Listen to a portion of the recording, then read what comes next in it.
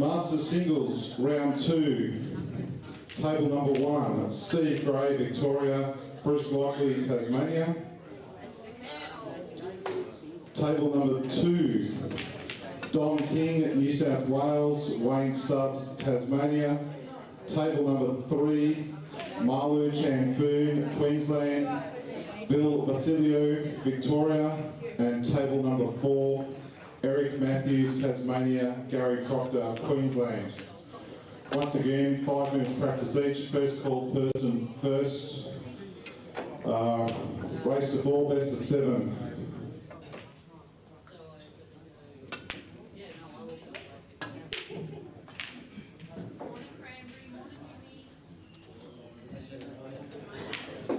Someone will come and drop out the score sheets for you. Where possible, we will provide you an umpire.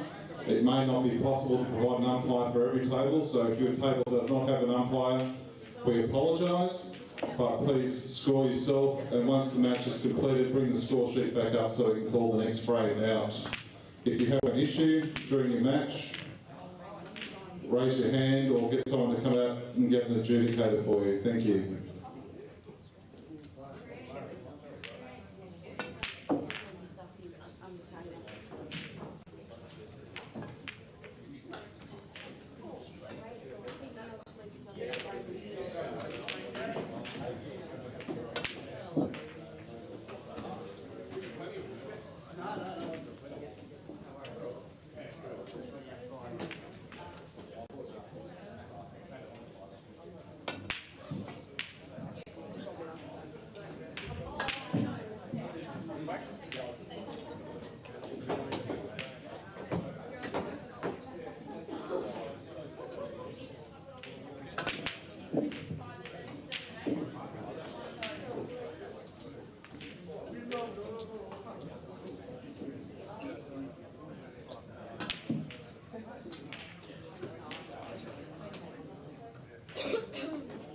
Just to remind everybody, the calls, your match will only be called in this room. You must be in here to hear your match being called.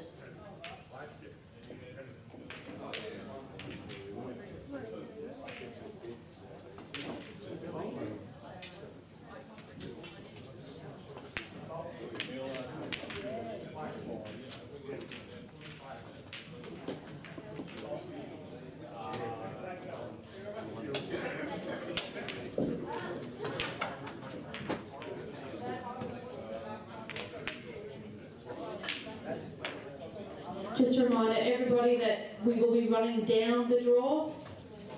The only time your match will not be called is if you're scheduled for a streaming table.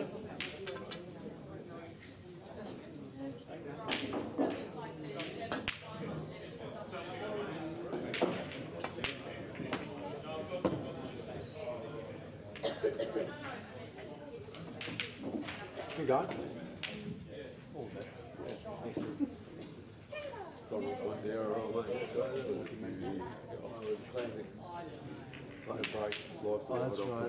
That's right, you can re-rack the whole force. And he's the guy that's not striker.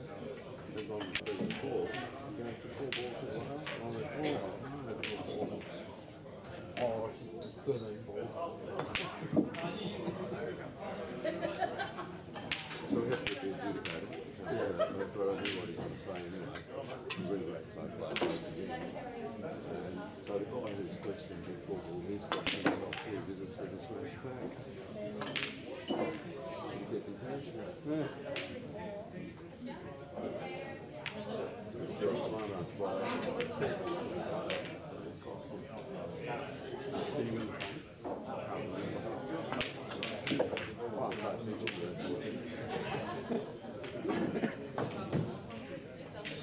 Why you got 2 brushes on your table? We know that. This one doesn't drop in. I see you steal the one off this table. See.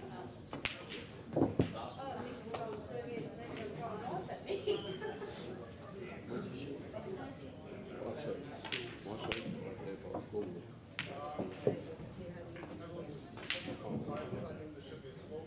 Probably a smart idea.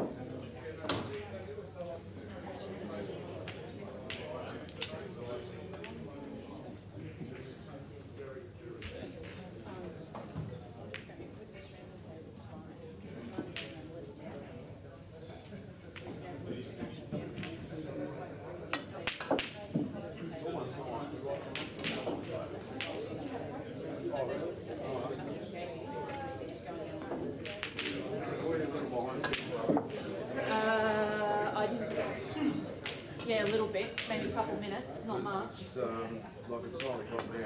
Yeah, no, that's right. The same the other girl hasn't had it yet. That's fine. No. Oh, okay. They'll, yeah. All right.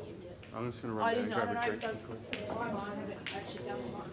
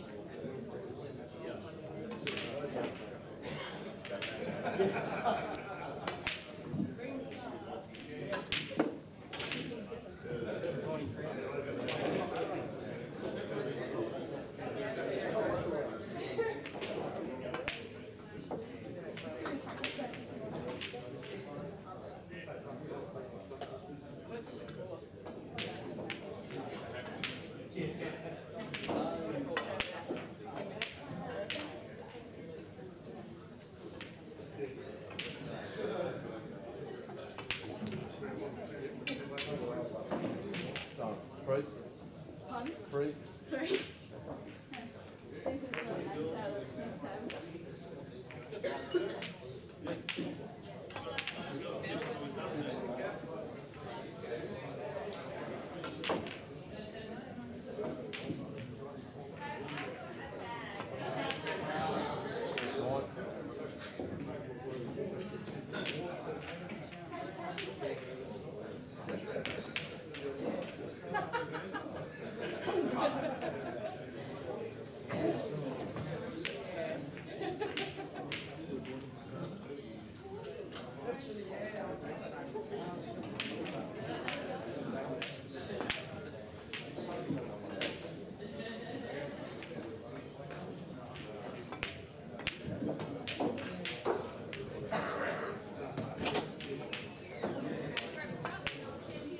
Obviously, we just lost the right there. Yep. We have the aircon put on?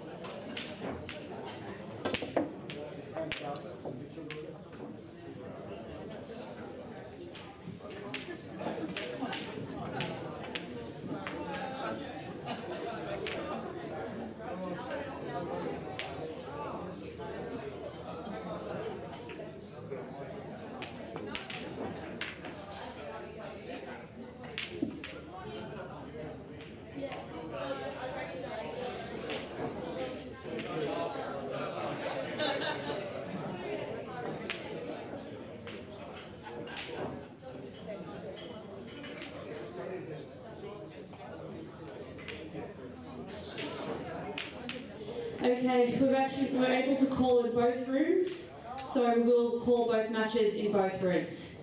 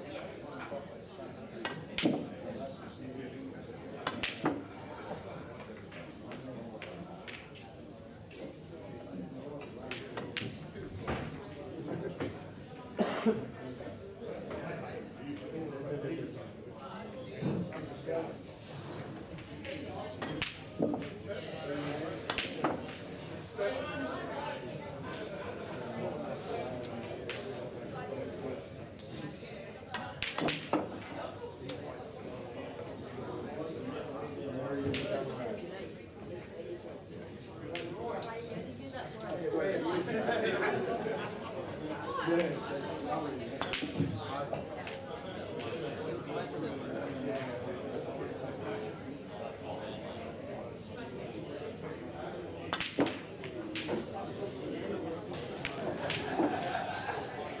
there's any available umpires, can they please come to the desk?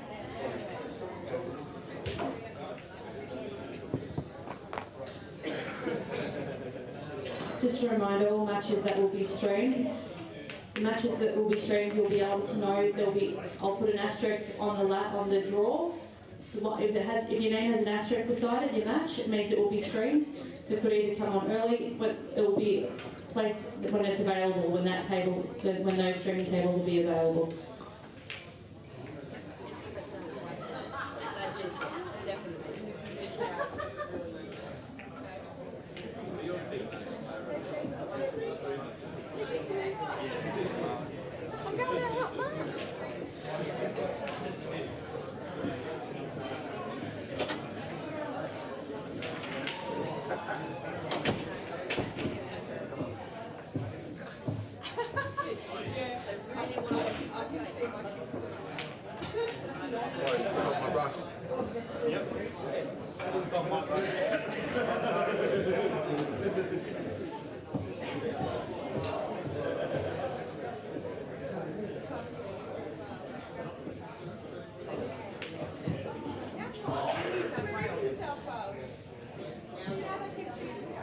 Can we please all make a start?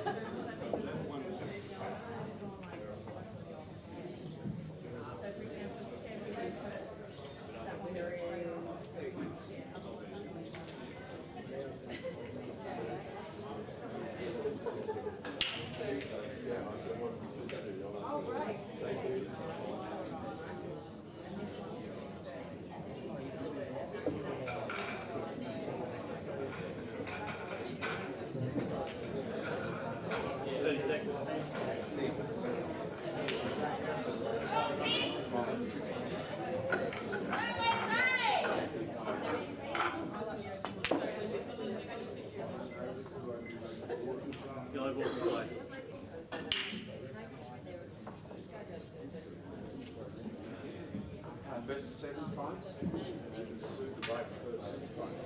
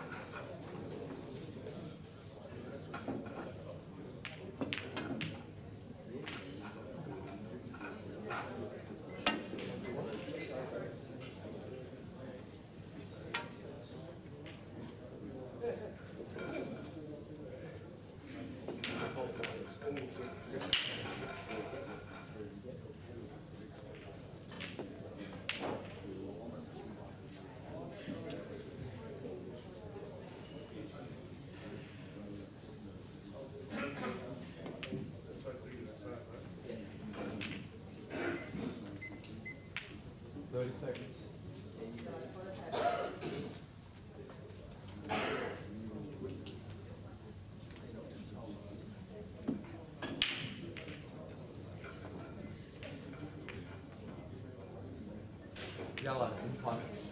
Yeah, I saw.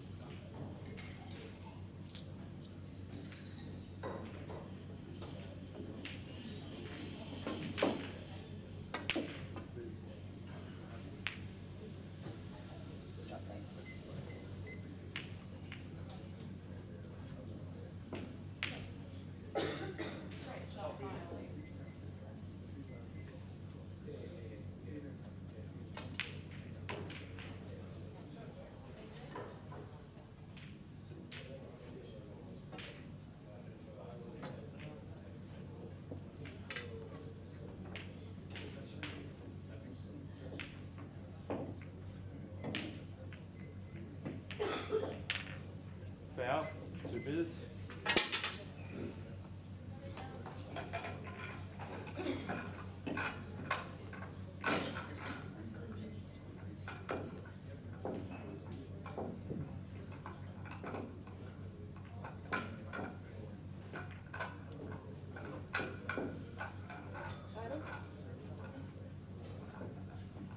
Yes, I've graded.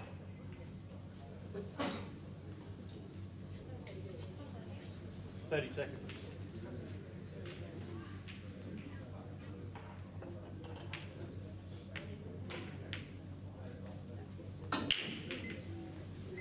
Second visit.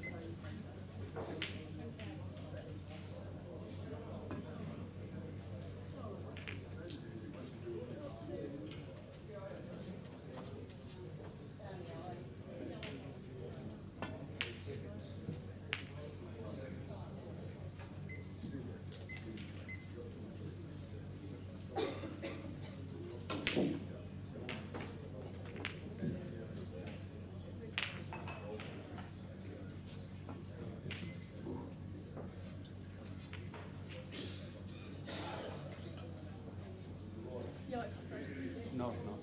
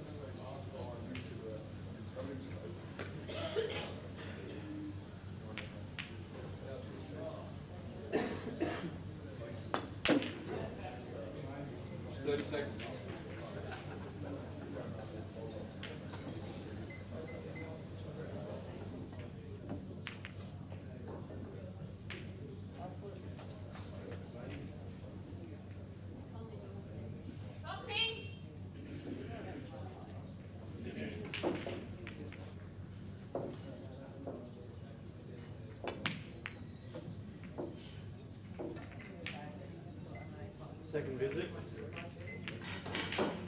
Prime.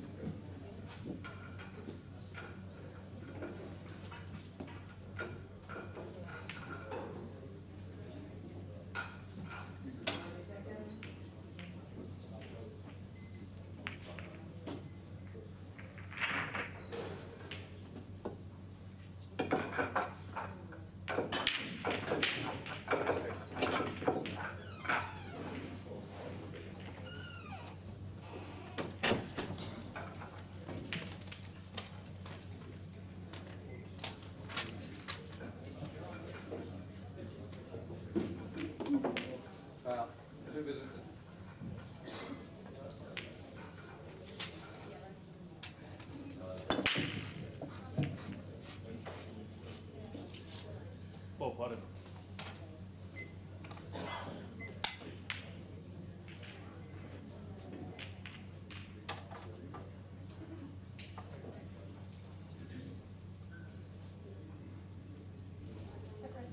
Red Bull's nominated.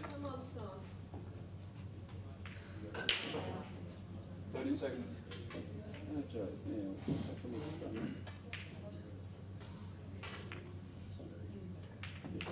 Second visit. Red Bull's in play. 777, his name was Richard.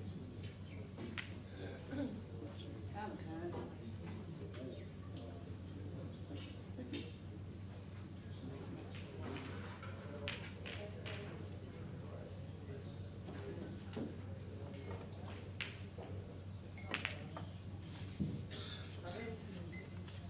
Yellow Bull's in play.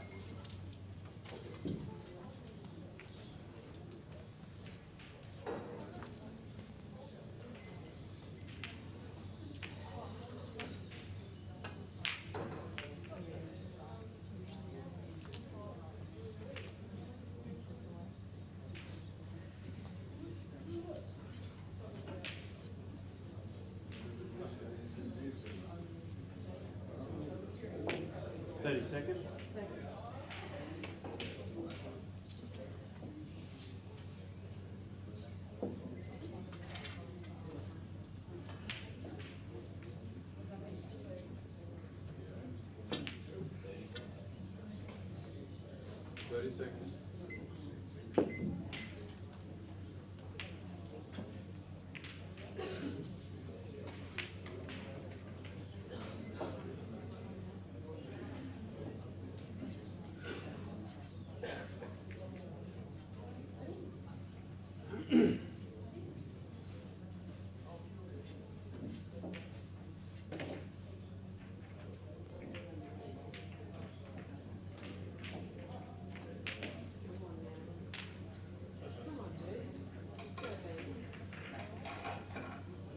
30 seconds.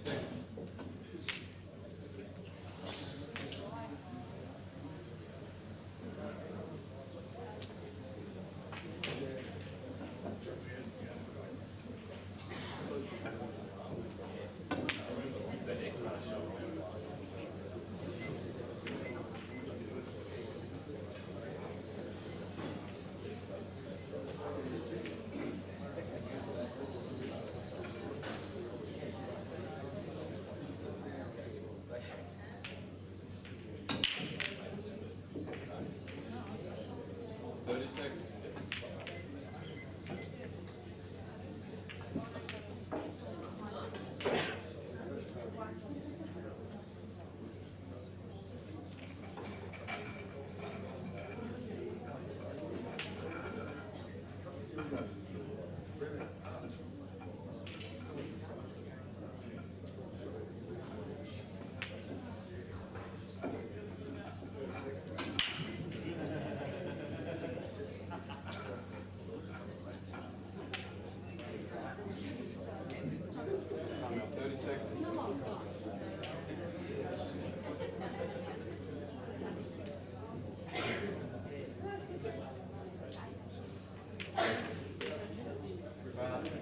I'm running.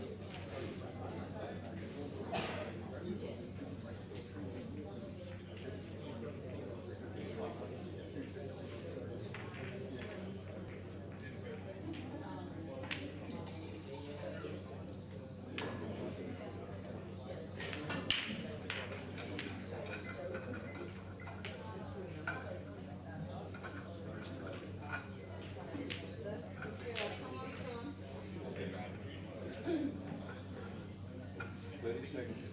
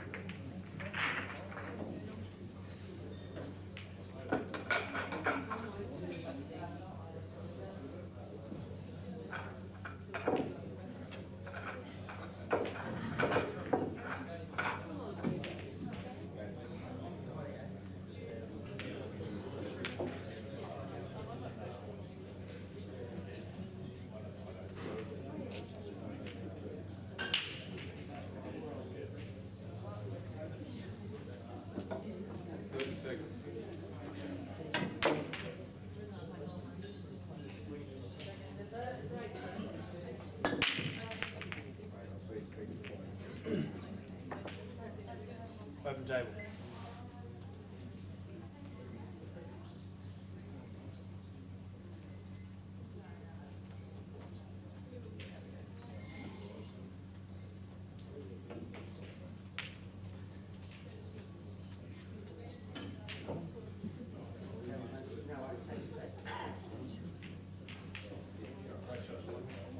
Seconds.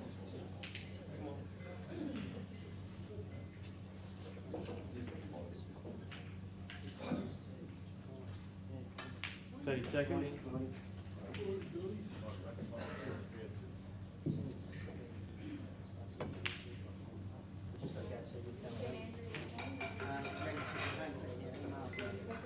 Red ball's in play.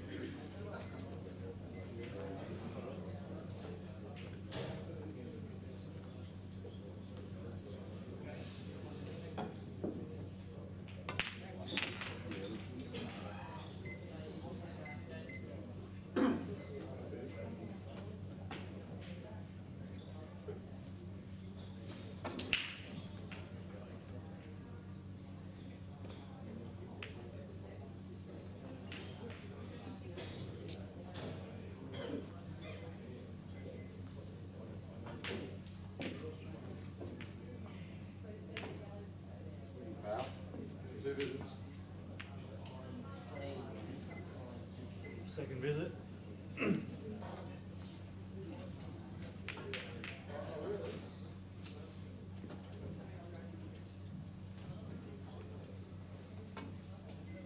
on, Bandit. Come on, dude.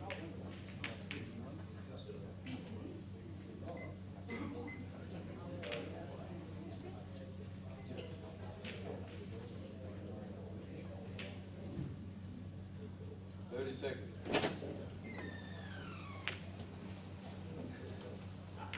Second visit.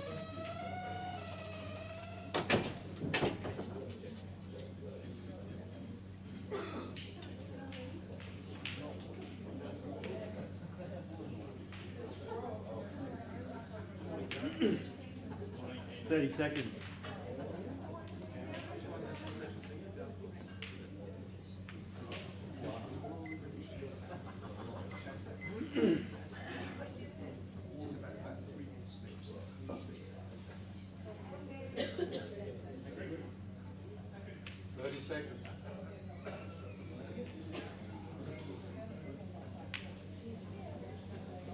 Foul.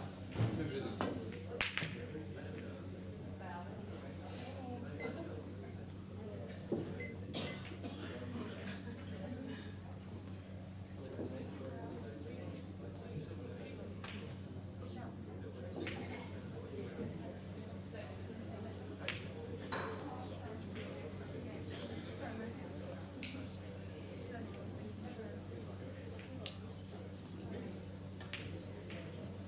Seconds.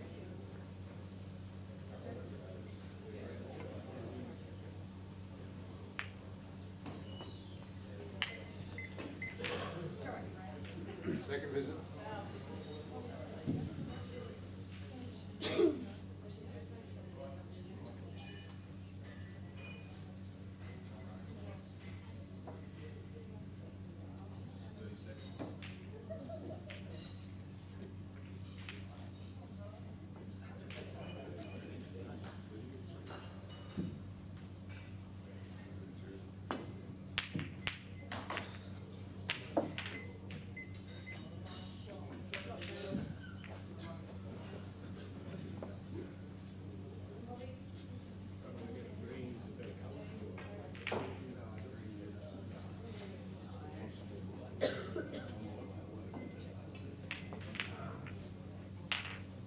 Kerri, 1 final.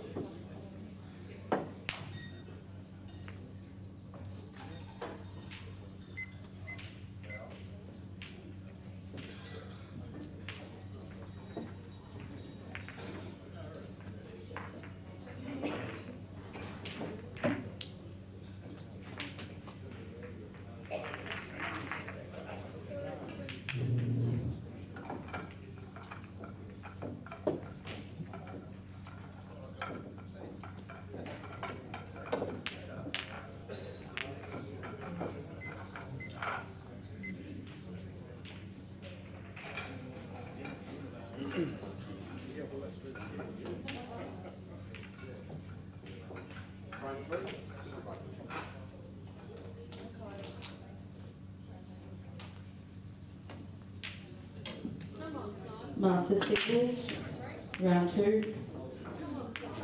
Table 2. John Russell, Victoria. John Kolbe, Victoria. Table 2.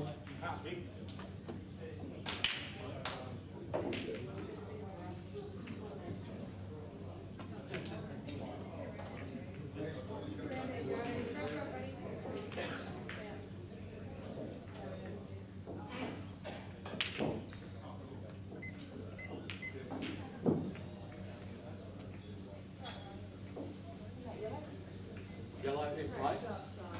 30 seconds. Come on, buddy.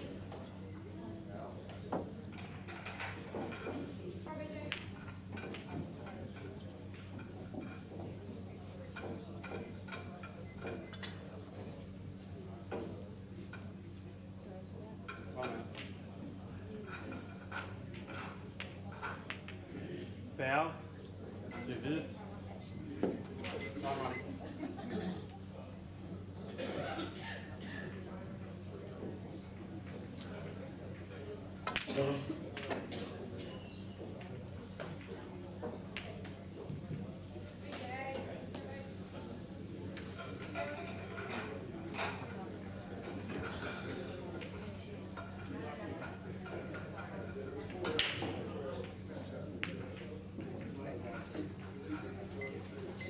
Second visit.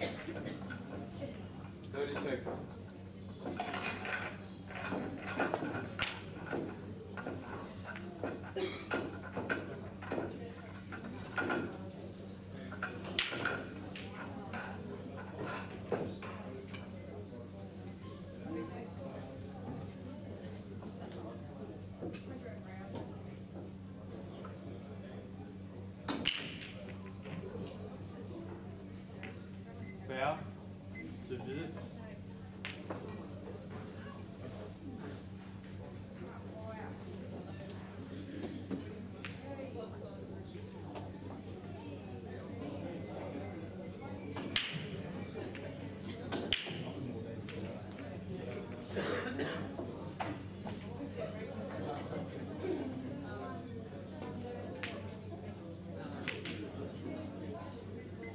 Second visit.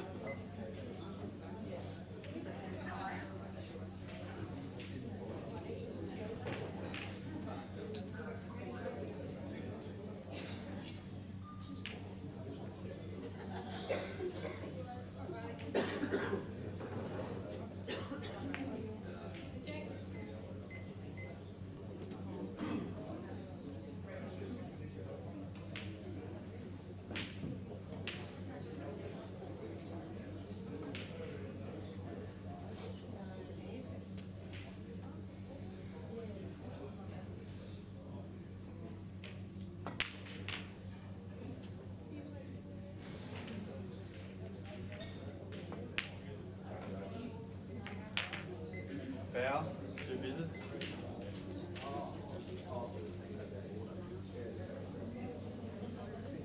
Andre, do something.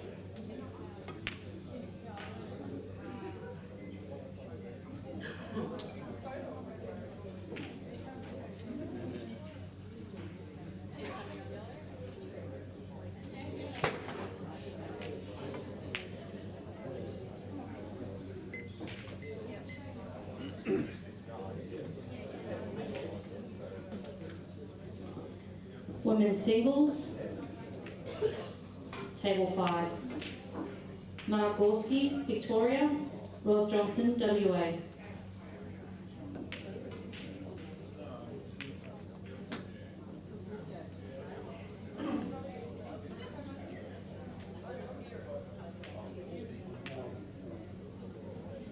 Seconds.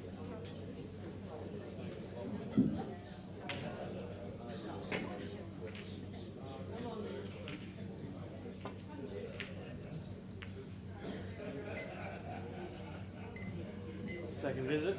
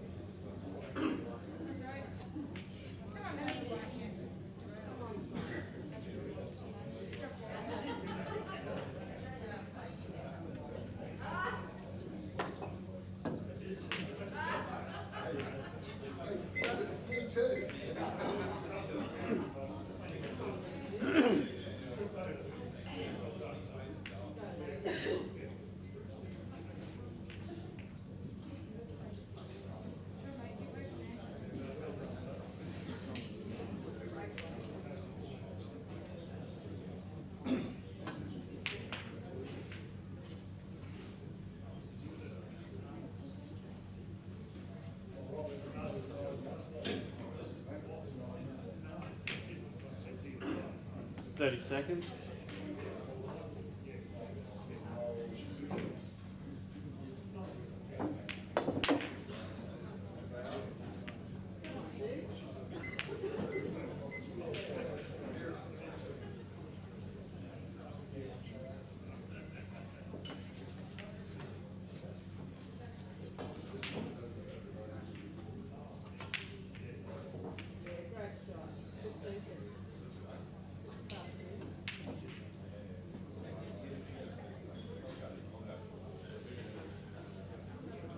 Come on, son.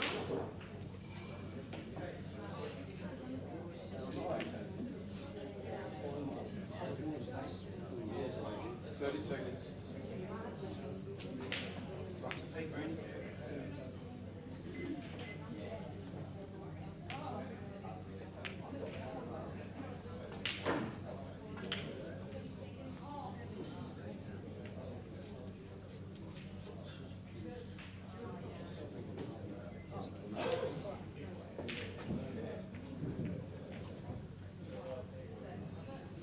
Stand up, buddy. Come on.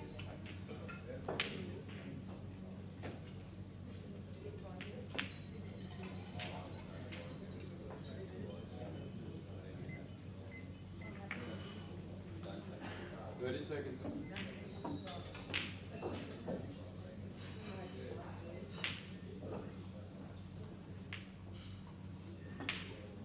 Foul. 2 visits.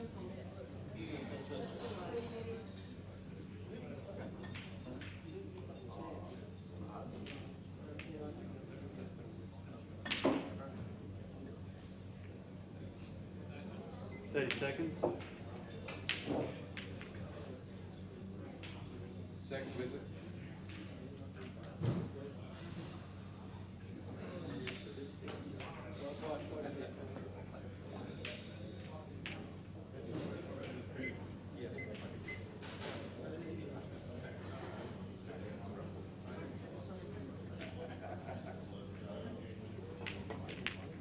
Hug that Barrett, Joe. Great job, buddy.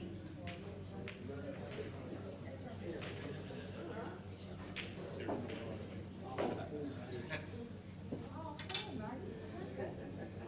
I thought I saw you.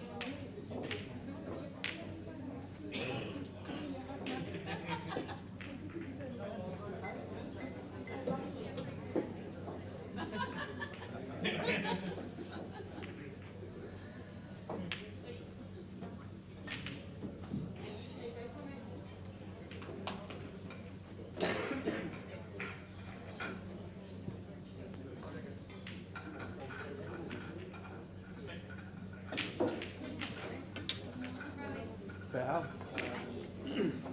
2 visits. Come on, Pete.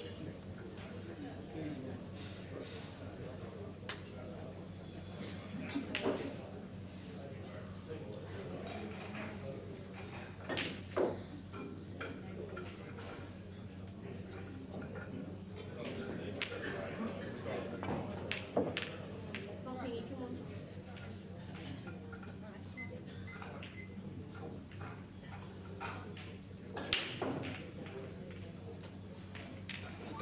30 seconds.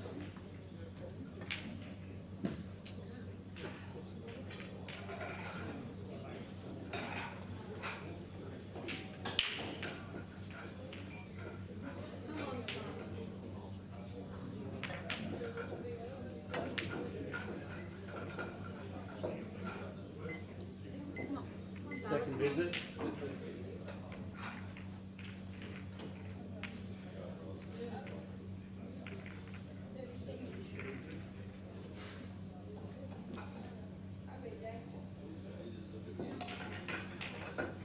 Seconds.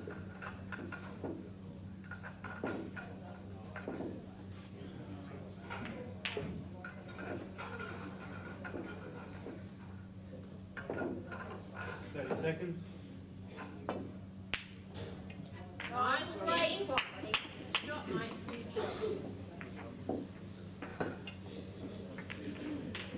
Foul. 2 visits.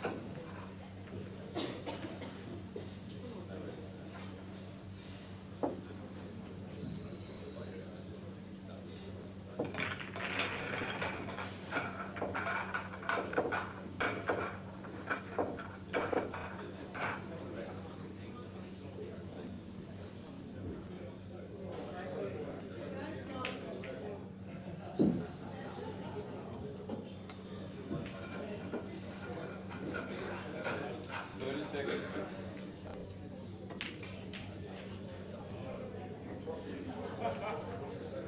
Second visit.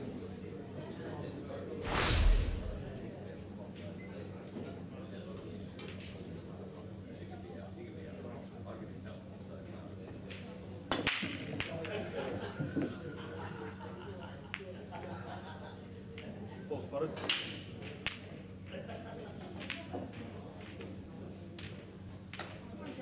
Charlie, come on. Yeah, big. Yellow ball's in play.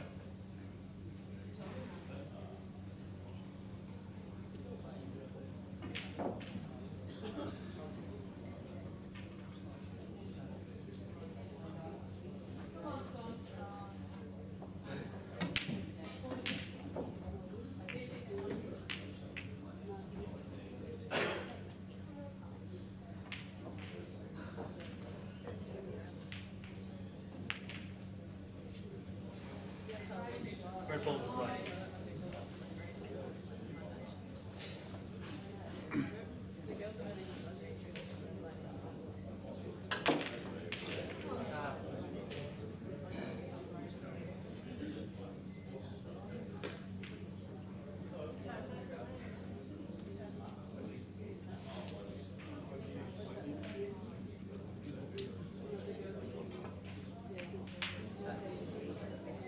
Right, Sue.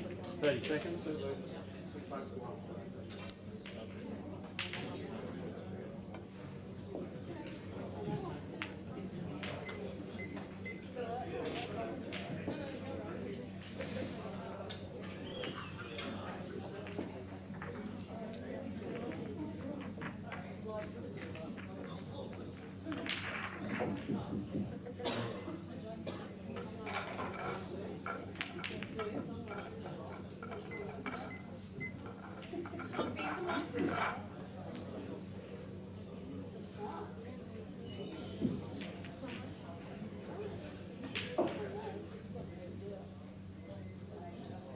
Line 4, carry to break.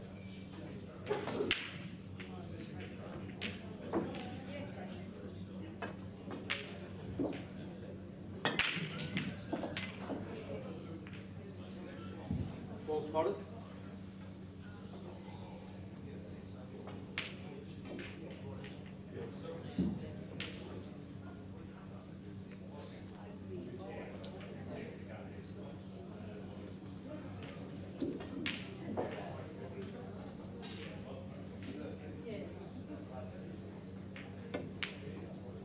Nominate yellows. Yellow in play. Time out. 30 seconds.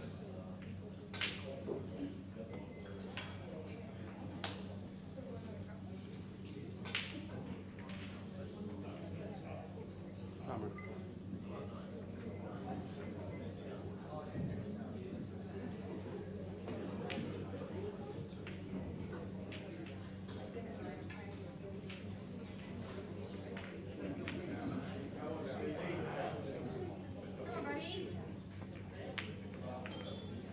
Foul to Viv.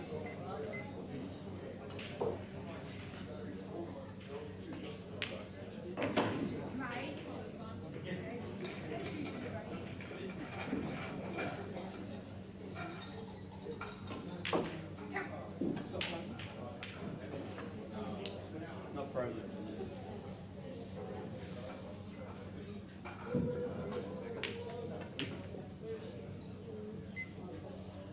Second visit.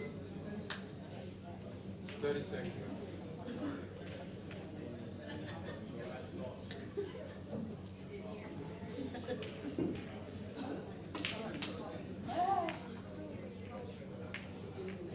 Red in play.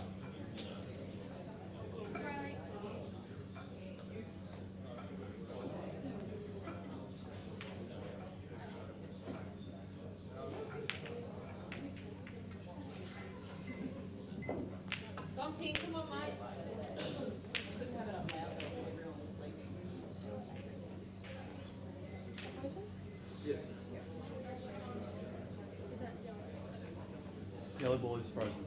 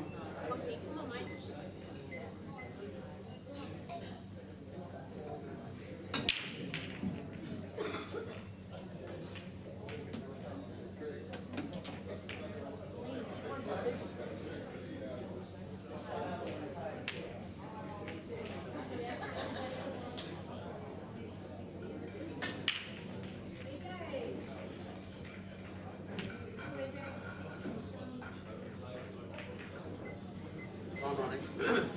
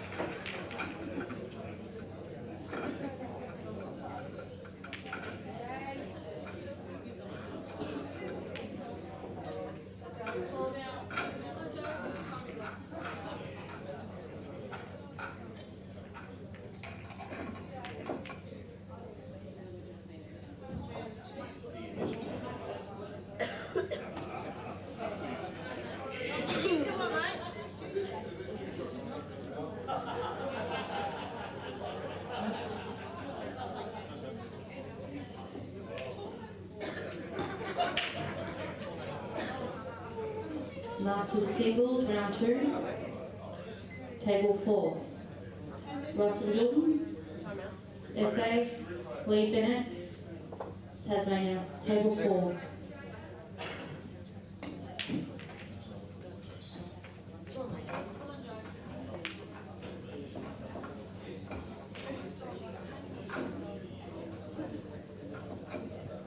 Time running.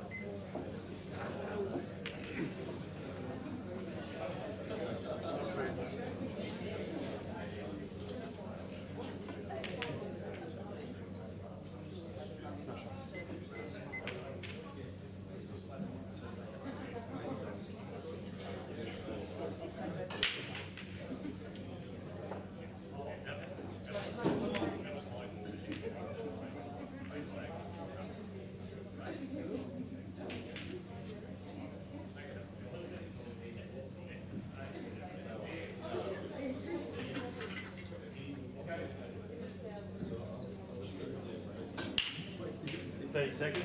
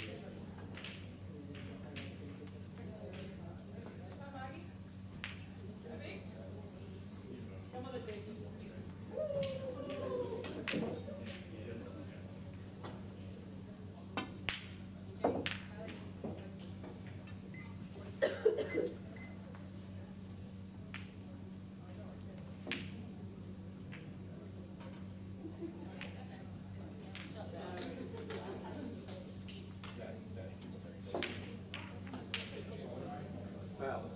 2 visits.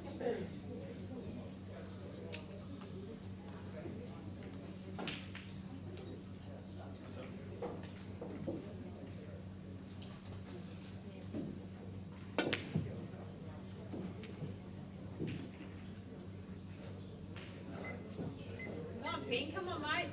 Come on.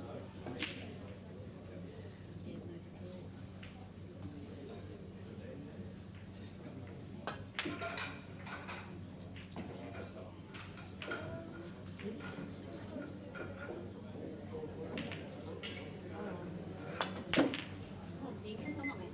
Come on, mate.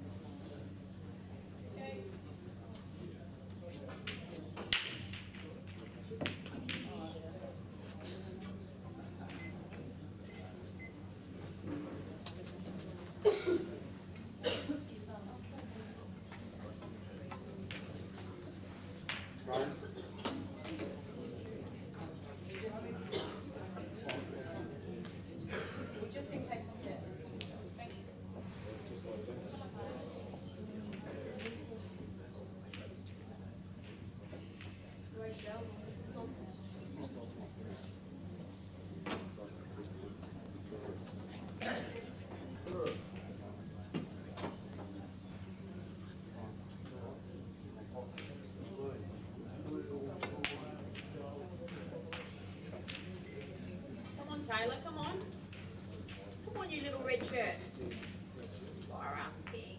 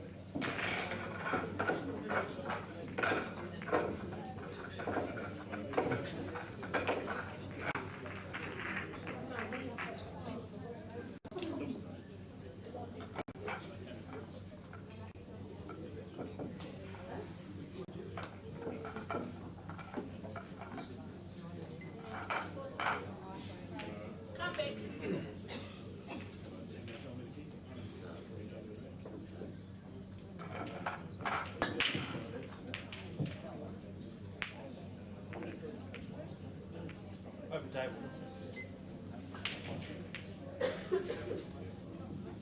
Popping.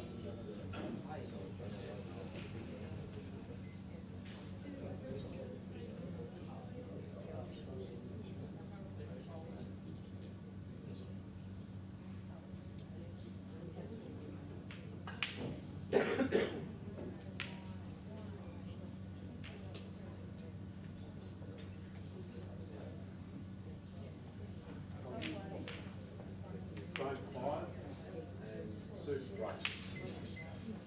On Sue. Open table. Up it.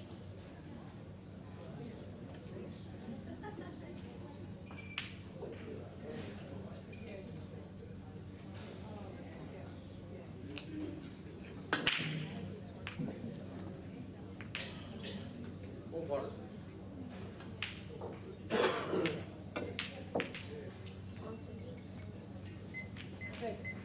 Red's nominated.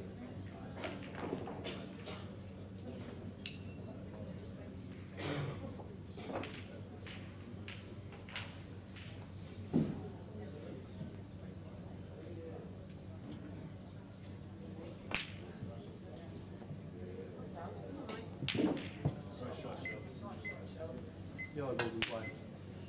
Red's in play.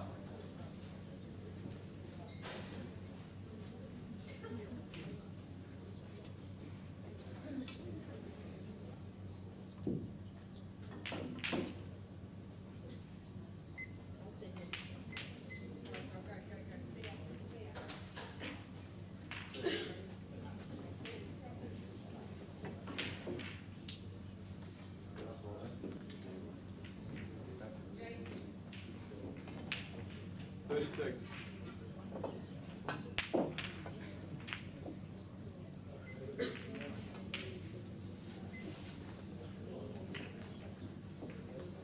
Say out. 2 minutes.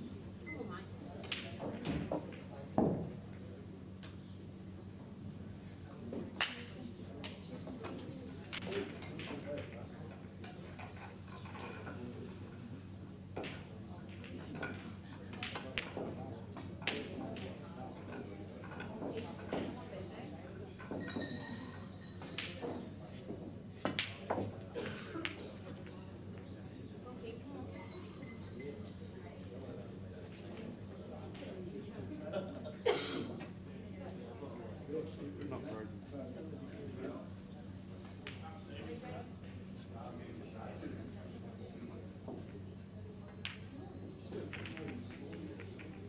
Second visit.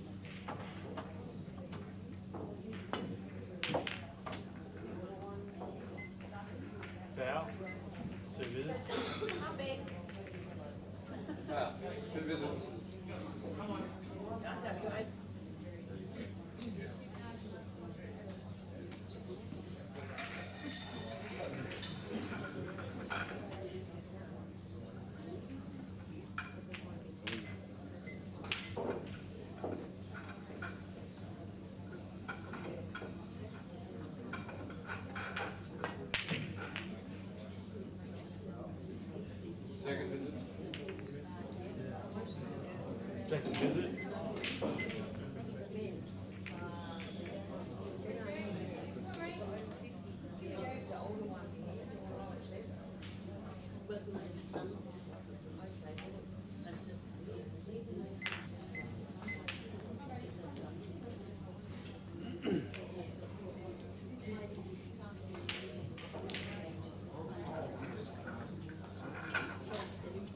Yes, Jack.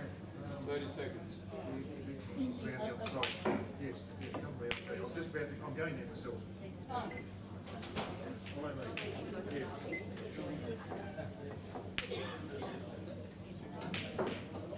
Come on, Charles, come on. Come on, mate.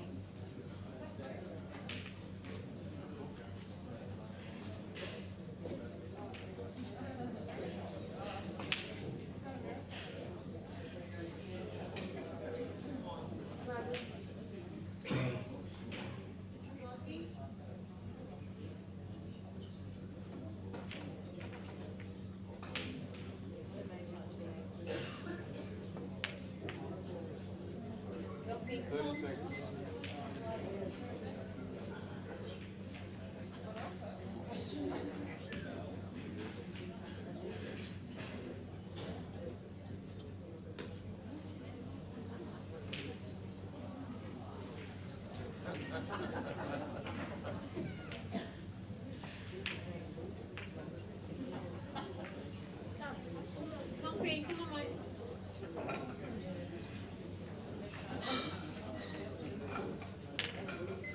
Well up, mate. All right, come on.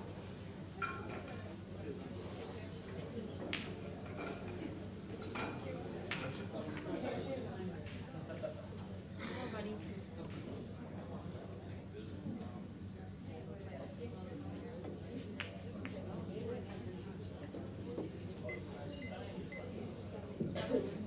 7 seconds.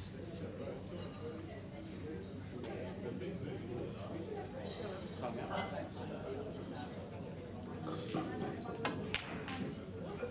running. Table 6, ACT Ruth Stone, NT Melanie Sanders, 5 minutes practice each. Table 6.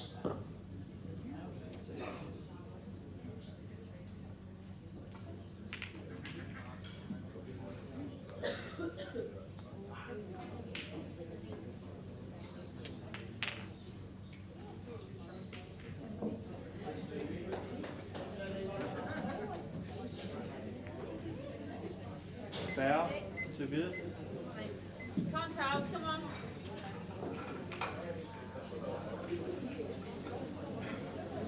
Punching in on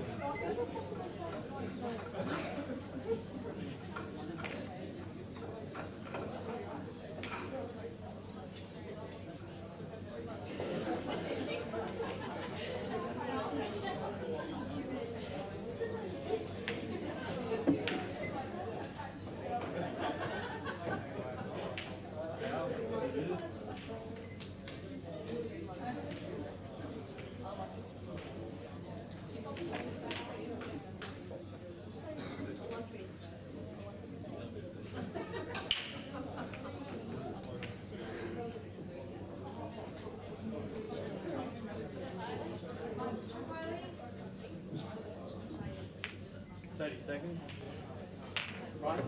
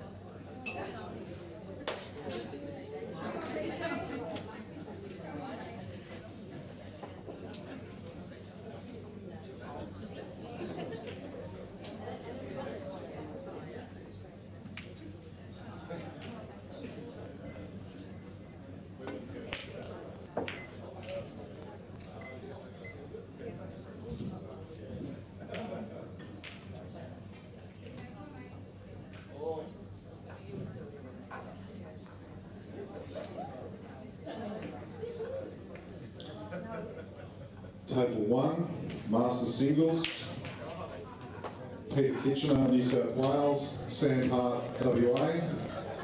Peter, your first 5 minutes. Second visit. Oh, someone else made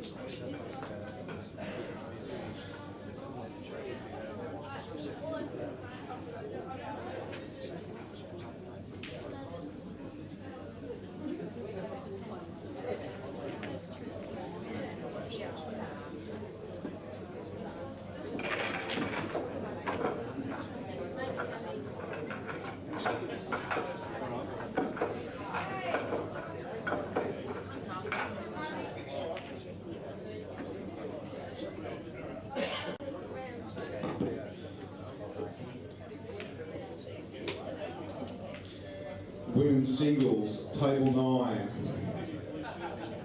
Ellaby-Hall, Tasmania. Kolbe, Poole, Victoria. Emelia, your first practice, table 9, 5 minutes each.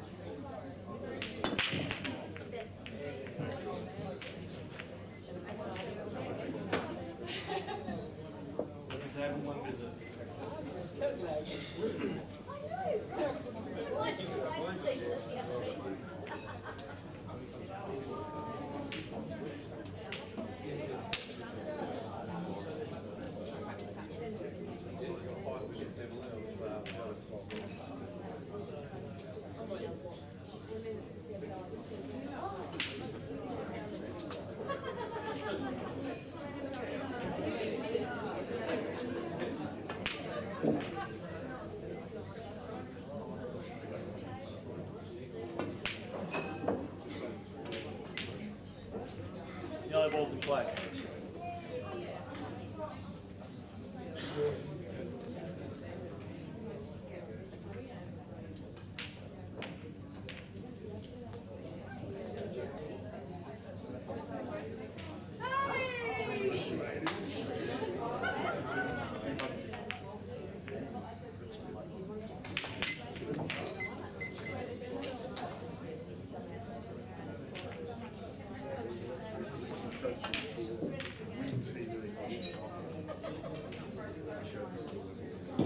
Women's singles, table 12. Nicole Welsh, ACT. Jess Leadbetter, WA. Nicole, your first practice.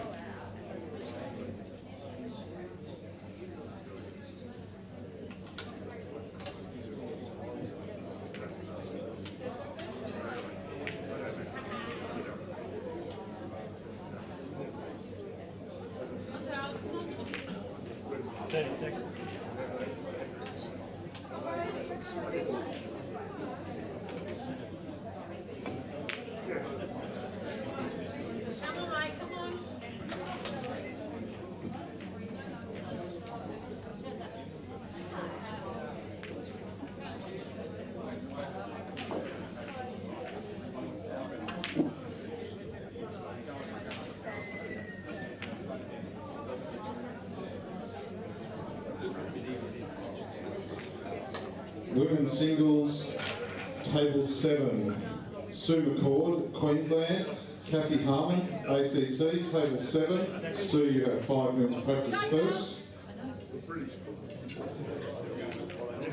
Correct. Depending on what the answer is. Come on, Mike, come on.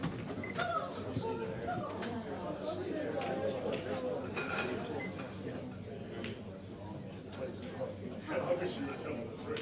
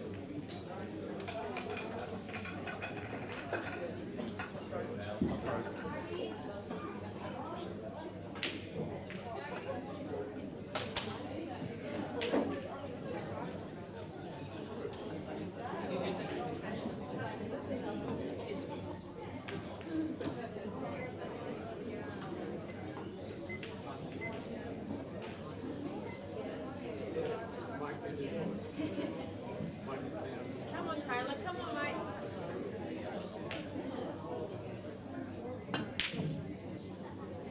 They've changed the date. Hey, Mike.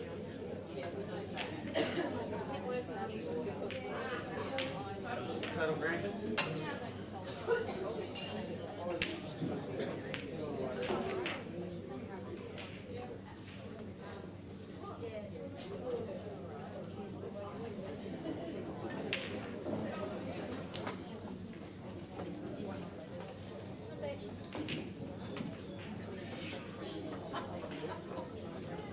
Seconds.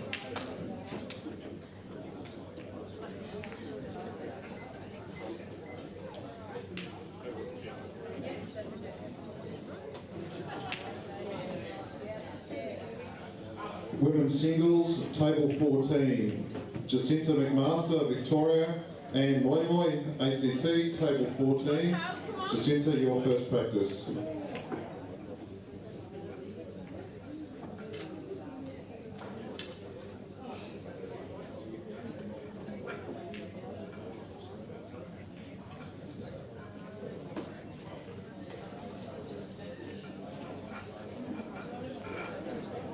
Seconds.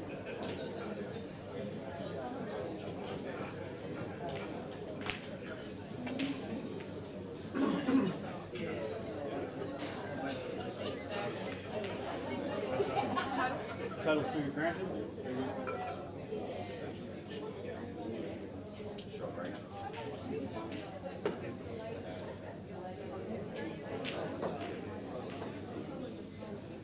Making full use of it at the moment. Get your kitchen sink in mind.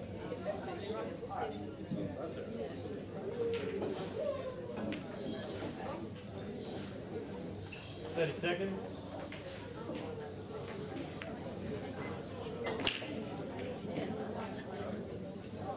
Come on, Charles, come on, Mike.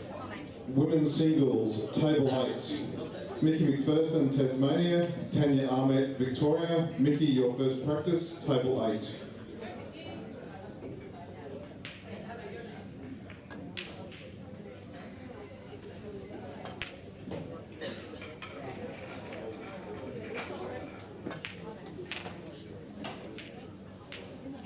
Seconds.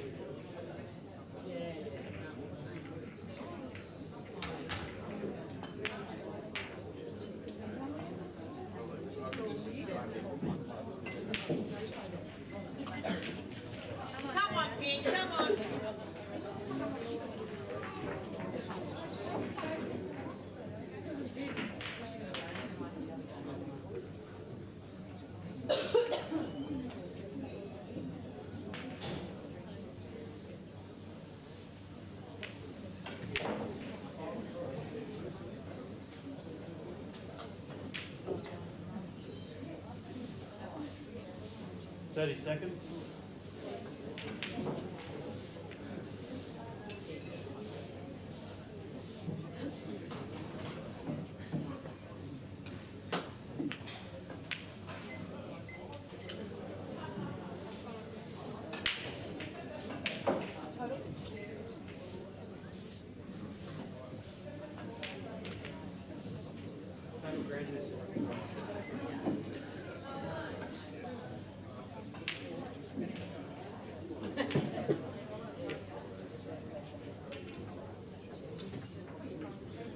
Women's singles, table 13.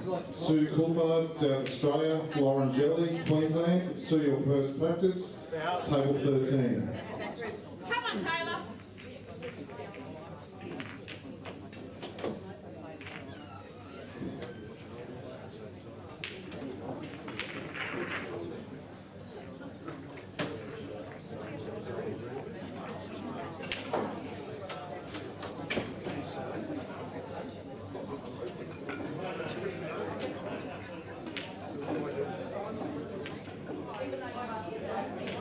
Come on, Charles. Come on, mate.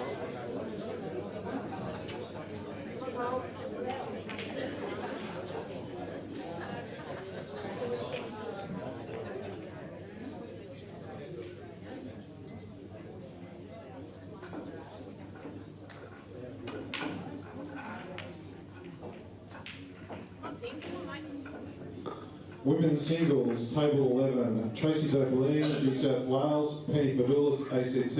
Tracy, your first practice, table 11. Come on, mate. Come on. Did you see that?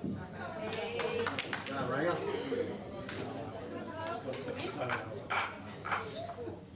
Stacey was just sick.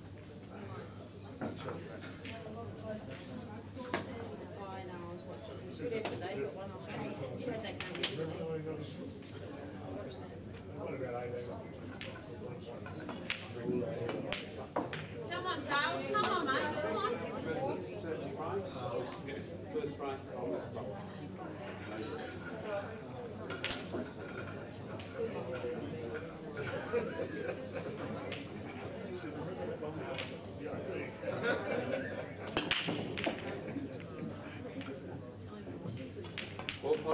Come on, Charles. Masters singles, table 3. Barry Kitchener Senior, New South Wales. Phil Dando, Tasmania. Table 3. Barry, your first practice.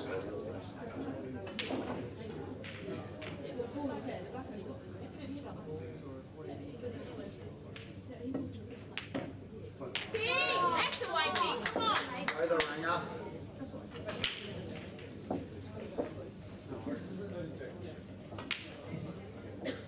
Come on, mate. Come on.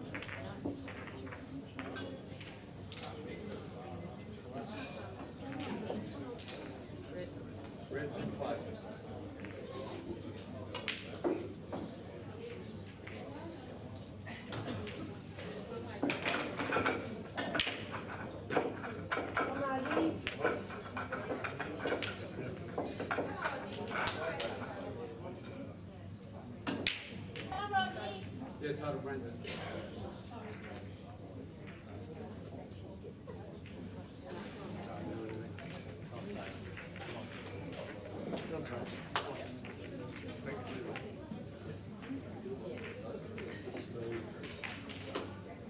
Come on, you little red. Come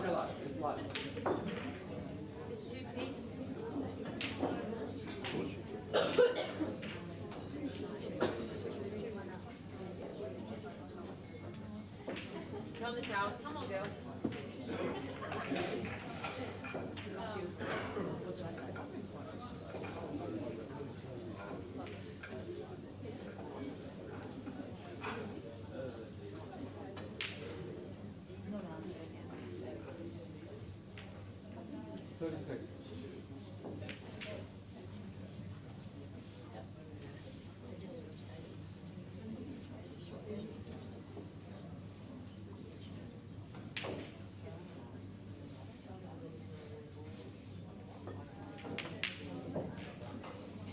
Oh, good morning. Good afternoon, good evening to everyone who's watching Cue Ball TV. We're at the Nationals in New South Wales, Albury, and we're watching Kolbe Poole and Emelia-Hall, or Ellaby-Hall, is it? Yeah, from Tasmania. My prediction for this match would be Kolbe from Victoria. She's a very good player. She's played at the World Championships a few times and knows what she's doing. I'm pretty sure this is Emelia's first Nationals. I played her in the pre-comp. My name is Bussanich, by the way. I just played on this table.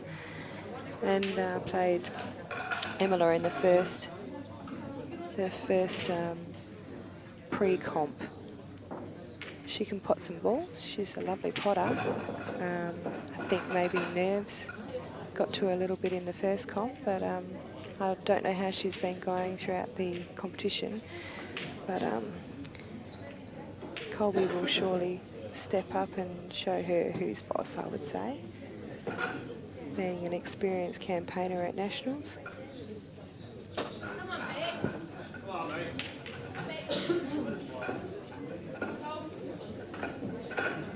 On the other table we've got Rebecca O'Mara and Taylor Meyer, and it's 3-all, so down to the wire here on that one as well. Rebecca had her chances in that last frame as well, from what I could see. Rebecca's from WA and Taylor's from South Australia. Taylor won the pre-comp before the Nationals, and she played really well. So, you know, she seems to be in form. All the South Australians are very good players. I might be a little bit biased because I'm from Western Australia and so is Rebecca O'Mara, but I'll try not to be. Yellow ball from play. Taylor's more of a potting player, and if Rebecca wants to slow her down, she'll try the tactics and go that way, which is kind of how she was playing earlier. I was watching a little bit on the other table while I was playing.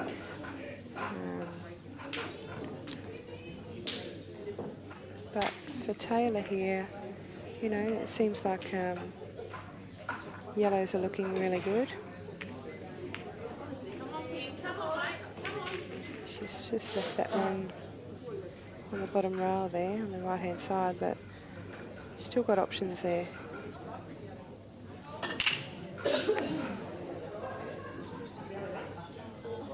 Only the first frame between Kolbe and Emelia it is. Sorry, I thought it looked like 2 L's to me, so sorry about that, Emelia.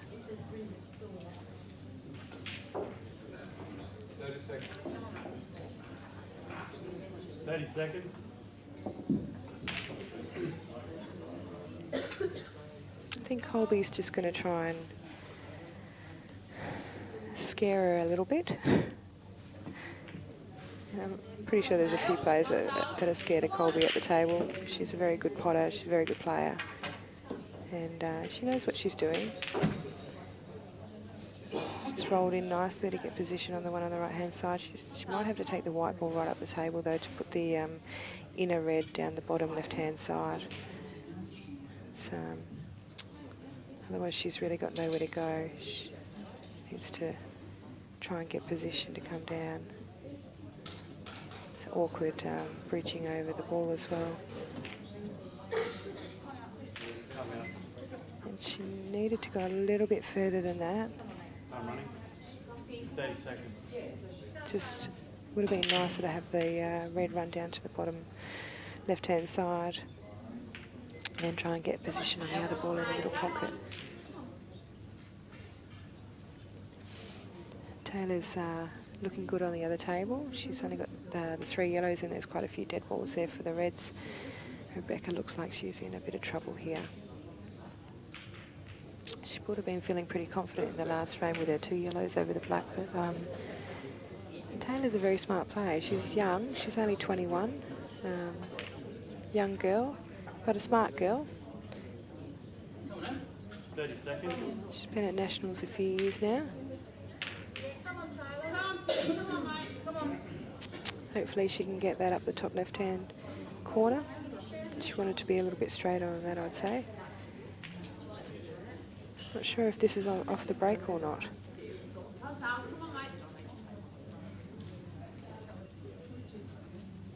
Emelia's in a bit of trouble as well. She's got the 2 reds over pockets and she's going to struggle to look for a snooker.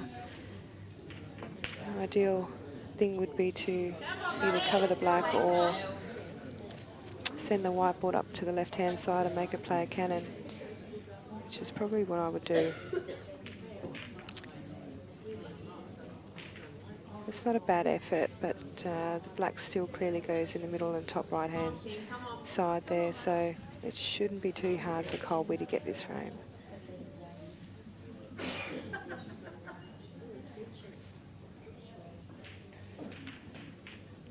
Shouldn't have to do too much. Just doesn't want to leave herself on a cushion for the black. It's nice to just bring the white ball out just that little bit. 30 seconds. That's the way. I think she just put a little bit of left-hand side to bring it off the cushion. Don't need to rush this, just need to take your time and concentrate. That's a nice shot. I think she's hit it quite firm into the middle. I think she means business as Kolbe. Now Rebecca's got a chance here. Taylor's missed her last ball and left it pretty rotten on the top rail there. Rebecca needs to work on getting a snooker or getting her dead balls off. She's got a couple of dead balls on the side rail there. 30 seconds.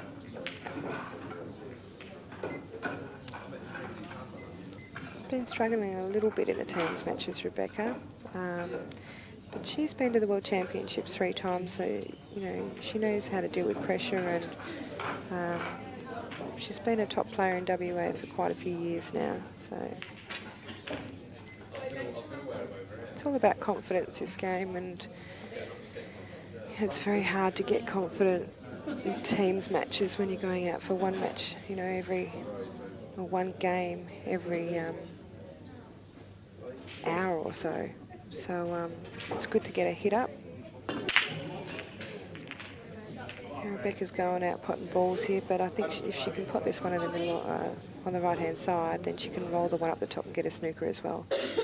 So it looks very tight, but if she can get it, that would be good.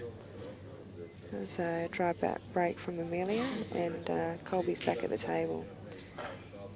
You should be feeling very confident, Kolbe.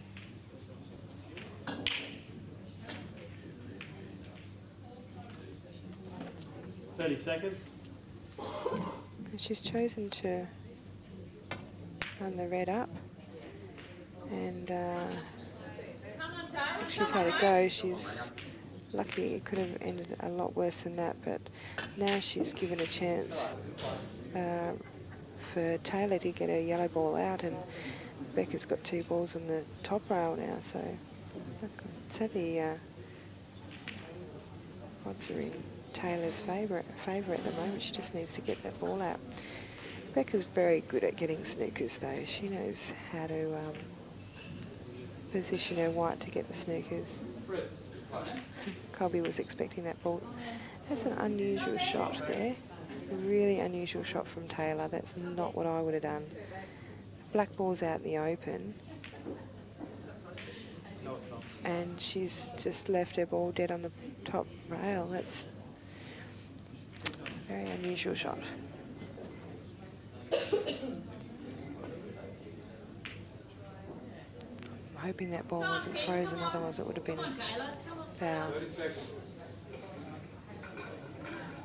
But Taylor's just allowed Rebecca to get her ball off that side, which, you know, the shot before, she should have just got her yellow out. She would have had a chance now to actually win the frame.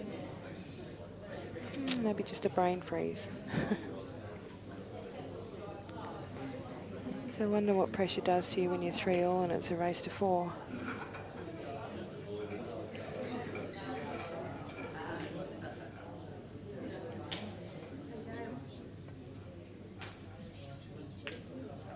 she's decided to leave it there again. This is just giving Rebecca a chance to get all her balls out. Wouldn't even matter if she put the ball on the left-hand side. She could snooker behind the other and get one of her balls out.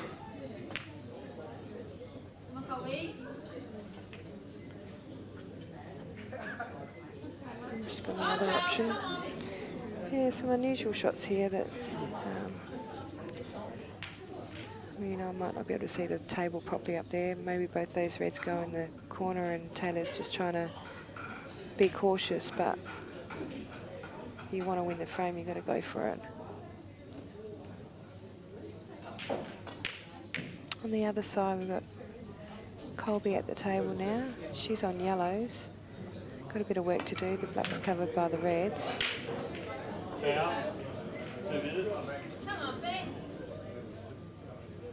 Taylor's just given away 2 shots, and Nick's just got to work on the first ball. If she can put one of those reds up the top, then that would be nice, because then she'd have 2 shots in the other one and everything's out in the clear.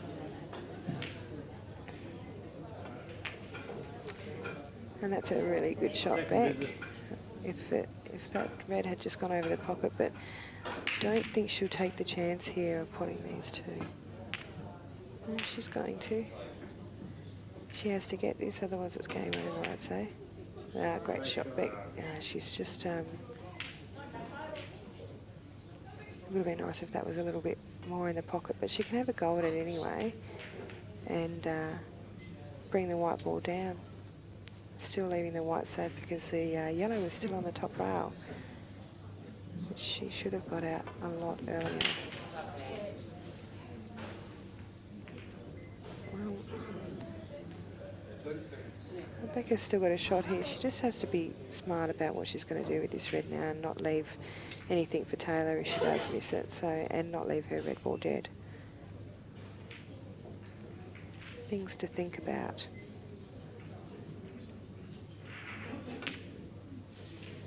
And she's gone for the double, and she's left the white safe, and she's left a red out in the open, so that's not a bad result there if you miss a pot. Kolbe, on the other hand, has gone for a double, and it's hung in the pocket. It's 2 of her yellows that are just sat there. Mind you, I'm not sure she had much to go for after that. Emelia's in with a bit of a chance. If she can get a frame on the board, that would be good for her confidence, and she can have a go. Anyone can beat anyone.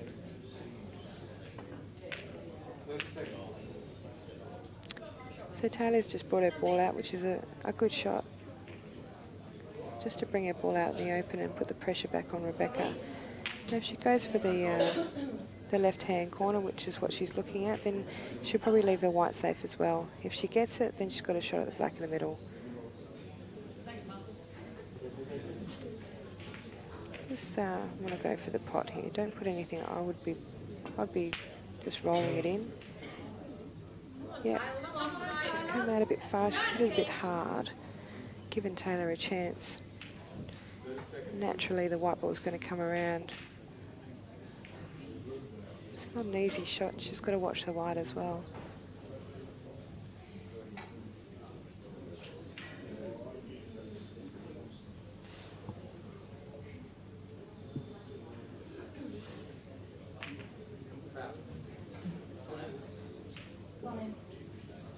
Seconds.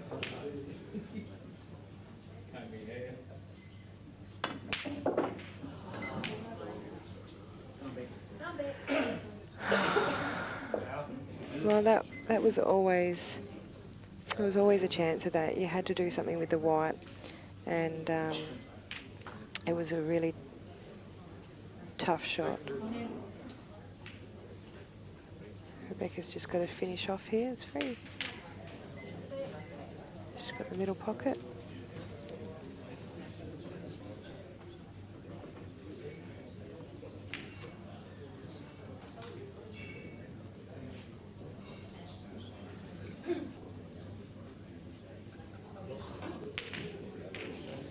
And that's the match there for Rebecca, 4-3. Well, that was very unlucky for Taylor. But she always knew that there was a chance of it in off there, and could have opted for something different, but you know, you've got to take your chances as well.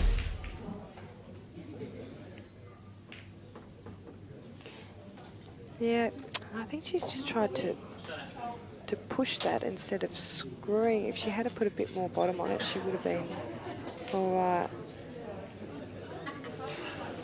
Well, good on Rebecca. Way to go, WA, I say.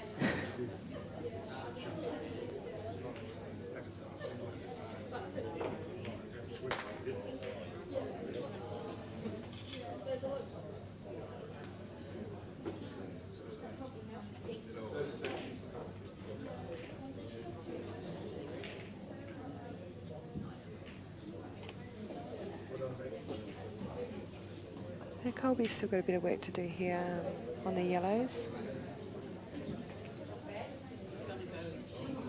I think Emelia's just trying to contain.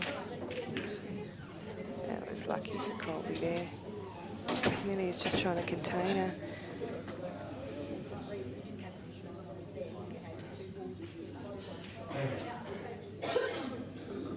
Women's singles, table 10. Lisa Garvey, Victoria. Jessica Woods, Queensland.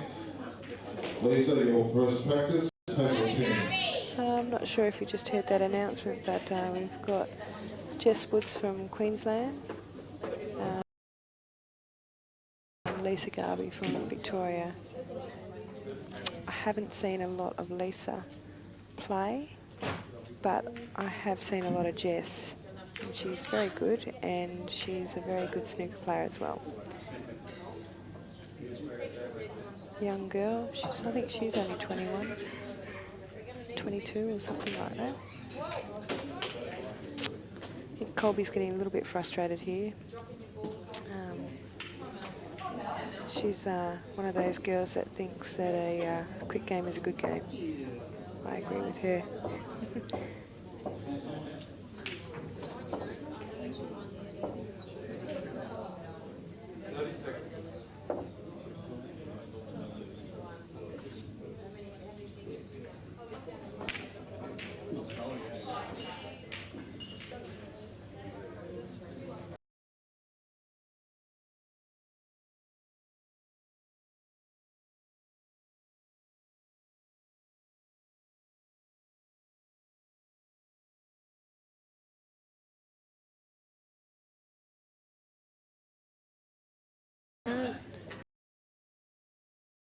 Bash these on the table with jaw.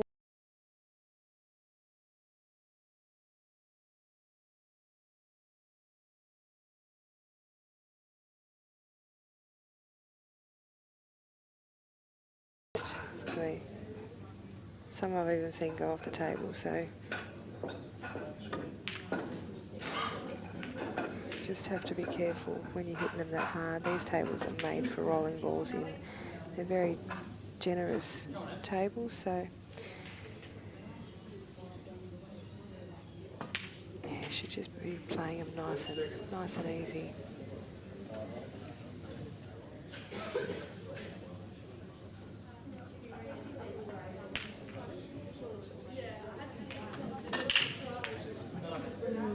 Well,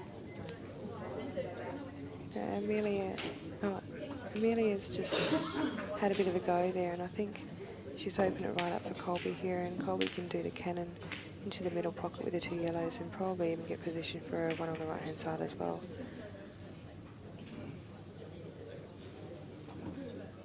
Just a little bit of a roll through. She would have liked it if that had gone in too, I reckon.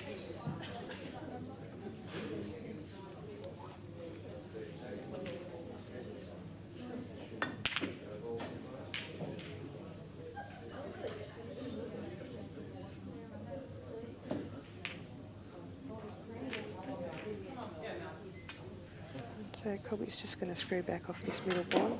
Don't want to hit it too hard. Probably would have been better if she'd been on the other side of the ball or a bit straighter on that yellow.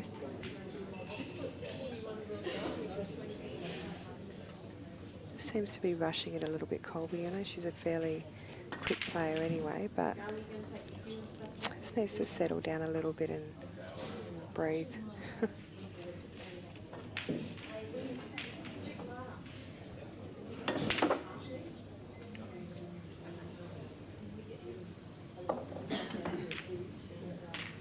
It's a nice shot.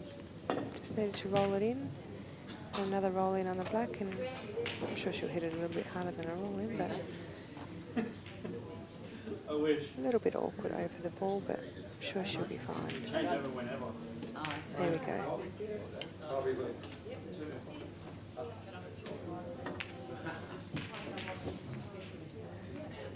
I'm not sure about any of the results on tables at the moment. It's very hard to see from here, so for the viewers out there that are listening, I really don't know too many results. One I do know, that little Harley won her game from South Australia. Because I know she played our team manager from WA. Poor Adele was devastated. Not really.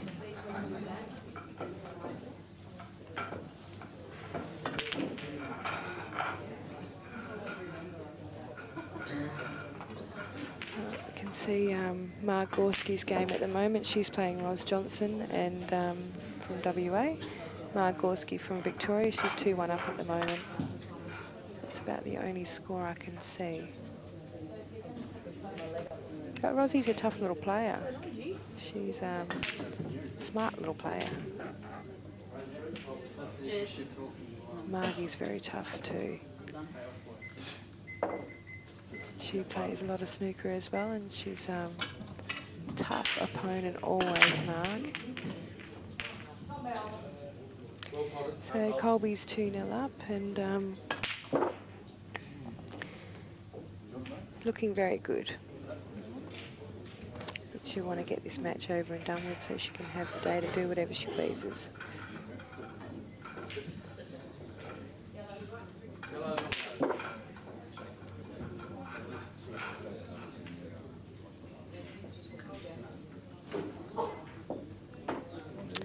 Interesting decision that Kolbe's chosen. I think she nominated yellows. No, the reds are looking all right too.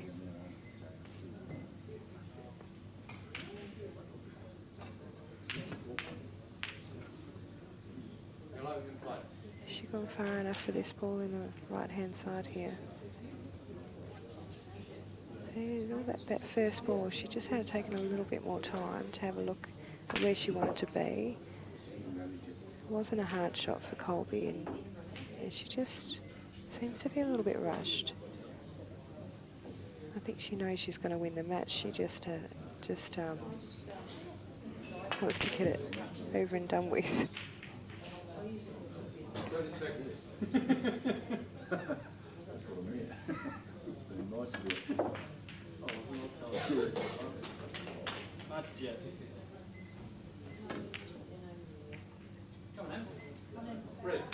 And you know, from something that looked like an out that she may have wanted to do, or I think she would have liked to have pot a few more balls there and put some pressure on Emelia.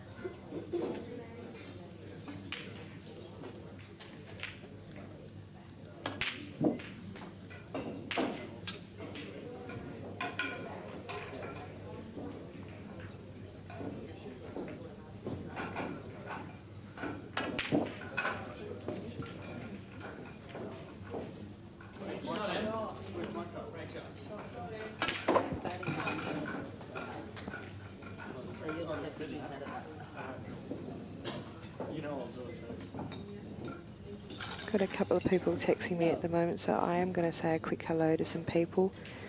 D, who's watching in WA, how you going, mate? Miss you. Wish you were here playing. And Jimmy's in Darwin. Jimmy Cersei, how are you? I miss you.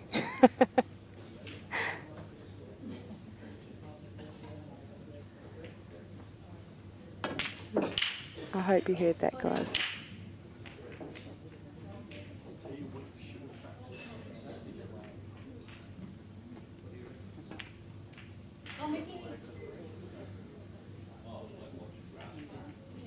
So Emelia at the table now. Look, I think she'll be feeling it at the moment and just like to get one frame just to calm her nerves a bit. She's it's a nice pot to get up the table though. That was really nice. She obviously knows what she's doing, and I'm sure that with more experience at nationals, she'll become a very good player. She's got a lot of talent, I think.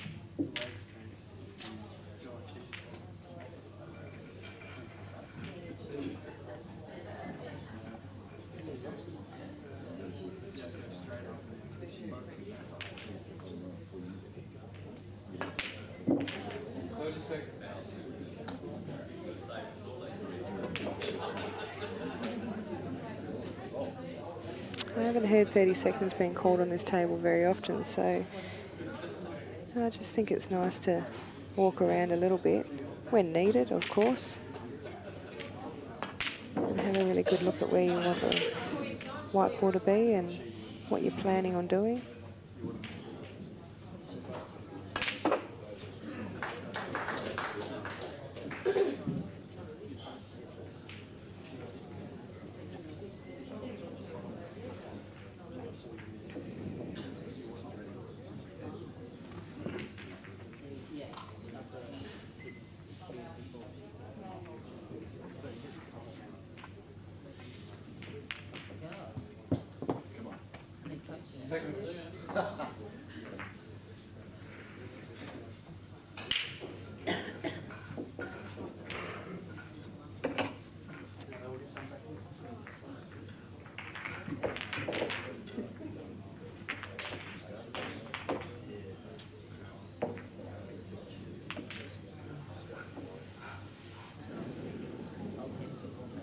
Emelia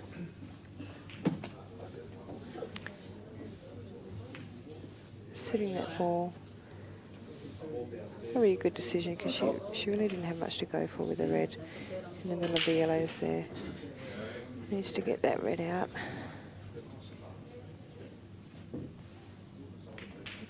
Kolbe have a go every time just about, so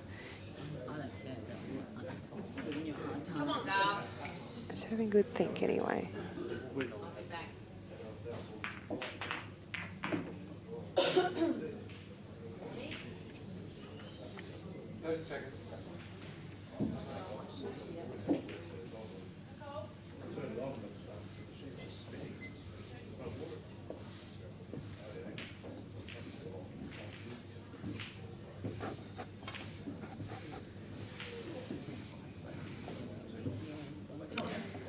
Kolbe would be a little bit disappointed that she missed that shot there because she was planning on putting the one in the middle of the black down into the same pocket and having a go, which is what she does best. She puts pressure on players and wins their frames.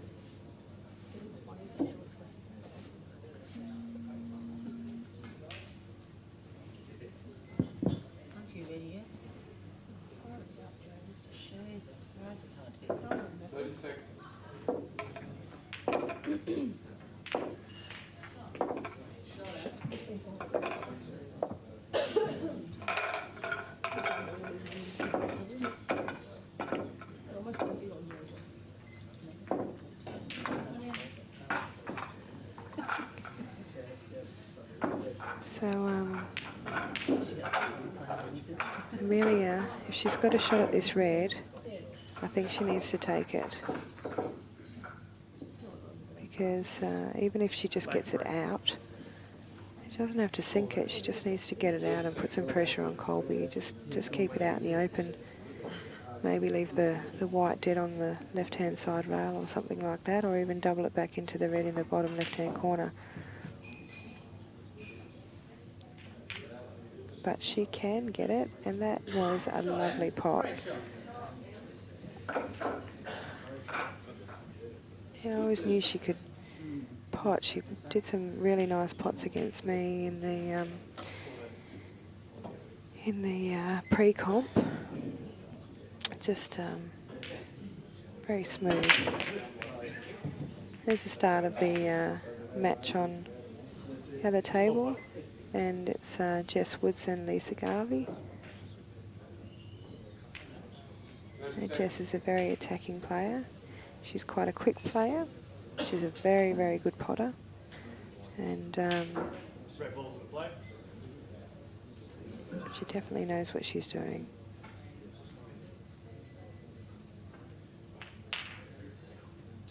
Oh, yeah, I think, well, Emelia just needed to hit that a bit thinner.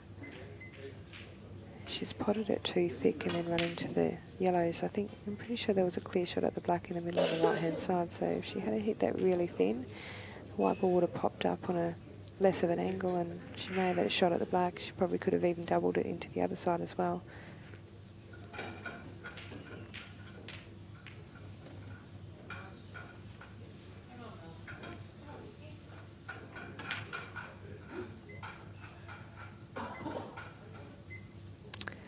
So just as straight away, I think she wanted a cannon on those two reds on the bottom, in the middle of the pack there.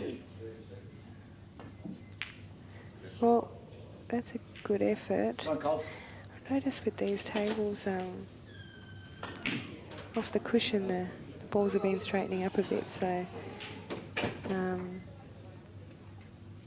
even on some of the tables at the front of the room, just straightened up a little bit. Yellow balls in play. But she made a good attempt anyway. The black ball's out in the open there. So Amelia's got a shot here. Kolbe will probably want to get a snooker if she can. And she might have a go if she's in an attacking mood. She might, I guarantee the game she might go for a snooker. If not, she'll have a go and go for the out.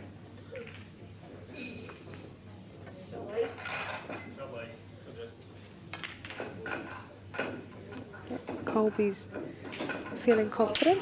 She's going to have a go. And on the other table, Lisa's just set that yellow over the pocket, which was a good move. I think with Jess, you've got to be careful because she's a very good potter and she'll have a go at anything, and she hits them hard.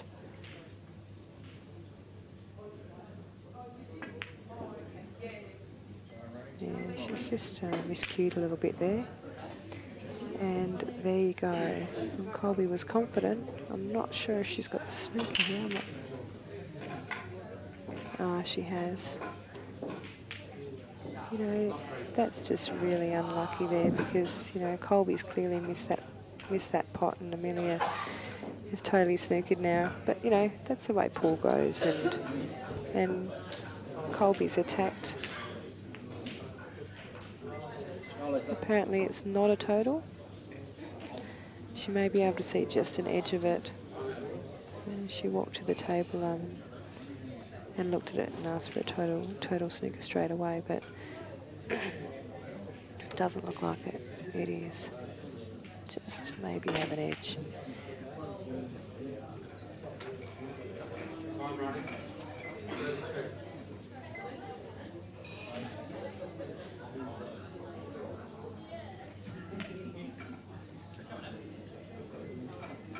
I think she might go off the back cushion here and just try and put it in the opposite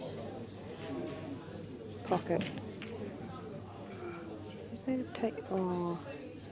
Yeah, that's the way it goes when you're not having any luck, isn't it? Get out of a snooker and going off. Pretty sure Kolbe should polish this one off now. Very steady player, Kolbe.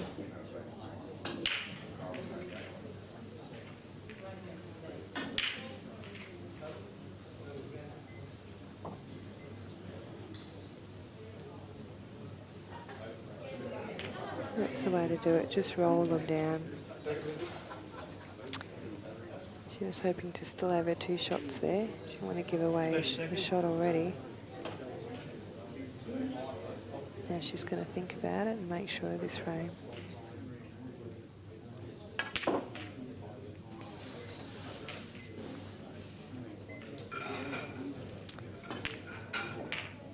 Nice shot by Kolbe. She'll just play the one in the middle now, then take the bottom right, and then take the one on the left-hand side rather than up for the black.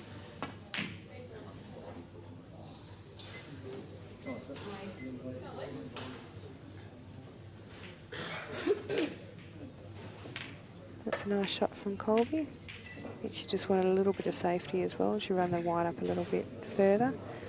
She doesn't really need to do much here. She probably just needs to bring the white ball out a bit and give herself an angle for the next ball, and she has snookered herself. And she called it total even before the white ball landed. But she wanted to come up. She just needed that angle to put the yellow and come up for the black in the bottom right-hand corner, but she's come up a ball too far. Watch these cushions. She's played a good shot there to recover and left a difficult black for Emelia. Look, Emelia will just breathe a sigh of relief if she gets this black. She should just have a really good look at it. She's probably looking at whether she wants to cut it in the middle or whether she wants to go for the double. Depending on, looks like there's a fair angle for the cut.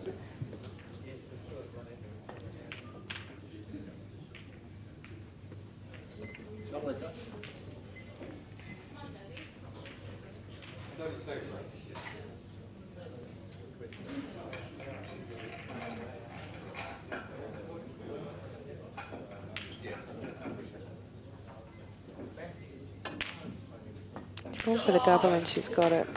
Good on her. That'll give her a bit of confidence.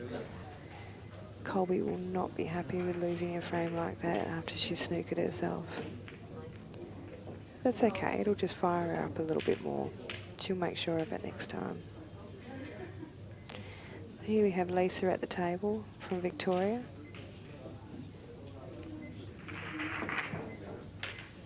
Whoa, that white's flying. Lisa has a very unusual stance, but it seems to work for her. She stands fairly upright compared to a lot of people, but yeah, that's the way she knows how to play, and she does it quite well. She puts some really nice balls. Nice lady too. Quite an upright stance there. Like I said, it works.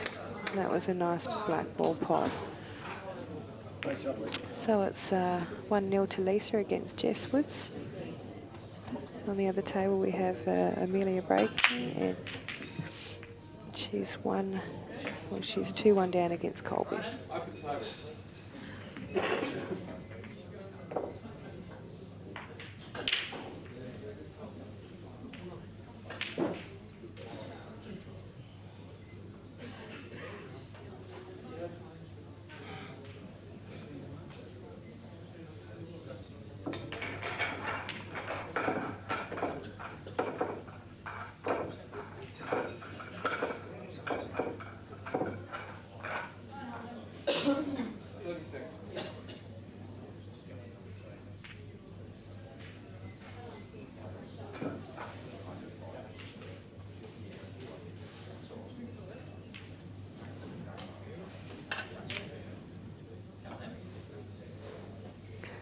I just saw a message from Michael Fortune, all the way in Ireland.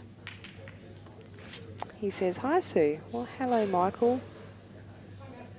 Michael's a lovely man. He took us on a tour a couple of years ago through Wexford in Ireland.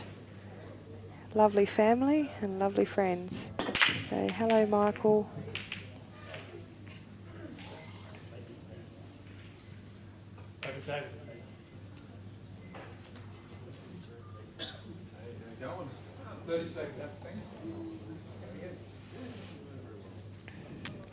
Michael Fortune's played for Ireland at the World Championships and the Masters, and I'm pretty sure in the teams as well earlier, but very good player, very nice man. So back to the ladies singles. And on the left-hand screen, we've got Jess Woods at the table. Excuse me.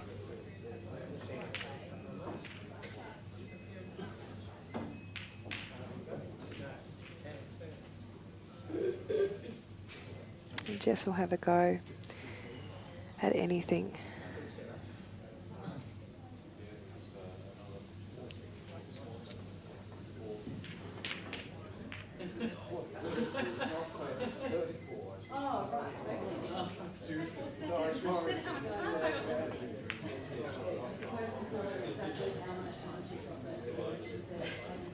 I'm not sure who Crazy Dave is, but I know a few Daves and they're all crazy. But hi anyway.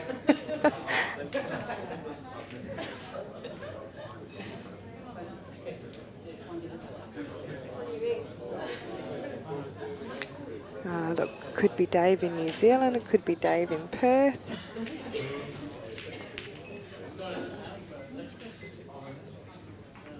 Even I did. I didn't think she was going to be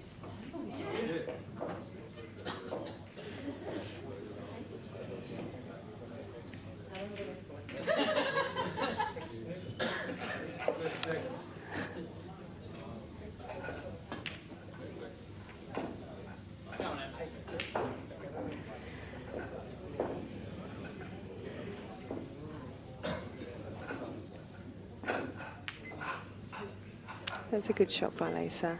Just to cover that pocket, stop Jess from doing too much damage, and I think that's the way to go with when you're playing Jess. You just have to give her something to think about, because she's an amazing potter, and if you slow her down and give her something to think about, then you might be able to cause an upset, I reckon. Hey, Jess is immediately getting her ball out because she wants to pop balls. She wants to finish frames. On the other side, Kolbe. There's a bit of work to do on this table as well.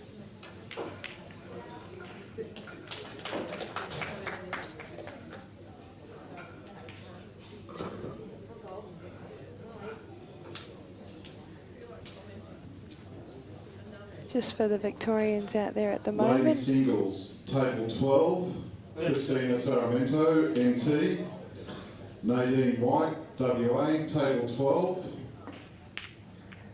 So yeah, just an update on Marc Gorski. That's the only score I can see at the moment. So she's 3-1 up against Ros Johnson from WA. Marc's been around for a while, and she knows how to win matches, that's for sure. And she looks like she's in a pretty good position to win that frame as well.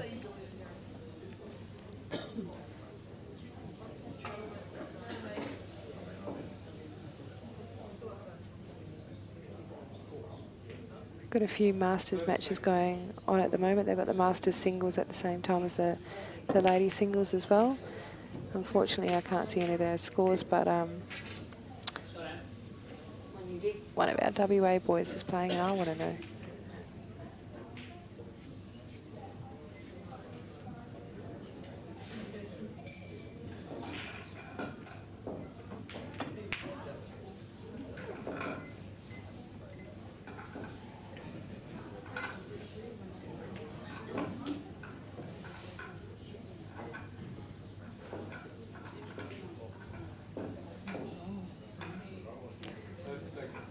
So Kolbe's on the yellows here.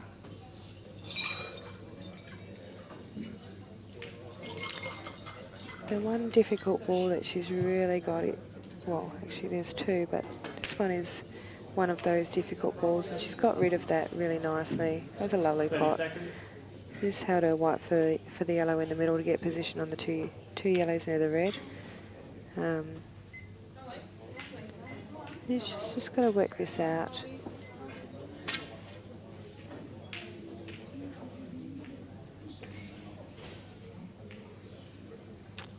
Might want a little bit of an angle on the outside red where the two are both together, just so she can nick that red out the way and get a clean pot on the other yellow. Just don't want to rush these things. Yeah, see, she could have gone a bit further on that one, and she would have had an angle to nick that red off away from the other yellow. Can't see from here if she's got a clean shot at any of those balls in the right-hand corner.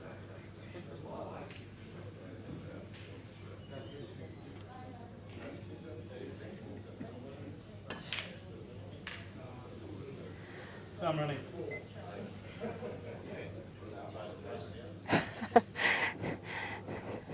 Phil Jones has just come over from South Australia and he says he's one of the best commentators ever.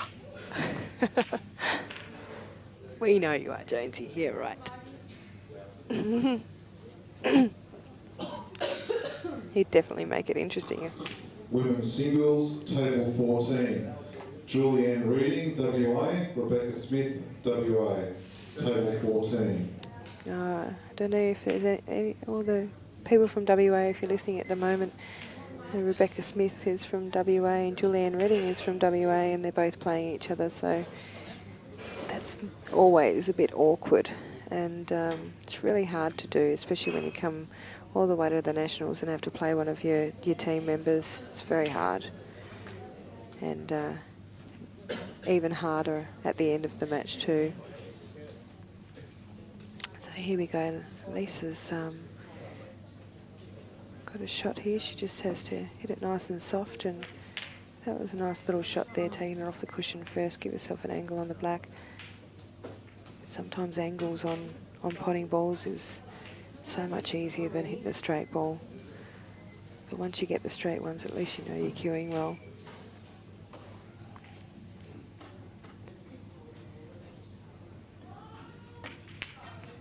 Oh. Well, it's given Jess a chance here to get into the match and maybe get her first frame on the board.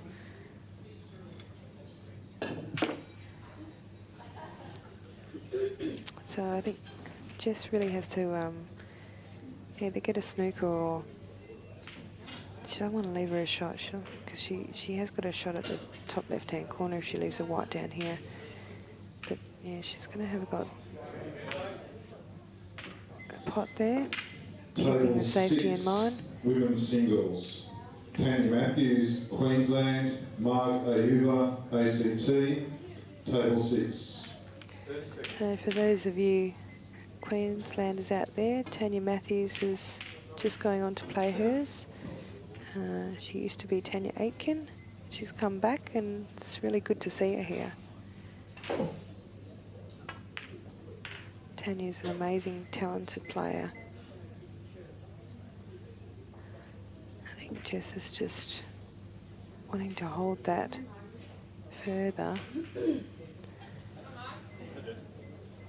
for the yellow. Not even sure it was going to go in the middle anyway.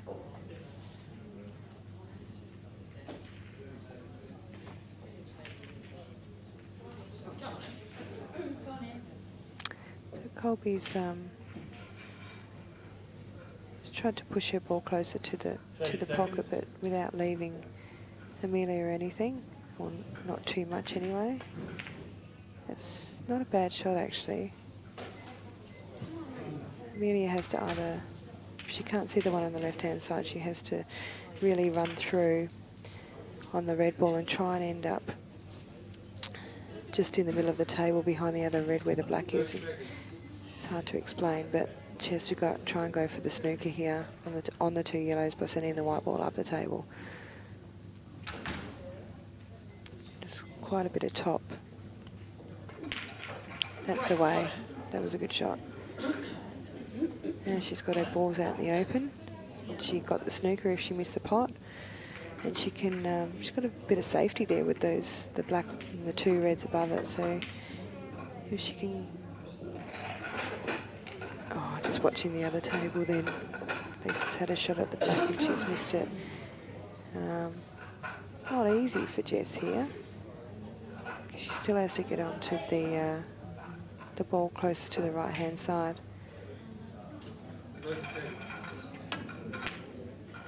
And that was not a good shot.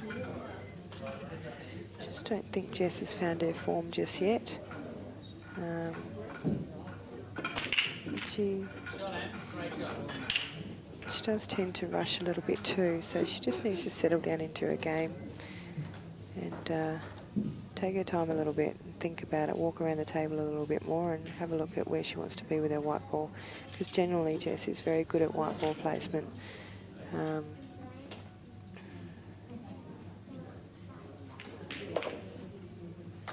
So she's just trying to keep it safe there. And she's given Lisa another shot at the black. I think with a bit of top on this black ball, we'll avoid the in off. I'm not sure how tight that angle is though.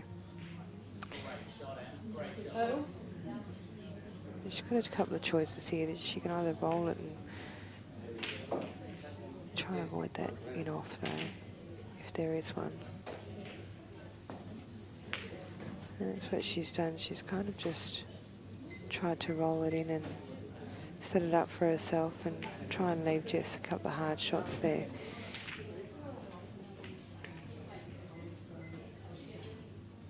Which was a good shot really, because if she had rolled it the white any further, then Jess would have been out. So it looks very close to the middle pocket there. I'm sure she can pot it. It's not sure if it's actually sitting on the cushion or not.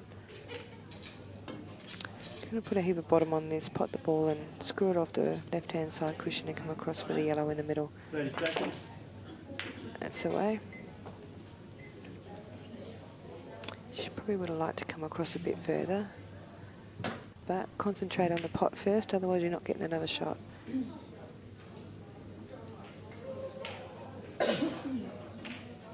She's really having a good look at this, because I don't think it's as easy as what it looks. Oh, maybe it is easy. Oh, I think the reason maybe she was having a good look at it now is so that she could get the white ball out for the black. She doesn't like leaving herself on the cushion. So basically Lisa said have a go, and if you're good enough you'll get it, and she is good enough, so she will get those.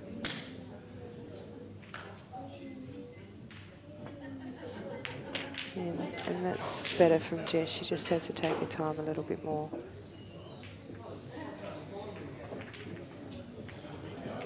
Women's singles, table 5. Tony Allen, Queensland. Rhiannon Bolton, Victoria. Tony, your first practice, table 5. So those of you Marc fans out there, she finished her match, and it looks like she won her match 4-1 against Ros Johnson from WA.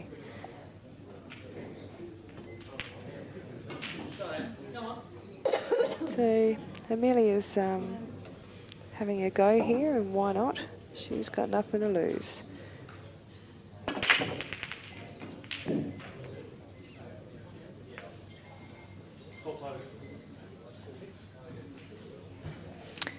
Here she looks at playing the cannon for the Reds, and she needs to get an angle to get the white ball down.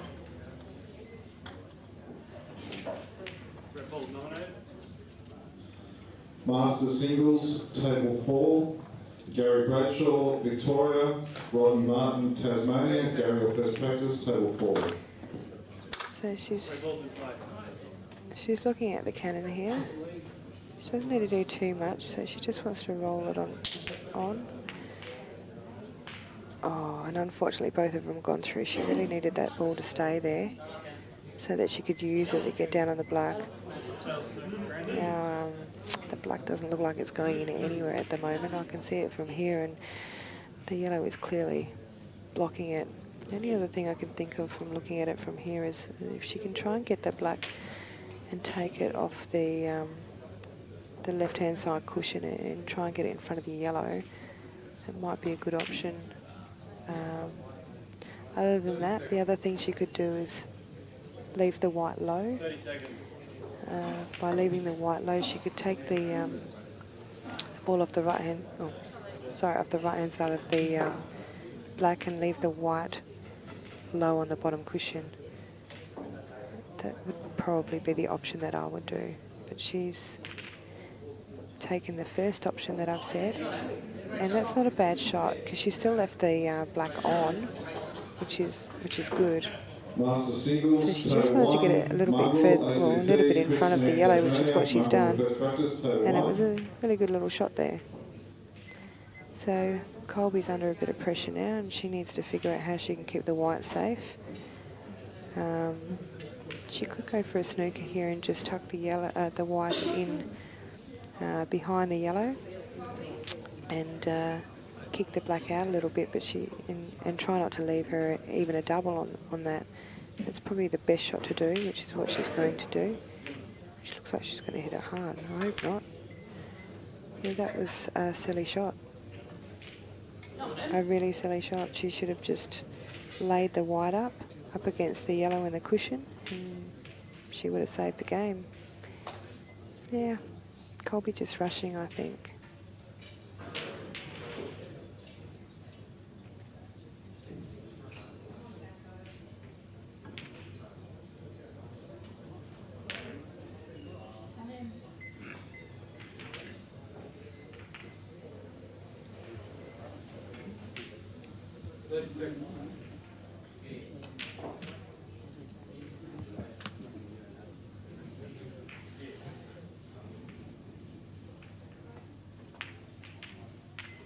There's a good shot from Emelia.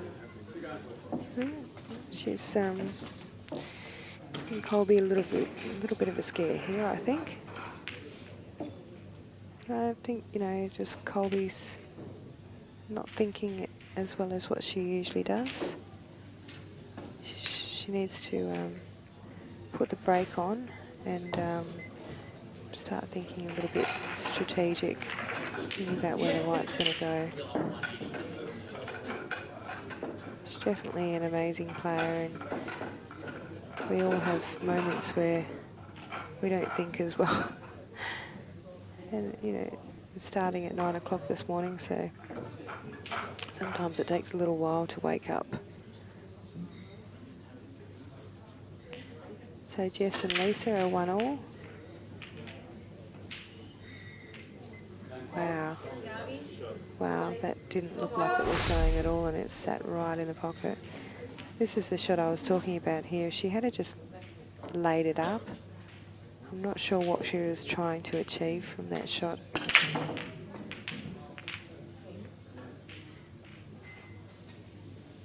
Open table.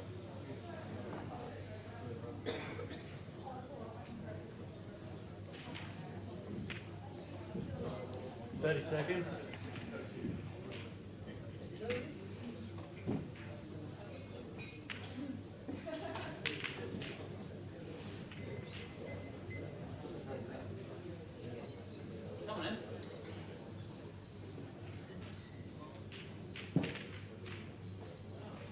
So at 2-all, Emelia would be feeling pretty good about this.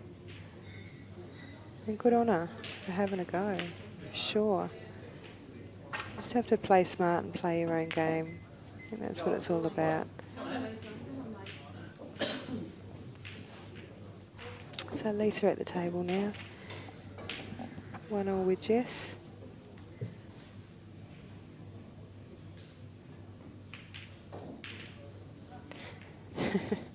Let's see, Jamie Stevens is watching, obviously watching Kolbe play. Well, I'm pretty sure that Jamie would agree with me though, on what I've been saying, so. 30 seconds. As much as Kolbe is a very good player, a very great player actually, in women's pool, she just had a little bit of a brain freeze, I think.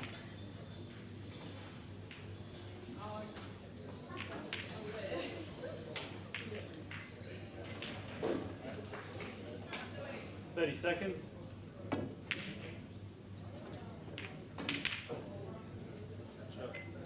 And Emelia's just fouled there. She hasn't hit a cushion. For those of you, Wayne Hextall, obviously a Queenslander by the sound of it. He's just put a message up there, fire up Jess. And Jess knows how to fire up, that's for sure. And when she means business, she does mean business.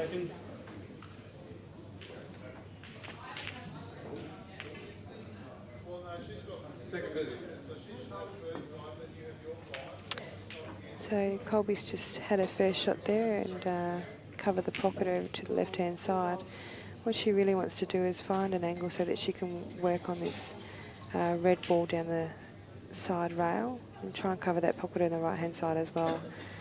She can pot this first ball here, maybe get a shot at the ball on the right hand rail.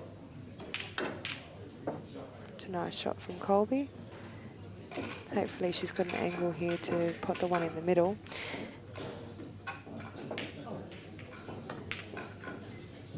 And she might take the one up the top first and work her way down the table, because there is an out here.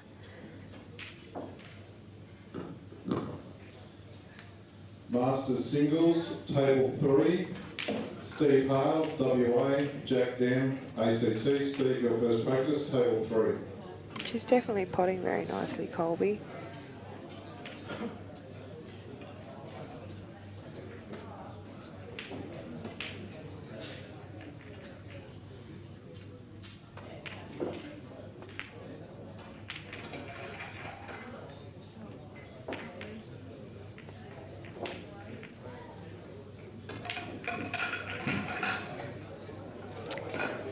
And that's unfortunate.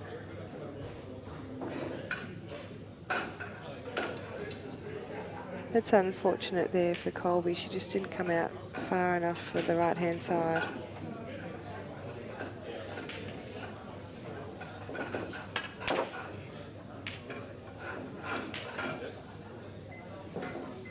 So Jamie put a comment on just a minute ago saying that the shot that Kolbe played was the right shot. She just hit it a little bit too hard.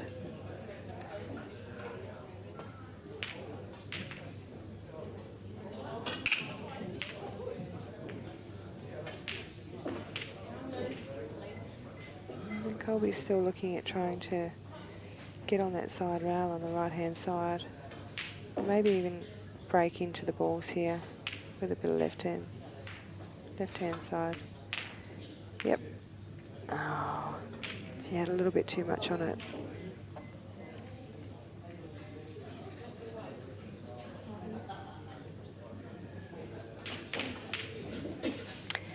Back to the other table for a moment, and Lisa's at the table and she's on yellows.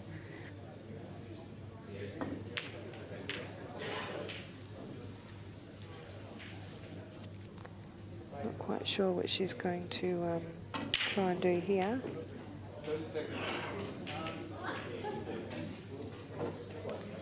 Just looks like she's in prime position.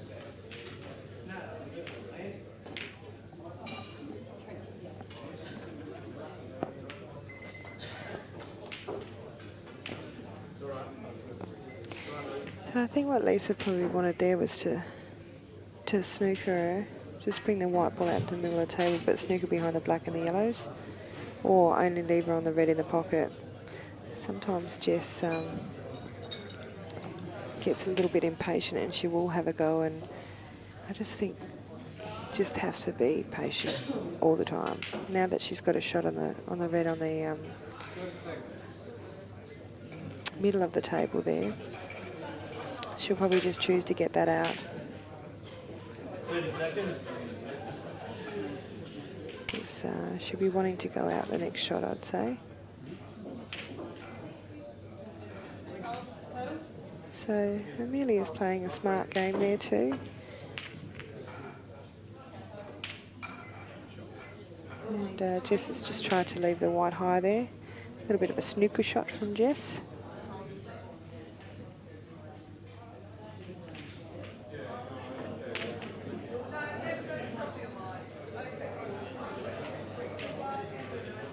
Probably can just catch the edge of that red.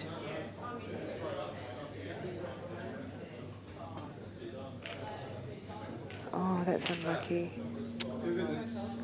Very unlucky for Kolbe there.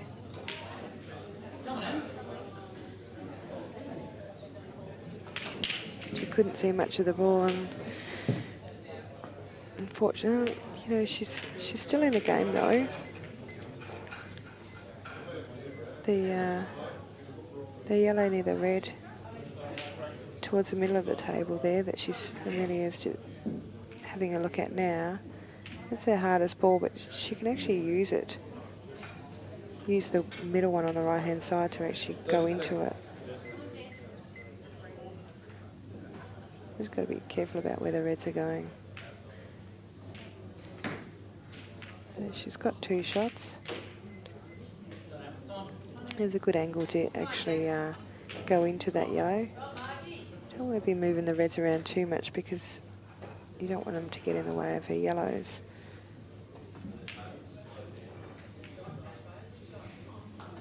Okay. 30 seconds.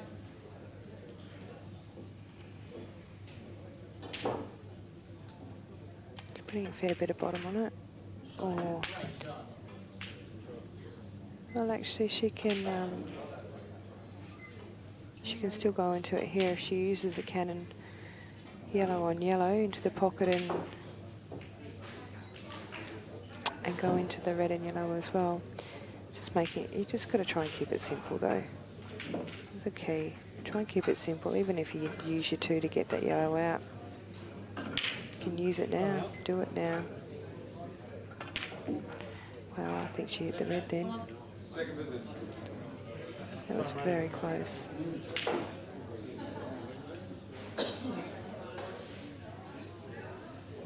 It was very close.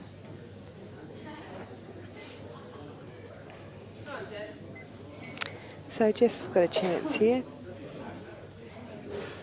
Really all she needs to concentrate on is if she's going to take the one up the top left first, then she's got to come out enough to get onto the red in the corner.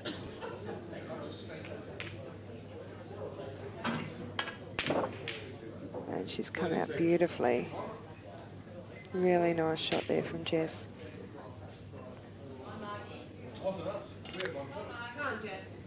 So Emelia's still got 1 shot left here.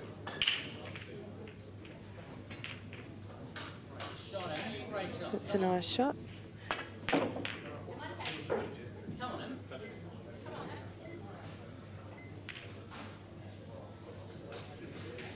Jess is a very nice long potter.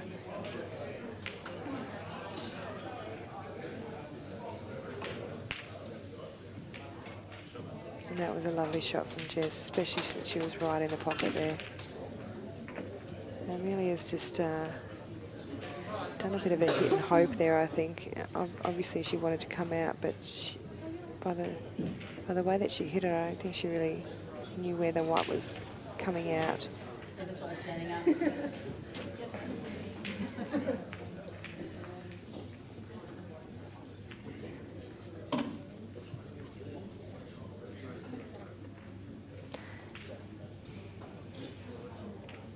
I think her only real option is into the left-hand side. And if she does go that way, then she'll probably have a shot at the black if she pots this yellow.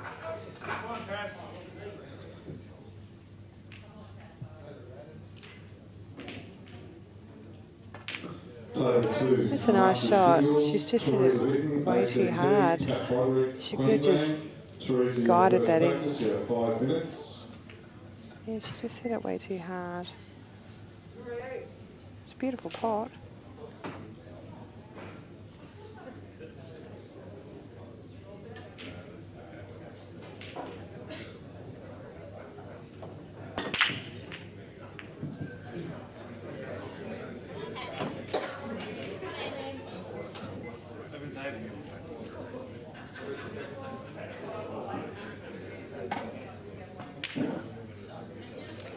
So she's going for the cut into the left-hand corner.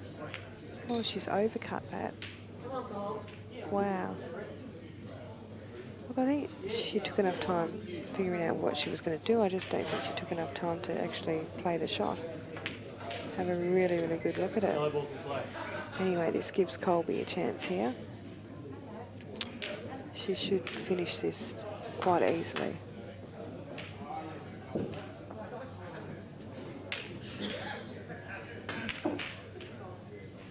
Good shot from Kolbe. Now all she needs is a clean pot.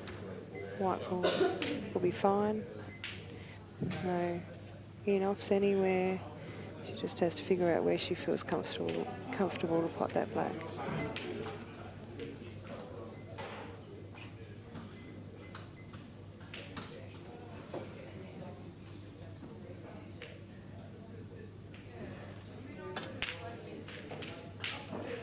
that's fine.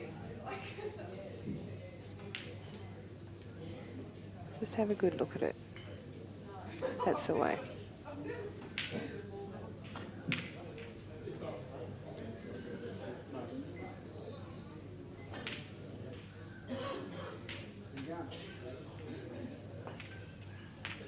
That's the way. That's the way you got to hit them, just nice and smooth. No need to bash anything, just nice and easy. So that's Kolbe. 3-2 up. He should be feeling a bit better about that scoreline now.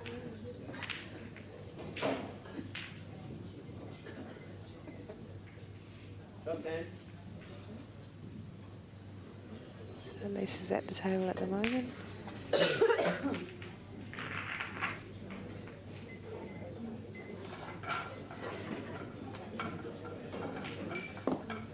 If there's anything quick, just clean up it.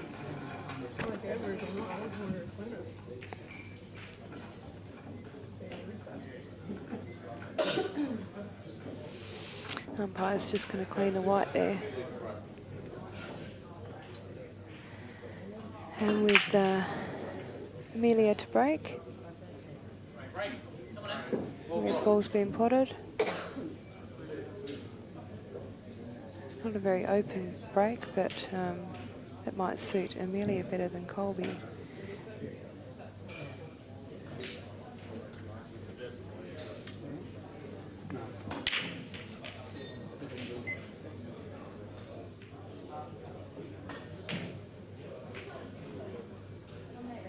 Red's in play.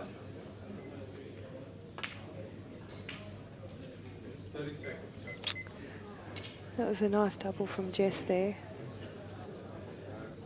She played that very nicely. Good control of the white. Her only real problem is the black for one, and getting onto this yellow near the red on the right hand side. She's having a look at the black now. Just don't think it's on up the top.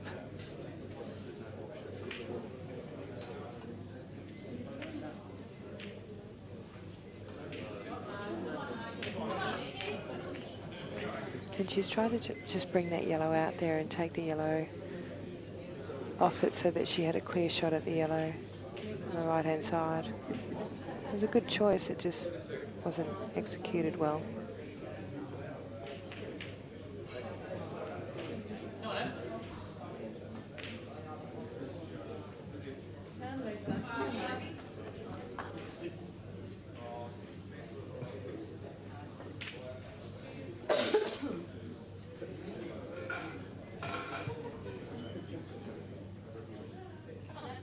Seconds.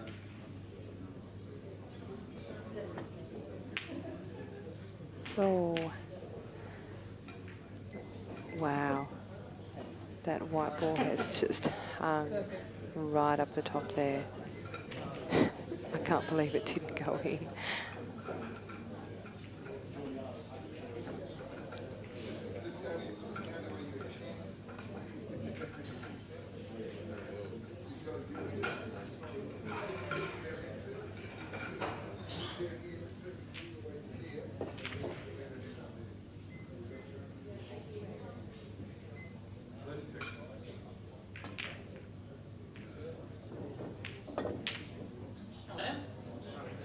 Oh, she played a lovely double there.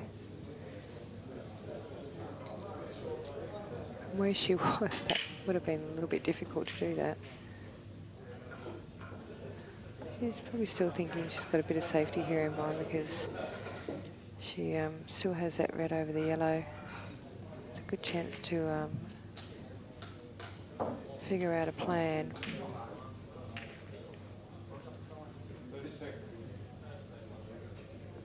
30 seconds.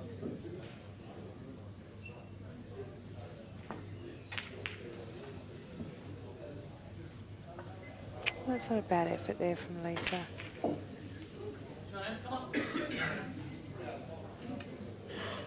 Give Jess something to think about, I would say. On the other side, we've got Emelia at the table on reds. Fairly open. Time out.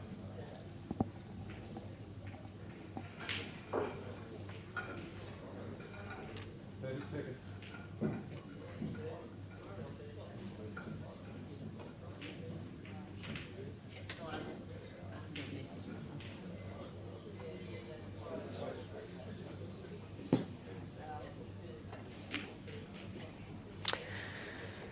Oh, she's missed the first ball there, and Emelia 30 seconds. just lifted her head on the shot, I think, a little bit. Gives Kolbe a chance to do something here. She hasn't got a lot of options, though.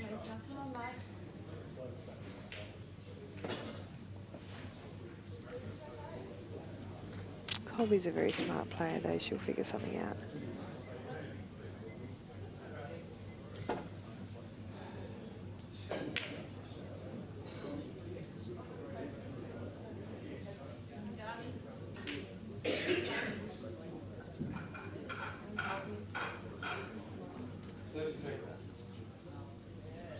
Seconds.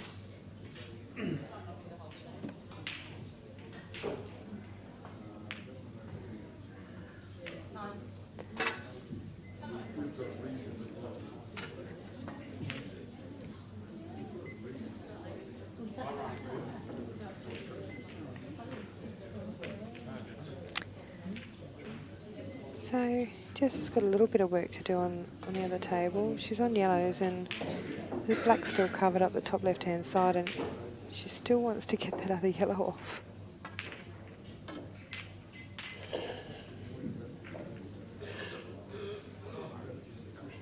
Not a bad shot there from Kolbe.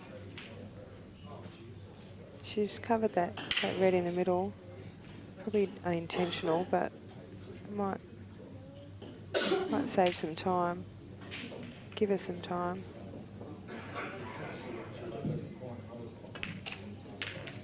That's a great shot from Jess. She's played that really, really nicely. She just has to figure out where she wants to be for that black. Actually, I'm looking at it now from where I am. It looks a lot different from what's on the screen, so I think she can actually get a clear shot at it.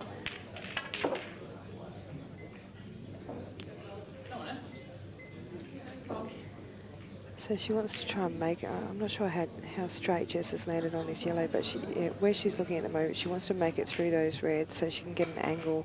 Because I actually think that she can pot it. If she can't, then she can just clear it out and leave the white behind the red up the top and leave Lisa nothing.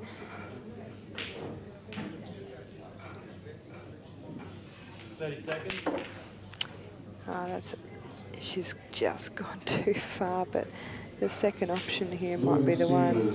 Table 8, Renata Delahunty, South Australia, Heather Sullivan, Tasmania.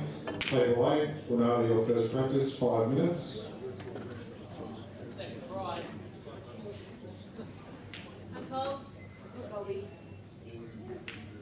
Well, Amelia's just given it a bit of a bash there, and it's landed nicely for her. Oh, wow. We need a replay of that, Dan. That black that Jess just potted.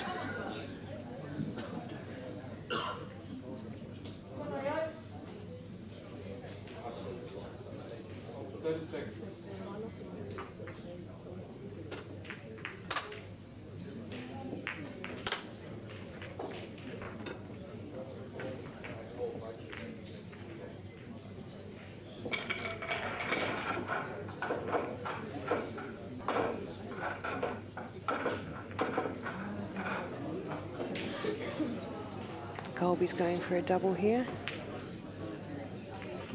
Yeah, these do square up a bit on these cushions. Got to be careful of that. You have to hit them really sweet. And here's the replay of Jess's double, having a go. And she's hit that absolutely beautifully and left the white safe. That was a lovely shot.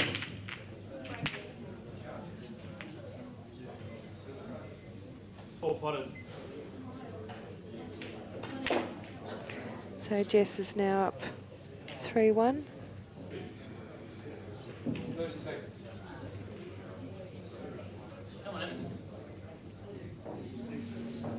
she's potted one off the break, so she'll be looking at attacking from there as well.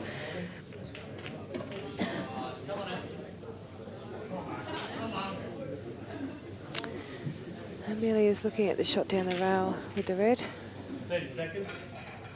She probably wants to sit this. Yellow Although ball. she can afford to have a go. I probably would be trying to pot it and then get the red out where the black is as well and just, yeah. I would have tried to pot that. Because then you could have, you know, cleared the black and the red and put the pressure on. Kolbe's got a couple of difficult balls there, so.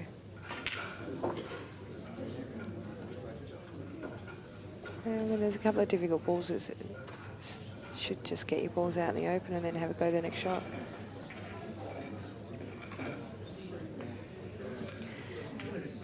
So Jess is on yellows by the looks of it. Red ball's in play. And Lisa's coming to the table.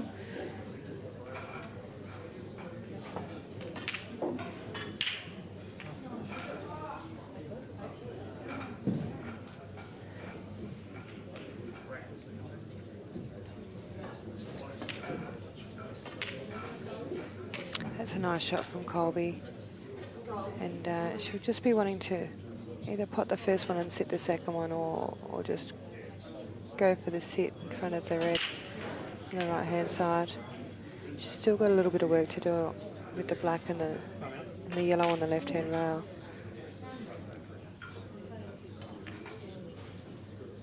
That's a nice shot. Now ideally Emelia would want to be potting this yellow in the pocket, but she would have liked to be further up the table to do that. Because you might be leaving a gap if you try from here. Just not sure if the red's going to cover right over.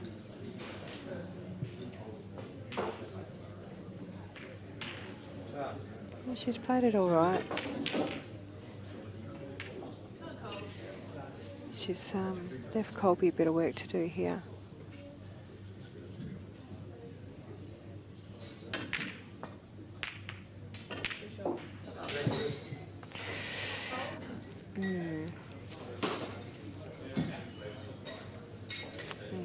Kolbe's under a little bit of pressure now. She has to do something with these yellows. I don't think she should be moving this one either, red, because it's kind of causing a bit of pain. But yeah, she was unfortunate with that shot.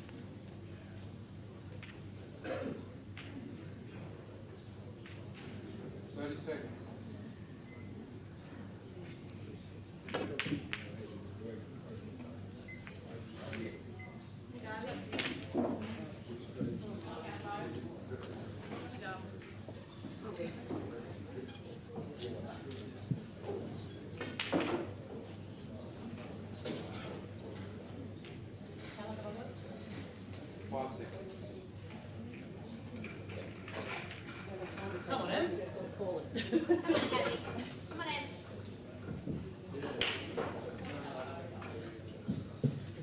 30 seconds. So Emelia's tricky ball here is the one near the yellow. She just wants to try and find an angle so that she can get it out. And if she doesn't pot it, she can push the yellow near the red in the left-hand side.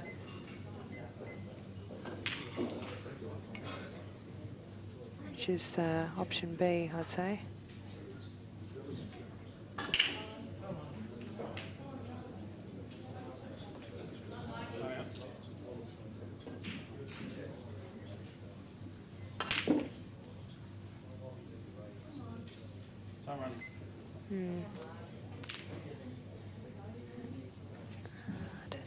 I don't know if she's got a shot at the red near the yellow, but if she has, she needs to take it now because there's no use potting that ball on the left-hand side.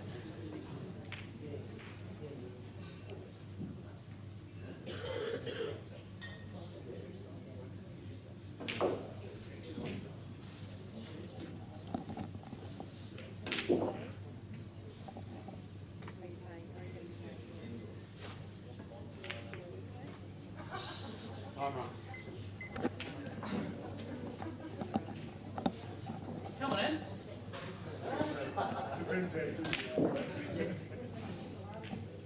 Come on, man.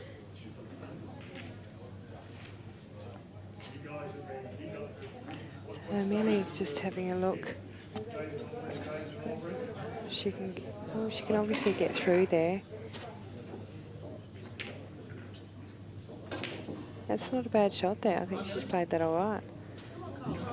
Hasn't left Kolbe a lot there. And on the other table, Jess is just having a go. Why wouldn't she? She's 3-1 up.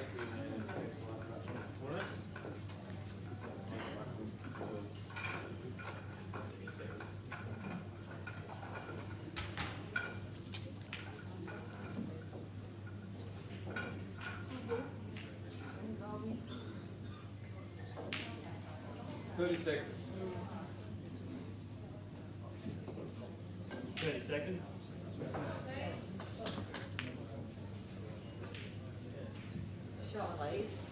That's a good shot by Lisa. She did really well there. She's trying to bring the white down, and she's got the bonus of the snooker there as well. Oh, that's a great shot, Kolbe. Great shot.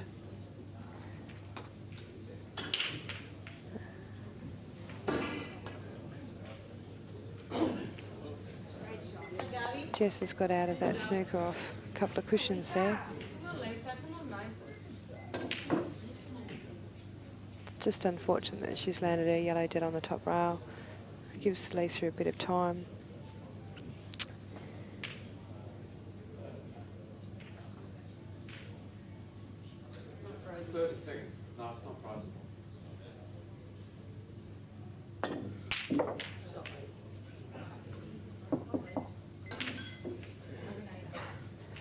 A good pop by Lisa.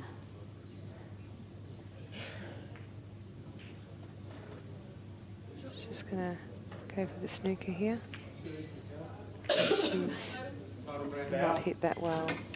You really need to think about those shots, especially when they're so close together. So she's fouled, and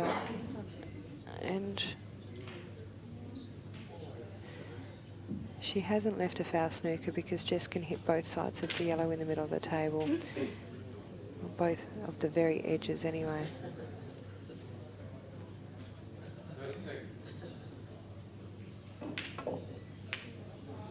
That's a lovely shot from Jess. Beautiful shot. 2 shots on this yellow here. And that's what she's done, chosen to use the yellow to get down for the black.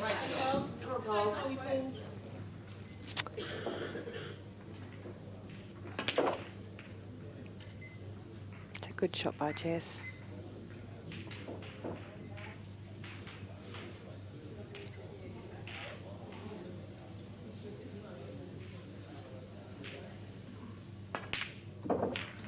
Lovely potting by Jess.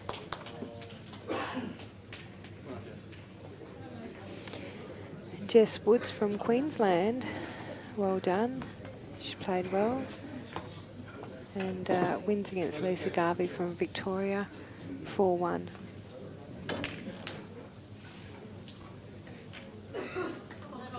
Oh, Kolbe's got the yellow out of there.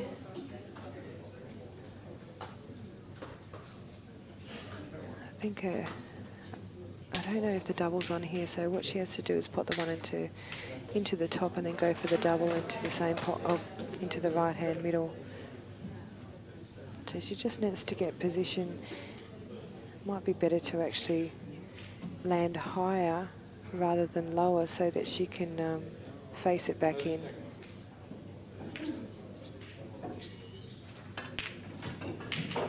Oh. And she's landed perfectly for that face back into the middle, because it would have brought the white around beautifully for the black. So that's really unfortunate that she's missed that pot up the top corner, and she's left it in an awkward position as well. So, you know, this gives Emelia a chance here to finish the frame.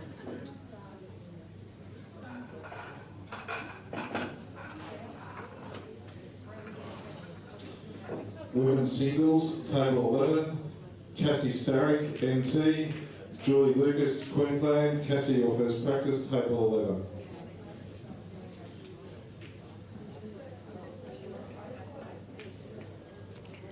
So really, Emelia just has to roll this in with the cannon. Come on, Cassie.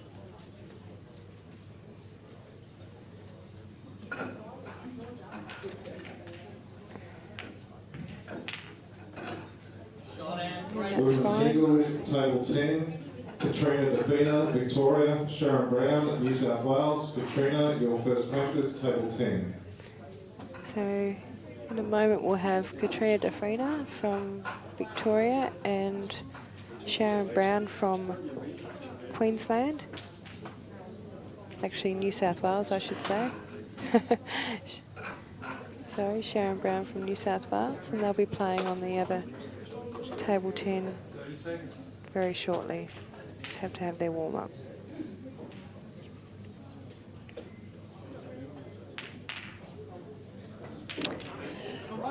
So Emelia's probably wanting to land in the middle, but you know, I think the better option here is go up the top anyway. Either way, it's fine. She hasn't got an in-off anywhere, and I actually like the cuts to the middle. Quite an open pocket. Come on, Cassie. Come on in.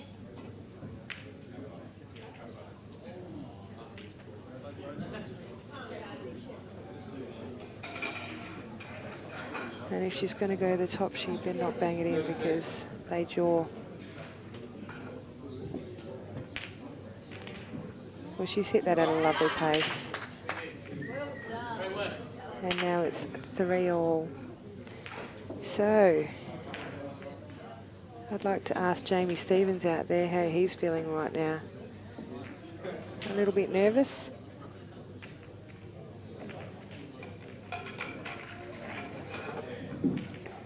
Look, Kolbe is really good at playing matches, and she's really good at winning. So she will be putting her heart into this one.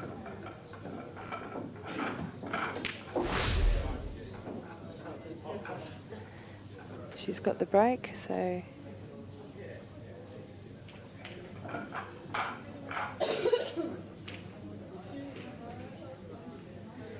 there's a view of the room for everyone. It's actually quite a good sized room, and where you're looking right now, there's 8 tables there, so it doesn't really give you a great perspective of how it's going, but it is actually quite a big room. It's a good amount of space around the tables. Not too many interruptions when you're playing. And there's actually, the 2 camera tables are actually just up and to the left of this screen.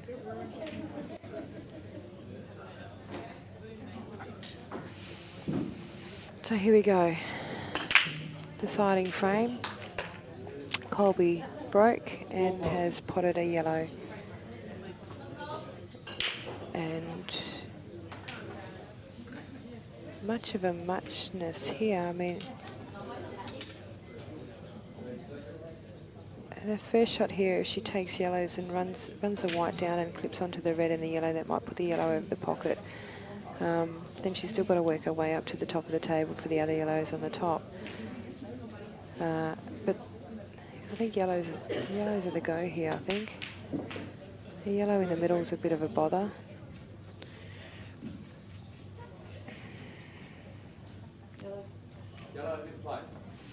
So she's opted to take yellows. And Jamie's just got back to me and said, yeah, he's a little bit nervous. That's a really good shot. She's cleared that yellow. Hopefully that'll go into the middle, and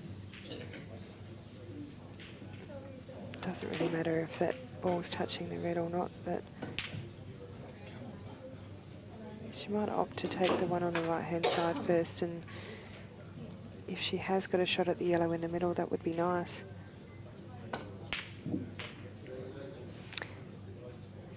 Now the only real problem bit ball she has got is the yellow right in the middle at the top.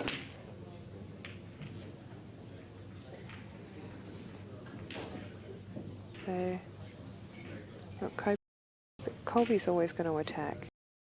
A natural attacking player, and even when she does a defense, not even that's not a defensive shot to me. That's more of an attacking shot anyway, because she's hoping to go out as soon as she can, and she's just put the pressure on by leaving that ball over the pocket there anyway.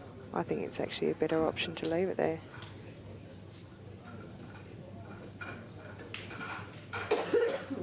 I know if I was going to pick a player to be playing a frame when it's 3-all, I wouldn't mind having Kolbe there.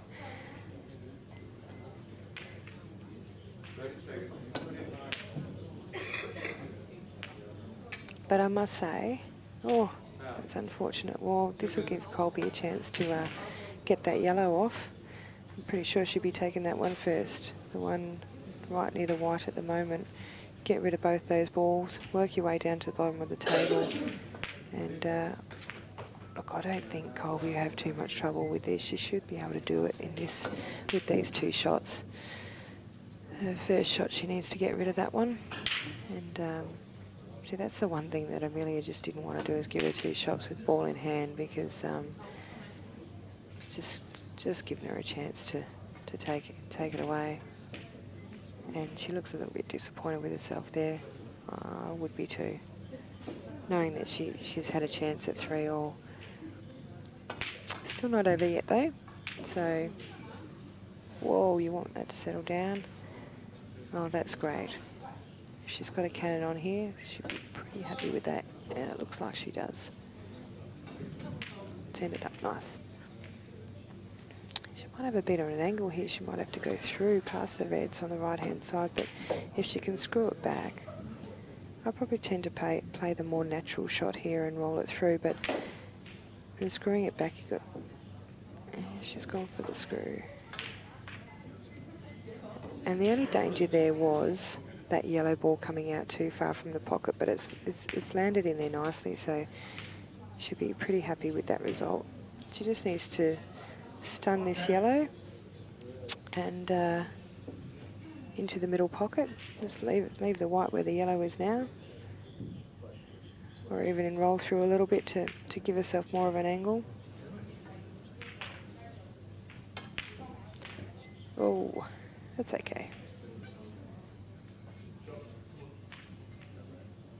So she's still got 2 shots, and I don't think Kolbe would have too much trouble with ending this frame, so just making an adjudicator, umpire making sure that she didn't touch her ball. She needed to come up a bit further on that. Look, Kolbe will want to be potting this in 1, so she doesn't want to use her 2 shots for this. Just concentrate only on the pot, that's it.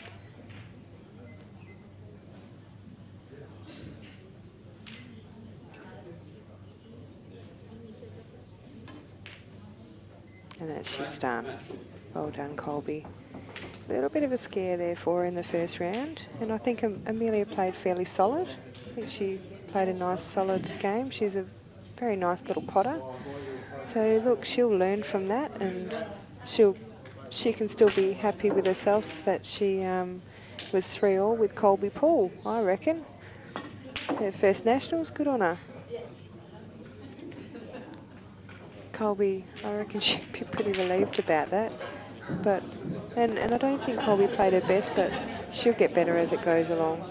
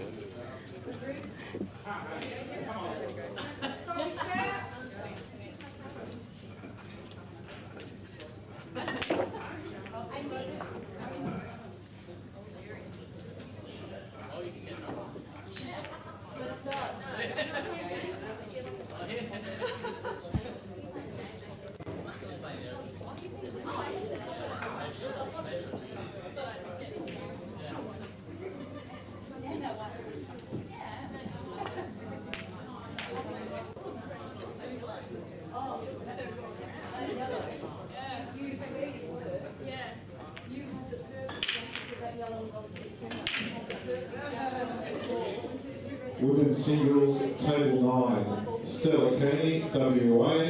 Christen Bergman, Tasmania. Table 9. Stella, your first practice.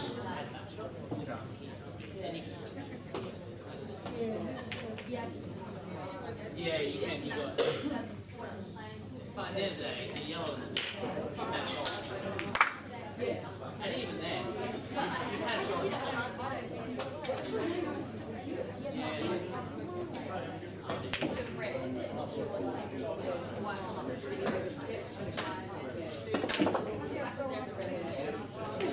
That would be a disaster. I'd rather just have another shot, I guess. When you go to do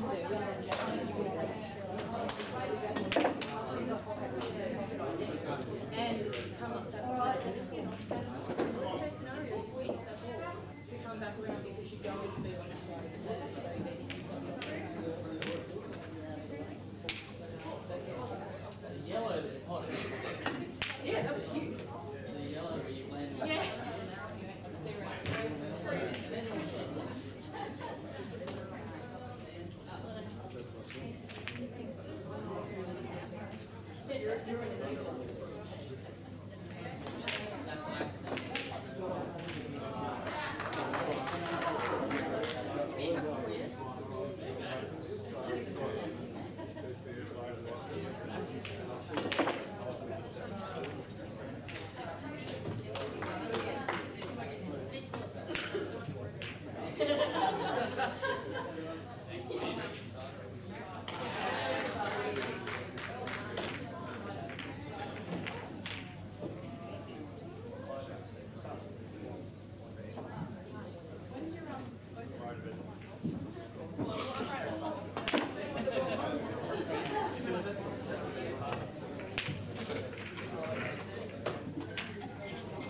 Table 6, Stacey Siakis, New South Wales. Tony McCaw, Victoria. Stacey, your first practice. Table 6, 5 minutes each, please.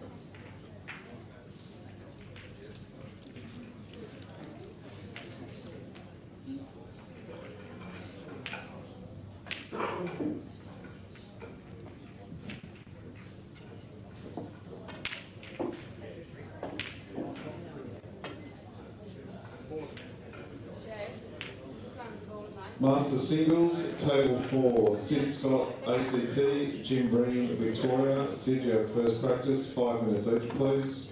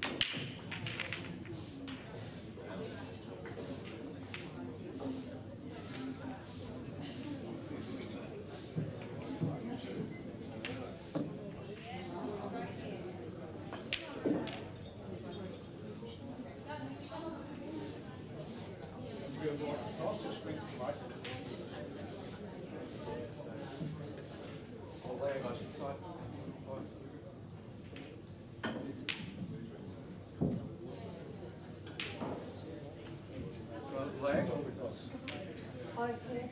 Leg? I prefer leg. Yes.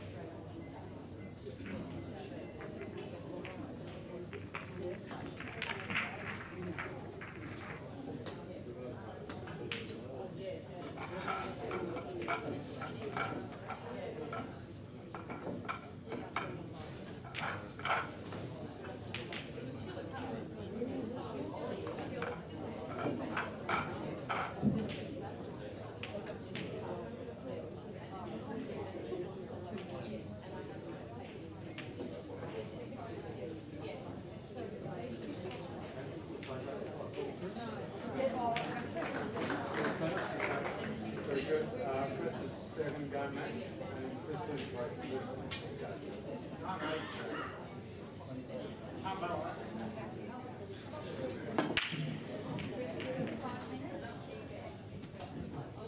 All bottom.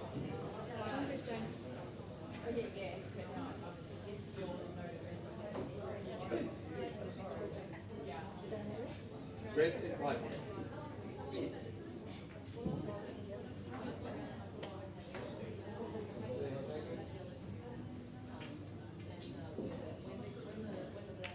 Masters Singles, Table 1, Adrian Lancaster, WA, Nick Delahunty, South Australia. Adrian, your first practice, 5 minutes, Table 1.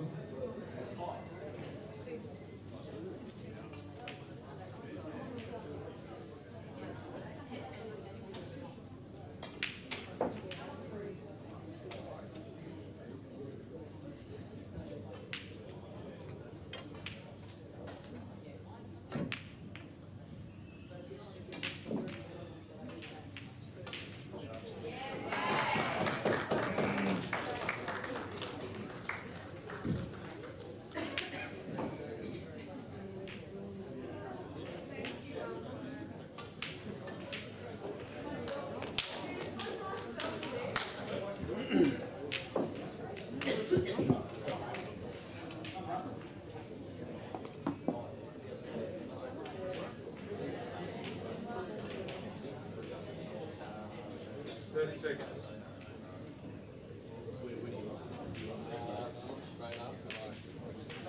Yeah, that's I'm thinking about it too. Yeah, I reckon.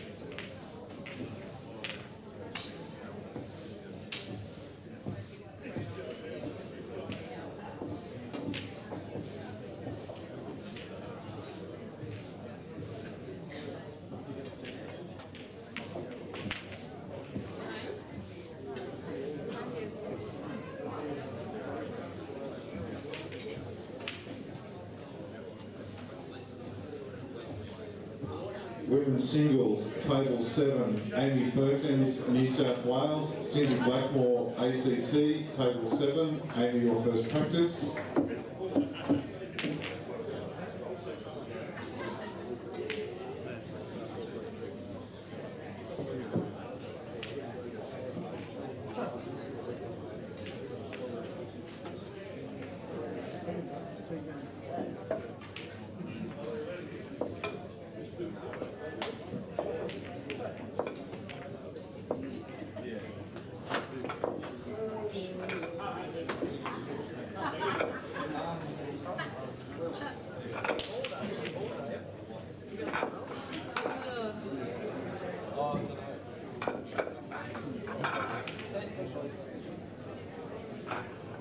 Masters singles, table 2, Crane Ridley, Victoria, Steve Lees, Queensland. Crane, your first practice, table 2.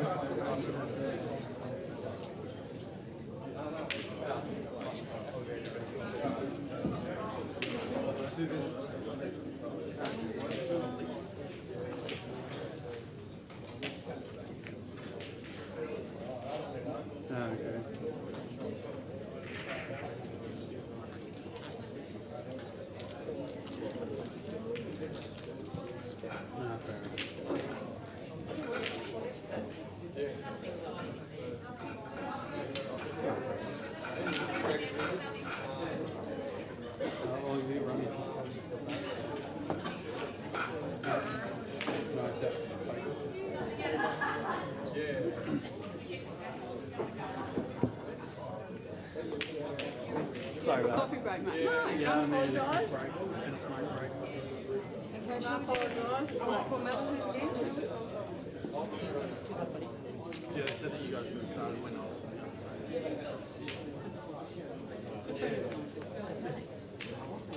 Shut up.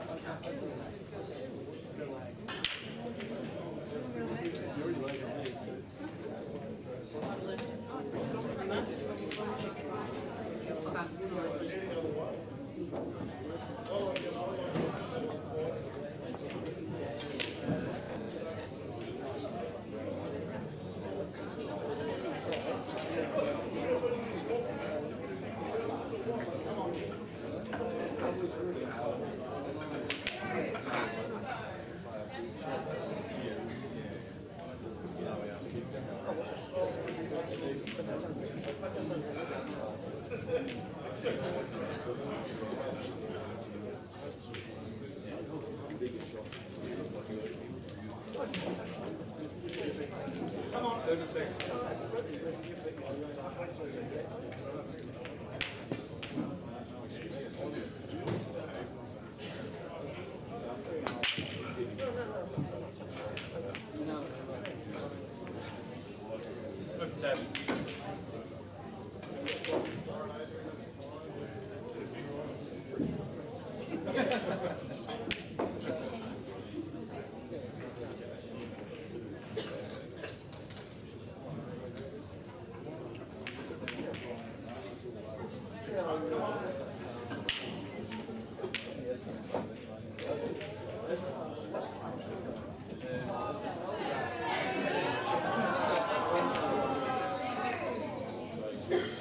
Wants to play. Oh, 30 seconds. I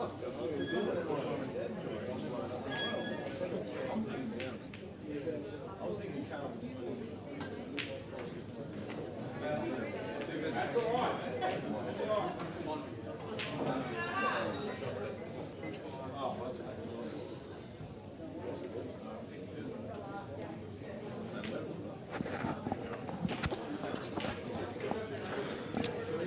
Good afternoon, everybody.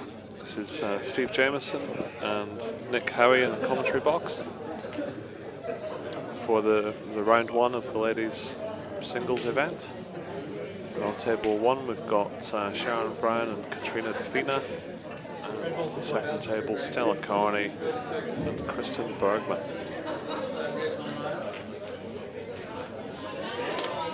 Good afternoon, Nick. Welcome to the commentary box. Thank you. This is my first time, pretty much. So so a bit nervous. It's all right. Try to see if I can explain the shot choice properly without like pointing at a screen.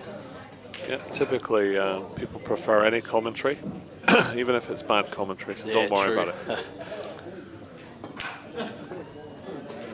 So just focus on the Stella Kearney, Christen Bergman matchup here. Stella's on yellows here, Nick. She's pretty good on this ball. She just usually just roll it in down the bottom. So she was a bit concerned about the in-off there, and it's worked out perfect. If she's played that off the jaw of the middle pocket, she's actually a complete freak. That was a really good positional shot. So just composing herself here, which is great to see. I saw Stella miss a relatively straightforward black the other night just by rushing it. But this time she's really just focusing on make no mistake at all. And she'll fancy herself for this black to take the first frame.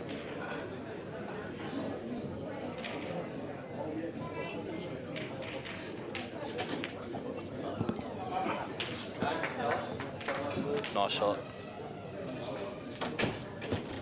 Have you seen much of her play? I've seen a little bit of her play since the championship started, and yeah, seems a really good cubist. She can't be very old, maybe 14 or something, I don't know. So great prospect, with her and Isabella De Giorgio, Victoria. The women's game is going to be in good hands in the near future, that's for definitely. sure. So Sharon Brown, Katrina Defina. Katrina Defina, the partner of the World Masters champion Steve Gray. And an experienced player.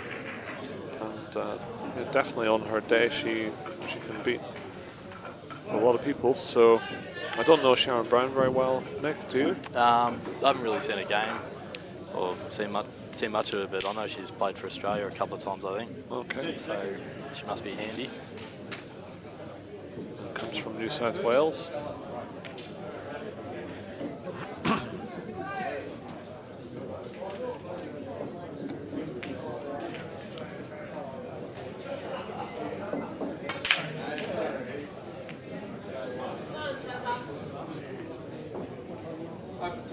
So Katrina wanted the white on the bolt cushion there, I think. So yeah, she's left a half chance here for Sharon, or a big chance with the yellow down the rail.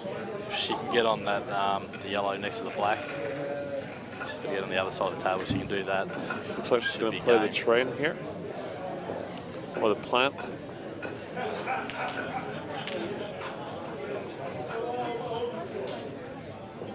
It's not great. I think she's a bit straight on this one in the centre. Yeah. She won't want to be forcing this yellow into the middle. Would you, I'd almost think about taking that yellow in the centre of the table straight up to the top. Just yeah, that's definitely that centre one's too straight. It's a bit of an all or nothing shot, but if you get it, you should be right. Singles, table 13. Lizzie O'Connor, ACT. Mandy Snare, Tasmania. Does the yellow near the black go in the right centre? No, I don't think it does.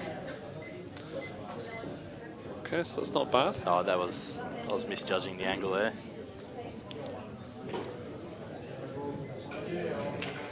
So far from straightforward. I think if she can roll this yellow on the left-hand side in and get underneath the red just off the top cushion, then I think she off two cushions up for the choice of two yellows.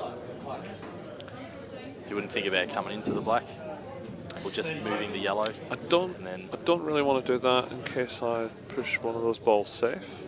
Yeah, you'd really have to do the yellow instead of the black. Because that red's covering the right-hand corner, so don't really want to put my balls nearer to that obstacle. She's played that shot, just not hard enough. Yeah, it was a right shot, a bit more. A bit harder, probably. Maybe a few more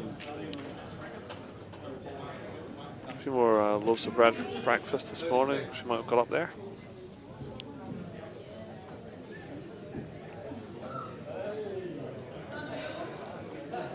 So what now? Well, it depends if she's got any angle on this ball. If she's got an angle on this yellow to the middle, she might be able to force it in and come back across the table. Looks a bit straight. 30 seconds. I think all I can imagine here is just pot this at pace, but on the strength of the last shot, she may struggle. And we've just been we're grateful to be informed by Dion Bolton that Stella Kearney is actually 12 years of age, which is incredible. Really, Do you playing that well at that age? Yeah. A lot of people don't even start until they're a lot older than that. Yeah.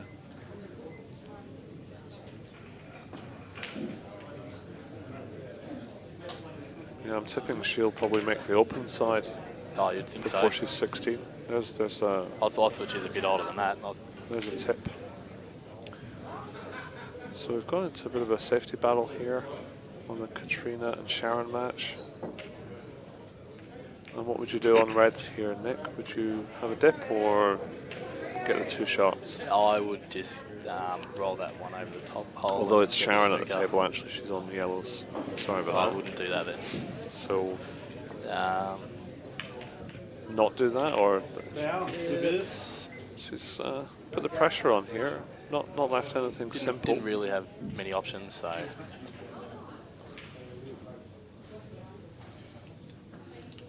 Probably wouldn't have gave it 2 though, but it looks like she wanted to knock that one in over the hole. But I think you can roll this. Do you reckon you can roll that rail ball up, come off those other 2, or it's a bit tight up there? A little bit tight. I think Katrina looks like she's trying to pot this red in the left corner first. She would have liked to have covered the pocket there if she missed it. Yeah. So still under a little bit of pressure to get the out here. That's if she goes for it.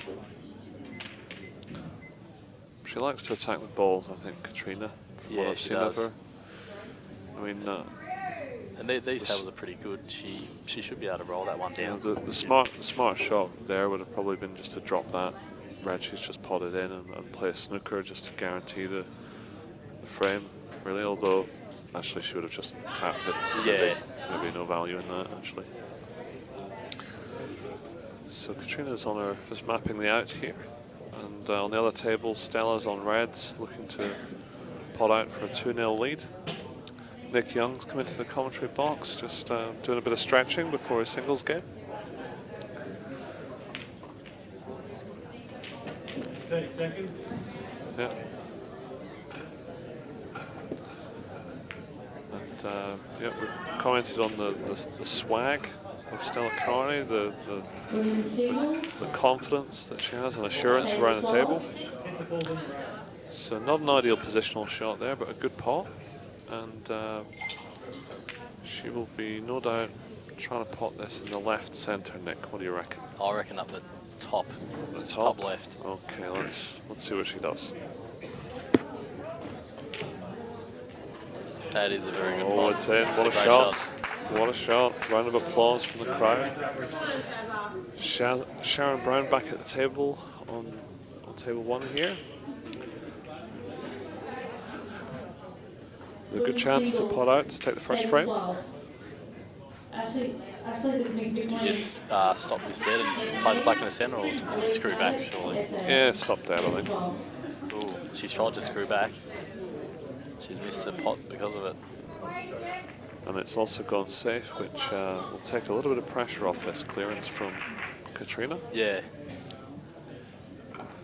And I expect her to take these. Take the top ball over the right hand pocket. Just stop the white dead. Yeah.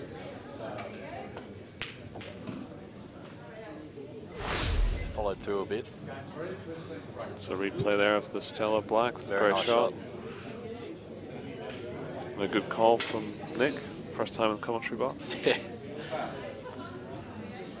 So Katrina putting herself under a little bit of pressure here, but... So I think if she had just stopped that white, she would have had a... I think this is fine though. Just wants to avoid going in off under that red. Oh, he called it. There's is always a danger. It's the only risk point in that shot, and a little bit unlucky, but also that first red she potted just lost the white a little bit. That's why it's important to make sure, even though the balls are all there, you've got to... Superb break from Stella there, 3 balls in. I think Stella can teach the Victorian team how to break off.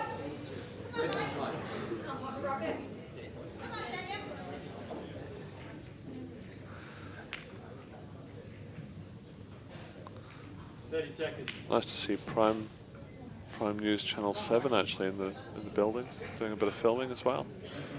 Hope they got that last black. Not often we see that, so it's great to see 8 ball getting a bit more exposure. So Stella on the red ones. The red ones, is it? Has she nominated yet? Yeah, she's potted a red. Okay. I'll just set this one because I don't think there's nothing you can do on those 2 dead reds. She could try and extract them. To them, I guess. She could try and extract them. Depends how confident she feels. Depends how confident she feels. Just rolled that one in. I'm not sure. Maybe she's going to set this one up. Yeah, she's. I don't see any pot on after this. No. So you'd think she would just be rolling this up. Sharon Brown on the other table with the yellow. Again with position on the black. And got a bit lucky there. It's not bad. I think that black goes. It does go under these reds. I've just looked. Do you think she's trying to go for the centre afterwards? I don't know. So just this black to take the first frame. So Stella's not worried about having a dip here on table 2.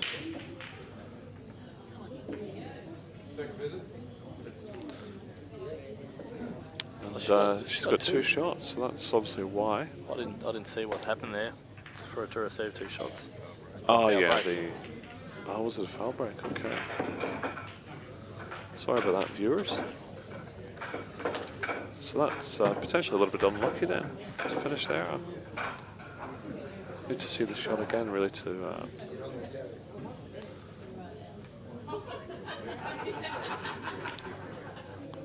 So what would you do here, Nick? Just roll into the red that way, or would you? It's not a total. Try and hit the other one and leave that blocked yellow. So that's a I would have foul. just rolled into it. That was yellow first and then off anyway. So.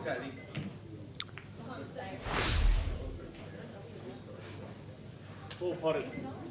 Yeah, so maybe could have taken a bit more time on understanding how those balls would split. Yeah. So this is Christen Bergman's first shot that I've seen of her actually. Stella's been smashing everything in. So do you know much about Christen, Nick? No, I don't actually. I'm not sure if this is her first nationals or from Tasmania.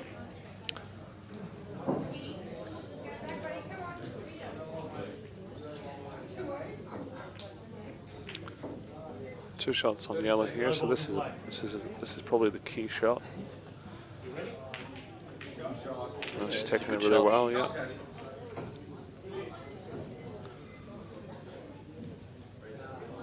I think she's going to take the yellow in the middle here. Yeah. I'm not sure she can hold it, so she might have to go in and out of bulk. No, she can, that's good. Perfect. Just if this yellow goes in the left centre, you would think that it's... I don't think it does. I think you could have played up the top. So if you just don't think so? No, I don't think it... I think it might, you know. Let's see. The way she's played that, I think it must go. Yeah. She could really have just screwed back a touch. She's going away from her last ball here, so you know what they say about distance between your balls, Nick? Yeah. I think she should have hit that one a bit harder and actually come up and down instead of trying to just roll it in and hold, because you're always going to go up pretty far on that one. And Still 2 shots. Still 2 shots. So as long as she'll just be dropping this over the pocket or in. Just don't want to miss this towards the bottom rail first and then leave yourself off it. It's a good shot though. It's a very good shot. So this black to give Christen her first frame on the board. And in the context of the game, even though she had 2 shots, this is a pretty good clearance. Yeah. Having not had a shot the first 2 games, pretty much. It seems like she puts them all right.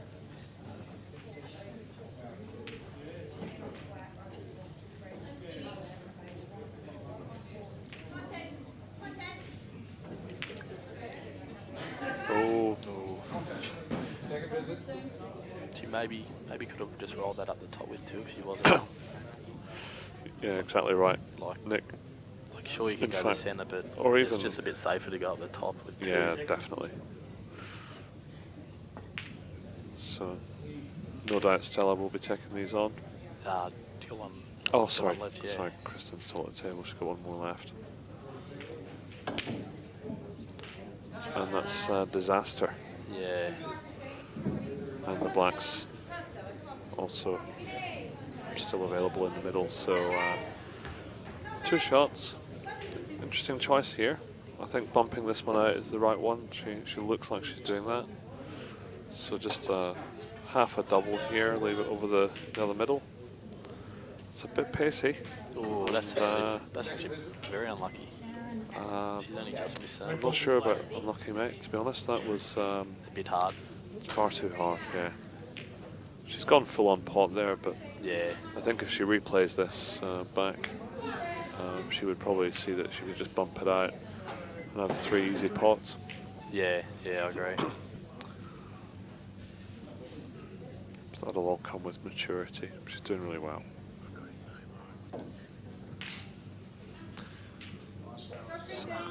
So Christen just trying to put the black on the bottom cushion, overhit it. So great chance. Pressure pot here, Stella. On the rail makes it quite difficult. It's a great chance though. But if she knocks it in, she's right. Yeah. She'll just be focusing on the pot here. She hits the ball well. Really good shot.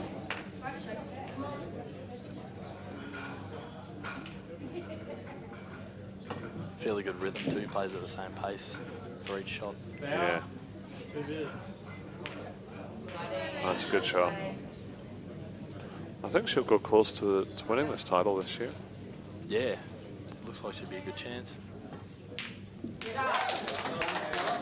Nice finish, 3-0. And Katrina on reds with a great opportunity. She gets 2 shots as well, so even though she's burned that one, she's got another opportunity here.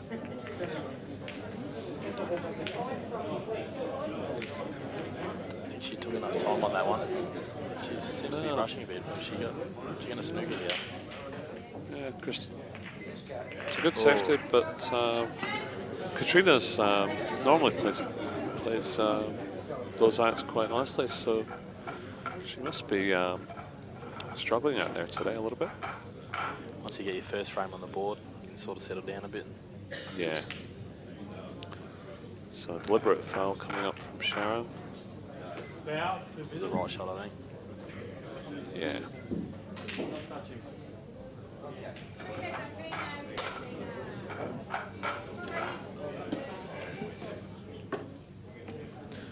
So 2 cushions, kiss into the yellow, full pace off the black, and pop the yellow in the corner. She's got 2 shots now on the reds. Oh, sorry, she's on the reds. That's right. It's a good shot, nice white. Yep. Just that red to bounce a bit more. So is that another good break from Sharon, or sorry, from Stella, or was that Kristen's dry break? I think that was Stella's. That was a dry break, I think. Oh no, that was a break by Stella. It's a good break. Yeah. Got a yellow ball in. Only got one bad ball up the top, touching that red. How would you look at getting that out? 30 seconds. Just Trying to spot this one. She's tried to get out now. Yeah, I think. Did she? Do you think? I thought she might have been trying to kiss into the red on the right hand side. She's got a good angle now. She can just roll this ball into the centre, and then she'll be on the other yellow in the centre. She can cut that up the top and knock those other two out. Your first practice, you have 5 minutes, table 3. She gets up a little bit. I think she's got an angle here to take the one in the middle if she wants. Just, to just a bit of just bump that one off the cushion first, bulk rail. Bottom right off the bottom cushion. Yeah, she wants a little bit better position for that shot, so she'll try and do it now, and that's a little bit careless. She wanted that. She's got the angle now, but she's got 2 dead balls. Yeah, I think could have played that shot, rushed that one a little bit. Yeah. But she's got a 3-0 lead, and I think if she had just took a bit more time and working exactly where she wanted to be, she might have been alright.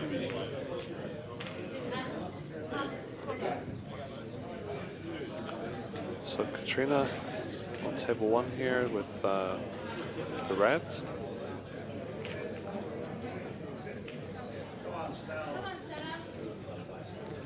We'll just focus on the Katrina game for now, just because it's it looks a lot finer the closing on stage. the screen than it actually does looking at the table. Yeah, that's right.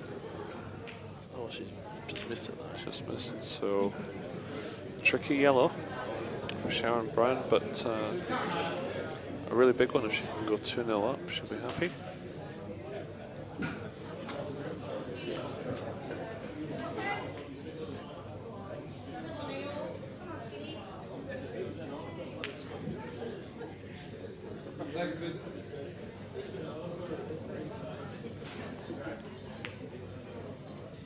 Good shot.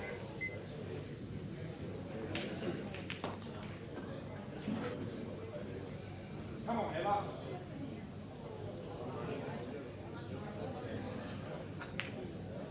Nice finish there to take a 2-0 lead. So we'll flick back to the other table, and Christen Bergman now just playing a really good safety there. Stella's on yellows and will no doubt just tap it, deliberately foul. And that was quite a nice little shot as well, because the reds, I don't think now pot as a plant. She just roll off this side. So you would have wanted, when hitting, you would have wanted to open those up a little bit too, yeah, instead of just sort of just rolling wide out. Exactly right. So now, and the snooker's on got actually. a lot of work to do here. This is a massive shot she's going for.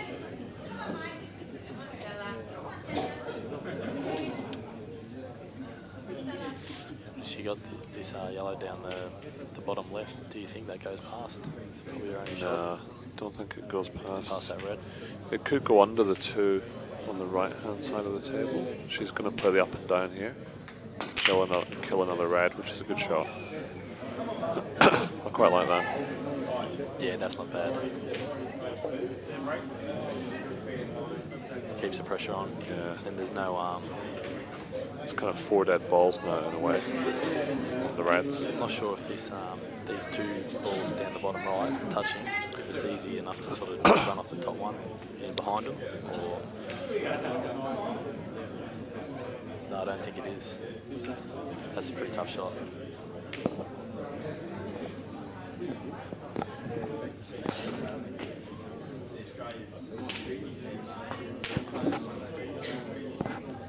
Just a shout out to the sponsors: CLS, Mitchell Billiards, Strawn Cloth, Commercial Club Albury, Aramith,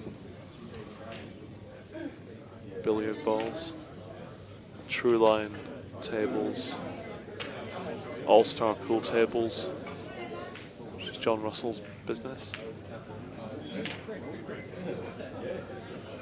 Thanks to all those organisations that support the sport, put on this fantastic event at the Commercial Club.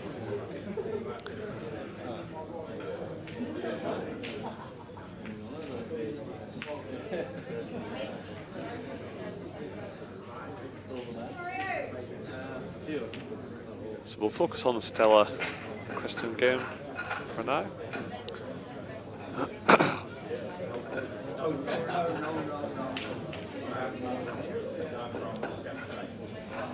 Not sure if she's got 1 or 2 here.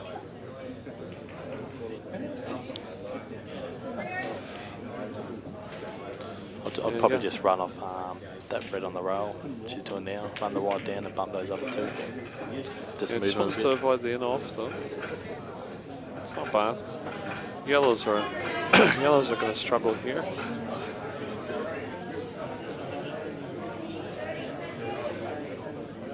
So I think I would be playing the bottom of those 3 yellows off the side rail and knocking the other red safe, which I think is what she tried, unless she tried to double it under them. Yeah, I think she tried to double that. Yeah, I'd have just been bumping the yellow into the other red, put it down on the cushion, and then even more yellows are tied up. So a long way away from that red by Christen. She seems to be missing a few balls, Christen. I'm not sure she's doing that because she's not sure. It could just be scoreboard pressure. Yeah. Well, just in this frame now, she sort of just seems to be hitting them because she's not sure what she wants to do on that red and the yellow up there. And yeah. I don't think Stella wanted to pot that ball, by the way. Nah, she was hoping to take the pocket.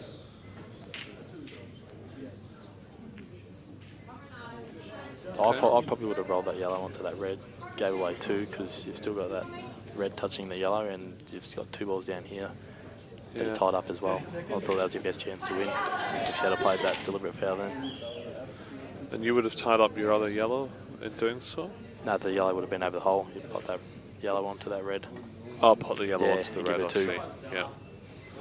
I agree, mate. That's a good shot. Good choice. So now you can't really do that because she's opened her balls down the bottom. Yeah. Some value in coming up the backside of the... Great shot. Great shot, but a little bit unlucky. She wanted that just to stay over the pocket, I think. Well, she's got a big double one. Yeah, this is a big face cut double. It is a big pocket down the bottom left.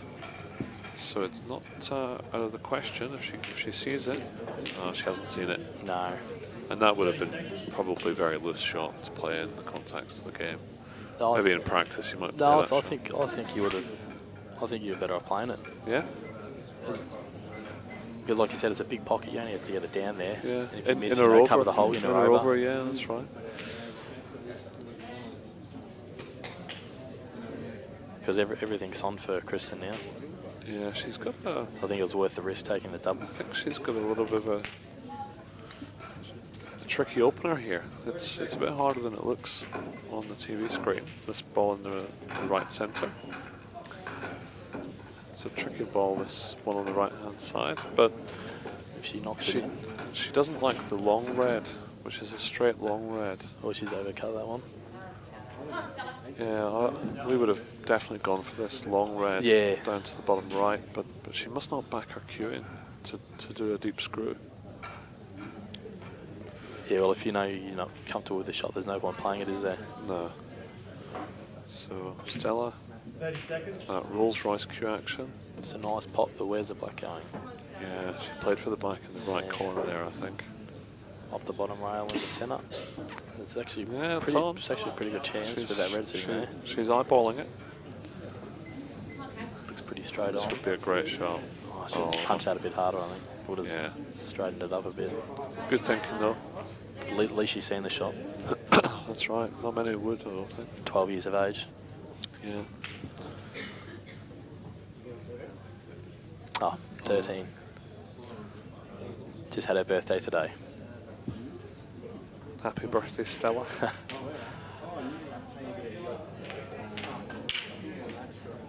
Oh no. So that looks like it could be... that's a match. Could be curtains.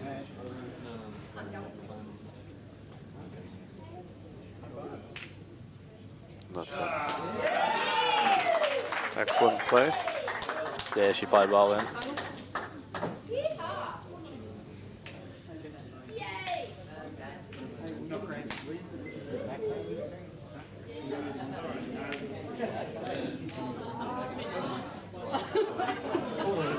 just had a message in from someone saying that Stella is actually 13 years of age. So we've got people saying 12, people saying 13. Either way, she's still a great talent.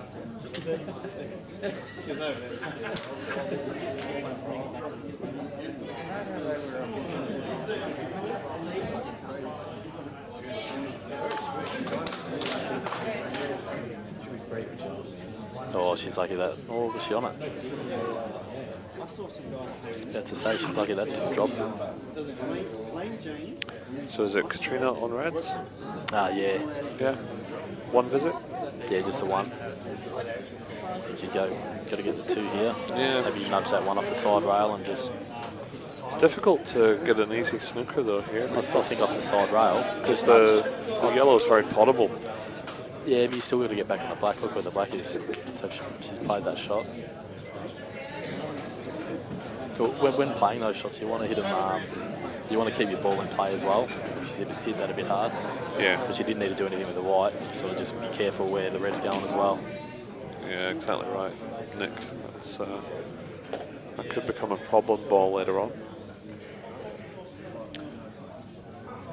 So Sharon's just playing a sneaky little safety. A deliberate foul, pushing a second red over this hole. It's covered. And with two shots, this is going to be a tricky out. If you knock this one to the centre, just bring your Men's singles, table 9. Alec Evreniadis, South Australia. Justin Thursby, Queensland. Alec, your first practice, 5 minutes, table 9. I was thinking knock those two out straight away. She's got on this one, but now. Yeah, I agree. So now she's got a tough shot and she can't even knock them out. Yeah, it's tricky. Well, she's quite a good potter, Katrina. I think she can take this ball up into the back pocket and screw down to these tricky reds. I'd actually be... Or even if you just knock it in and come out, like as long as you're on it, use your two to get both of them out. Yeah, I would want to pot this top red, bring the white back down somewhere near the black, and then play the bottom red off the cushion into the other one at pace to bring them both out. Yeah, then they'll both come out. This is a bit dangerous here from Katrina. I don't like the black moving. She played the double. She played the double. It's a really good option. It's a good effort, that. And I think she's got a great chance here to play the double on the right-hand red and bring the other ball out in the same shot. Yeah, it's a big shot, but I guess what else you got, eh? And also a massive pocket. But with one visit remaining, does she have the guts to play this? Well, there's no easy safeties or... the shot the crowd want. That's right. No easy safeties or snookers, so you might as well take on the finish. The black's now open, so... Yeah. I don't think she's seen it yet. She's going for the less risky option. She's going to come down. She's coming down to the business end. Let's see. Is she on it? Oh, that's perfect. She's had a nice little kiss there. That's a good shot as well. Still got to play the double after this, though. Not sure what she's doing here. She's trying to play the snooker, but I think be a good shot, actually. I think she's left her on. Has she? Yeah, I think she has. Well, it's a great shot if she hasn't. If she just comes and off if the she rail, has, bottom it's rail not first. so good. Sharon, even if she can get this off the cushion first, she's still got to judge the pace right to get position on the black. And people have a tendency to overhit those, Nick. Yeah, you don't want to hit it hard. I would just use a little bit of I'm gonna right call the car park here. I'm running. Looking at the table, not the screen, it looks like she's got heaps with it. Yeah. Probably quite easy. I think she might be going into the red actually off the cushion first here. Oh no, that's a good shot. She had plenty of room there. Yeah. So these are a bit easier when you're 2-0 up than 2-0 down, eh? Yeah, for sure.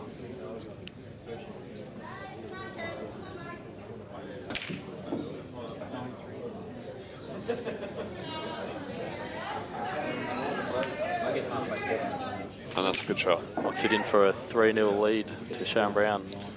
Yeah, both these matches today in the women's singles are steamrollers so far.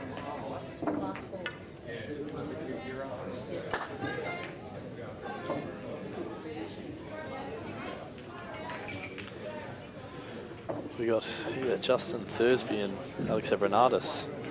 Oh yeah, that'll be quite a good match. That's a very good first round match.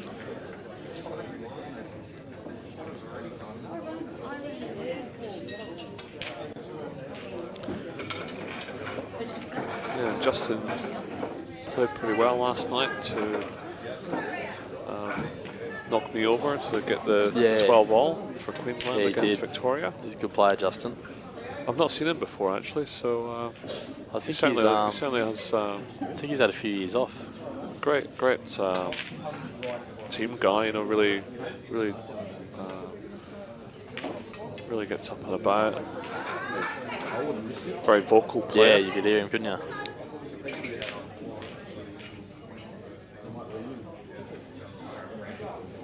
So we've got Alec Evreniadis here practicing before his match. One of the greats. The probably won more tournaments than anyone else in 8-ball, I'm tipping. Oh, for sure.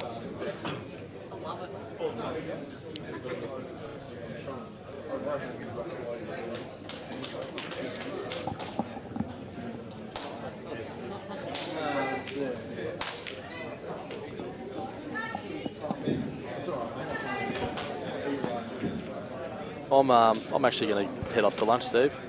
Yeah, so I think I am as well. Actually, we've got a singles match coming up, folks. So I'm going to pass you guys it over to Jason Tanaskovic. So yeah, so the ACT boys are going to jump on, and yeah, I'll leave you in these guys' hands. Thank you. All right, thanks, guys.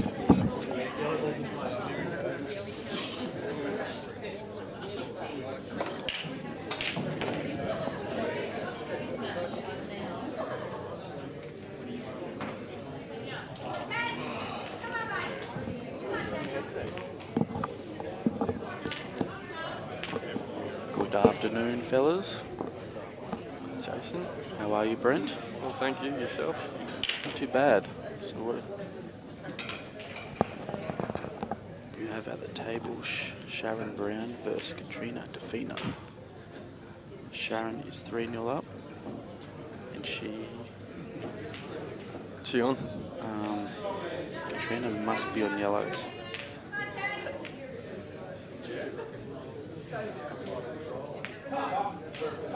It's a good shot. Good pot. Bit of work down here in the left. I have to disturb that a little bit or cover the pocket at some point. Pot a few.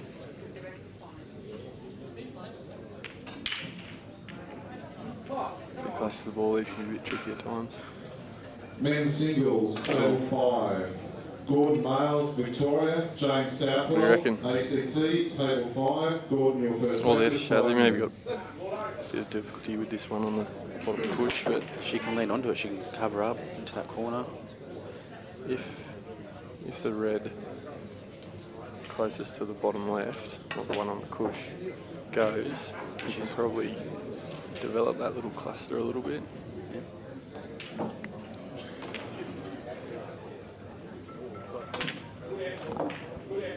She's a good player, Shazza, from what I've seen. She tried to get on this. I think Shazza made the final in Gold Coast. Did she? I think so. She won one? She won the singles? Maybe it's a final. Yeah, I think she got runner-up.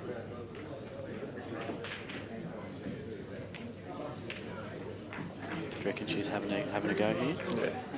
She got Engel to run into it, or She's covering. Smart shot. it's a good shot. So you have to take the risk. She'll be working hard for that out. 3-0 up, why not? That's it. Smart shot.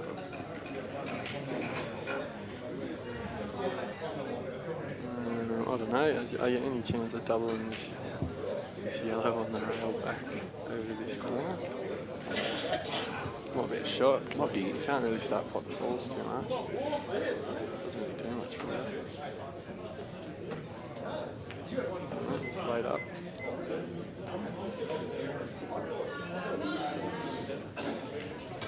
There's a chance here. If she can get onto that red next to the black centre. I don't know, it might be too much of an angle. Just looking at it. Might go up the top, try to stir the cluster.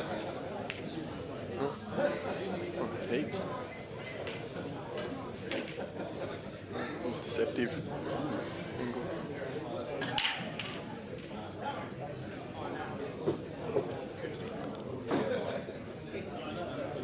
Do you think this yellow here doubles now across? Yeah, she might be looking at it.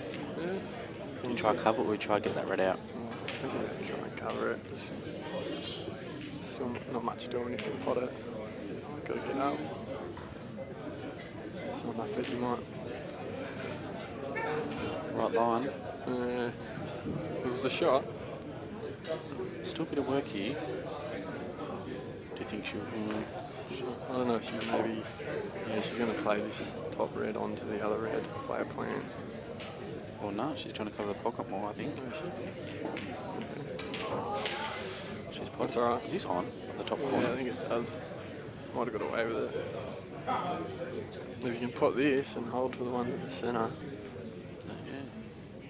It's a fair out, but it's doable. It's easy for me, though. It's always easy for me.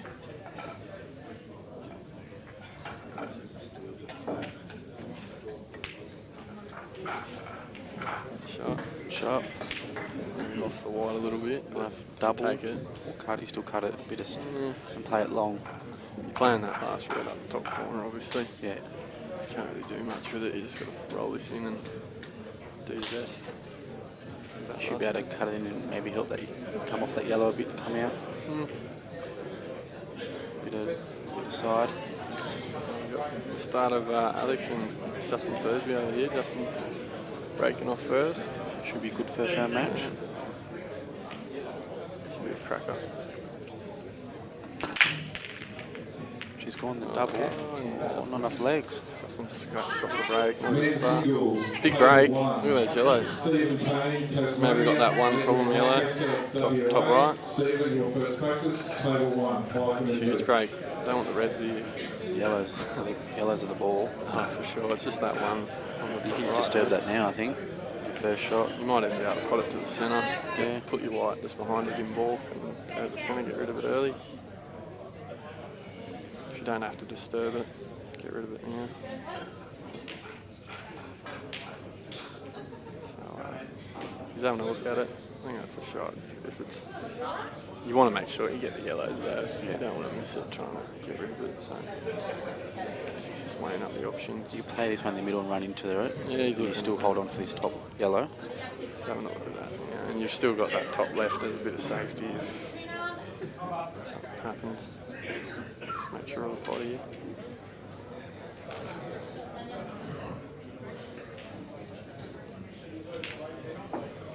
Yeah, it's a shot. I like that. Try to lean onto this ball now. Off this. Yeah, I'd say so.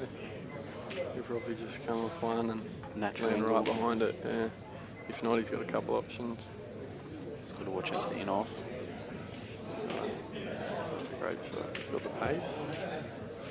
Yeah, he's right there. Rolled another ball, Yeah. so much easier, but it's still a good shot. He's got a chance to land on this bottom one, or yeah, that's right. He's got to get the pot. Yeah. Good weight here. Put a bit of You bottom. don't have to smash it. You just want I'll to do cover it or anything pot it. available umpires in the room if they can please come to the desk. Oh, could be a crook spot there. It's landed halfway to everywhere.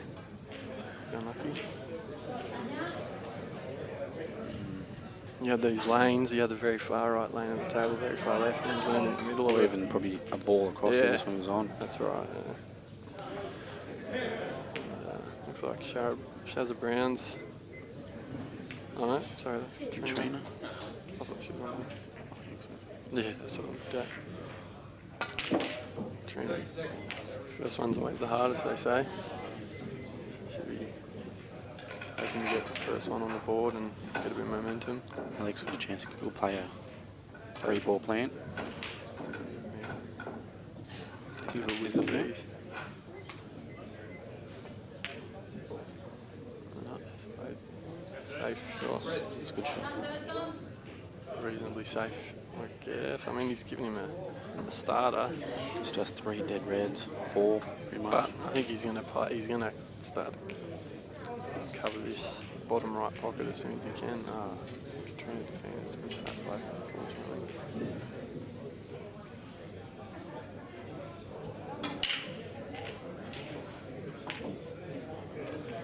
That's a Shot. great shot. It's a top shot. He just completely turned the frame on its head up with that shot. That's a massive shot. He was in a bit of strife there, to say the least, and he just turned it around completely. Maybe a touch lucky that didn't fall in, but he was going for it. Now, do you think Alec can get these 2 yellows out in the one visit? I'm not sure what he's going to do. I'm not sure whether he wants to pot this red or is he just going to double it out and get rid of them both. Yeah, wow. That's a good shot. That's a great shot. That's a good shot.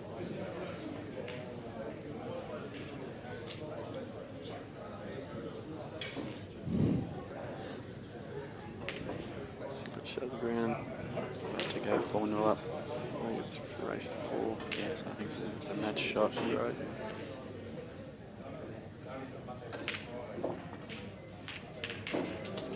Well done to Sharon, winning her first match. So, what do you reckon? Justin's going to try and get in and cover this pocket, the bottom right pocket. He's got a big pocket there. He can either play a plant, he probably can't play the plant, he's got to keep this one red down there. Take the top one here. I guess it depends what he's thinking in terms of the front, whether he wants to. I mean, you can have a go. If you want to have a go, you've got a big pocket to the bottom right. It's just that one on the cush closest to the centre. Everything else is sort of doable if you can disturb that. Because that one in the centre doesn't double, doesn't... It's a bit of a spot, but if you can bump it off... Or, yeah. I mean, you can always, if you leave a big pocket, you can always come back and use this pocket twice. I think he was trying to lean for angle there, was he? To have a dig at Yeah, just it? need the umpires to sign it now. So. Oh, that's good. Thanks for wrapping it. No worries. You reckon he's going to have a crack at this? I think so. I think he's got a little bit of angle. Tried to make it quick for you. You're too kind. I can't believe I'm this. I'm not playing for the plan. Anybody else? It's a hard shot because you've got the... That's off the rail. Yeah, the bottom red's off the cush. If they were both on the cush, it'd be a bit nicer, but I don't think he... If he hits his sweet, I think it can work. Can he hit the bottom one? I think he can. Or straight up. Yeah, without having to play the plan. Yeah, that's on. And he might just... No, he's having a look at the plan. Too much of it. That's where they get the upper hand against us. Men's singles, table 10, Nick Young, Victoria, Lee Thayer, WA, Nick, your first practice, 5 minutes each, table 10. It's a great shot. I think the bottom one now can, if he has to play defensive, goes in there, into that pocket.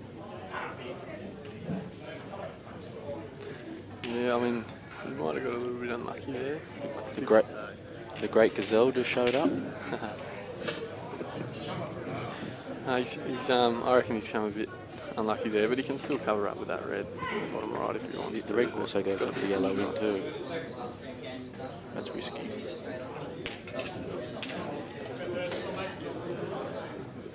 Maybe he's got. Or maybe he's trying to cover with this. Maybe he's got a quarter of a bucket and he likes it. Maybe half a bucket. I don't know. He's having a little bit posy on the red, the last red on the push there. Just off the bottom push. It's hard to see if that's on from here.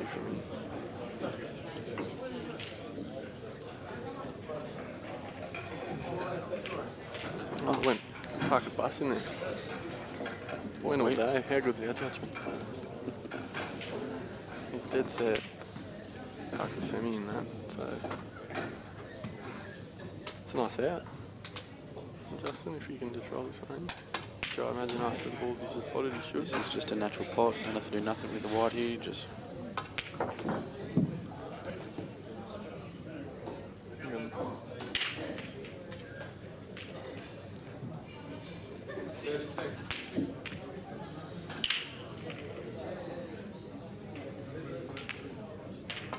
It's a big shot. Be a danger man if he plays like this for the whole tournament.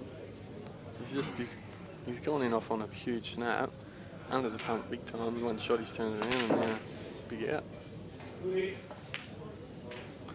nice out by Justin there. It's huge out. We got Nico Young warming up for his match as well at the moment.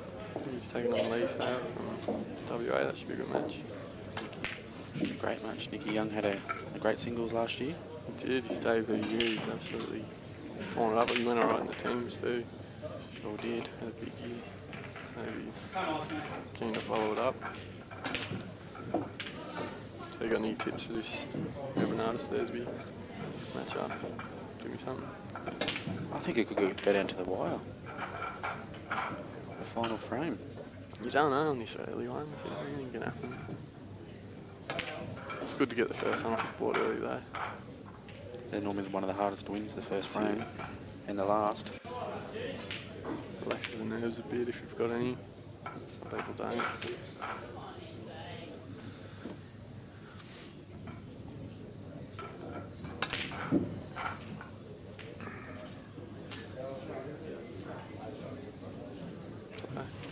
How's the Albury Commercial Club been treating you, Jack? And I just got here today playing the singles, but you've been here for a few days. Yeah, I've done a number on the pokies. What about the buffet? That's usually where I do. I actually haven't been to the buffet. I've used the cafe a fair few times. The milkshakes are good here. Yeah, they're good. I'm not having any of those. Come up dry. I've seen a few dry breaks this tournament so far. You were saying earlier it's men's singles, table 14, hard to Don Kolbe, Victoria, get a ball in the break at times. South Australia, Don, your first practice, 5 minutes each, table 14. Proof right there. Another unreal setup by Dan Lynch here. This is super stuff, isn't it? Sitting at home, being able to watch this sort of stuff. Does a good job every. I was driving down here in the passenger seat watching some old videos. It's a video of it. You just jump on your phone and have a watch. Dan does a great job. It's a bit careless there, I reckon. Thursby. But still a bit of work to do on this round. I think those reds are the ball. Yeah, I mean, you got those two up the top on the yellows that could this be one a bit of trouble. In the middle, pass to the centre. It might go to both centres. Might just want to. And I don't know if it looks like the left one goes to the top left, so they might be alright.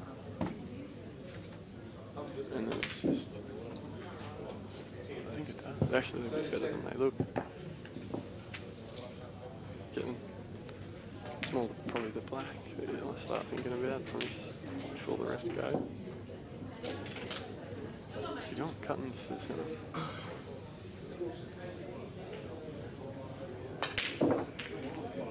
Oh, he's got yellows. Wow. Okay. Didn't expect that. Did you? No. You obviously liked him better. Well, I think that yellow on the black passes into that right centre. Yeah, but I'm looking at these two on the left, and you either got to play a plant or get on one to another pocket, which is a little bit tough. And then you've got this. Yeah, I don't know. I just like reds better, but this guy's an absolute master. Yeah, oh, for sure. Can't question what he's doing.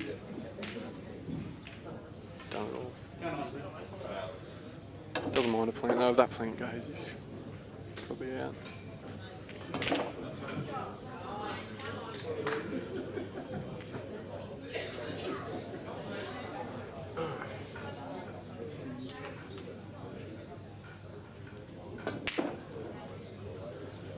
It's a good shot. This plant must be on. It's a great shot. Couldn't have put it anywhere better with your hand. I mean, a little bit, but his white's still coming down off his bottom cush though, because he's got to cut it a bit. Cut the top And this yellow a other bit, yellow so- could go to the rail. Don't know where he's leaving his white after this. He might come under this yellow. Yeah, I don't know if he can. He might get to under the centre if he gets it soft enough. Oh, it's enough. I think he would have been playing for that one on the black to the right centre, but he's got a bit rough on that. It's a big shot here in the centre. Unlucky, but if you can roll it in, you got it.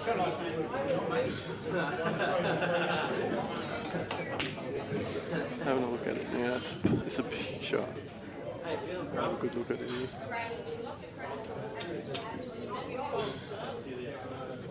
Another one. No, I said it. Good effort. He couldn't hit that much cleaner. Table 8, men's singles. Rolf Banty, ACT, UR, Northern Territory. Rolf Banty and UR. Table 8. Big match.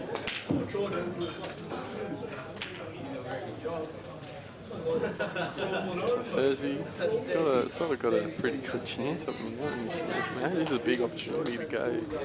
You hit it, you go for this red now and you can... Just want a little baby kiss off the back. Make it a bit easier. Yellow. I mean, he's always going to do that at that pace. Unfortunate, yeah. He's always had to be a bit softer. These whites. He's still in the front seat though. How easy is the one to the centre? Is the yellow in the way at all? That one to the left centre? Doesn't look easy as from where he is. See, now you'd almost back Alec in from here. Before that shot, I thought Thursby would have been alright, but now that you've got this... I think this yellow passes, isn't that corner? He could have doubles. But he's still got plenty of opportunity to break into this. He's got that red over the right centre. He's got the red over the right corner that he can... So you can cut this in the top corner. Do a bit of stuff with. Let's put some pace on this. What's he going to try and go into it now? Go through the gap of the red and yellow. I think that's what he was trying to do. It's alright. It's not a bad result. I don't know, Alec could give himself some angle to break into this. Put the one to the centre. I think this one on the red doubles into the centre. Yeah, it's a big shot. There's a couple of ways you can do it. You can either play that double to the centre when he gets on it, or he can play this and try and leave himself come out a bit and try and leave him some angle to score off the bottom rail and go into it off his second pass yellow. Don't want that on the cush. Do you reckon he's playing this for a double? Or was he I think playing he's into going to this? try and dig into it and just get it out. What do you reckon?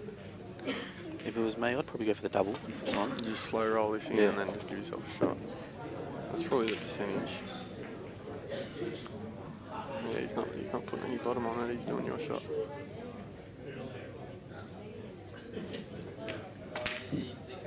Nice. Just tried to come in the bucket, but didn't hit it how he wanted to. Well, you're having a crack at it. Are you opening this up right now? You just... Justin's having you've got this one to the centre. He's got the... Do you open it with the one over the right corner though? You do, but I don't think right now. You bring the risk in though, that's yours. I think you can play this red in the left. Yeah. Or is it too much? Or do you just give yourself more of a chance by playing the one in the right centre and coming down onto it instead of... Getting rid of this red now. He's played the cannon. That's a strange shot for me. He's just put himself in to all sorts by doing that. I mean, if it comes off, he's a genius, but he didn't need to do it. He doesn't have angle on this red to get down on it now. Oh yeah. Oh yeah. You can always open. Dan's just pointed out that you can open up this bottom left pocket with the red just below the bottom left centre. Plays off it. That's probably a good shot. Good eyes, Dan.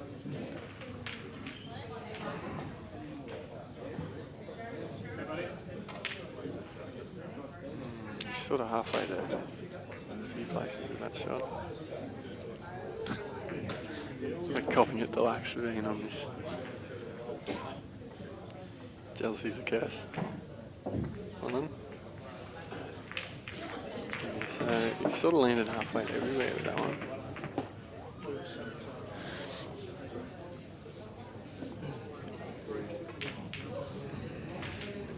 Good recovery. He's on that ball of Dan's. He's on that shot. Yeah, it's a good shot. So you stun it back about a foot? I think you just want to make sure you open the bottom left. If you open up, you still... Just play it well off it. Make sure you clear the yellow off the other corner. You can't... I mean, you don't want to land. You just stun it. Make sure you don't do anything. Because you want to land on this one on the right. Yeah, you want to float down, but you want to open this bucket more. 30 seconds. It's not a bad shot. It's okay. Continuous frames with mid. It's changed teams a couple of times. Uncharacteristic. Shots from both guys. Do you cut this in and run straight into it? No, yeah, I guess. I don't really know. In the ideal world, he'd probably be on the other side and double it back down to this bottom left, but he's obviously not there. 2 rails? I'm just trying to think, is there somewhere you can leave it safe? Do you play your white to the top right? Try and use this yellow to snooker him on the red over the bucket. It's asking a lot. He's going to have to come up with something good here. Triple. Up and down double to the corner. What's the top? Because this guy sort of red onto the bush and maybe covering it. That's a good shot. Has Justin got angled now to have a go here? Well, even if he doesn't. He just needs to screw back, nick the yellow fine, enough for the red's on, and you come off this one in the centre. There's still a bit of risk in that. I think the percentage is you just lay that red. You just lay it up and go over the bucket a bit more. Make Alec play a shot. You know? No, he's having a crack. Of course. There's a bit of risk with this one.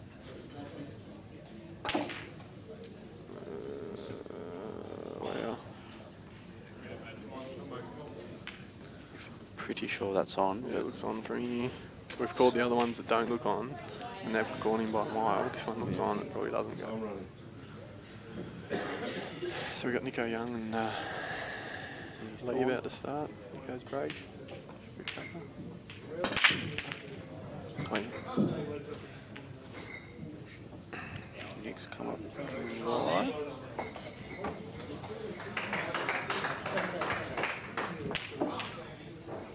And Justin probably want to get that one a bit better.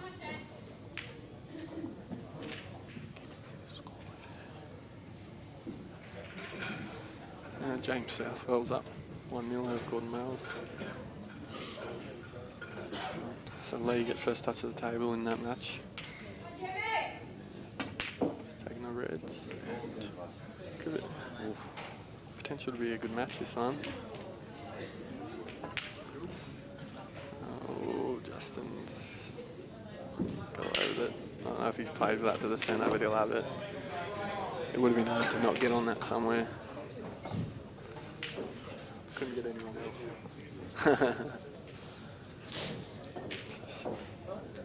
This one gives yourself good lead in that match.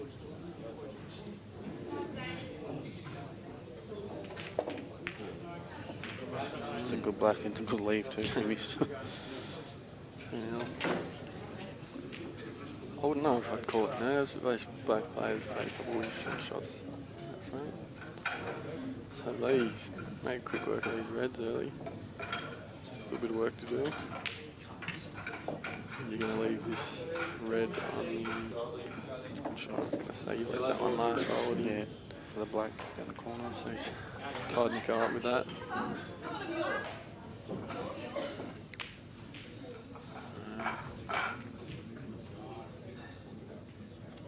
If you're Nico, you maybe cover this bottom left bucket and let Lee try and have a go. I don't know. You try and cover the bottom right bucket. I think he's 30 seconds. Try and cover the bottom left. No. So he's put the black into that bottom right corner, and That's he'll not a tie bad up shot. that corner. Yes. Yeah. That's a good shot. If that's what he's doing, I think so. Because black puts the black mainly into that bottom right. I mean, it does go to a couple other places, but you've got to get in behind it. So he's just having a look where he can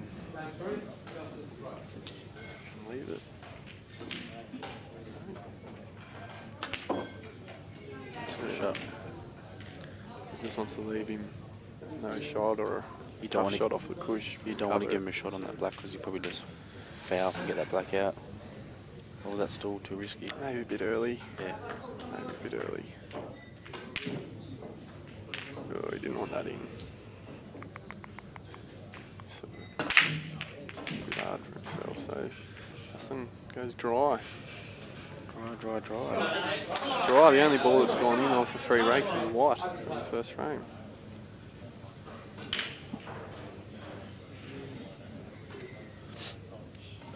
Nico's going to have to come up with something.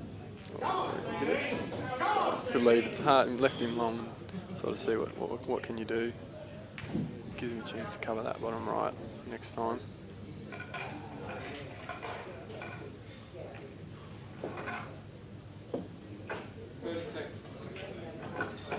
So do you look forward to your match, Brenhampton? Yeah, should be a good one. I've driven up here this morning and taken on a South Australian, is it? Australian rep? Sawanaka. Don't know too much about him, but know he can hold a cue, so. Good player. He knocked me out of Geelong Open this year. Yeah, looking forward to it. You always want to come away and play different players, and players of good quality, so looking forward to the match for sure. Hopefully I can turn up, give him a bit of a run. Oh, unlucky there, Nick. I think he's left a hole still. Goes off the yellow wing, I think, as well. Yeah. Still, you got to make sure this out for lead. Still a couple of things in here. You just got to. You want to get rid of that top right soon. He's looking at the left one, top left. It's not on a grade. And it gets a little bit hard from here because if you play the one over the top right, you got to be perfect. Because you don't want to leave that top right one for last. No, it's playing the smart shot. You can have a go at this, but at a good weight, you might cover it. If you pot it, you're on everything. It's a good shot. Maybe a touch hard. He's leaving your ball last, the one you don't want last. You have to land pretty straight, I think, to screw back to the side rail. I think you just roll this left ready in, just to give yourself a cue ball to hit. You don't have to do anything until maybe when this body's an easy. You just want to give yourself a white ball to hit so you can screw straight back. Anywhere in the centre of the table, all right, for the black. Oh, missed that one. It's all right, he's still in control. I think Nick's going to cover up this pocket down here. Depends. Just got to worry you don't hit it too hard because you can always pot it. I think he's maybe going to cut this middle yellow over. This one's below the black spot. Yeah. Do you reckon? No. I think you just got to hit this one on the rail just straight. I don't think you can afford to give him two. No, he's cut it to the left He's corner white and try under and it? nestle it under. Now you just cover up this pocket. Just do that. I mean, you can play a snooker. Even, you know what I mean? Like you've got that top red covered. You could probably play a snooker and cover this pocket. That's what you Use want. the black to cover the other red. Yeah. It's got to be good, but doable. I think he's more worried about the snooker. I don't think he's got it. I think he's covered the pocket though. Maybe. It's a tough shot off the cush though. Lee's killing the black. Set bugger this. Put this on my terms. Yeah, it's a smart shot, that one. I like that shot. Yeah, it's a good shot. Making Get both out in one Nick do shot. a lot of work. Yeah, I mean, it's a But big then the shot. yellow's probably staying back up there again. You would think, it's doable, but it's a big ask. But it is Nick Young. Do you pot it Anyone and can try? do it. Do you try to take control of that pocket and kill the black? You can't. Yeah, two can't shots give of him black's two. easy to get I out. don't think you can risk how it lands and just give him 2 on the hope that you leave it real good. Unless you're going to be really close to it. I think he might. He's just going to save the 2 and get them both out. And Do you see cover what he this has. pocket, then try to get both out while you got control of this pocket? I think that's an option, but whether he does or not. Whether he covers it up, then tries to get it out, or whether he just pots the left yellow, and then has a crack. He's usually a pretty smart player, so I'm interested to see how he plays this one.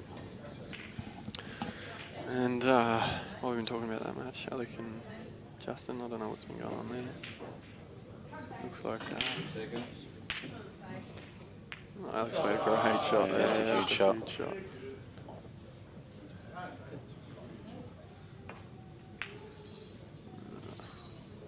Played your sort of shot. He wanted to make it tougher. I thought if he could cover that pocket, he's got a free shot. But he hit it a bit ordinary. Unfortunate. So Alec has got a couple of little finesse. Do you just try to tie up that top red with your yellow? I think he's still trying to do the same shot as he did last time. Still try and just cover that top left. 30 seconds. I don't go in. No, you want that in. Yeah, he's done probably have to do your shot. And if you want to sit in front of the black a little bit, because you could maybe eventually get a foul snooker if something happened. Yeah, Alec, nice shot by Alec there on a string. He's got a controller for that thing.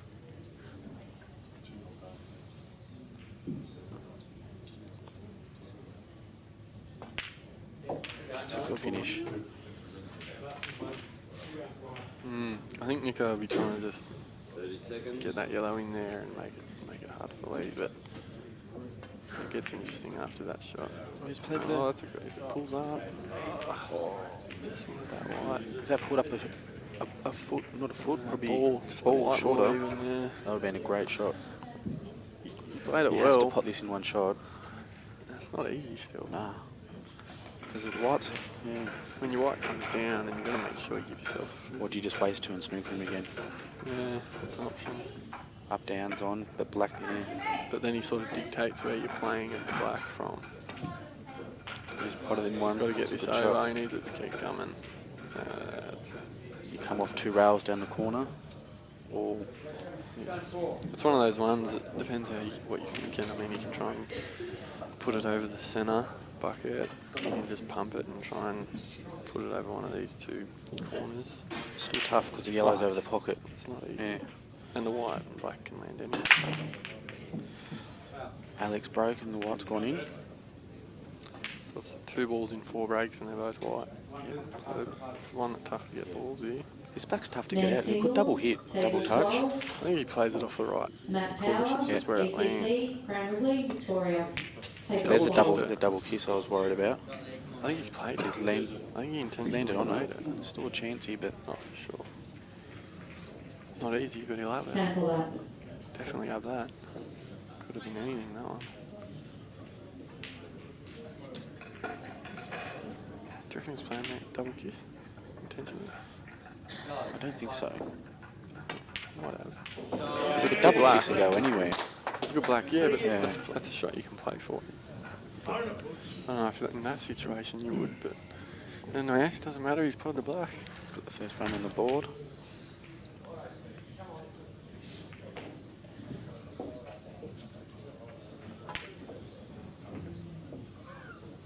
So Thursby back at it on the yellows. If you can find a pattern in there, then not too bad. Maybe got this one yellow in the middle there that might be a bit of trouble. He's going to look like he's going to try and bump it now. Or he's going to cover up. Straight off. He'll have that. Probably not what he imagined, but he'll take it.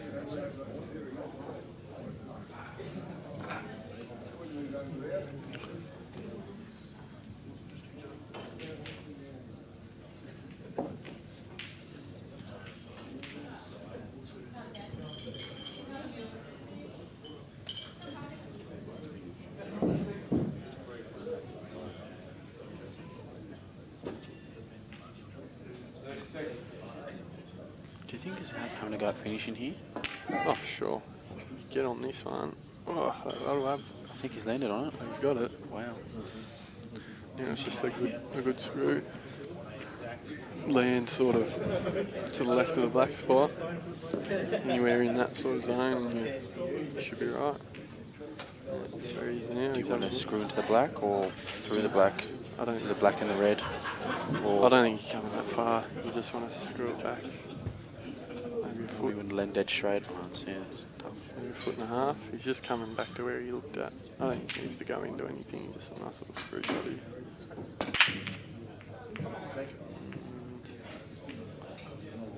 Try break.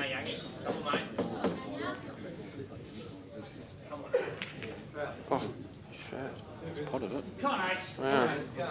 He might have been thinking too hard about what he wanted to do. Big let off for Alec there. He'll relish this.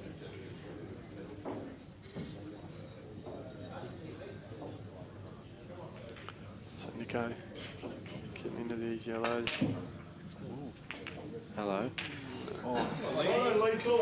Very uncharacteristic. Singing pretty hard. You can see the great Jake McCartney sitting in the background. Hasn't got his, not even ready for his match yet. Is he got a buy? Yeah, that's right, he's got a buy. That'll do it.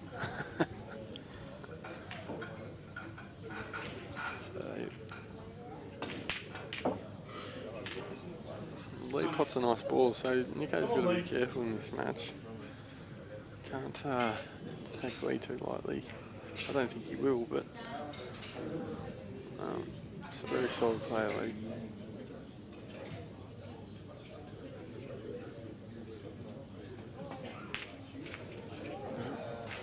I've just put a curse on him, mocked him. Commentator curse, they call it. Reds are still pretty tied up though.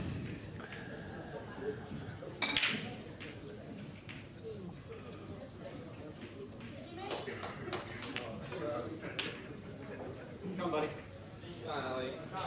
Now we have a dip from here, obviously. It's just, you don't Still has 2 shots, so. Oh, is he? I'm pretty sure he does. Okay. He's probably wanted that to be a bit more sideways. If he still has 2, he's still right. He just doubles across. Oh, you just bump it off if you yeah, want. Yeah, bump it. Come off. Not double it. I'd probably just bump it off. Must be doubling it. No, it's bumped it. It's done your shot. Done the bump. It's a good shot. Less risk. Yeah, less risk. Less risk that way. And you want to land. So you come, your last redsy, and you want to come off one rail out here to the corner, or it's whatever your personal preference is. It's hard to. The black goes pretty much everywhere, bottom left. It's just how you like to play the shot. Whether you screw back, come off the side rail, come off the top push. It's just personal preference for me. He's going to come off the top. Yeah, it's a smart shot. You can just come off one rail, straight back down. Sort of staying in the right zone for longer by going up and down. You're always going to have a shot on the black if it's too short or too long. Whereas if you're going sideways, you can land it in and out of the sweets zone a lot quicker. It's a great shot. Yeah, it's a good shot. Sweet as. Should be 2-all here. Close match. Can Samuel fight back? I mean, in my opinion, he could have had the first 2 as well, so he's done well to get this one back to 2-all. Let's see if someone can get a ball off the break. We've got Lee on yellows. Nico doing it tough over there again. I guess that's what can happen when you was a bit careless. You miss that first yellow. I think Nicky likes these types of frames though. I don't know. I reckon he's better when he's just sort of potting.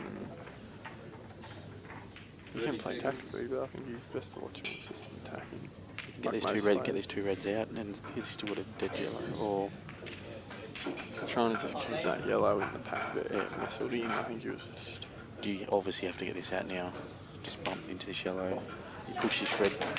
But be careful with that red that's going though. Yeah, I think you end up pushing the red just below it to the left over to that corner, worst case. Yeah. I think you have to get this yellow out now. And it sort of opens the black up a bit as well. She's trying to snooker that's risky, I think. Looking at it off. You got one. Big break. The ball, the first ball on a break this year. Nice cut from the white. Yeah, he's played a good shot there, Lee. It's a great shot. He has opened up the reds a fair bit, but he's still looking good on this one, I think. Long way to go though. These guys are missing a few shots I wouldn't normally expect, which is a surprise to me. So You jump over to Justin's match. Surely you go yellows here. Do you take this one long up to the corner first and you land?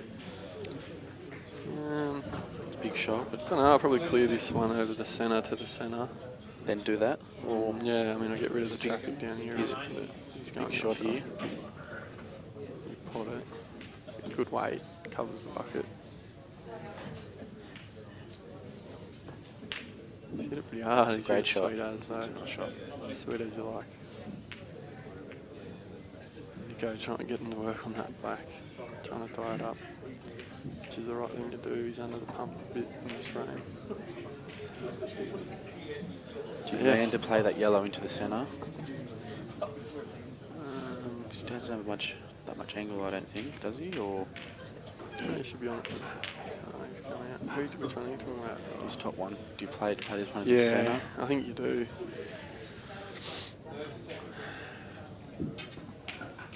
Yep. It's a good shot. He just has to make sure of the pot here and just pot this.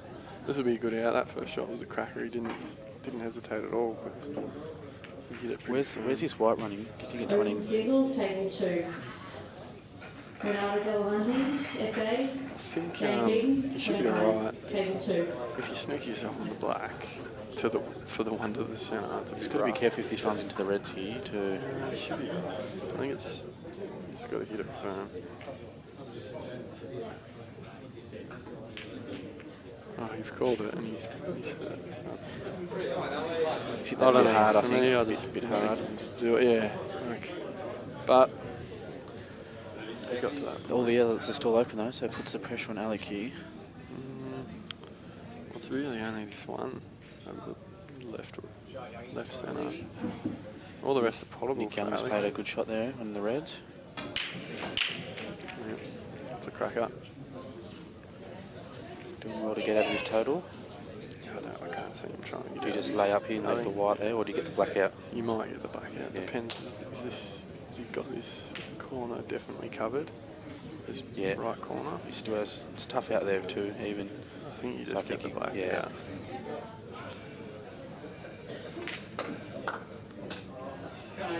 Let's see what Alec can do. He's landed a bit. He's just trying to snooker himself.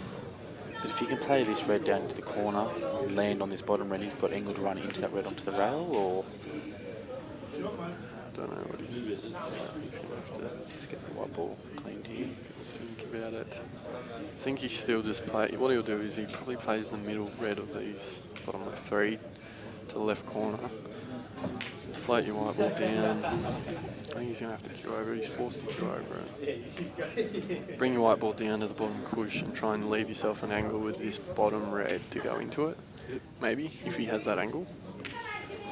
But it's tough because he's got to queue over it. But I think he's got a bit of a natural angle for the white to come down this bottom cush, which will leave him a natural angle to break the red off the left rail off. Could be totally wrong.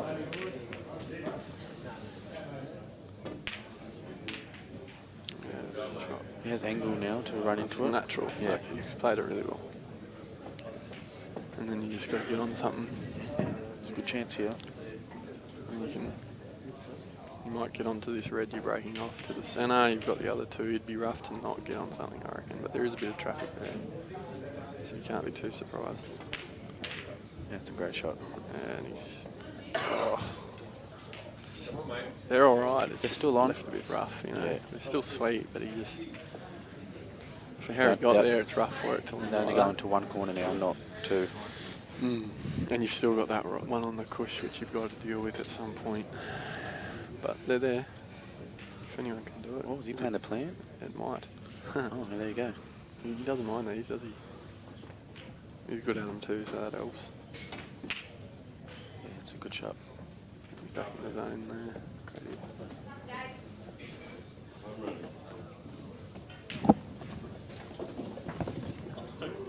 It's still the same frame.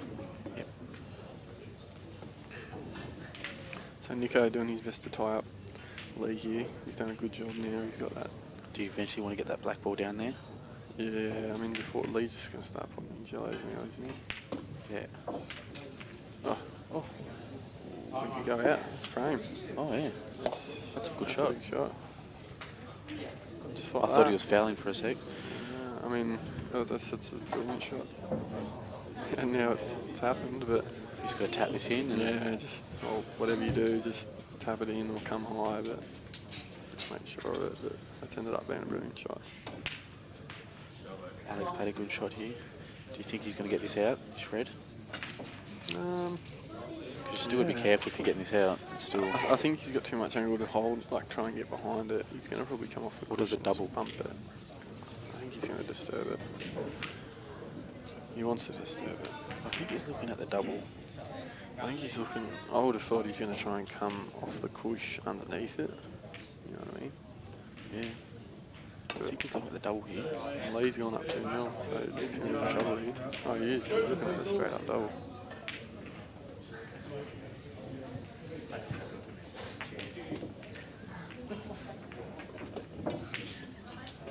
That's a good shot. Great got shot. A little kiss on the bird and he loved it. Do you play this black in the centre, or do you come across to the side rail and you play it long? No, you can play it. I mean, you can play it to the top right, bottom right.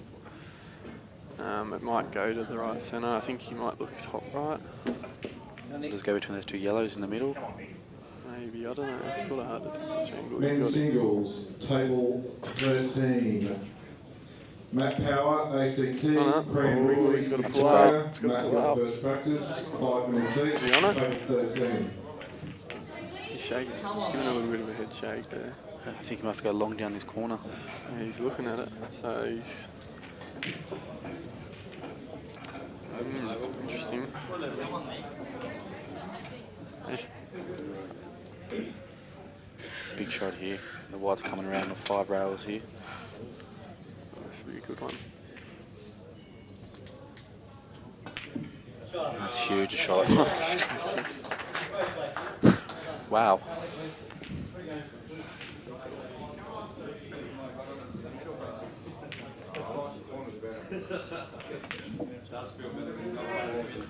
So Nico's got his act together here. Lee's hitting him pretty good, so bit of a match on his hands.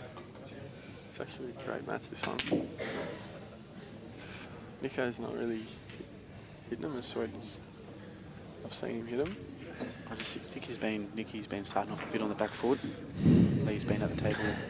I mean, to be fair, in that last frame, he's banged that yellow down. Which I said 3 times, but you just got to make sure of it. Because then it's put him on the back foot with the have to be off the red, so... And Lee's was playing well, so... 30 seconds.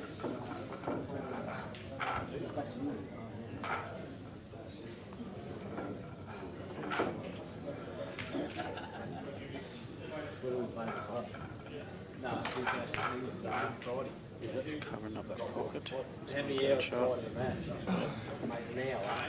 You have to, at this point, you sort of put your pressure on your opponent, make them do something up 2-0. 3-0's big compared to 2-1, obviously. You're on the hill. Well, It's no, best of it's five, best of best of 5, five. but 3-0 compared to 2-1's big difference, obviously. So, and how about that? Ace has just come in like a thief in the night, leads 3-2.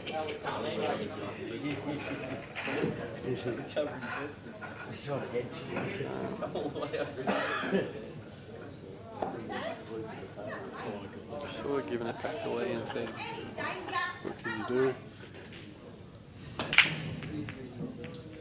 It's got one. That's a nice controlled break. He missed the one to the right centre, but he got one in the bottom left. Is that a 9-ball break, you reckon, there? I don't know, mate. play 9 balls, do you reckon? 9 ball break on an 8 ball table, maybe. I think everyone sort of has their own style of break, and whatever works for you works for you. You see some people break from the centre, some from the side, some mid side, some screw back, some top spin. It's not my personal preference. I know I like to just get in there and give them a good hard whack. So who are you picking to win the Australian men's singles? So I've got pretty much no form to go off apart from what I've heard and recent tournaments. Obviously you're talking form, you've got Sage, he's won about 80,000 tournaments in the last however long. 12 months. I don't know. I'll back Woodsy. Yep. We'll give Woodsy a go this year. He's due, isn't he? It's way overdue. He's lost a couple. What about you? Any tips? I think if I was having a punt, yeah, I'd have James Delahunty. Oh yeah, yeah. But he's in a bit of form. Yeah.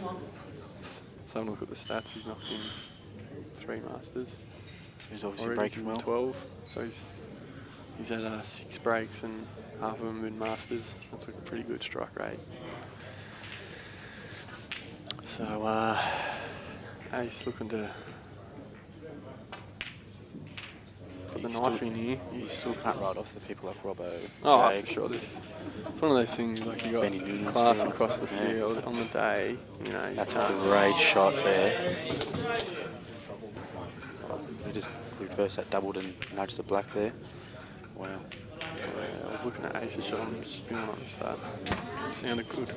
The reaction from the crowd. Please just...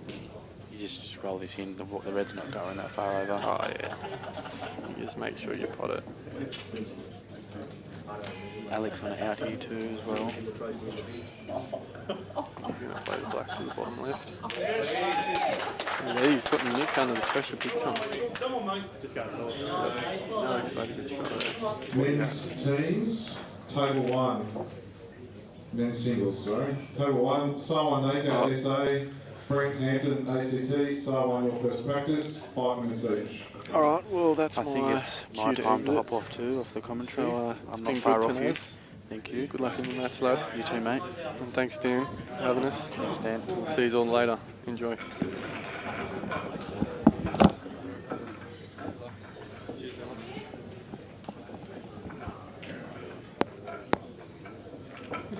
Men's singles, table 11. David England, South Australia, Wayne Gilmore, WA. David, your first practice, table 11.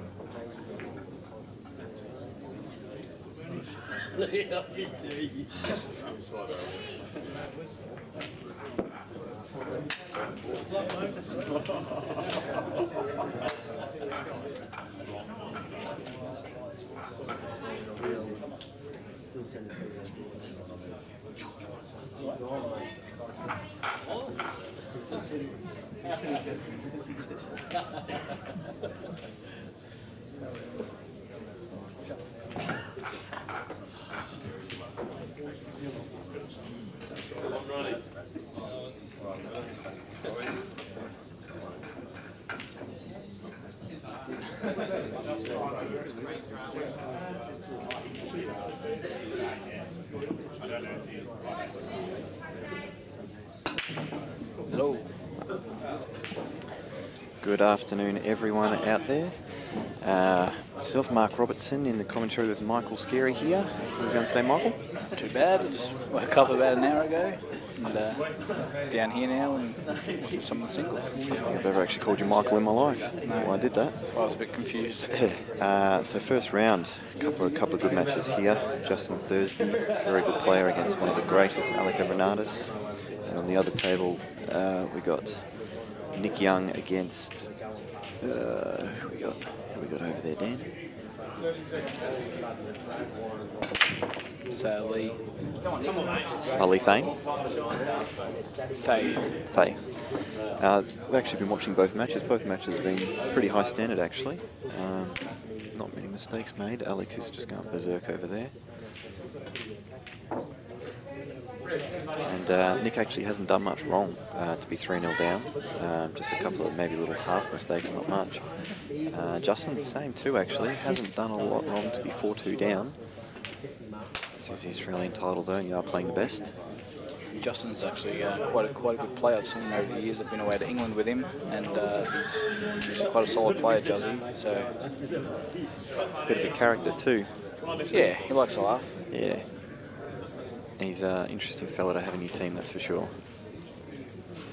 So we got Nick on the left-hand table there. Just trying to get going a bit, I think. Just needs to get that first frame on the board. Yeah, he'll. It's interesting being sort of 3-0 down and thinking, geez, I haven't actually really done anything wrong. So he's still feeling positive on the table, like you've got to knock in all the balls, but it's just going to be a funny little position to be in your mind. Not sure if Alec will be too happy with that shot. He sort of smothered his red on the right-hand table there.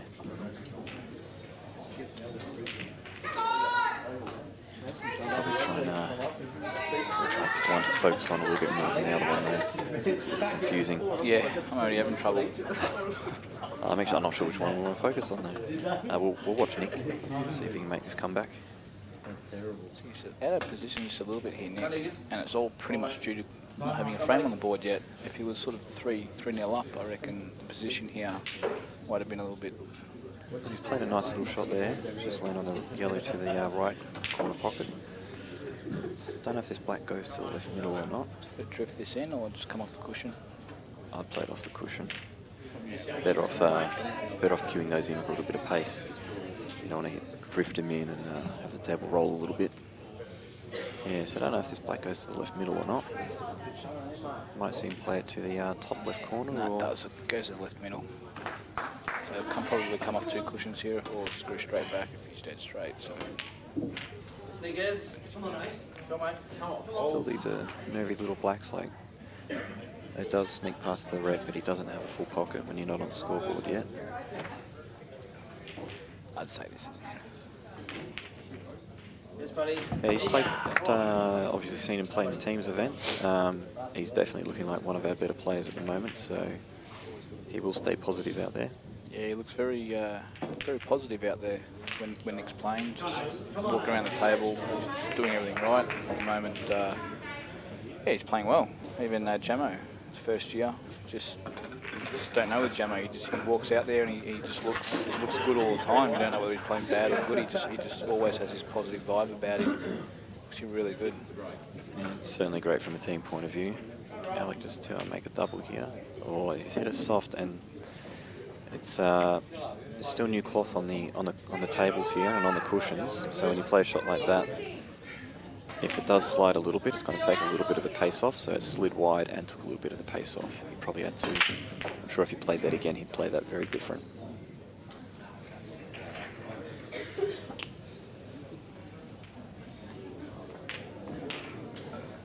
Oh, gee. A bit further than what I'm tipping meant to go. Maybe the far, obviously we're looking at Alec and Justin's game. Just maybe knock the yellow on the far right hand side of the table and sort of swing back around for a snooker. Just send that yellow up sort of towards the red. Or yeah, definitely. I think it'd definitely be looking for Rusty's come charging over to call a safety shot.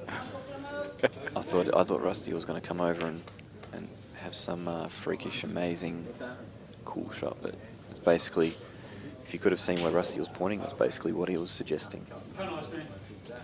Yeah. Red's in big trouble here. Not a bad little shot you can play here is put the black on the left cushion and try and bring the white up, sort of behind the yellow on the left-hand side of the table, leaving Justin difficult out with 2 shots.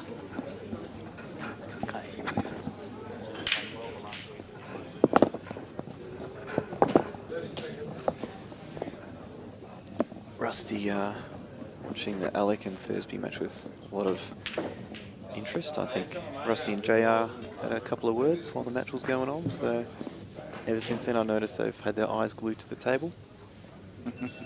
I don't think it's gone Rusty's way. Table 4, Graham Wright, Victoria. Keegan Reid, Tasmania. Graham, your first practice, 5 minutes each. Table 4.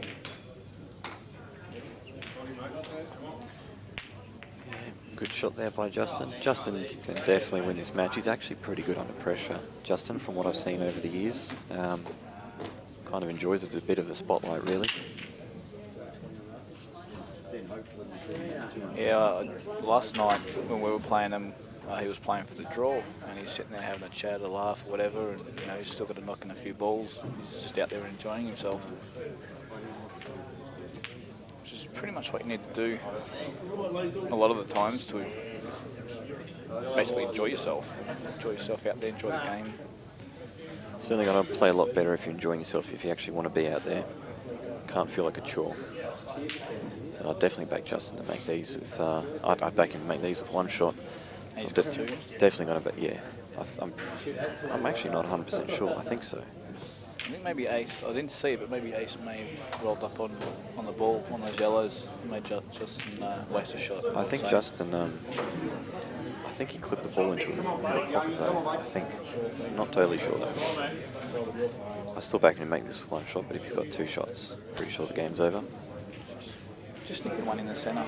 He'll probably hit the red, kill the red, and promote the yellow. So 3 shots here. Pot yellow, kill red, open up the other yellow. Or not. Yeah, I had a look at the table and I totally agreed with your shot.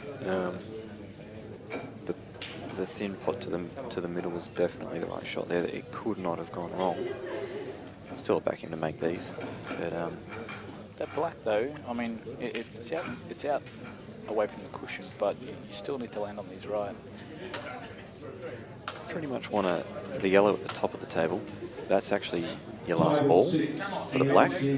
Marc, Queensland. Peter Kitchener, New South Wales. Marc, your first practice, table 6. Confused me a little bit there. It's not. I probably would have played the yellow in the middle of the table than the yellow. Yeah. Rusty's a little bit confused as well. I think you just said what we said about knocking the yellow in the centre. I don't know if it makes me feel good when Rusty's agreeing with the shots I'm suggesting. Not a bad shot there by Nick.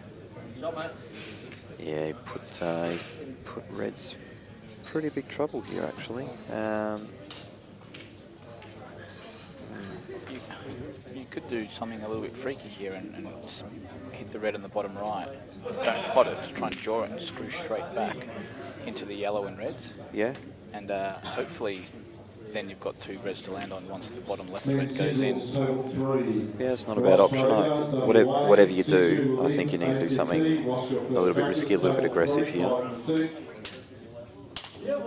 So Justin's sort of accidentally promoted that black into a nice spot, and then he would have made a nice longish pot. So he's held his nerve there. It's not how he wanted to do it, but he's got the job done. He's having a drink. He's having a sip of water. Gaining his composure for this play. I'll tell you what, there's one thing. Nick just did what I said too. There's one thing you don't want to do is poke the bear. I've done that a couple of times. I've done it once to Jake and once to Kurt, and when I did it, neither one of them missed the ball on me. And I have no idea why you'd want to fire Alec Evreniadis up even more than that. He is a strange fella, Justin Thursby. Understatement? He makes you look pretty normal, Rusty. Come on, Danny. Depends what person you get on the day. They're back to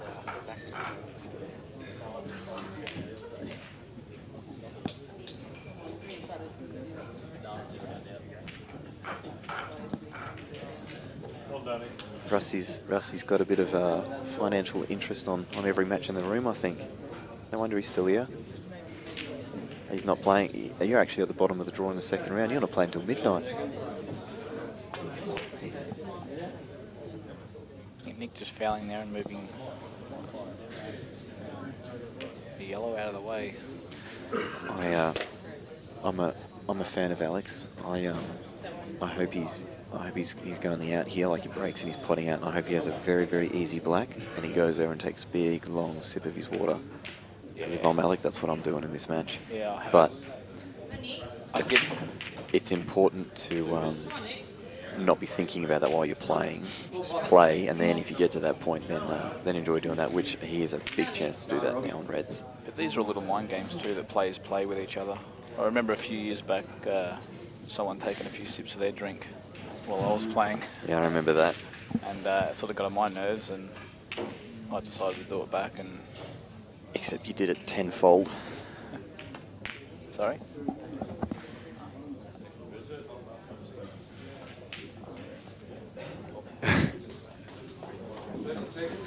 We were playing a teams event, and the guy Mick's playing was very, very nervous, and he had a beer off to the side and he'd pot a ball and he'd go over and have a sip of his beer, just trying to calm his nerves. He wasn't doing it with me, he was doing it with other people, other teammates, and then when I was playing him.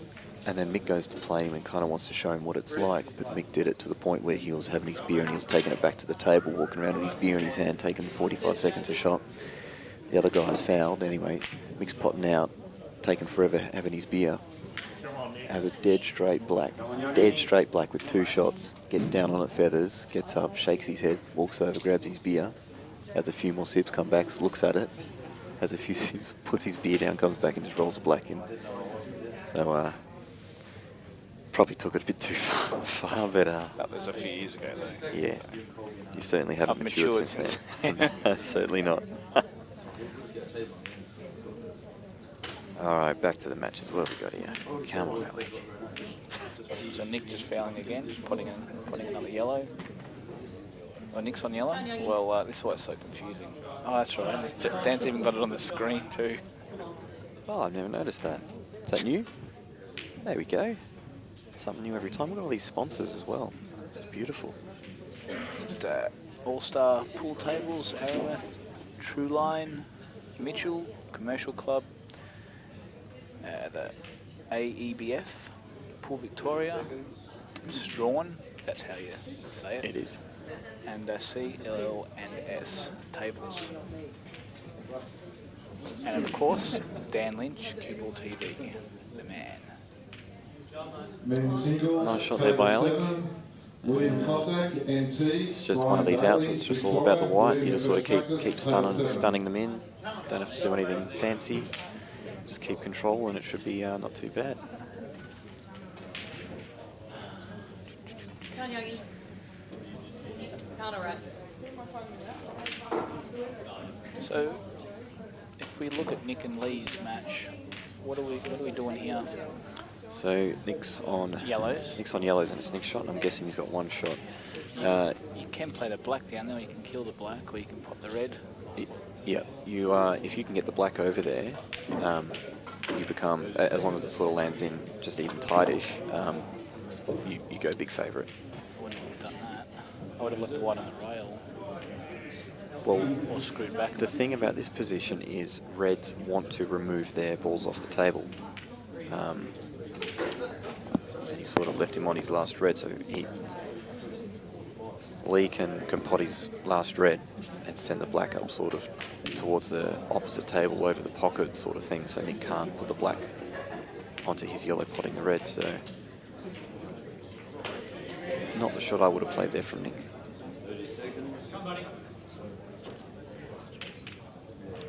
Alex lost the white a little bit. I'm looking at the table, he can pot it, but he can get the bridge out, it's super thin. I think he'd like to come off the back rail and maybe put the red over the pocket. Yeah, he may not have another option. He may just have to go into survival mode here and just try and, like you said, come off the cushion and just try and cover the pocket.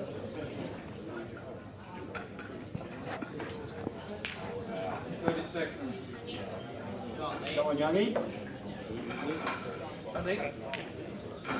Do you think, Mark, with the left game, Nick and Lee, you really need to move those 2 yellows just a little bit, so to make it easier for you later on when you've got 2 shots to maybe knock them out? Well, so now Nick can actually bounce the yellow that's on the right of the red, sort of off the cushion and back out, sort of open them up a bit, so when he gets that chance later on with 2 shots, he can actually get them out quite easy. Because right now, They look just a little bit too tight. So I think now's the time to now bump them, and just move them about a centimetre or so. Yep, get him in a position to extract. That's right. So good shot there by Alec on the other table. He's just yeah, I don't mind that shot too. He's keeping Lee off the black, so he can't manoeuvre the black into any position that he might want to. It's quite a big frame, this one. 4-1 or 3-2.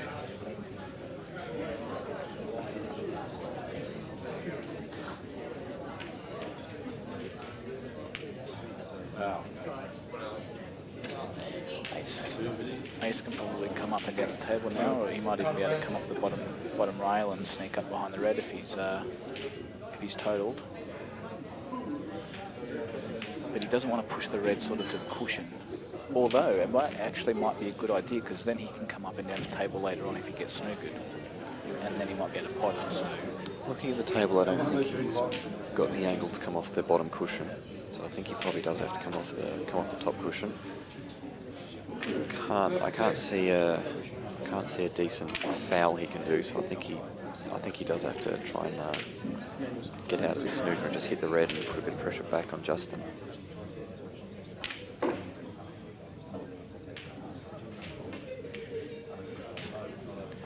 Nick's still in survival mode here. I don't know whether that's got pace. He's hit it. Oh, look at this, look at this. Oh, wow, I think he snookered him back. Oh, my goodness. The ice man.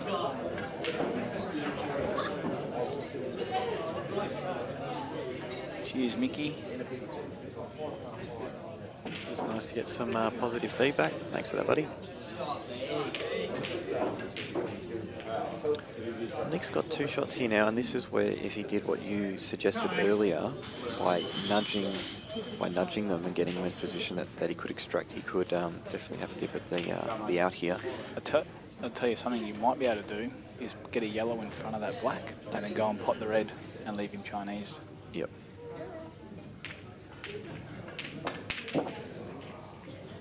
I think that's what he has planned.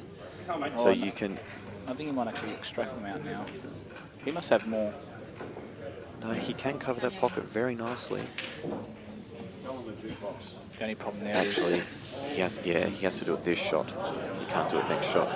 He has to do it while he's got 2 shots, because then he uses his second shot to pot the red, so he can't do that. Yeah, he's going for the extraction here. Good shot. Very nice.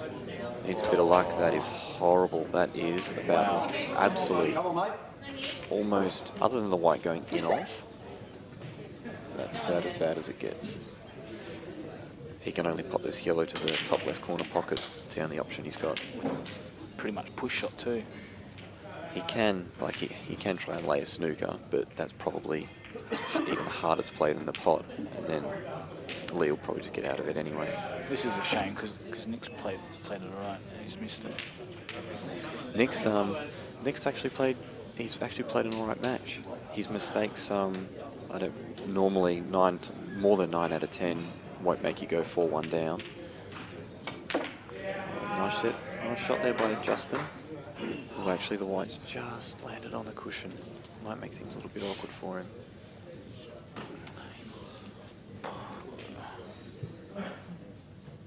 He just needs to decide now how he's going to roll it in yellow. He's just going to sort of stop it where the yellow is now, or he's going to play with a bit more pace and come through. Being a Vic was sort of focused on Nick a fair bit in that match, but at the same time, Lee has actually played a very, very solid match. He actually really hasn't done a lot wrong either, and that's why he's actually 4-1 up. So sort of forgotten to give Lee a bit of credit there. So Justin's played the sort of the more attacking shot in that last one. He probably needs to stun across now. Very nice. You can see they're under pressure. Justin likes being out there. And we have a 4-all. I still think the experience of the Iceman will be too strong.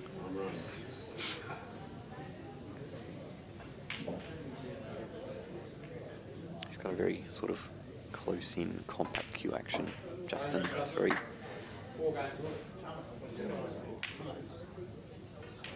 Go, the traditional shake of the hands and the deciding frame for all.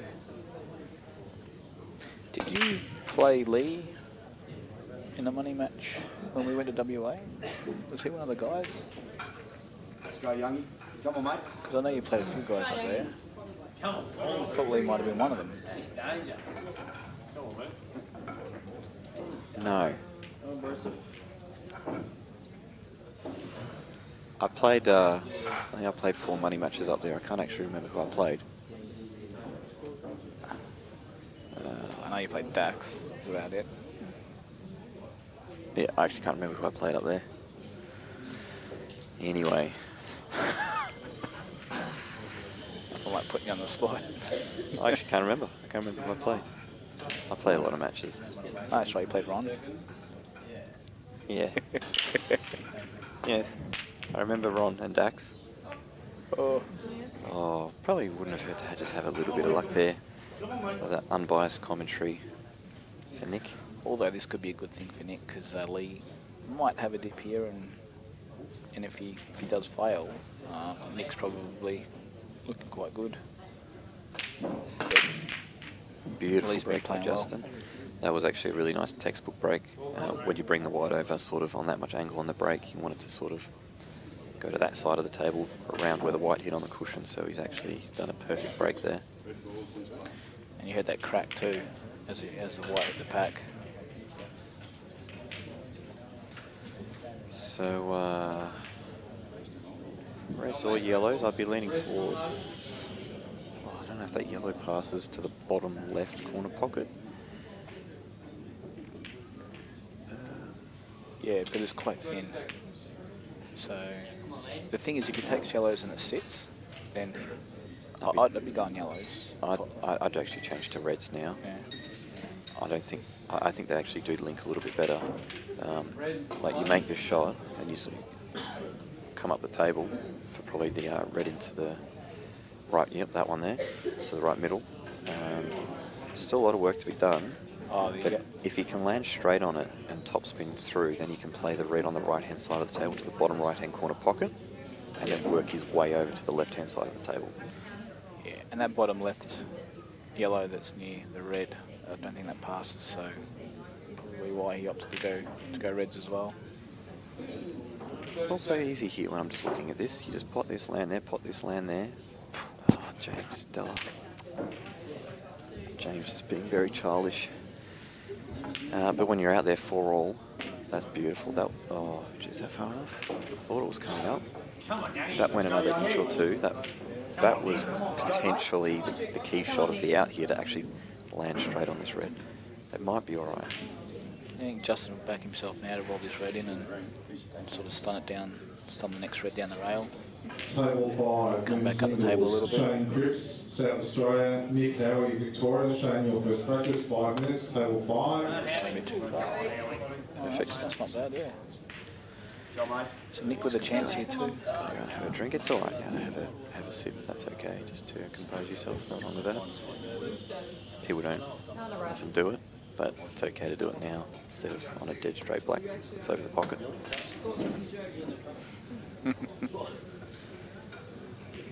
I promise you, if he does pot out here and win this, him having a drink while the black was over the pocket, we will hear about it from Alec at some point on this trip. Nice shot there. Just got to just hold his nerve for a couple more shots. The black goes into probably all the pockets, I'd say. Maybe except the bottom right one, I think. Just having a quick look. But it's not looking good for the Iceman. Yeah,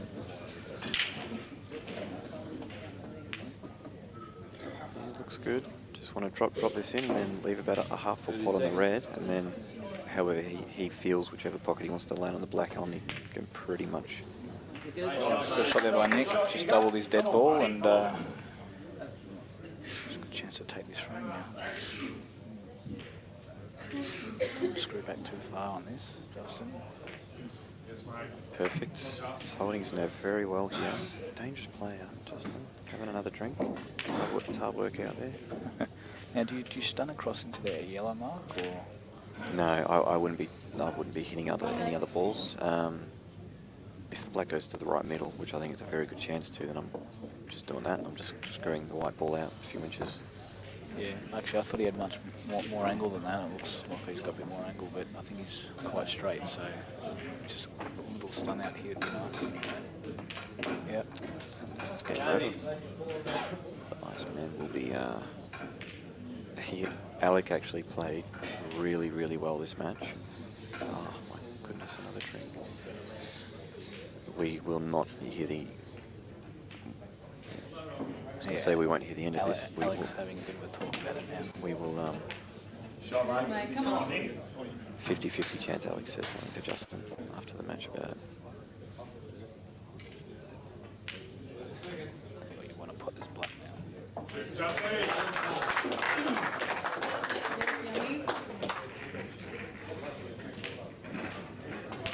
Sportsman they are, shaking the umpire's hand. Yeah, well played, Justin. Anyway, so. That was. I'm gonna call, even though it's very early, that would probably be the match of the first round. Standard wise, there was really very little. They both did wrong there. Very, very little. That's some really, really good pool. Really good shot selection by both players there. Anyone who's wanting to learn a lot about the game, watch that match again from scratch. Does that rack look straight to you? It looks almost pointing to the right. Yeah, it is. It's done it on purpose.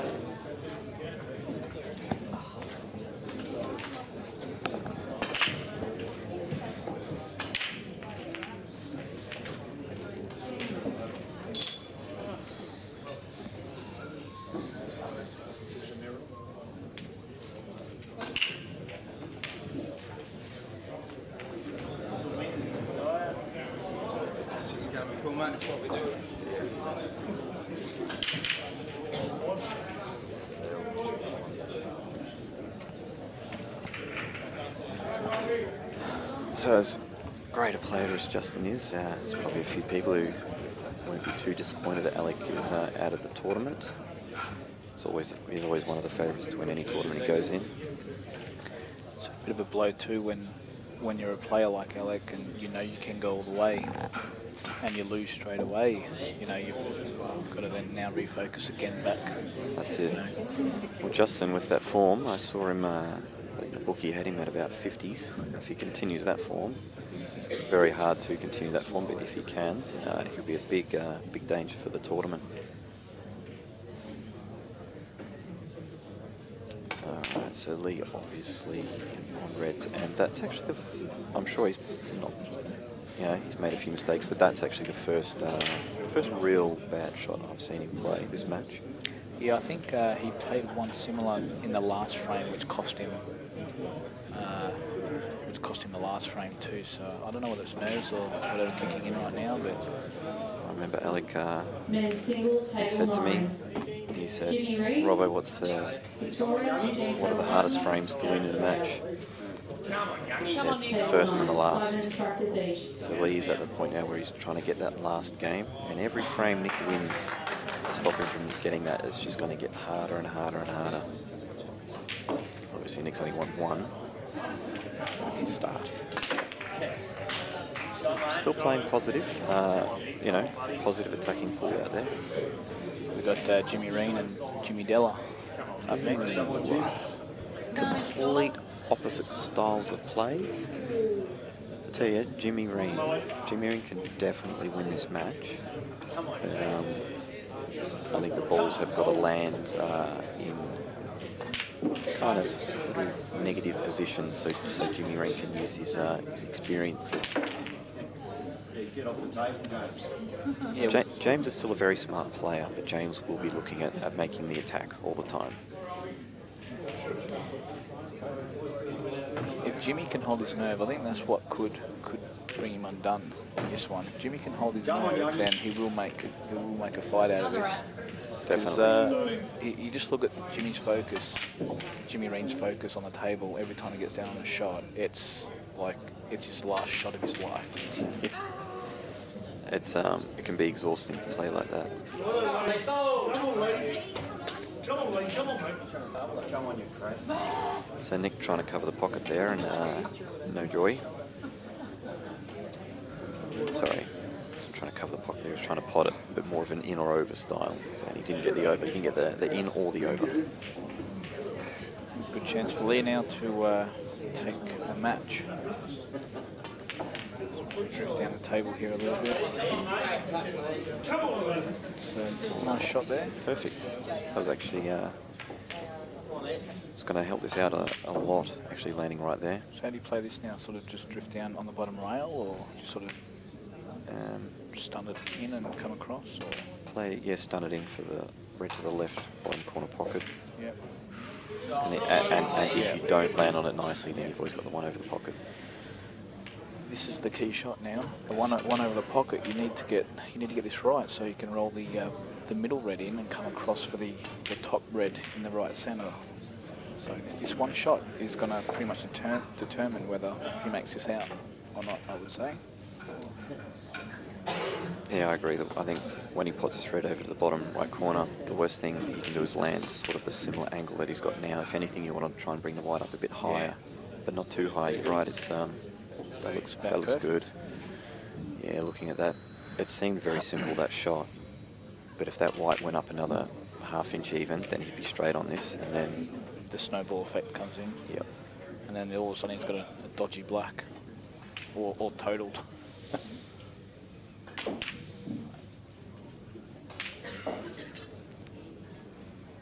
Supposed to come forward about 1.5 feet. So that's not too bad because he can stun now into the yellow. There you go. Yeah, I concur. Smart, but we all know it's off the movie. Just he's rolling this in. Just be careful you don't glance off the yellow and go too high. I was going to say going too high, play it to the corner. Yeah. Well, Nick didn't play a terrible match here, but wasn't good enough.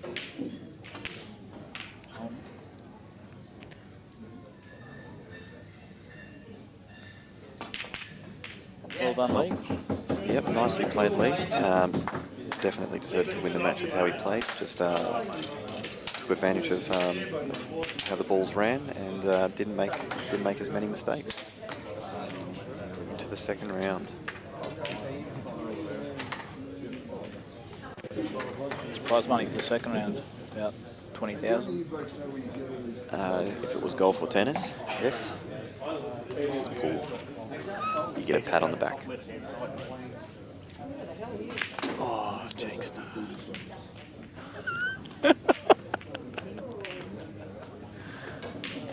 Nothing but clowns, there they are. The great man, Jamo. Jamo was just pointing at something.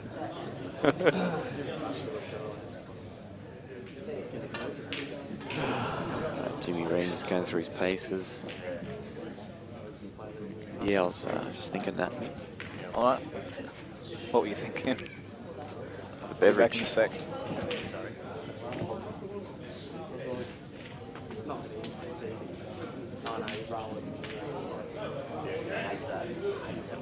We'll have a short little break and join you with James Della and Jimmy Reen and the other match. Do we know who the other match is going to be, Dan?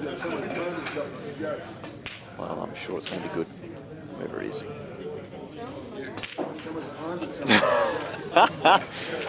Oh, man. All right, Dan's just showing me a bit of paper who's up next, and it's got the 13th seed, Marc Robertson, so me, against the young gun Stone Stenhouse, WA. So I guess I'm actually gonna get ready for my match.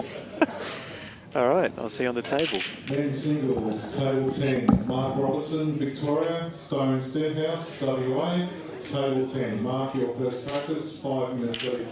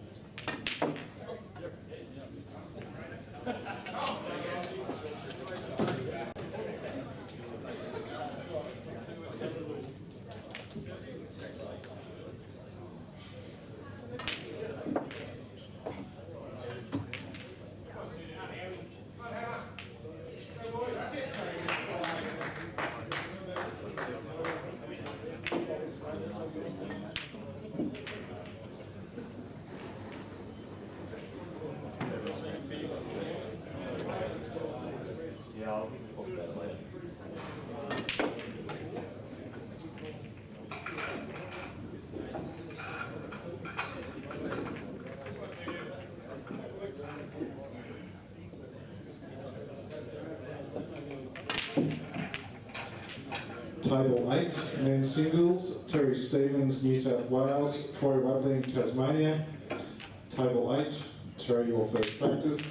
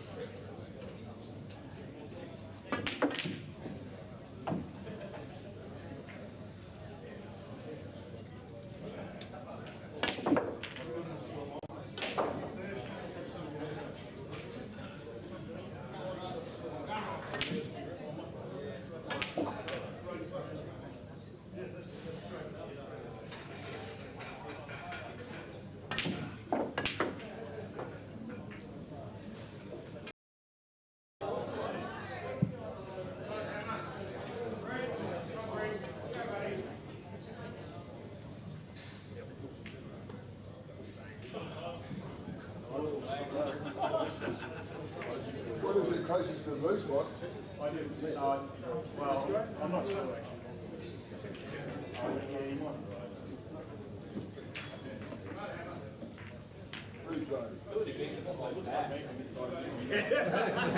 Oh, I do it again, sure. Yeah, we can just go again.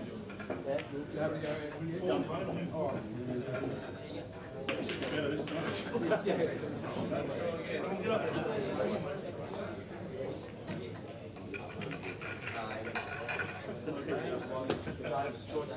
Yellow.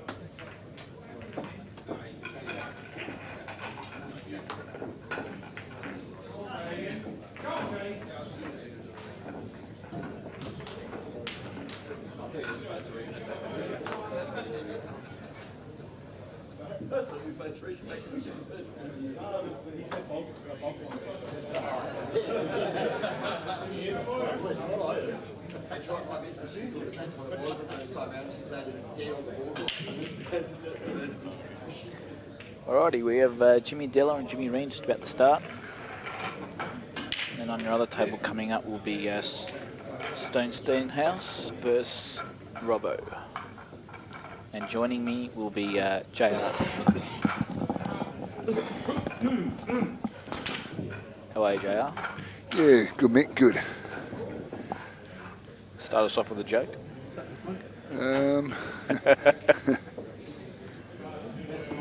All right. Tell him crunch the pack. I was just saying to Robbo before about how Jimmy Rene's just like he's a fierce competitor. He wants to win all the time, you know. Yeah. And he can actually win this match, you know. Yeah, he certainly won't be starting favourite, but he's very tenacious, very hard to beat.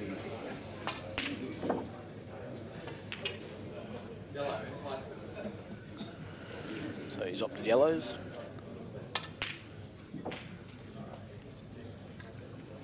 And after that break, it was a fairly good spread. A bit unfortunate for James that he come up dry here, because there's a good opportunity for Jimmy here. So Jimmy's actually on the bottom right, yellow here near his hand. Yeah, which is probably the one he should get rid of, because one of these two bottom ones are going to be a difficult transition. He leaves them till last.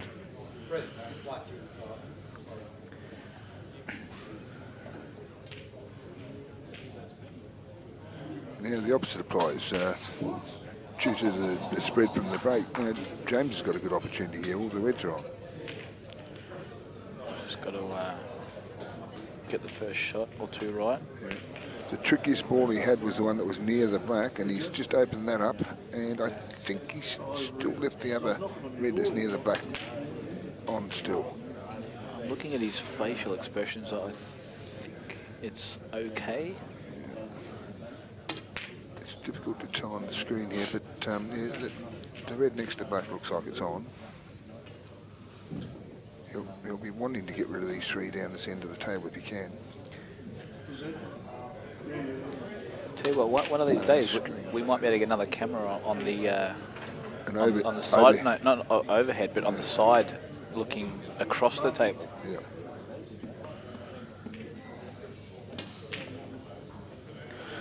Well, if he's on this ball in the middle, he's probably going to be going the other way now, leaving the other two till last, the two down the centre. Well, I think it's on. He's Stunning of the black. Well, that's the only ball he could have been playing position ball there, so it obviously does go. Now he'll move the black again and hold for the red down there ball. Ooh, it's actually gone under the yellow a bit there, so he's not on the one and balk. Got a little bit of travelling to do. Still okay. He should pretty much play the right-hand red and come off the rail and back.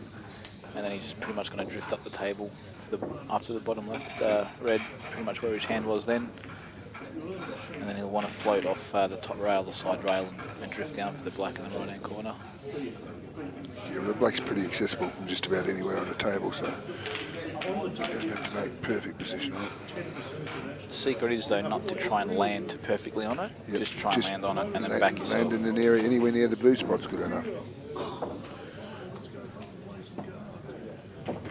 Snooker terminology, obviously there's no blue spot on this table.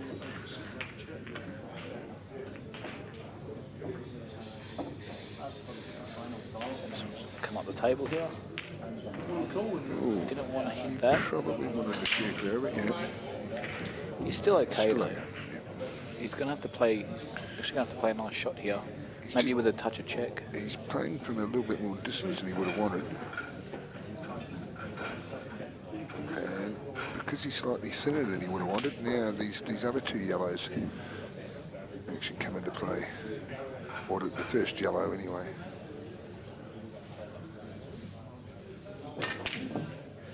Ooh, Just a bit of frustration there. Yeah, that's uncharacteristic of James. It's now given Jimmy a huge opportunity. So there's been a few ebbs and flows in this frame already.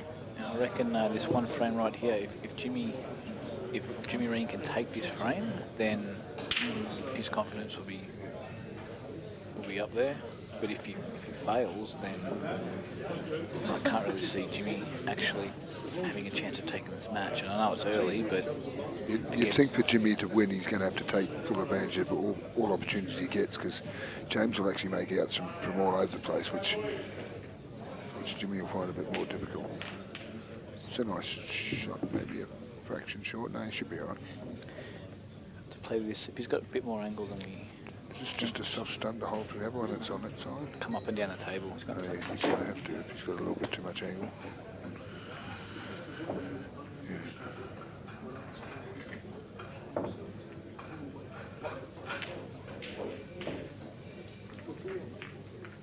thought he might play that with a little bit of bottom actually and play for the other one first, but still a bit nervy the first frame. Men's singles, table 8. Now it's actually more than just a stun across. He's actually got a. He's playing the other one. I wouldn't be taking this one. I'd be soft stunning the other one. Yeah, that's what I would have thought.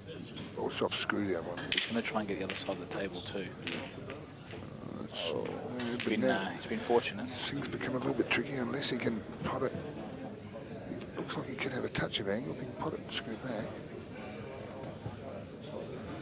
Although the harder you hit this ball, the more opportunity it is of the pocket not accepting it. Looks pretty tight.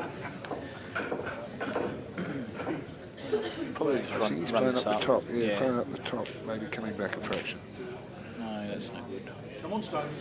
Come on, mate. He really needed to play that soft and just put it over the pocket. Well, he didn't have a lot of benefit playing the way he did. He didn't really get on the black anyway, so yeah, he may as well have just been playing in or over. If he was going to have a go, I'd just roll it in the centre and then play the cut along the black and then make the white drift up the table. But he was better off to sit that yellow over the pocket. And the Robbo and Stenhouse match has just started. Marc with a massive break. Big break from Robbo. Possibly looking at, I would say, reds here. Or even if he's got a starter on the yellow. But James just left this yellow on, I believe. Jimmy Rene with another opportunity. Table 14, men's singles. Brian Kearney, Western Australia, Matt Connor, ACT. Table 14, Brian, your first practice. yeah, just let us know, JL, which table you're talking about. Well, obviously that yellow wasn't on, but Jimmy's just put it back to cover.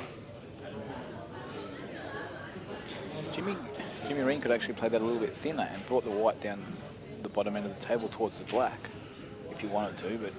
Now he's left an easy opportunity for James to actually snooker him here. Just tickle off that ball.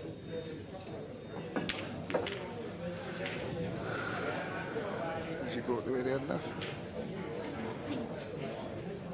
No, Jimmy can actually... John Kolbe, can you come to the front table, please? Jimmy can hit this again. Should be natural to come down for the black. There he is. Bit of a nervy start by both of them there.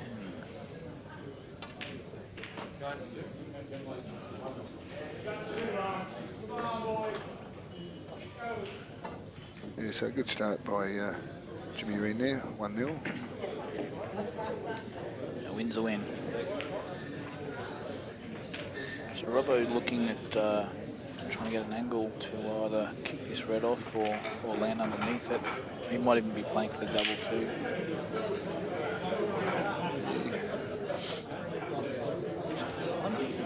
If he can land underneath this tricky red, the one on the right-hand side, the other two balls are reasonably placed for him. He might even sit this, but I doubt it. He's tried to sit it. Unless, well,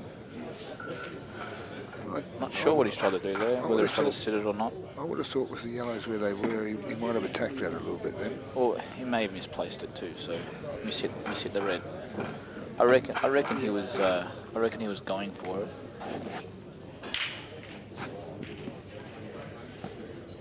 He'd obviously have a bit of respect for Stone here. He's a good up-and-coming young player.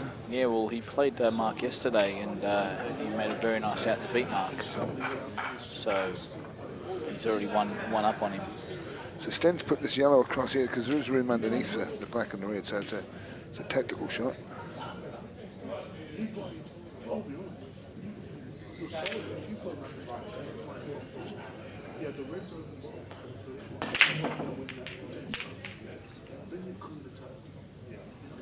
So probably see Marc now play this red on the rail and come across the table, possibly to play the red near the black next.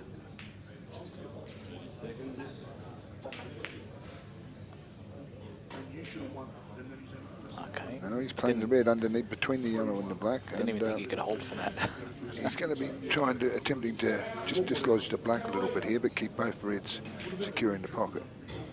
Just send the red just sort of on the bottom rail, up near the red. That's it. I'm not 100% sure there. Whether he, is that what he's trying to do? Yeah, he wanted. Yeah, but he wanted to drift the white a little bit further down, so then he can play the red. So right now he's going to have to come off the bottom rail. This ball looks like it's still on off the rail, probably with a touch of right-hand side as well, just to get the white down towards the other red a bit better. I wouldn't play this shot too hard, so I'd leave myself a shot with the red at the top of the table, because you don't want to try and get up too close to the red, because you might leave yourself a dodgy angle. So.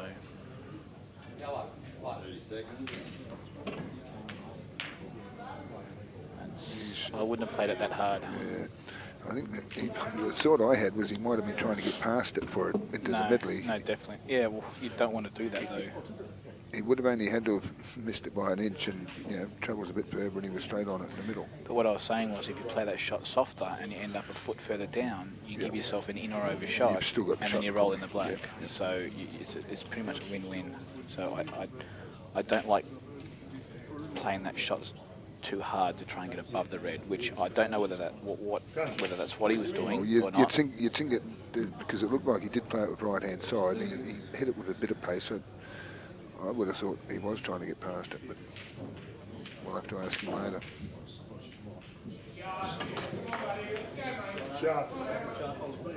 Come on, Stone. So a big chance for Stone now to get himself in a good position to win this frame. Yeah, Robbo's left that red no man's land there. Probably the only possible opportunity he may have would be a double on it, but Stone will be attempting to either clear these up or get a snooker here. Yeah, well, the bottom yellow he can actually knock in and maybe extract the right hand yellow if you wanted to. So maybe play one of the top yellows, come down the table a little bit, then try and play for the extraction. If it goes wrong, then you've got plenty of options. You can play for a double. I'd be playing this and maybe stunning across the table. You want to leave these balls up here. You don't want to be taking all these balls and then taking the last yellow underneath the black, or second last yellow underneath the black, attempting to dislodge the last one. If you do miss it, all of a sudden you haven't got too many options. That's right. So if you do leave one or two of your balls at the top of the table, if you miss it, then you can actually pot it, float down, and get back on that ball. Unless he's tried to. Surely he hasn't tried to extract it. You wouldn't think he would have tried to extract it there and possibly get on it, but he may have been a bit fortunate now. He's landed on the double. He's still got the shot Mick was talking about. Actually, he could still pot this yellow underneath the black and try and extract the yellow. I think you play the double now, JR, because you leave the white on the bottom rail, and Marc's got basically a cross double if you miss it. Face cut double, yeah, possibly in the middle. I'll be playing the double now. Looks like he's going for the extraction. Bottom left-hand side. The thing is, if you miss the extraction here, you've only got you're going to have to land back on it again. And he's left in that tricky position, although... So, I think from a learning point of view... Is there a possibility he could clip this into the corner of bottom and go into the yellow still? Yeah, possibly. I think so. I think that might be what he just looked at, clipping the yellow he's closest to in the corner. He's going to play a double.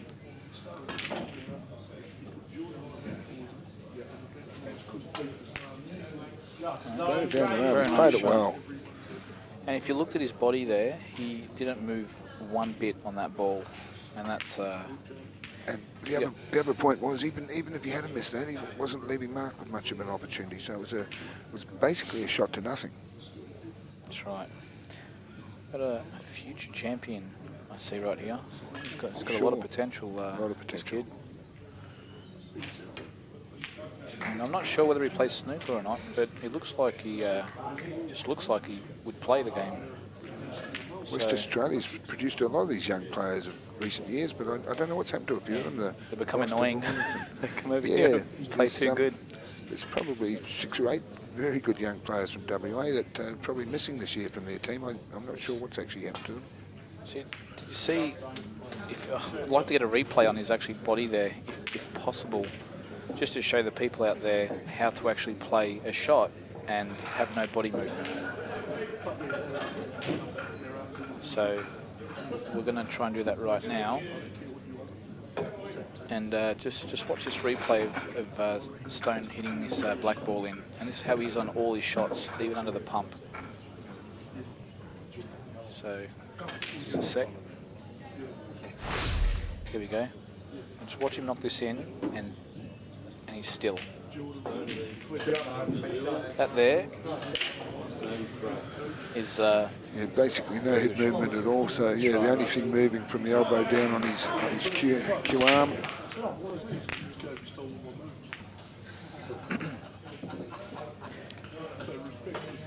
Stone's come up dry on the break.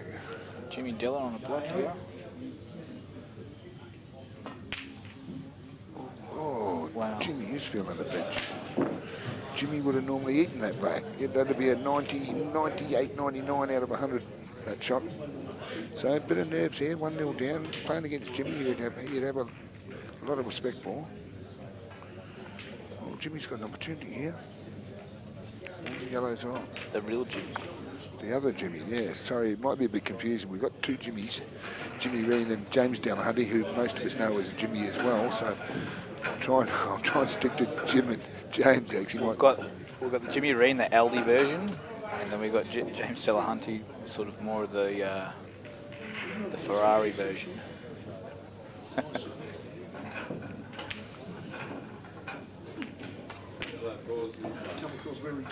Good shot there by Jimmy Rene. I think this yellow he's closest to goes straight up the top. If it does, it'd be an opportune time to definitely to play that.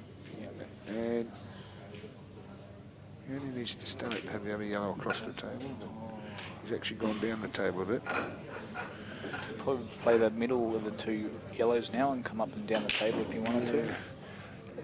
If he plays the yellow in the middle of the table near the balk line, it's natural for him just to come back up and play the other yellow that's near the side rail on the balk line and leave the ball he's about to play now till after that. That's what I would have thought. I would have been leaving that ball to the third ball then. That's right, but he's decided to take the easier ball to screw back, and he hasn't done that. So now these three yellows have come slightly tricky. Yeah, he's probably going to. He'll roll through this. Most of the top players will probably actually stun back out of there, because this makes position a little bit trickier. It's fraught with danger this way. He's probably, I don't know if he's picked the right pattern there. I don't think too many of the top players would have gone the way he's gone, but.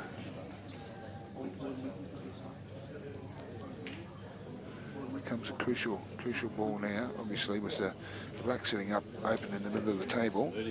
He's pretty much got to take this on, or he's in a lot of strife. He needs to commit. If he's going to commit 100% and don't worry about the white. Just commit 100% and land on your next yellow. Looks like he's nicking it in the middle, going round the black.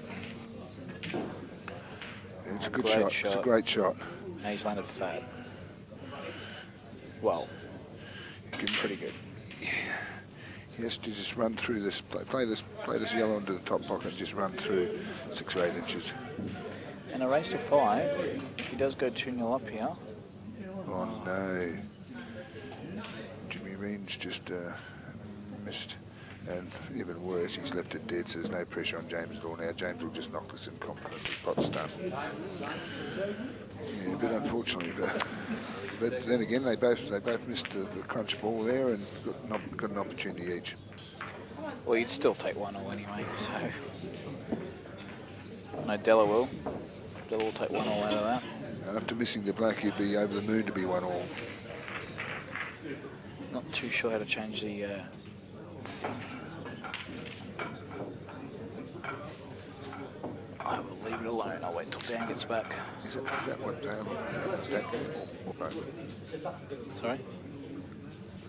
Viewers are seeing both games. Yeah, viewers are seeing what we're seeing. 2 tables, everything on this screen. Not that.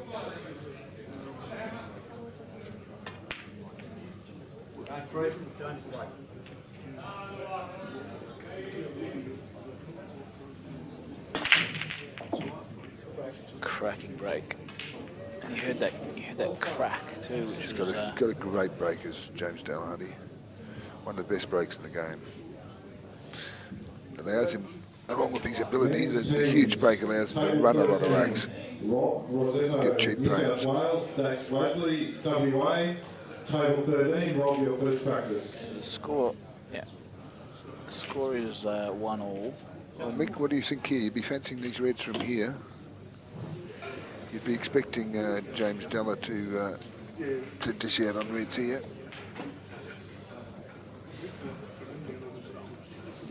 Yeah, I don't really see a problem here. Probably just got to play this with a little bit of bottom so he gets up. Got near the yellow spot, really. Oh, he's losing himself a choice on a couple of balls, but probably play the ball in the balk. Marc looking pretty good here to level up the game. Just the yellow in the centre and stun into the red for the other yellow.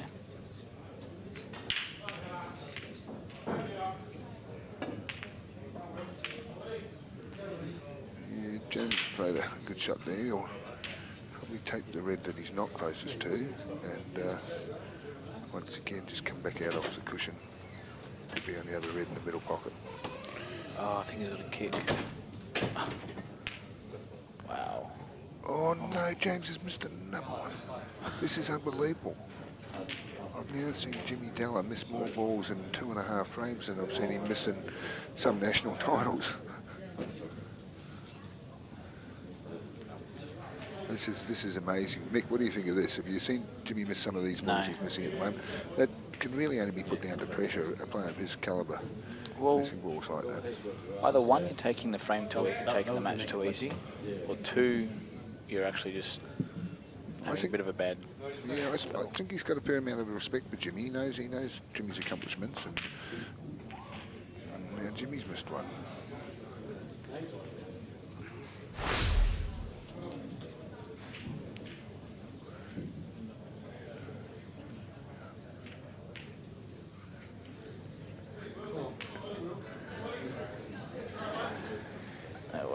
Yeah, one of our viewers, Kevin Harvey's just come online. He's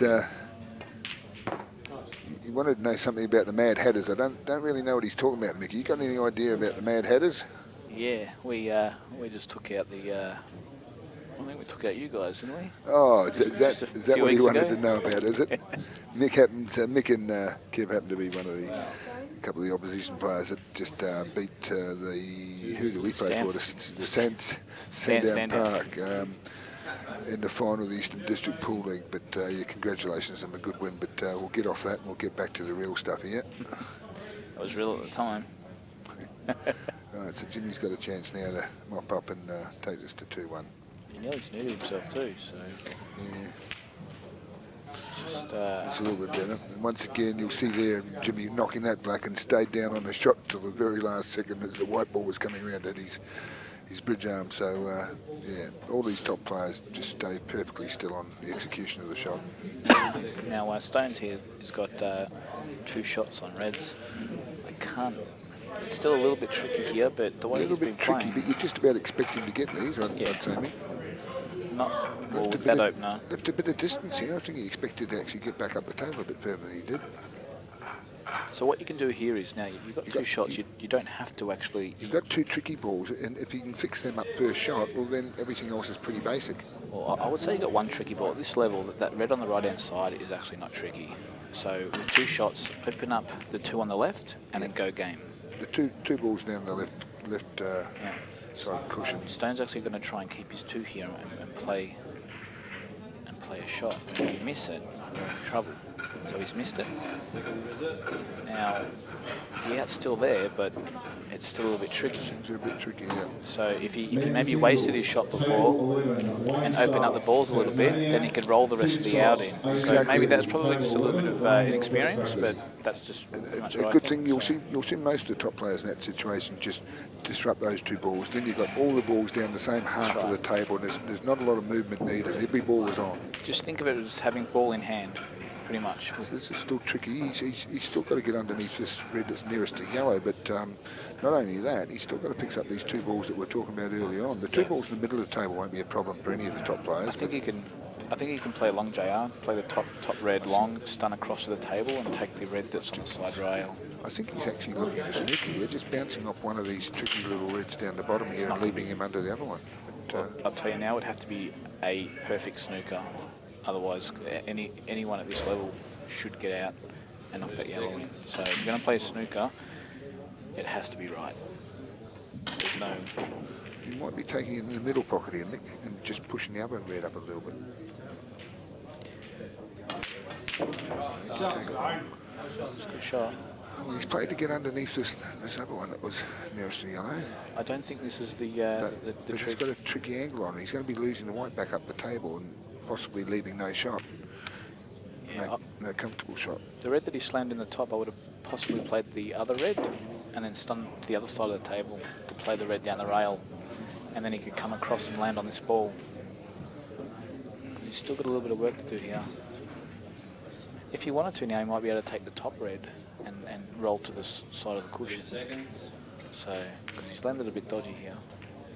And Della looks quickly to go 3-1. He's made a quick out. About to. Didn't think he had that much angle, but... Yeah, this is a great shot by Mick there. Sorry, Jimmy. Jimmy Delahunty.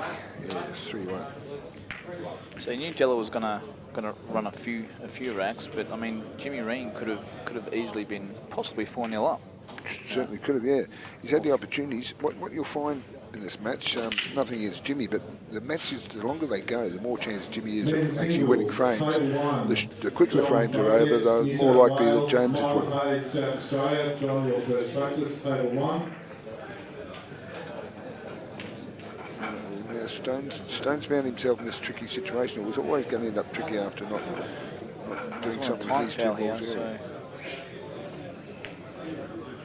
This is like I hope he goes back and watches this match, because if he just wasted his shot right at the start and just opened up those two or just hit that one, he could have rolled the rest of the balls and it wouldn't have been a drama. I'm sure once he gets back to WA, most of these young blokes do have a look at the tapes and see where they've gone wrong, put the balls up in the same situation and go through the routine of different options a few times. Just a bit of a test of Black here. He's got it.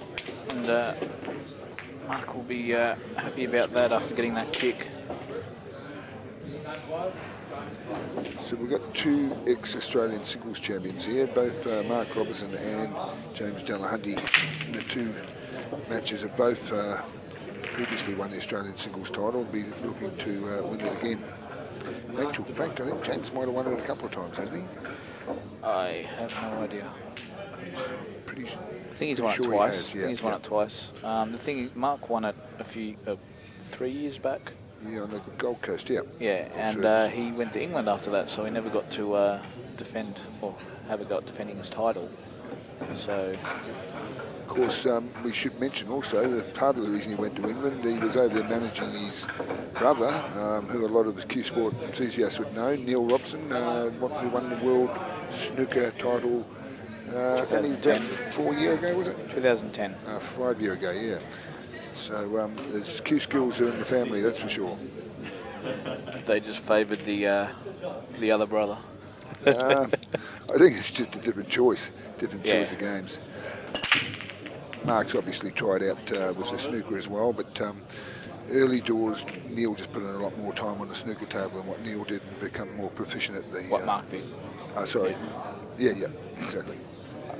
I think basically Marc's heart wasn't set in basically playing a lot of snooker and chose to have his own life pretty much.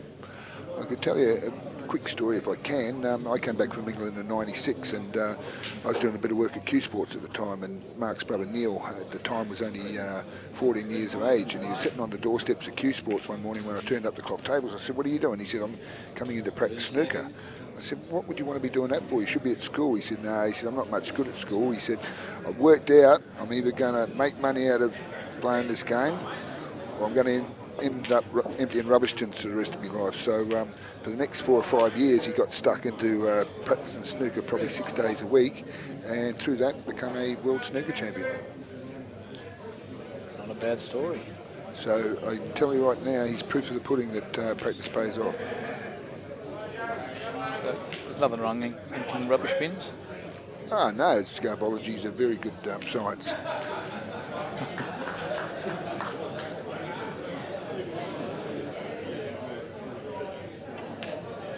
So Della did miss a ball just before and let Jimmy in. It's a little bit tricky, this pack, though. It's not as good a spread as some of the earlier frames, which probably favours Jimmy in some respects. Jimmy Rene, that would be. But I still do think that Della is very good at the tactical side of it as well, especially this day and age. You need to sort of... I think Ace has made the transition from the old style to the new style quite well. He's probably one of the best guys out there that have has moved his game from one style to another, and is successful in both. But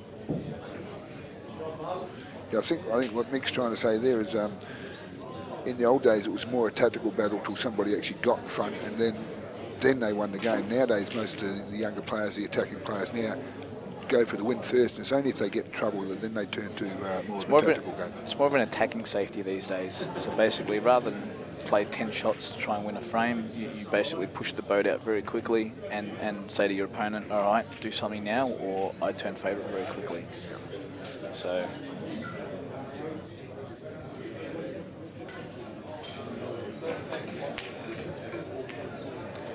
just tried to extract the red on the side of the rail there and didn't quite work out.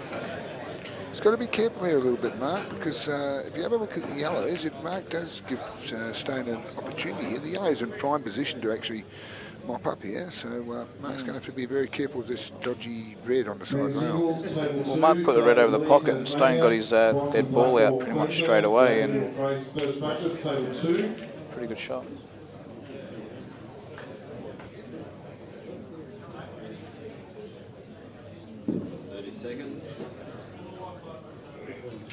Table 4, Leith Hiscox, NT, Dean Welsh, ACT. Leith, your first practice, table 4. What's Marc done here?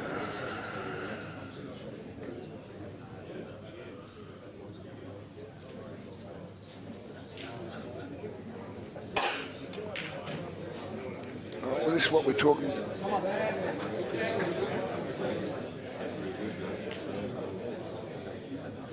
Jimmy Rene with a small opening here. No, he's just run off it and played He's tried to play safe, but safety, but he's left the yellow one. Yeah, I don't know if he's made it safe enough. I think even the long yellow might be on, but the yellow that James would be wanting to get rid of is the yellow that's down the bottom. Yeah, the one he's looking at now. Double must be on. Oh, it's a great double from James. Great double.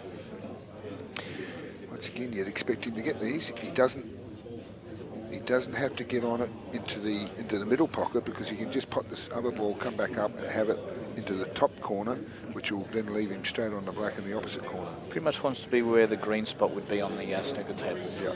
Be the I think you'd find that would be the yellow spot, Nick. No, the green spot, Jay. No, that's the yellow spot. Yeah, I would have preferred to be on the yellow spot. No, the green spot. Straight up here. No, so now he wants to roll this in, just on a cross, like that. Same thing, if he had been straight on it in the corner, he could have just rolled it up in the corner too. But yeah, another good finish there from James. Jimmy be a little bit disappointed with that attempt at safety there to leave him the double. Yeah. Marc and Stone still in a battle here. Yeah. James 3-1 up now. He's starting to throw a little bit. 4-1, sorry. Yeah, he's starting to throw a little bit more. A bit of nerves early doors, but now that he's got a bit of a lead, I think you'll see him really attack the balls.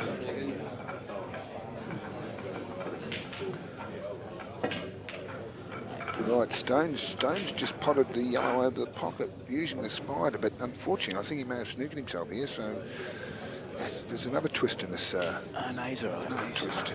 He's okay. Is he on? Yeah. Yep, we can see, yeah, looking at the table, we can see that he is actually on this yellow next to the black. So the yellow does go in the middle pocket, but he's still going to end up, the other yellow that's down this end, it's going to be a little bit tricky. But he's going to have to pop this one in the middle first. Meanwhile, what's happened here? Jimmy Rene broke and come up dry, did he, Nick? Yeah. I'm going to try and have a quick go at changing the score here. So if we go offline, blame me. There's a chance anything could happen here. The scores could be anything after Mick attempts this. Right, it's a big pop by Jimmy Della. That's what I'm saying. Now that he's check that out. Great effort, Mick. Mick's actually managed to get the score right. James Della's just knocked in a good red in the middle pocket, screwed across the table to get rid of this one dodgy red down the other end of the table. And if he pots that, you'd say he's probably looking good to run the rack. One slightly tricky red over near the side rail. I think it passes too.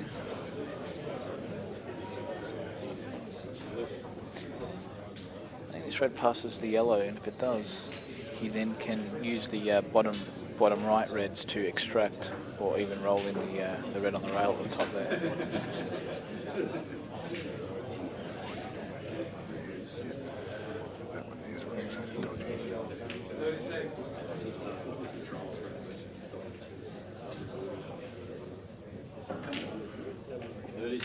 It's actually taking out.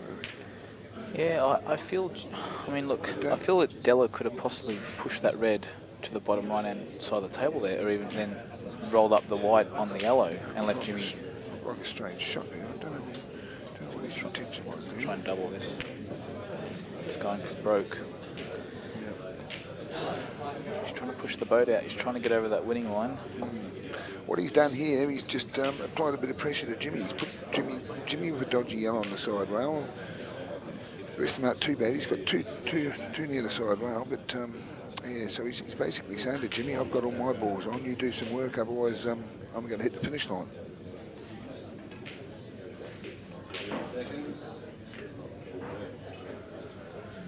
Jimmy's tried putting that yellow up to block that. I think he may have blocked it, but I think Della might even possibly take it now. Yeah, it does go up the corner pocket as well, which is what Nick's talking about. Actually, he's not going to take it now. He's got too much angle. Too much angle to take it there. He's going to be, especially bridging over the black. So if we just quickly look at the stone. Maybe it is on. Maybe it is on if he's gone all the way around there. Stone's just played a very good shot on the left-hand side of the screen there. Come across for his last ball. Very impressed.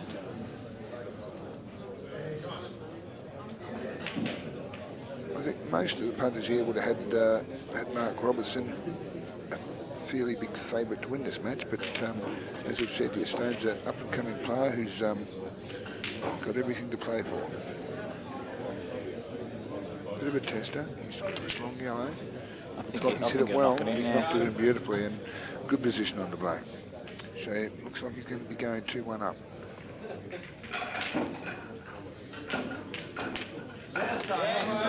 Jimmy Della did knock that red in the middle. And he's just about to hit the finishing line now. One more red in the corner and a black in the middle pocket. Just check that white up a little bit to reduce the angle it was running away towards the black. Just hold it for a straightish black in the middle. Jimmy Rene did have his chances, so that was always going to be the case. Fairly impressive finish by James Della there, 5-1. Need this table now.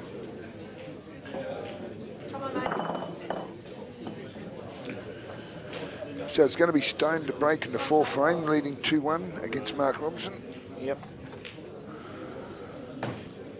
He'll be hoping desperately for a ball off this break.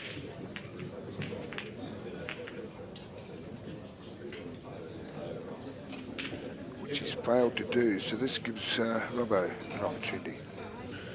I think the yellow balls look pretty good here.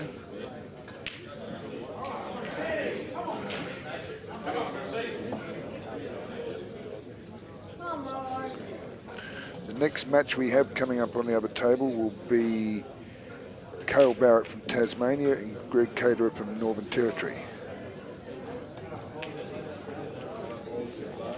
They'll have a 5-minute each warm-up and then we'll take you to live action.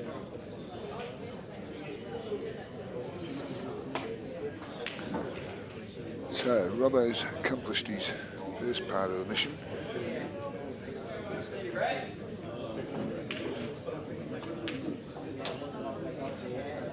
It's not bad. Might have wanted a little bit more, but he's not bad. He's got a range of options here. He can go into the yellow. No, he doesn't want to go into the yellow here. Everything's on right now, so he'd like to maybe drift past it, sort of come down bottom right hand side of the table. If he can hit the edge of the yellow but still drift up the table past the black, he's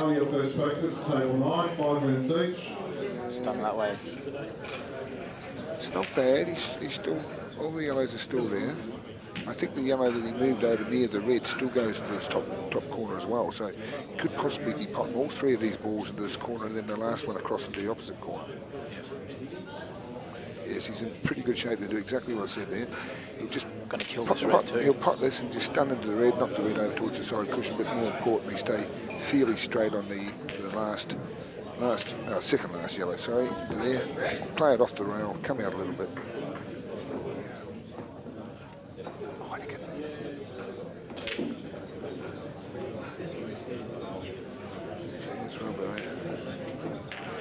Robbie very rarely makes a mistake from this situation, so you'd expect him just to knock this in the corner, drift up the table for the black in the middle. We won't be doing anything too strange here. And it looks like it's going to be 2-all in this match, race to 5.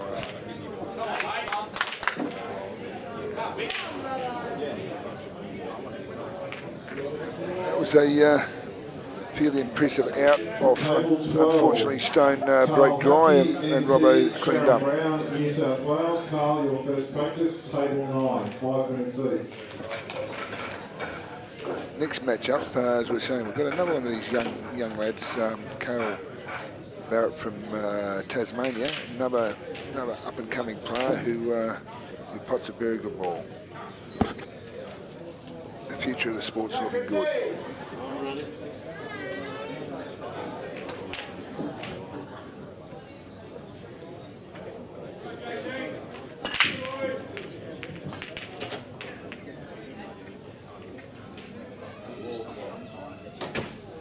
Right, Robbo's just broken. Robbo's potted a couple of yellows. A couple of yellows and a red, so he's knocked in 3 balls off the break. So he's got a choice. Not only can, but has to nominate a colour here. Whatever colour he chooses, he'll be on for the frame. It's just a little bit tricky here. The yellow and the red finishing up on the balk rail. I don't think either of them are on, so he's also got a yellow and a red on the top rail as well, which what's he looking at here? He might be playing this yellow underneath the red to put the yellow over the pocket. Or is it on? Is it on maybe? No, the red was on, sorry. I couldn't see from the TV screen. So he's just got the one tricky red on next to the yellow on the top rail.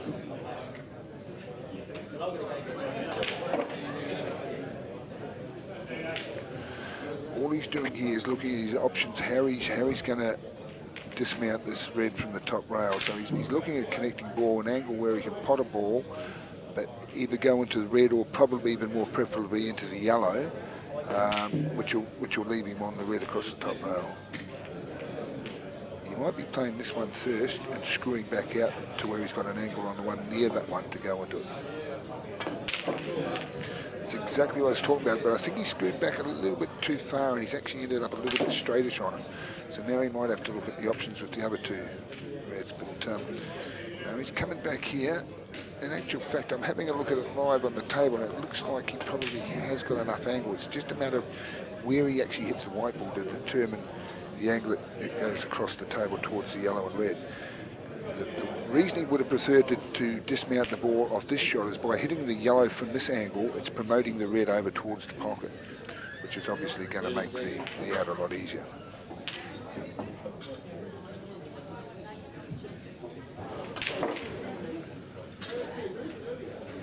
Right, he's using the wrist here, important shot over Robbo. This could be a frame-winning shot.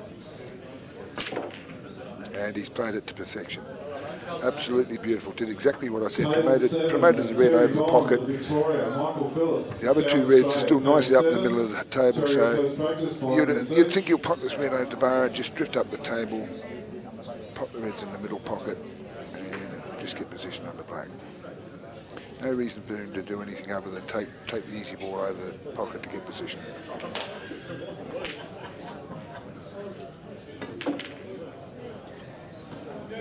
That's what he's done. He's just screwed up the table a little bit, making sure he kept his white ball away from the side rail so he's got an opportunity to play whatever positional shot he wants. So now the red ball in the centre pocket. Just pushes the other red over towards the other centre. Just a slight stun. And easy black for a 3-2 lead.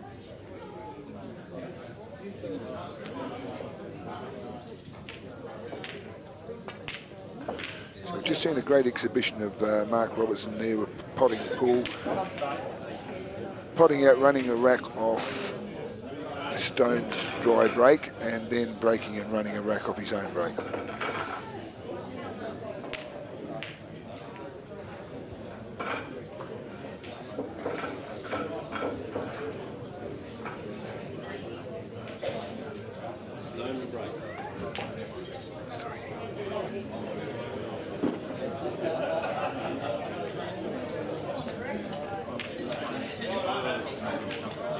Stone to break in the 6th frame. Plenty of power in that, but oh, hang on. He's gone and off in the centre pocket. I thought he might have almost just about potted the black in the centre as well, which would have meant that it was null and void, and he would have just had another attempt at breaking the rack. But unfortunately, with the in off, it gives Marc Robertson ball in hand. Once again, he hasn't actually potted anything other than the white ball, so all 15 balls still on the table, and Marc has an option of taking either ball. With the red near the black, which is tricky, he wouldn't be wanting to take reds. He's got a yellow at the barrow to start with, easy. He'd certainly be looking or expecting to make this out.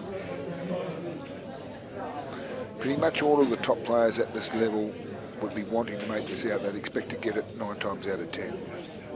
Robbo's pretty precise in what he does, so you'd certainly be expecting him to be one of these players who'll make this out.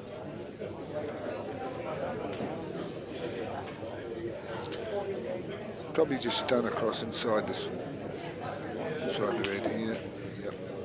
He's got a bit close to it, but he's still got the other red down the other yellow in the bottom corner. Probably not. He didn't play that ideal. Didn't finish up where he wanted, but. He's still not in too bad a shape.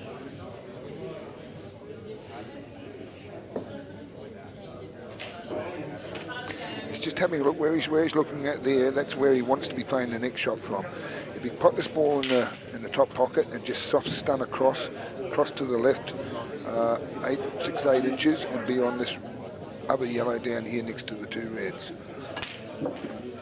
He's decided to go across using the cushion, screwing across into the side cushion, which gives him more options now. He's got 2 or 3 options, but I think he'll still be. No, he's looking at playing the red that he's closest to.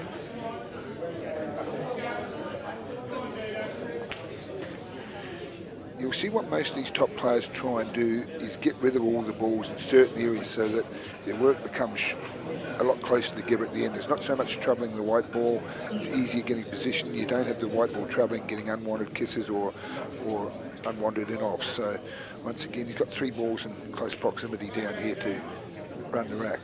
And this looks just about perfect. I think he's got 2 options. He can either pot it and stun for the yellow across the other side, or if he's got a little bit too much angle, he could even run through and take the other yellow back into the corner nearest where the white ball is. I just can't see the exact angle. I know he's taking one across the table yet. This is fine.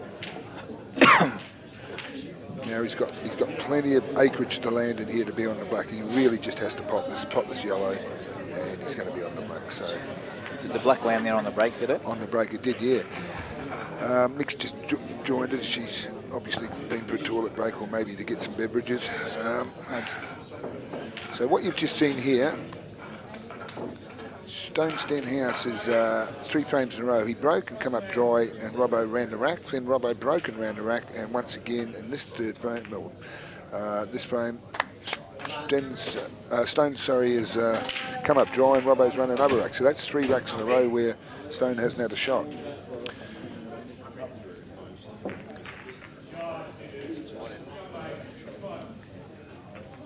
He's won every frame he's had a shot in. Someone was saying that Stone's 4th in the world at I should have obviously written this down. In the junior rankings, I think, and also won an under-18s world title. Yeah, that wouldn't surprise me. He's certainly got the Q skills. World title. World team. Oh, the World Junior Team title. I think Australia did win the World Junior Team title this year over in England at Blackpool, and Stone was obviously a member of that team. And his ranking's 4th in the world, which is very, very good.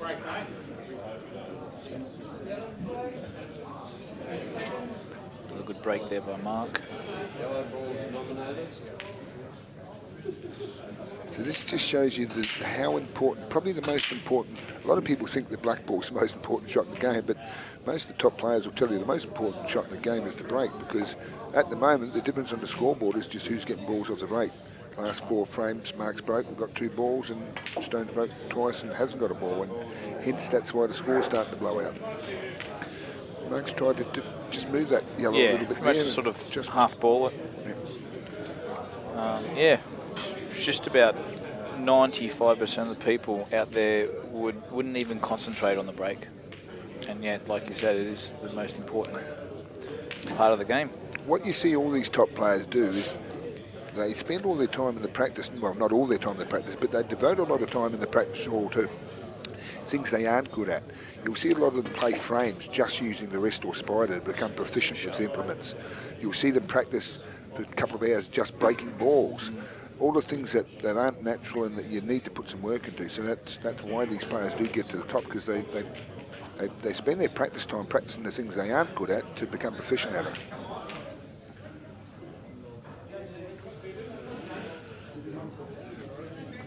The other frame over on the other table's just started as well. Obviously, we've got, as I said, good young junior from, I'm not sure if he's, I think he's still a junior, Cale Barrett from Tasmania, playing Greg Caterer from Northern Territory. I'd say Cale's the favourite in this match. Yeah.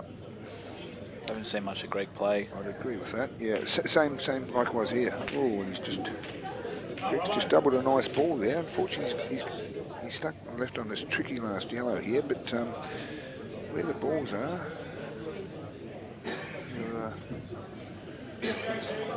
you'll put Cale under a bit of pressure, but there's plenty of options for Cale to run to cover, I'd imagine. The only other option he could have, could he face double this back into, it's hard to see from here whether he could possibly face double it across to the other corner. Probably just pushing it near the pocket, pretty much like that. Yeah, just promoting it. So Marc, pretty much one good shot away of taking this match down now. Places this yellow in the corner, he's going to get some contact with the black, so the white's not naturally going to be going over to the other side of the table like you'd expect it will. It's going to be hanging around this area. It might even come straight through and hit the other yellow that's on to the right. Just a bit of a drag shot here, and the white should come forward like that. Doesn't want to snooker himself. A little bit tricky, but it was one of those shots that's very difficult to get exactly where you want. You know the reaction you're going to get, but you can't completely control it because of how you've got to play the shot. He's not on it, so he's going to have to play a little bit of a safety here. I'm not sure if he can swerve around it. Don't want to do anything too drastic here. Just if you look on the other table, I think Cale's just tried to come out of a snooker and missed all the balls off about 5 cushions. Just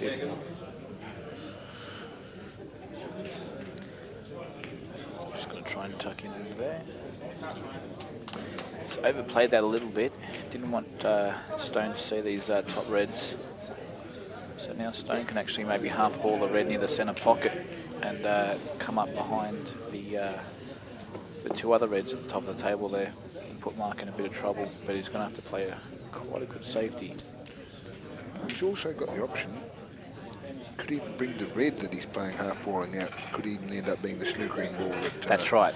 So he's actually got best part of 3 balls to land behind here. The white's the all-important part. Obviously, he wants to keep the white up near as possible to the top rail. That's right. Sometimes you got to kill your own ball to get a good white.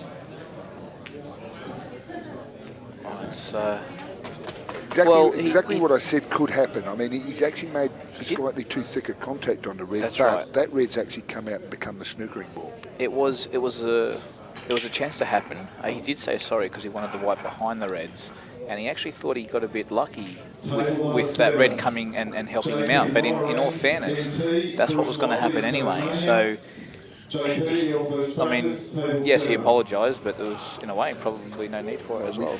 We predicted the chance of that happening, so right. It certainly wasn't a fluke. I mean, it was a good safety. That's the option you have. If you do make too thick a contact on the ball, that's the result you can obtain. But as Mick said, it wouldn't have been his first option.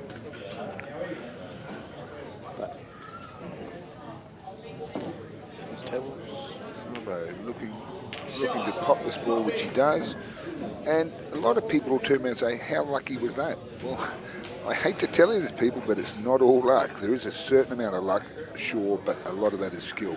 Well, for one, you're playing there's two yellows right next to each other, and the white ball's going in that direction. I can tell you right now, and Mick will agree with this, he was playing to hit the yellow that he did hit. And anywhere near full ball contact, he's going to be potting that ball. So, many hours of practice go into those sort of shots, and you see these top players just make that shot quite regularly.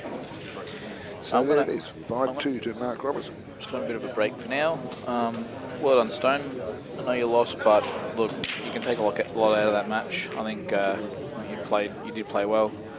There's not much else to it. I haven't seen Stone play a hell of a lot. I've heard about his reputation, but the one thing I'd probably give him, if I could advise him anything there, maybe if you're going to go away, do a bit of practice on the break, because he'll already know how important the break is, and he probably didn't have the best of run of the balls because of his break in that match. But that's just the way the balls do run sometimes. All right. See you later, guys. Actually, I've got a play short too.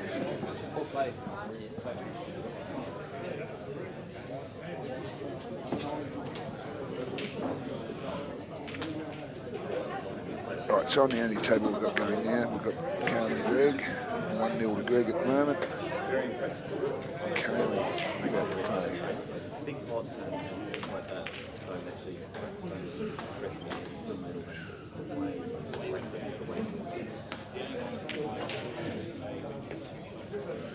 Cale, another one of these young players who just wants to attack the game, wants to make things happen and pop balls.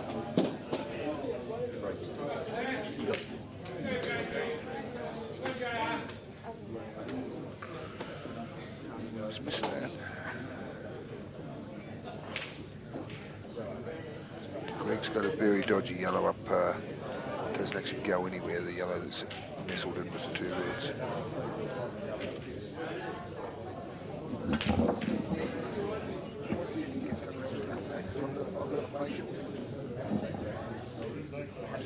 Table number 10, Shannon, Purcell, Queensland, Vijay, Randall, New South Wales. Shannon, your first practice. Table 10, 5 minutes each.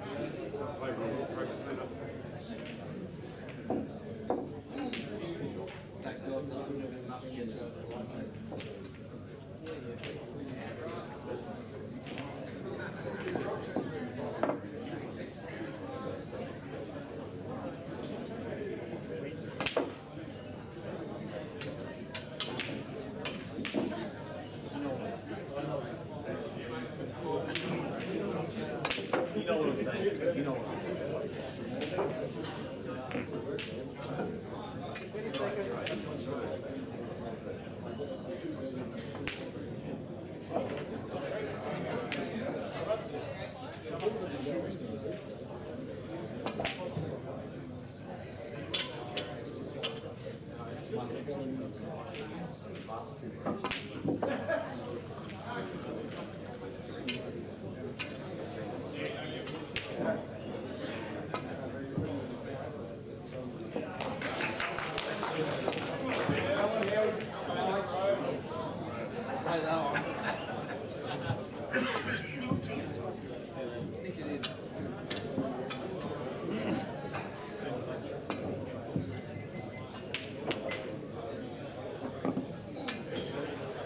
Are you good to go? Have you practiced yet? Good to go. Alright, I was going to run that thought.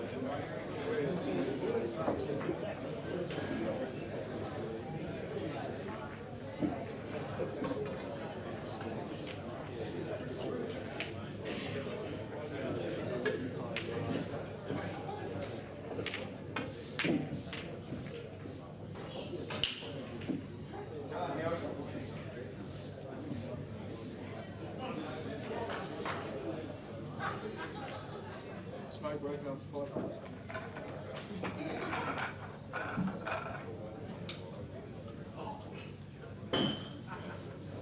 I wonder if they got a generic account.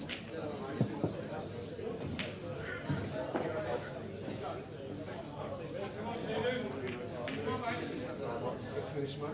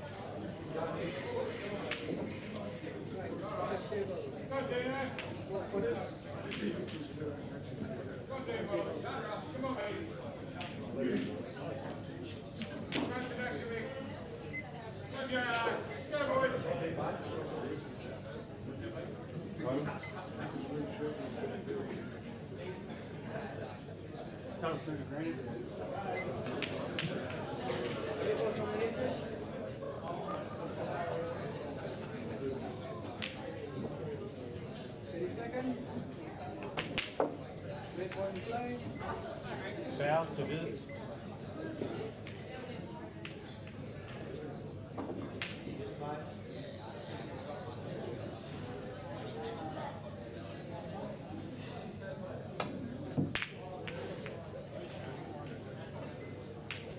Second visit.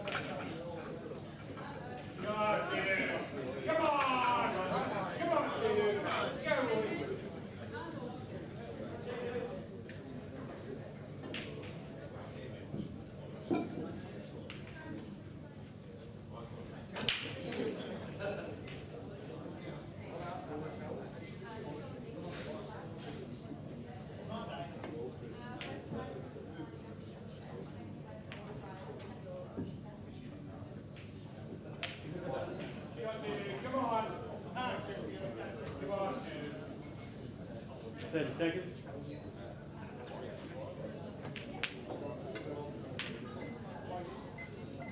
Red balls in play.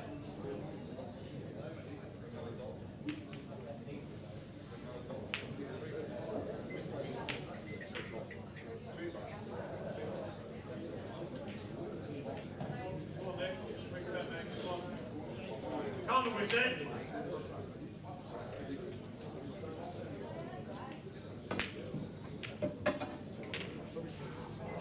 Yellow balls in play.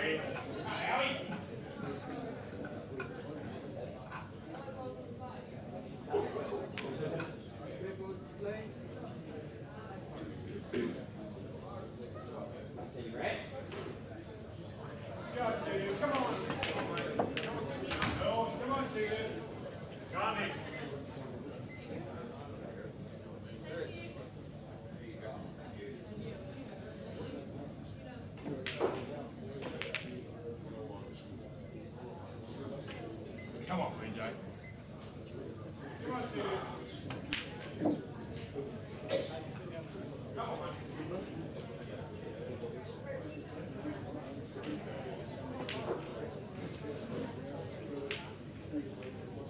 Come on, Steve. Yeah, boys.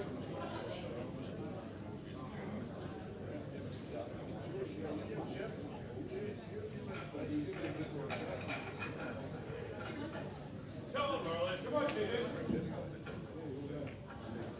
30 seconds.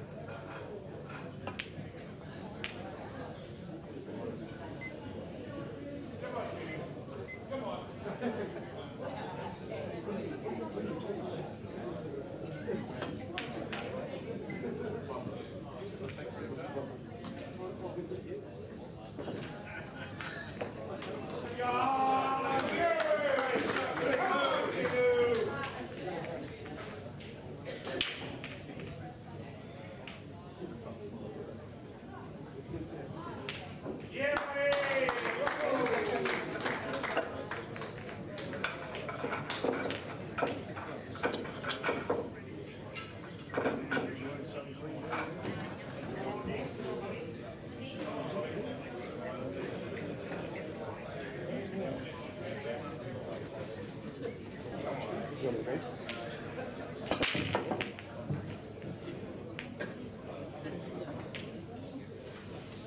Open table.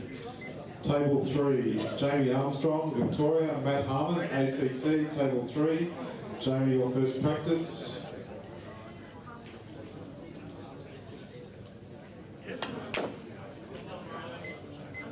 Yellow balls in play.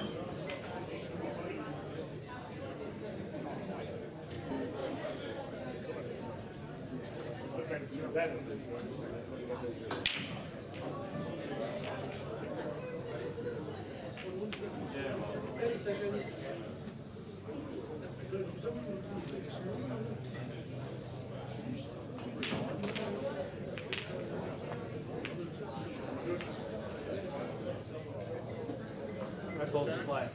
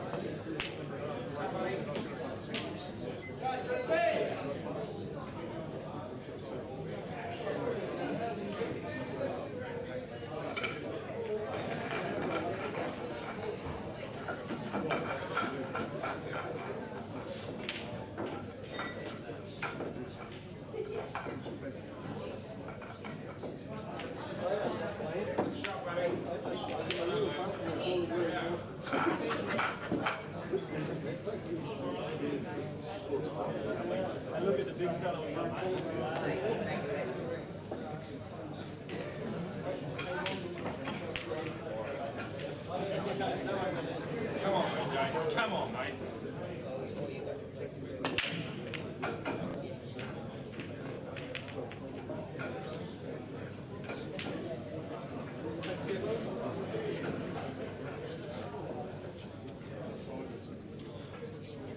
Table 13, Mongrel, ACT, Chris Horsby, South Australia. Table 13, Mongrel, your first practice.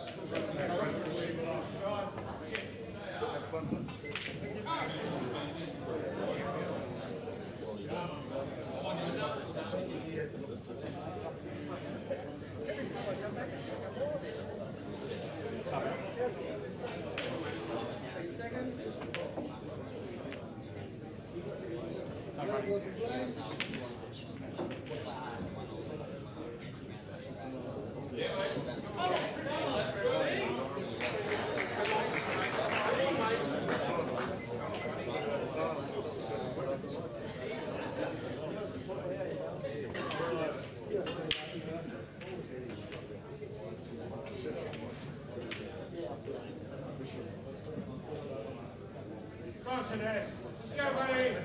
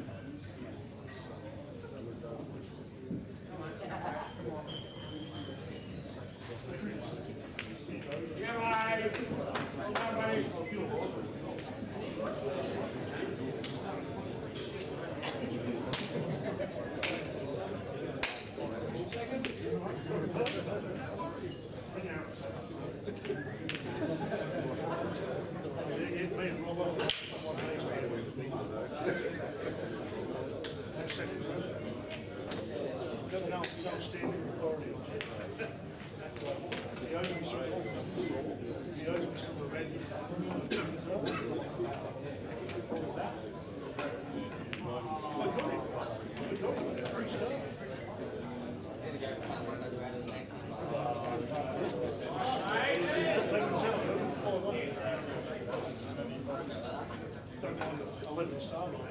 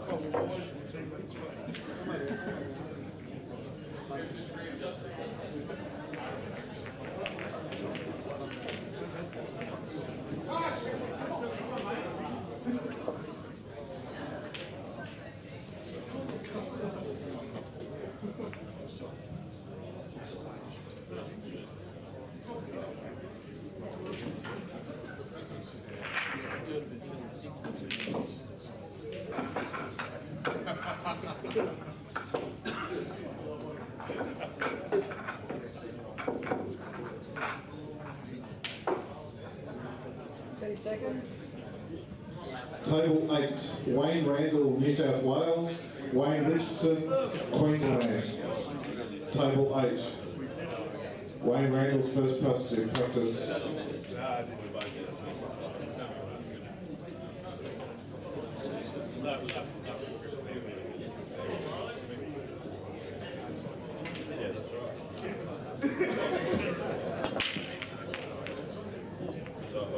Yes, mate. Yellow balls in play.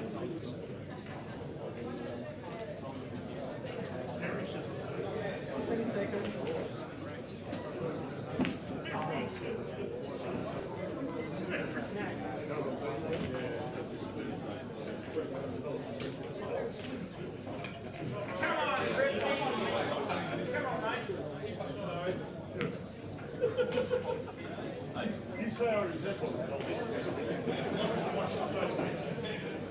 I was only kidding.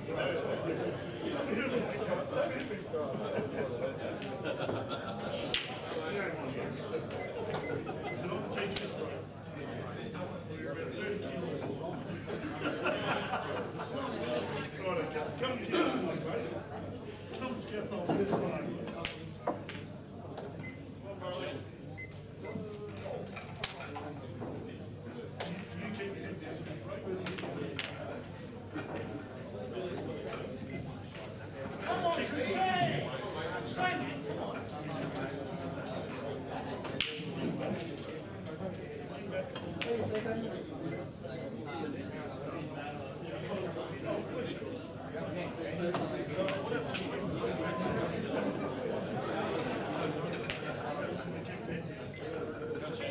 Come on, mate.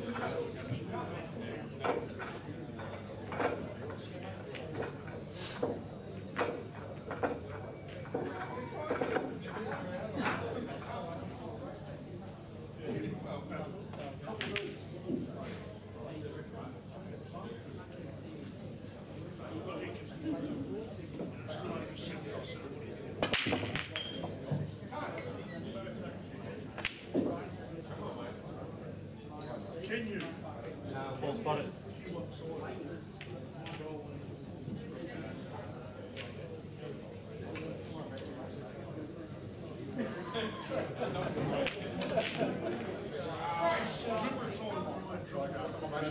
Red ball's in play.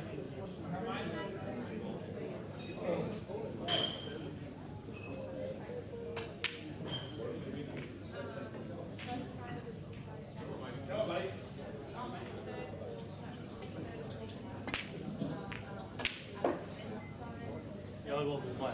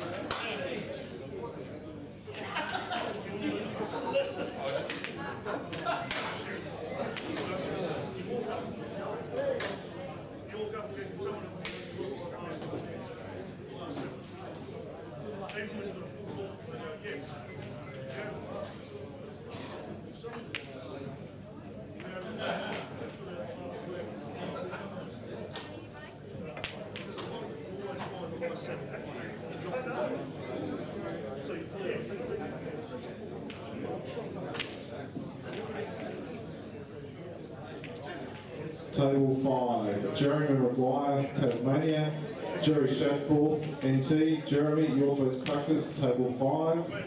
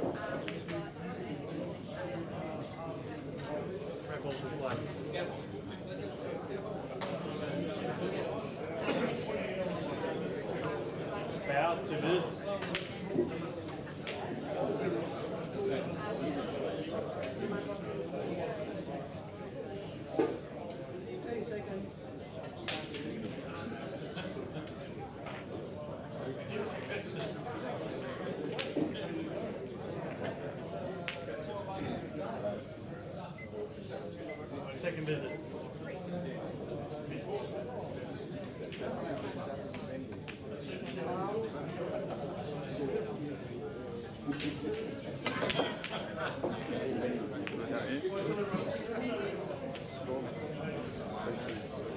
Who's up?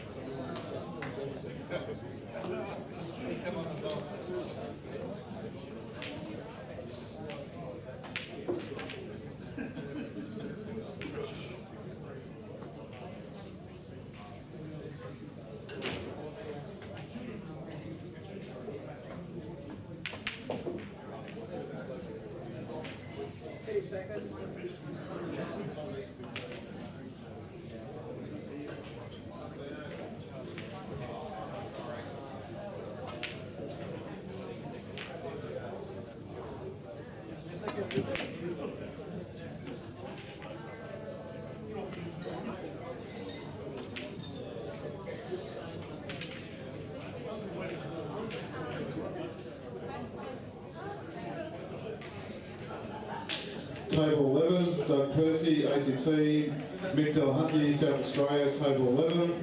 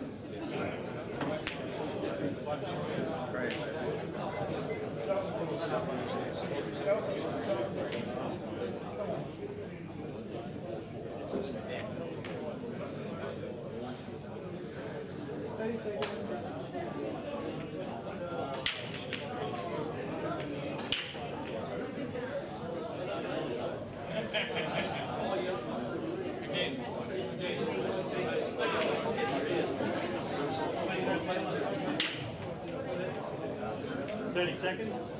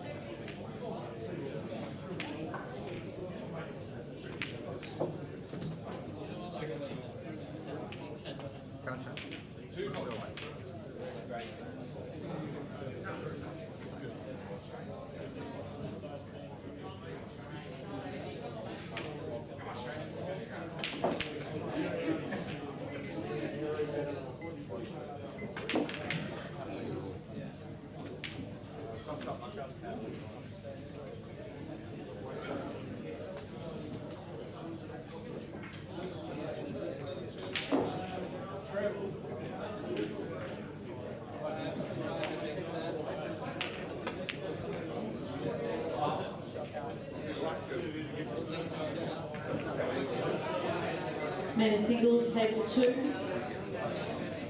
Jamie White, New South Wales, Steve Lees, Queensland. Table 2, 5 minutes each.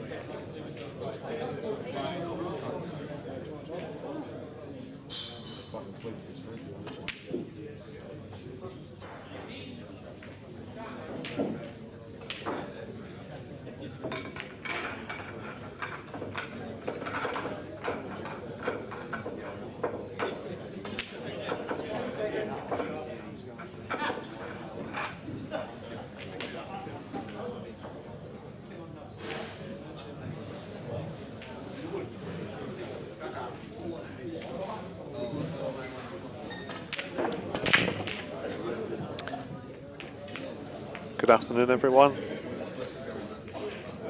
This is Steve Jameson just stepping in to do a bit of commentary because no one else will.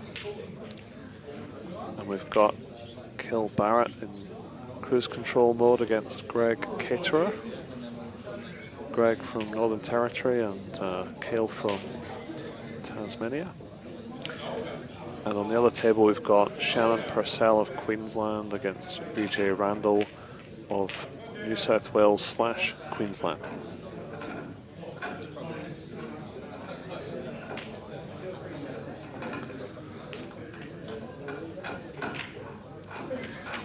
So Shannon having a dip here on yellows. This will be a, these boys will know each other quite well. We've played quite a lot of pool against each other. So an intriguing contest for a first round tie. Okay, so Shannon's just, don't think he pulled up. I think he's missed that. So giving Vijay an opportunity on reds.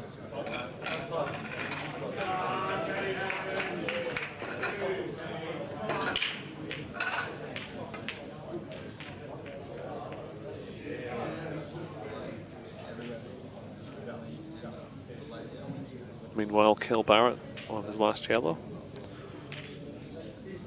leaving himself a half ball double on the black into the opposite middle pocket to win 5-1.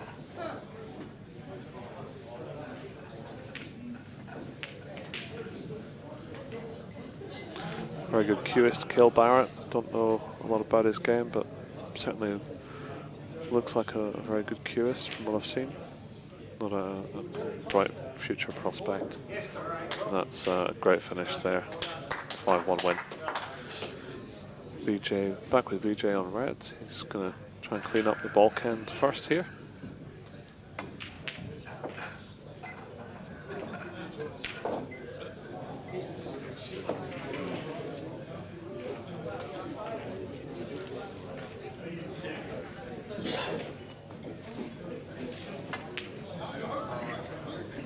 Okay, a tricky little red there.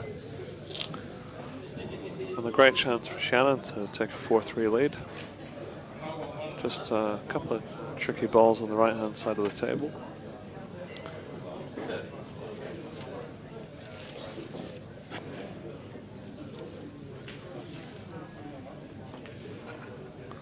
He's tried to do an extraction there and it's beautifully played.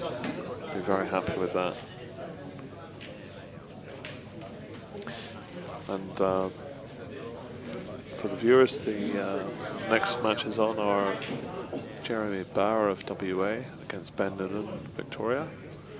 Paul Clark, Victoria against Russell Yulton of South Australia after this match. So Shannon's just left himself an angle here to get behind his right hand yellow. Might play the cannon into the red just to stop it, which I think he did, but it's gone too far. The white through a little bit. Now he's left himself this very difficult positional shot, deep screw of the white ball on the far yellow if he goes for it. Not even trying it, so could he be trying to cut? Yes, he was, and bit of a hero shot, to be honest, that one.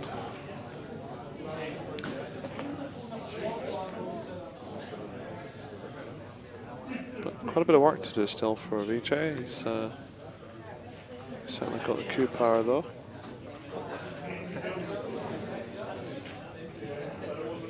If he needs to deep screw this one and bulk out.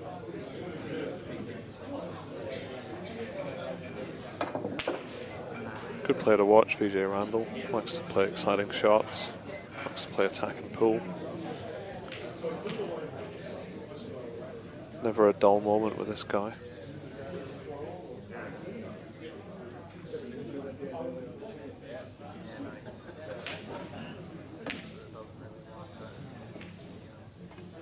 So he's just not firing at the moment, Vijay. He's giving Shannon quite a few chances. So chance number 3 for Shannon. Can he take it out? Take a 4-3 lead.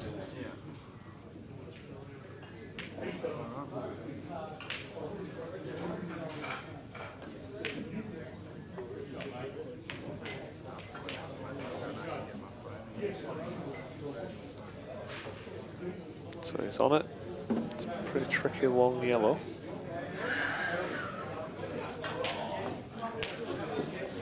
Always jawed it. He's jawed it. So back to the table for Vijay Randall. Again, just a half chance here, nothing too easy. He'll probably try and well, he's playing a safety shot here. That's probably a smart option. Put the white on the bulk side. That's not a very nice draw, really. But careless again from Vijay. He's not firing. A lovely pot from Shannon. And very potable black for game to go 4-3 up. And it goes. Advantage Queensland.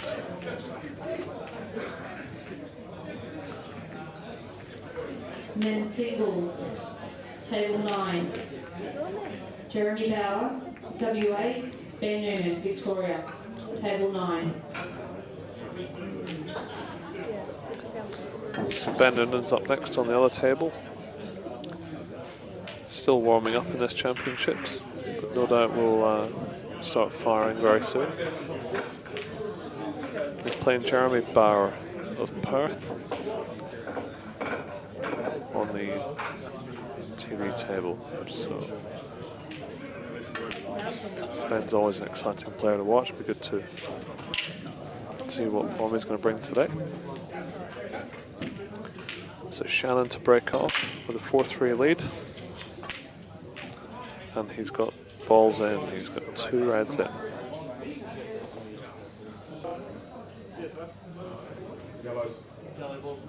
So reds look the better balls, but no easy starter, so Shannon's going to take the yellows, but there's a few tricky yellows.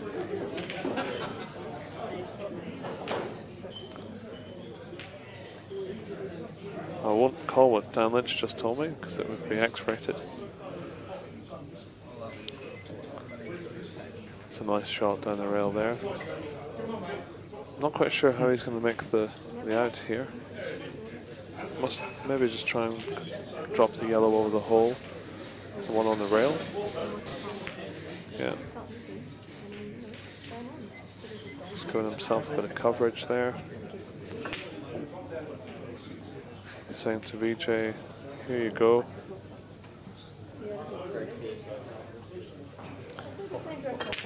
Have a dip on reds if you dare.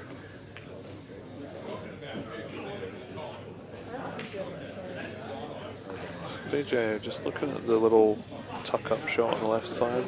He's changed his mind. He's going to start potting, which is his natural choice.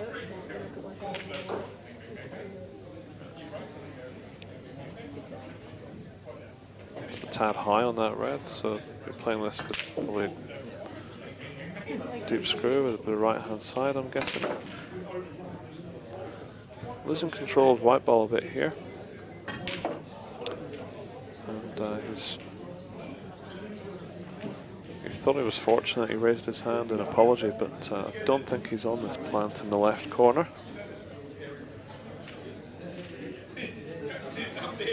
Or at least if he is, he's going to play it with a bit of right-hand side. Yeah, he's just doing a mini swerve to do the plant. With the element of safety in mind there. But one dead ball for Shannon on yellows. And a 4-3 lead. You'd probably fancy your chances here if you try and do the extraction off the bottom yellow.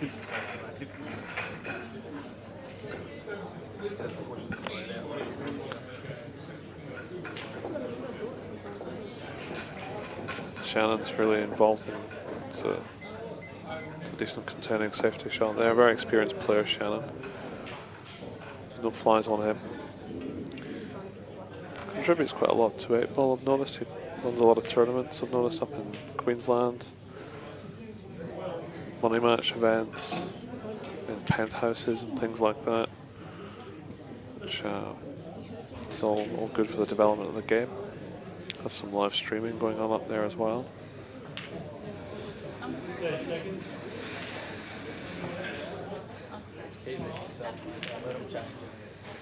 So nice cut from Vijay. He's not really landed on anything great. He's got half a double or something on the right hand red, and then pretty much nothing on his last red. So I'm honestly lost here as to what he could do other than maybe put the black safe off this shot. I'm looking to Steve Tran next to me, who's a legendary player, to see if he's got any tips, and he actually doesn't. He's got no tips whatsoever. So Steve Tran is useless, everyone. It's official.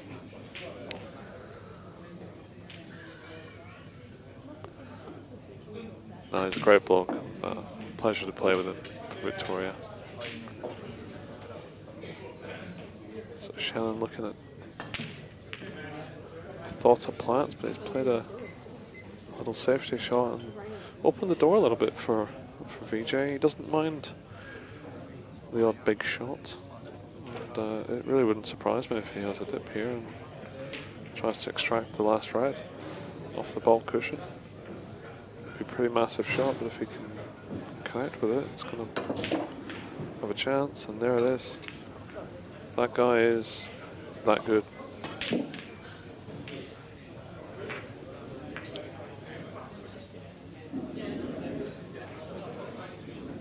So it looks like he's going to try and get under this yellow on the right hand side. Probably take the pocket rather than get the pot, but he's actually got the pot as well. It's fantastic, and he's landed perfect on the double. That is a great shot.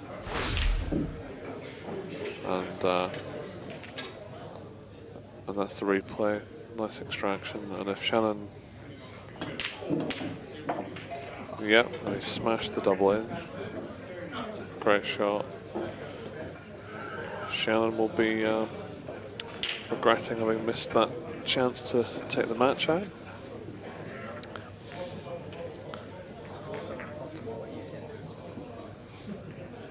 Yeah, Vijay will enjoy rewinding this back and watching that one again, no doubt. Shot mate.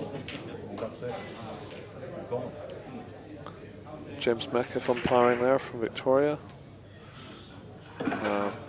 Probably the youngest umpire here by 20 years, with the exception of Tanya Abbott.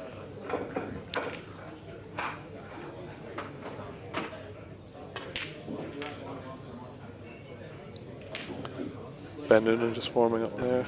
Oh no, we're actually started on the other match, so we'll just shift our attention to the other table. Actually, no, it's just a practice session. We've not started.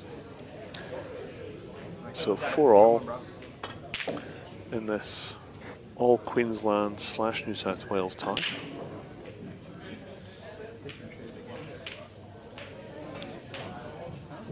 Vijay also from Queensland but plays for New South Wales. And the reason for that, folks, is because New South Wales don't have a lot of 8-ball 7-foot tables in their state, so they're unable to field a men's side, a competitive men's side, without looking to those borders on the East Coast. And I think ultimately, people do hang a bit on them for that at times, but the reality is the competition is so much fiercer with a good New South Wales team, so we'd rather have that than a less competitive team to play.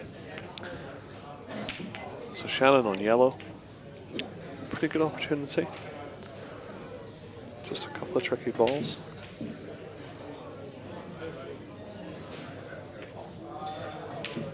I'm surprised he's not had a dip there. That's really surprising. Yeah. I suppose deciding frame, he doesn't want to throw it away, but you've got to wonder whether he'll get a better chance than that in the frame. Let's hope for the Shannon Purcell camp that he does.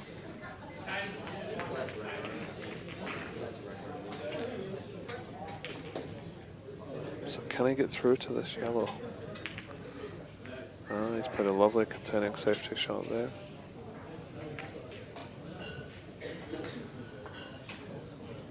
Steve Tran called that one for a change. Too shy to put the microphone on is Mr. Tran.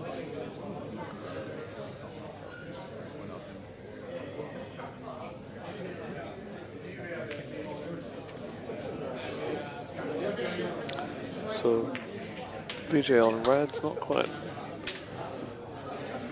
on the strength of his last act. This would probably be very doable. Let's see what he's going to do. And he's given 2 away, which he put a trace of left-hand side on that white ball, which I think led it to shift to the right-hand side as it's going against the nap up towards the top end of the table. Shannon's got 2 shots here, and Steve Tran's called it as Goodnight Vienna, or Goodnight Albury. So there's not a lot can go wrong here, especially with 2. And this will be the biggest win of Shannon's career this week.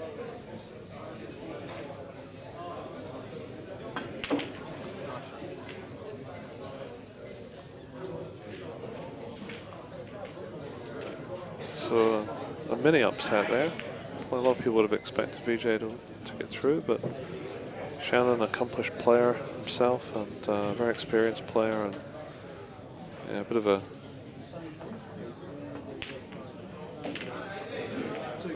nice win there. 5-4 Shannon Purcell.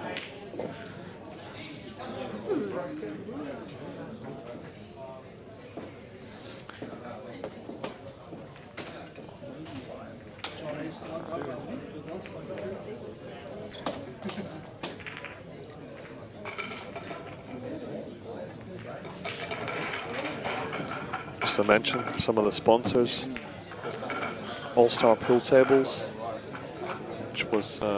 which is John Russell in Victoria. Strong Cloths, billiard cloth. The Commercial Club Albury, who've hosted this event brilliantly. MitchellBilliards.com, Aramis Billiard Balls, And it's a very well run event by the Australian 8-Ball Federation.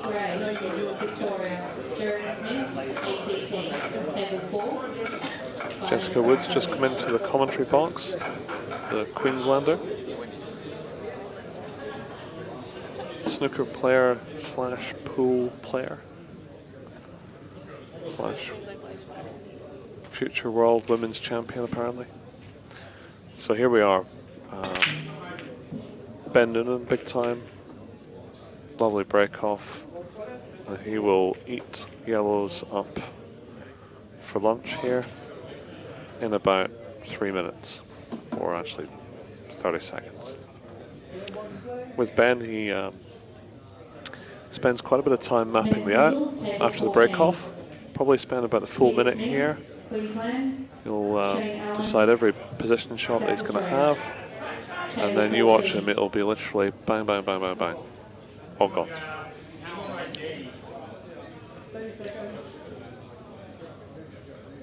So he's decided his options now. And here it goes, he'll hardly even feather the white ball.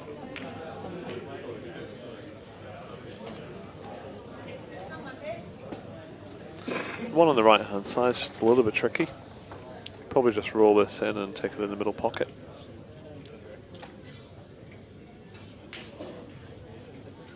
No, I'm alright. Men's singles, table 10. So he's going to... Paul Clark, Victoria, Roslyn. That's a nice shot. Table 10. Gone up to the bulk end of the table. I've been joined by Pete Butterworth. Hello, Jamo. Hey mates, how you doing? Very well, thank you. Yourself? Very well, thanks, mate. We're just watching a master break from Ben Nunan in about 20 seconds here. Oh, so he's taking his time then. He's literally, when you're playing Ben and he's in the almost not feathering mode in the first game, you're in trouble. Yes, mate. He's as you know, he hasn't quite been feeling it yet out there, but he will just be forcing himself to feel it in the singles so he can get going for the teams. Yeah. That's all he'll care about. Yeah. How are you enjoying your first nationals, mate? Yeah, very much, thanks, mate. Yeah, it's been an amazing atmosphere, and it's great to play with a team of superstars as well, and I'm feeling good as well, so I'm hopeful I can put a good contribution in. You're looking very good out there yourself, mate. Thanks, mate. Especially for a first timer. Oh, look at this. Lovely. Good finish there. Never in doubt. So Jeremy Bauer of WA doesn't get his hand on the table in the first game. I don't know if it's his first nationals, but yeah, Jeremy, but yeah, he wouldn't have played many, and this is probably the first time he's played someone like Benny on the cameras. So. Oh yeah, that'll be pretty daunting. Bit stiff there, Clacky, in off. Or Russell win. Oh, Russell. It was unlucky, but it's practice. Okay. Dan just pointed out to me, so yeah, so that won't hurt him too much. So these two on the second table, Butters, are quite an experienced pair. Do you know much about these guys? Oh, absolutely, mate. Russell's done it all. Won a few of the majors and been away to England plenty of times, and he's he plays the Masters mainly now, but he's still a very, very good player. Paul Clark just coming back to the game. I think Clacky, when he was playing, he's had about 7 years off, but he made probably 5 Australian sides in a row pretty much every year he played. So absolute quality. He's runner up to Benny in Mandurah when Ben won the singles. And yeah, just absolute quality player, as you would have seen. You wouldn't have seen a lot of him at all until very recently, but all class. Yeah, he's very solid. Another one of the Ballarat connection, mate. Yeah, they love their pool up there, don't they? Just about get a state team out of Ballarat. Yeah. So Jeremy Bauer has, unfortunately for him, try broke in the second frame, and yellows look hunky-dory. Benny's done an Aaron Marnie and launched out of his seat. Ready to go. The yellows look pretty sweet, don't they, mate? Yeah, I reckon there'll be a minute of analysis and then another 20-second out. If he's on this one in the middle, he's laughing. Looks tight. He might take it in the corner off the yellow. Well, after this shot. They might try and, well, he can take it up or he can just cut it into the red, but yeah, big pocket up there, so. And lovely graphics from Dan Lynch, the master of cue ball TV.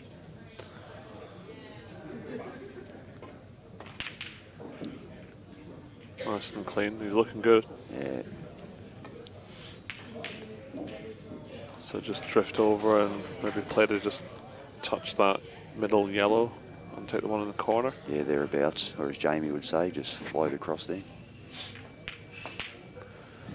Just float the white, leave yourself a Chinese. You might take that back up the top now.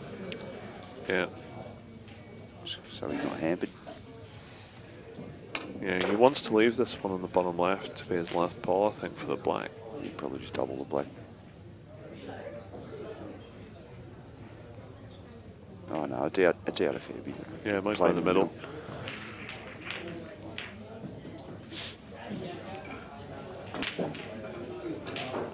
That's pretty good shot with that queuing actually.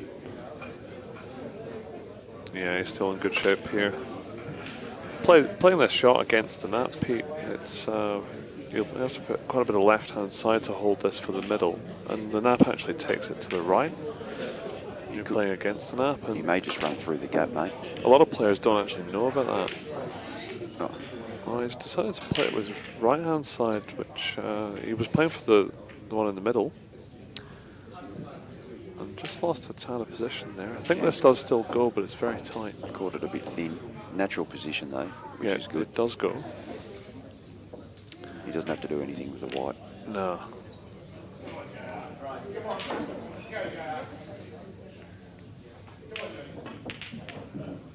Oh, what a shot. This is huge. We didn't even see that, did we? No. It's that's Benny for you. It's filthy. He might just double the black now. Yeah, he's got the natural angle to float it around two cushions.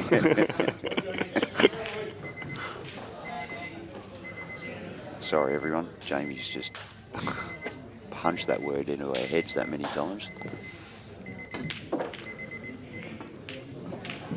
Yeah. Oh. No, he just cut it across now. Yeah, he's $1.04 to get this in the left corner, isn't he? $1.04's probably stretching it, but yeah, you still back him. You back him every time he's got a tough shot. You're going to come out in front. He's potted balls like this in the bulk pockets before, but okay. So Jeremy Barras, his first. We think it's his first nationals. This is his first televised QL TV shot. I'm pretty sure against Ben Nunan, and there's a bigger stage there. He's not, and normally you'd be favourite to win a frame from here, but right now it's going to be very tricky. We'll just see how he goes. Steve A, WA. Table 1. And you're up pretty soon in the singles, mate? Yeah, I'm up soon. Who have you drawn? I don't know the chap actually. He's from Queensland. I think his name's David something. Yeah, looking forward to getting my hand on the table a bit more. Yeah, get a bit of momentum. Everyone struggles a bit early, but the singles certainly helps everyone get going. He's left him a swerve on this, you reckon? I think normally you would just drop this as close to the pocket as you can, or just bump it out a little bit. No, he's just going to put him on. Get it out. That's a good shot. Yeah. It's a big fella, JR in the background there, Johnny Russell. Yeah. With Brian Daly next to him, who's come up to ref some games, has made a couple of sides in Victoria. Brian won his first match in the singles. Yep. Comfortably. So. And then last year's runner-up, Steve Saxon, to his right. Yeah, quite a bit of interest in this match. We've got Dax Wesley of WA as well, somewhere here. Always very vocal. He's not quiet, and he likes standing straight behind the commentary and making noise. So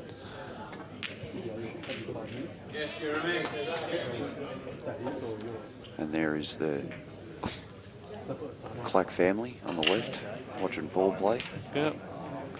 How incredible is that the family support him so much? They come up and sit. Sensational, mate. Watch it. Well, my kids have got far better things to do than watch Poole. I'd like to have him here, but and his kids are fantastic supporters of the team as well. Yeah, he's a good little player, his boy, as well. Yeah, that was great when he knocked in the shootout the other night. Straight after it, he's knocked in the black off the spot. Did he? From Bork. I didn't see that. Yeah, what a legend. Dan's got it on film. Oh, that's so good. So, Jeremy Bauer. Has he still got what, 2? Or has he used 1? Did he have 2? Oh, no, he didn't, did he? No, he's just got the 1. That's all right. He wants to land nice and fat in the one on the rail last. Yeah, he's taking these really well. He must be quite nervous, you'd imagine. Okay, he's car parked that a little bit. He's definitely, should play this straight and run to the cushion now. Yeah, just got to compose himself a bit, don't rush it. He's lucky he hit that bad enough to still be pretty good. Yeah, but he's going to be leaving himself. Yeah, Jamie Stevens has just called the float down to the red. So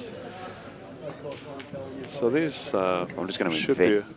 I'm going to invent a new word. Yeah, that means the same thing. Drift. Does anyone use drift? No, but I didn't invent it. Oh, okay. So this black from the cushion a little bit. Easy-ish black, but he'll be thinking about it. Oh yeah, it'll be a twitchy one. Well nicely. Done. Very well done. A lot of WA support here as well for Jeremy Bauer. Can't stop thinking of Jack Bauer from 24 when I see his name. Don't know why. Jay Bauer. It's fair enough, mate. And Russell Yulton is just finished his practice. So Russell Yulton and Paul Clark about to get on with proceedings. Yeah. So Ben just giving a gentle reminder that his opponent is still there. Not going to be all one-way traffic. And if you miss blacks, shouldn't matter who you are. If you've got all your balls on the table, your opponent misses a black. Generally, you should win the frame. That's a really good break. Yeah. Controlled the white better than he has probably in his whole life. No, that was the replica of the break he did in the first frame as well. I'd like some peanut to turn off the alarm that's gone off on their timer. They fair dinkum.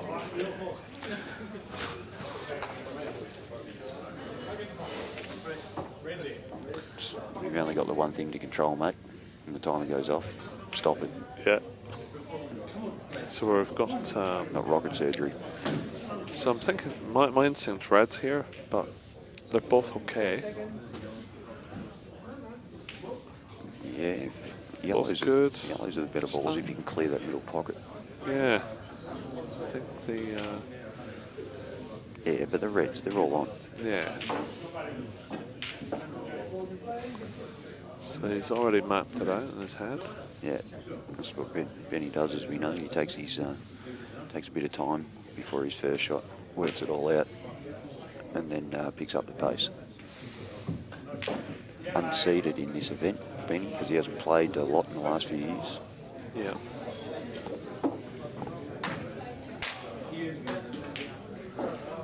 And he's going to maybe clean up this traffic down the bottom first, or do you think he'll play the red off the left-hand red into the middle? I think that's the way to go. I think he'll play this now, and the one on the bottom cush. Oh, it's a good contact. He's okay. Is he all right? Yeah, I think so. Hit it at a pretty good pace. So. Russell Yulton wins the lag. Russell Yulton wins the lag and will break off in the first game against Paul Clack. Trainy's just gone, put the long sleeves on again because he's cold. Umpired by James Metcalf. Allows that shot. How do you get there off that? Oh, that's fantastic. I needed to be close to this to just make it very easy. Just a little nudge on the yellow. Yeah, just drift down to the yellow. Nah, just punch it. Or just glide through to the yellow. Just mosey on across to the yellow. I'm just an encyclopedia of You're terms, aren't I? You're like a thesaurus, man.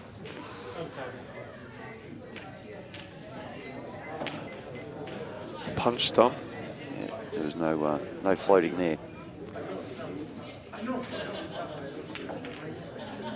Yeah, just a couple of feathers. Probably none on this one. Or one. Or two. Just the two. Two. It's a black. So 2-1 to Benny.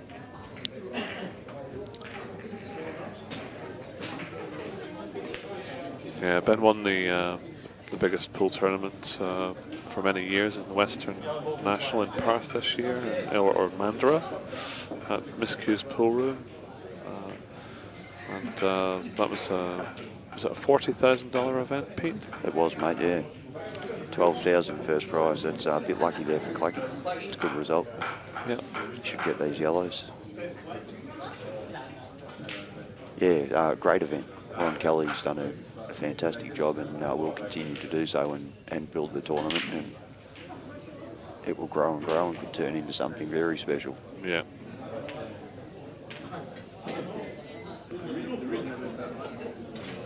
And this commercial club, a sensational venue, mate.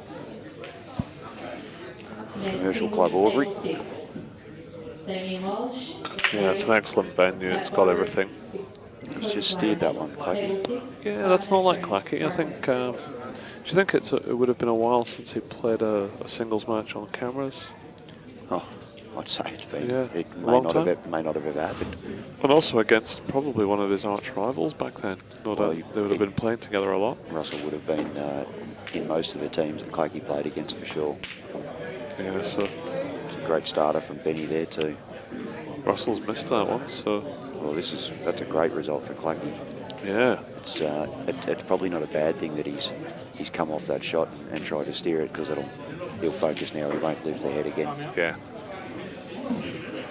So Ben's on yellows again. I didn't even see the start of this game. I presume it was a try break or no, he got a good break, didn't he? Yeah, he knocked in a long starter. And the rest will be get up on the top corner one now. Drop the one in the middle. Just needs a bit of angle. Yeah. And it's so intimidating when you're the opponent against Ben Nunan. And Ben knows that. Yeah. That's why he comes out playing this quick. Yeah, he really likes to use his factor, as they call it. Yeah, he uses it well.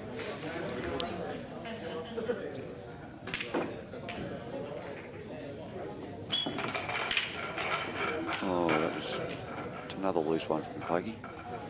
Yeah, just taking a while to warm up, Paul, but he'll come good, no doubt. Pretty good opportunity now for Russell. Definitely get a ball inside those yellows.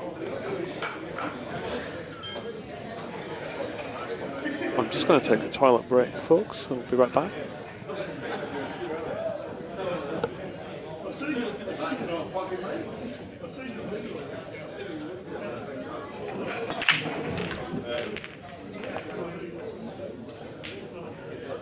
Not sure where Russ was trying to get them.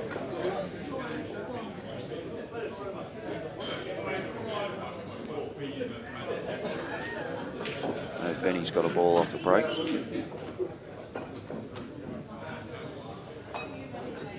Just lay up here, Russ, and get the snooker.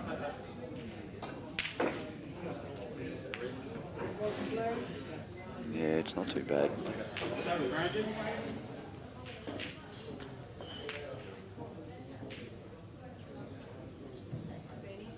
It's pretty much spot on from Benny. Not going to have too many dramas here. Gets these, it's 4-1, and Jeremy in real trouble.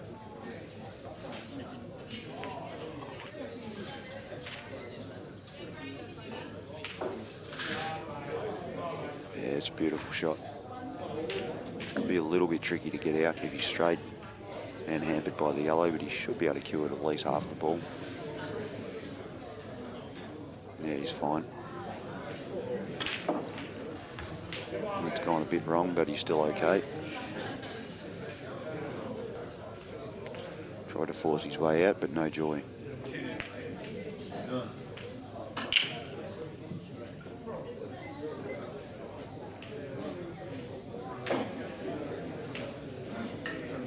You either got to play it off the cushion and inside, or just play the plant.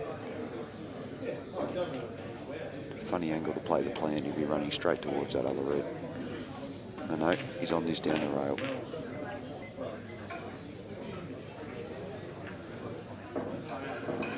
No problem there. It's tricky getting on the black now. Take the one in the middle first, chip the top one. Definitely made it harder than he had to.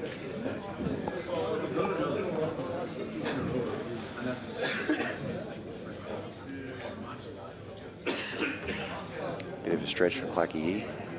Not the tallest of people. Tricky positional shot. Oh, that's stiff. Stiff. No, it's not always really a stiff. risk. Wasn't it always a risk? Yeah, well, you had to. That was what you had to make sure you didn't do. So what's Benny doing? He's on red, is he? Yeah, you probably take the one in the middle.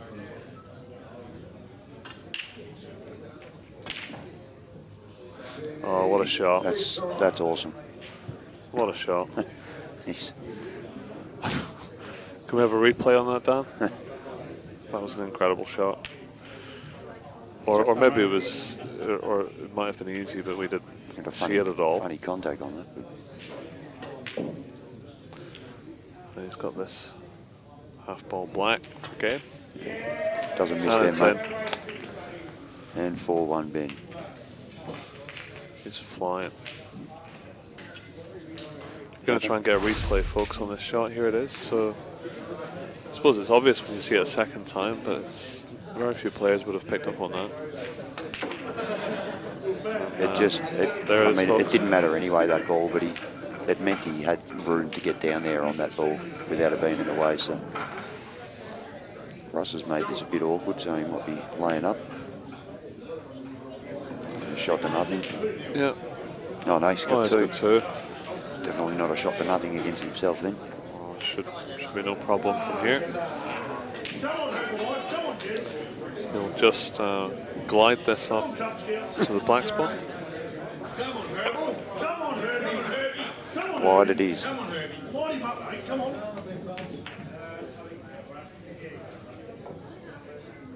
That's the easiest way to go. That's the way, don't trust me, mate. Very good, he'll probably just stun off the cush. Stun it out off the cush, yeah. And 1-0 to Yulton. Clacky will rue a couple of missed chances there, but hopefully it comes good in the next one.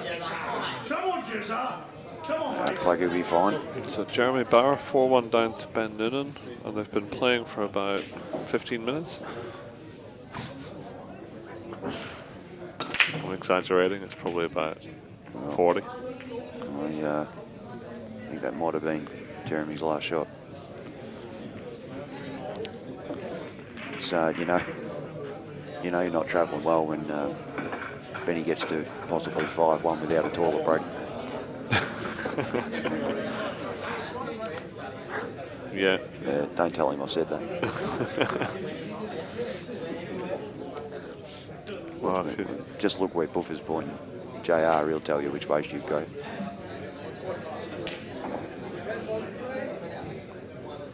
So he's chosen reds here. They were both looking good. He's already seen the pattern, or he wouldn't have started. Yeah. Wondering what he's going to do with those two in the, next to the black. That might have been an error. He might be a bit straight here. Yeah. Do you think he was going to disturb them off this ball? Yeah. Well, even nudge the black. Oh, I know what he's going to do. He's going to pull it off the yellow and open the pocket up. And then pot. I thought he was going to do that too. Oh, this might go in the middle, the one above the black. Oh, well that changes everything, doesn't it? Certainly does. Means this is the money shot. Yeah, there we are. It's a masterclass, folks. Yeah, It's just got one little how to win a trick race to thing. 5 in 20 minutes. Underhit that. Got plenty of angle. I'm assuming he's going to take the one in the middle first. I'll just check this up a bit. Just glide down. He's checked it up too. He's Right on the rail, he's got angle. He's got enough angle here to go up to the car park if he wants. Table 3. And, oh, it's perfect. He'll just land straight on it, That's a mate. beautiful positional shot. And that, folks, is... That's Benny when he's feeling reasonable. That's how it's done, everyone. Jeremy, welcome. Oh, it's huge. All right. Paul Clack. This will be a slightly... He's still just steering him a little bit. Yeah, this will be a slightly different encounter, I'm guessing.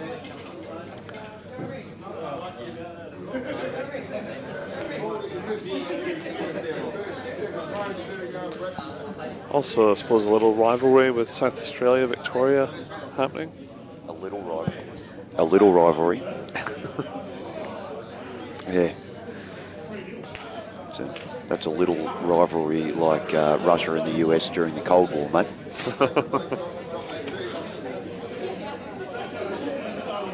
Does not matter where our teams are, how they're positioned. Yeah, we could be, they could be the best side in it, we could be the worst, but it's always a war when we play them every single time.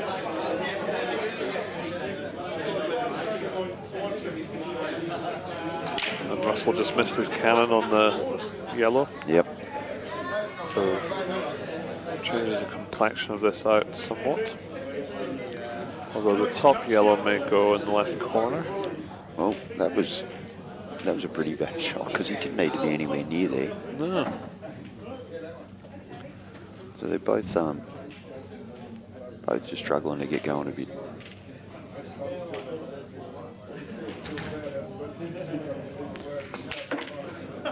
I get nervous when I can hear JR saying my name across the other side of the room.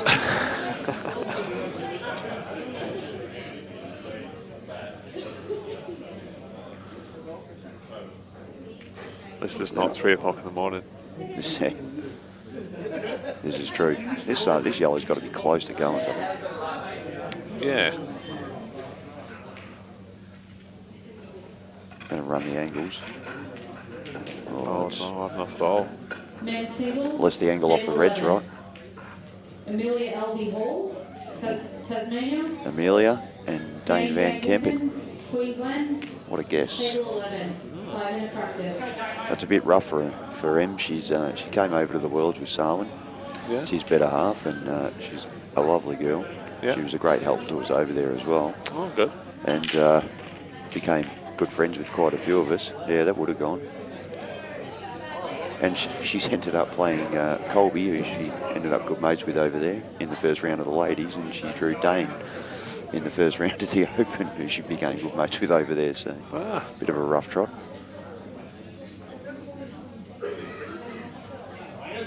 So Clark, he'll fancy this reds out. Or do you think he'll tie him up? He'll probably just disturb these two a bit. Oh, no. I don't. Yeah, look, I don't. It's not bad. Needed to come in a bit more and cover that angle off, didn't he? Yeah, but it's okay because he can't. Well, mind you, if he plays this, if he goes top cushion, side cushion and gets it, he can drift over and get on the black, so probably not a great shot. No, I think like he wanted to be closer to the red with the white ball. He's just not got the pace of the tail yet. No, he's not wide enough. It's not a bad shot, though. Yeah, it's a good leave. And did well to hit it, of course. Oh, well, no, not really. You'd expect pretty much everyone in the room to hit it. Oh, not me, mate. not the ex-snooker player. No.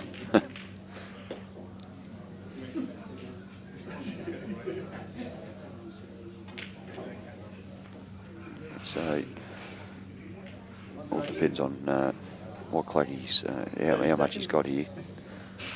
The two reds to the right of the black he should be able to hit. I'll assume you just nick off them. Yeah. Just try not to kill anything. Oh, look at this. That's so unclapped like. That's that was crazy. That's like something I'd do. Victoria, table 9. Stevie Tran, welcome back to Nationals too. Yeah, he's playing on table 9. Table 9. So that would be the other stream tables. Yeah.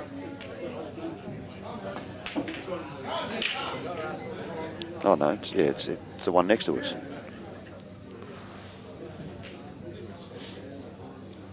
What in the name of Zeus is behind am I talking about?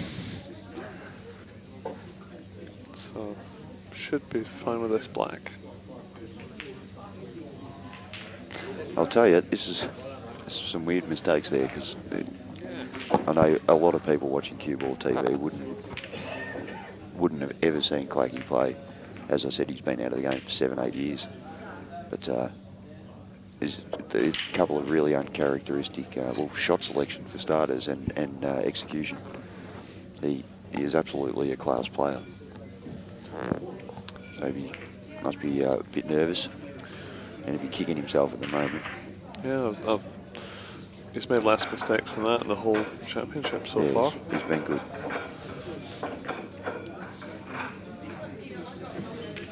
But we want to get into this very quickly, because race to 5 is not a long race at all. No. Against this type of quality opponents. Yeah.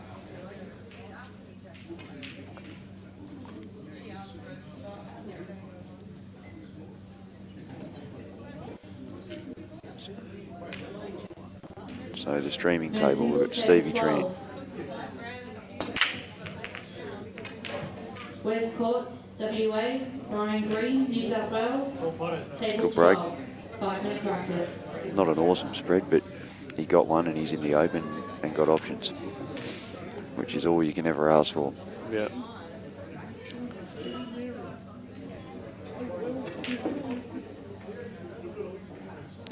Easy starter on yellow. I suppose he's got to go with yellows, I suppose. Yeah, you probably think so, yeah. Unless he just wants to cover that top left pocket. Threads. No, he's going to go yellow.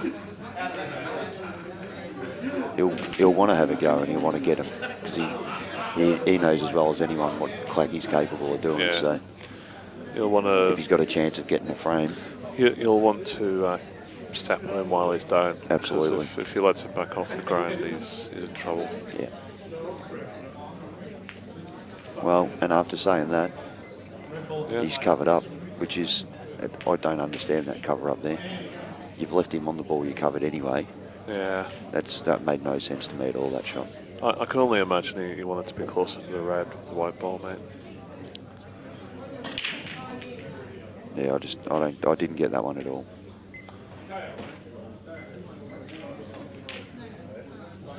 And that's what all you've done is just get Clacky to cover a pocket that you could have used. Yeah. You're probably in a worse position than you were.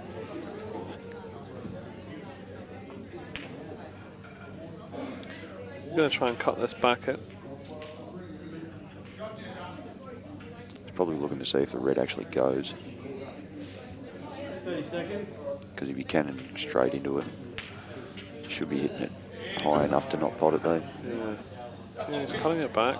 He's going for the out. And that's worked out pretty well. Yeah, absolutely.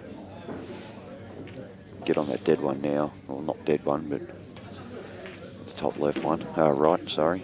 Travelling beautifully here.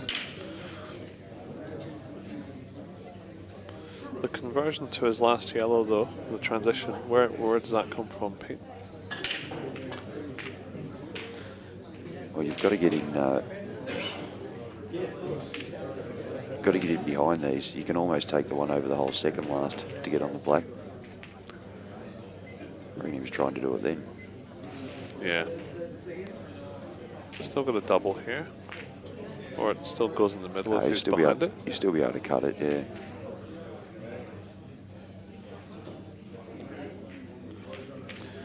Yeah, so he wants the ball over the pocket and then on the bottom side of the table here to be his last ball. Yeah, you'd think so. But worst case scenario, you can get on the shot, Russ. You can get on the middle one with that ball.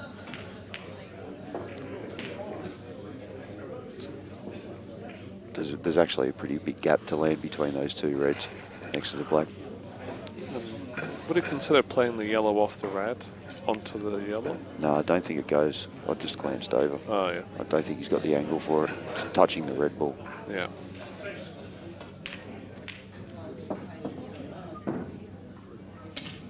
So he's got to be...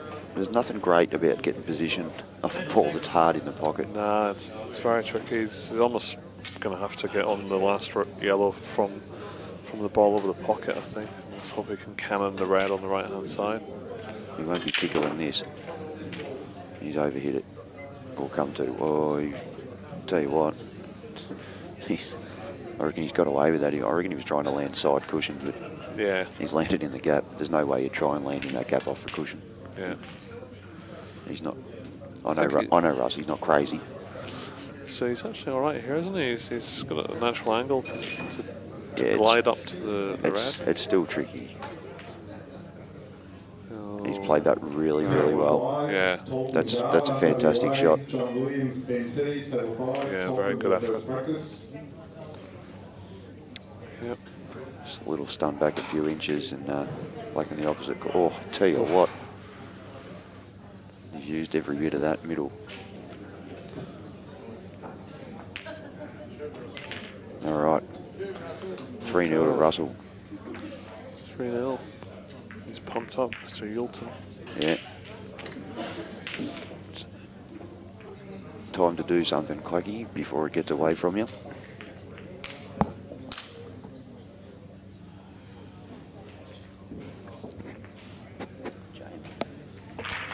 It's James Metcalf. Mate, get rid of your mic when you're drinking ice. Viewers don't want to hear that. I'm sick of moving the mic every time I take a drink. We'll get you a straw. Yeah, I need one. Yeah, James Metcalf umpiring from Fast Eddies in Moorabbin, Victoria. Yeah, great to see him here. He's a good guy. He is a good bloke, and there's a lot of support, a lot of refs around who have come up. So it's yeah, and not just from Victoria, from all over, which has been great. It doesn't work without them. Yeah. So Clacky's right. Let's go, mate. Have a dip. They get paid a very small fee for what they do. It's almost as close to volunteering as you can get, really. Yeah. So they without them, it would be nothing. Oh, look, they can make a few $100 out of it, but the hours they've got to put in to do that is enormous. And to look, Poole Victoria setting this event up, done a fantastic job. Yeah. And the AEBF and Dan Lynch, of course, and as I said earlier, the Commercial Club Albury, always very helpful with our yearly tournament as well, and they've been fantastic with the Nationals. Yeah, they sure have. Couldn't be better. How's that for a shot? Yeah, fantastic. That'll do you. If he's still on the red in the middle, he's laughing. But he isn't, so we'll just cut this down. Unlucky. Nice. Nicely played. Great shot. He's just, while he was sitting down while Russell was potting out, then he just remembered what he's capable of doing. He said, oh yeah, I can do this. Yeah, he's remembering. That's what I used to do.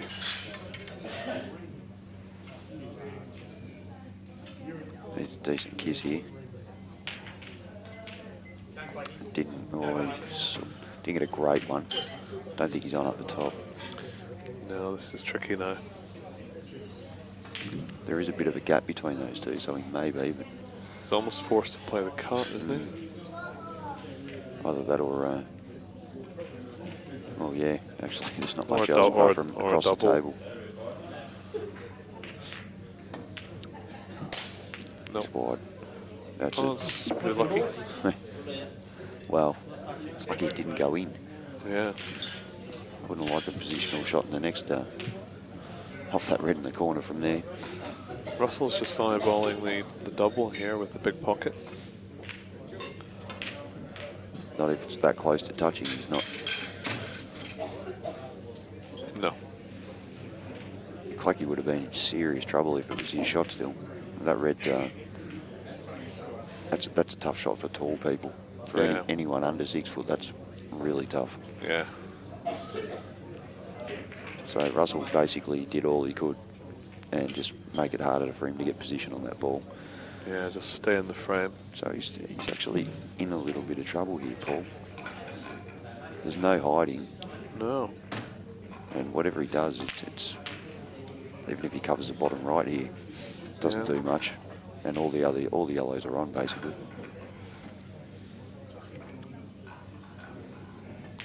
So yeah, a loose-ish positional shot from Paul, and Russell's played a smart shot and put him under the pump now.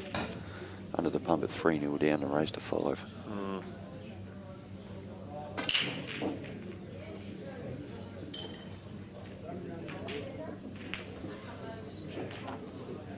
That's a great paw. That's a sensational shot. Deserves to be on this red. Well, In bulk. considering if you miss, you're basically 4-0 down. Yeah. I don't think he's on enough of it. Not on enough of it. He'd be on the one down here, wouldn't he? Yeah, I think cushion first here, yeah. Yeah, just play with running side. Yeah. To overhit it, you're going to be on that red, so. 30 seconds. And the position's not a problem. In the middle of the table, you're on the black, so. So right-hand side on this white ball. Cushion first and play to perfection. Beautiful. Oh, no. Please don't be knuckled. You That are would be a kidding. shocker. That is unbelievable. Oh, no. How stiff is that? He's Steve Woods himself. Forgive us, viewers, if we're slightly biased. John Russell, Victoria. Oh, mate, no, that's... I'd be saying the same thing if Russell played that. That is rough as. So he's just calling a total snooker. And the referee is, or umpire is just checking it. I've got a feeling it's not a total snooker as well. Stevie Woods. So, I know what you'd be doing here, Pete. It's not hard to guess, mate. Yeah. I don't think you'd win any prizes for guessing what I'd do here. Checking it up off the top rail? No, I'll just do a little swerve around there, mate. Come on. Oh, of course you would, yeah. But getting on the black might be tricky that way. He's played that well. Oh, great shot. He couldn't do anything better than that, really. Yeah, that's it. That's good. I mean, you can hope for the snooker or whatever, but you're too dangerous if you're flirting with the playing inside the red. Yeah. And Russ is just going to tuck up. Actually surprised he didn't have a go at that. He's played it well. That's a good shot. Surprised he didn't have a go though. Like he rolls that one in the middle and they're all there. So.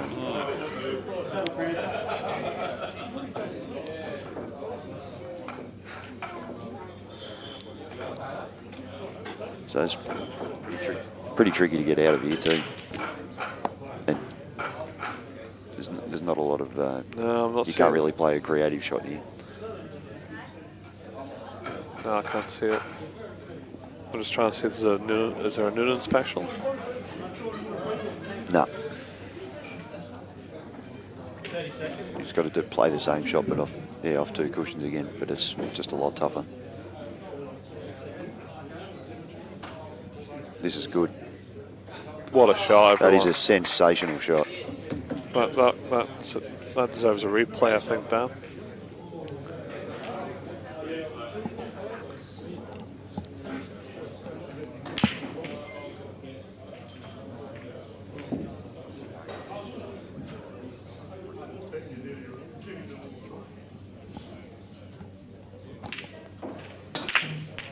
trying to sort out something with the draw here, mate. Oh yeah, no problem. It's a great shot there from Paul Clark to stay alive in this frame.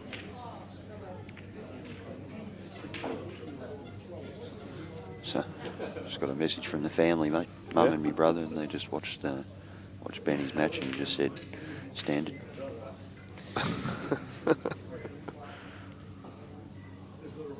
Yeah, that was a great match. If you've just tuned in and catch the recording at a later date, watch the Ben Nunan match from this afternoon against Andrew Bauer, I think he's called, from Perth. So hello Mum, hello Scotty. See you in a few days. They're coming up for the finals. Oh, good on them. Mum loves it, mate. Yeah. Certainly a lot more popular than I am at the Nationals, I'll tell you. My mum loves it as well. She just lives the other side of the world. So Clacky's got a chance of a pot there. How's that stayed out? Yeah, couldn't have done much better with that. Now it's Russell's got this long yellow where he can pretty much no pressure, just drop it in. He's going to be snookering Paul anyway. Well, here's an interesting one, mate. On the other table, you've got Stevie Tran from Victoria, obviously, and Dave Eglin. Yeah, I don't know Queensland. Dave. Do you know Dave? No, I don't, mate. And he's covering pockets on Stevie Tran, so I don't know what he thinks he's doing. He obviously doesn't know him very well. That's Steve's job. Yeah, in about 1 minute, everyone, Steve Tran will have 2 yellows over that pocket. Well, I reckon he's left the gap there, Russ, for Clacky to get the black in, so it's worth having a go at.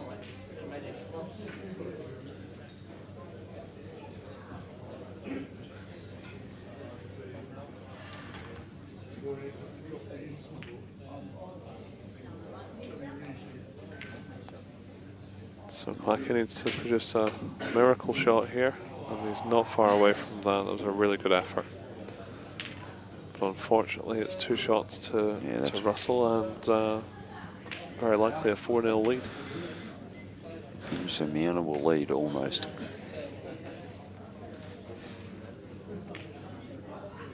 I can definitely say he's more than capable of doing it. Yeah. But Russell will not be unhappy at all. Yeah. Well, this shot could get interesting. Oh. Really put himself in a bit of trouble.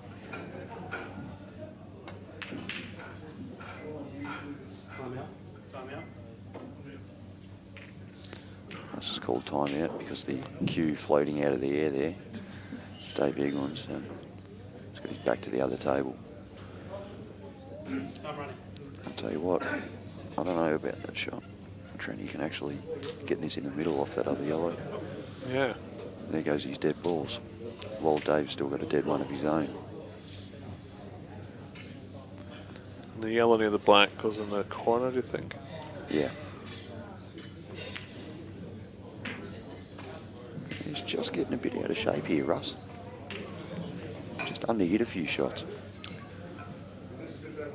Yeah, he's must be quite excited to think of going 4-0 up on Paul Clark. He's probably thinking, what?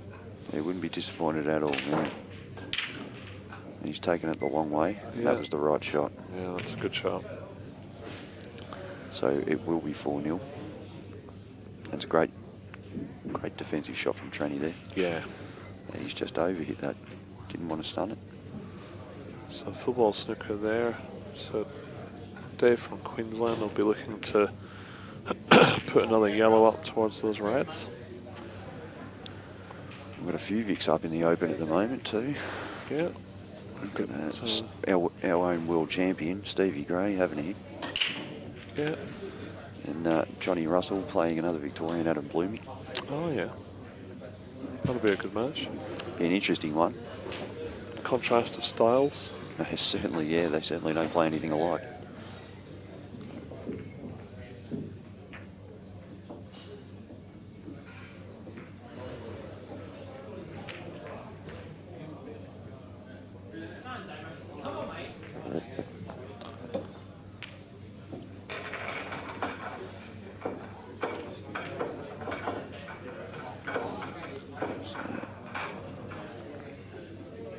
dip here.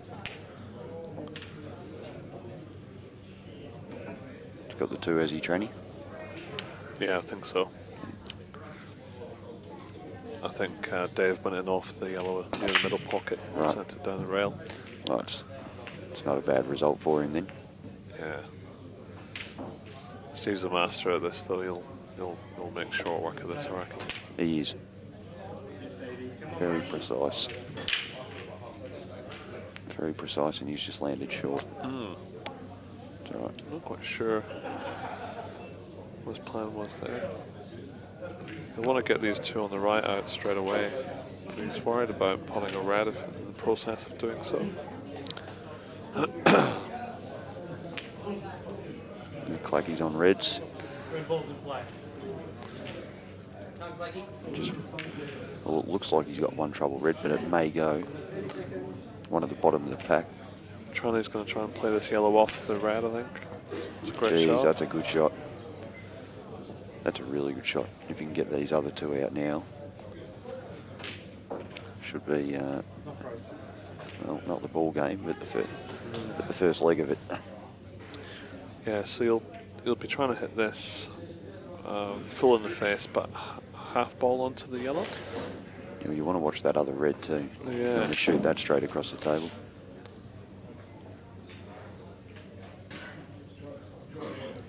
That's what he'd be looking at. But he's just trying to predict where these balls are going to go after the plant.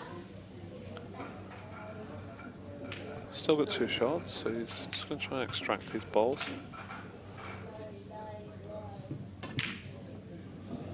And he's played it well, I think. I'm not going to put the black over there. Yeah, but look, that's a that's a still foot good. off the cushion. You can get behind that. Yeah, still good. They're not awesome, but they're all on. It's Queensland captain Marc Bradley sitting behind there. Oh well. Russell's just had a dip and got a pretty good result. Wry smile from Poole. Probably just give him 2 here. Yeah. Scary to do it 4-0 down, but not a lot of other options there. No. That's yeah, that's really good. It's just such a tough shot to play 4-0 down when you're struggling as well. Yeah.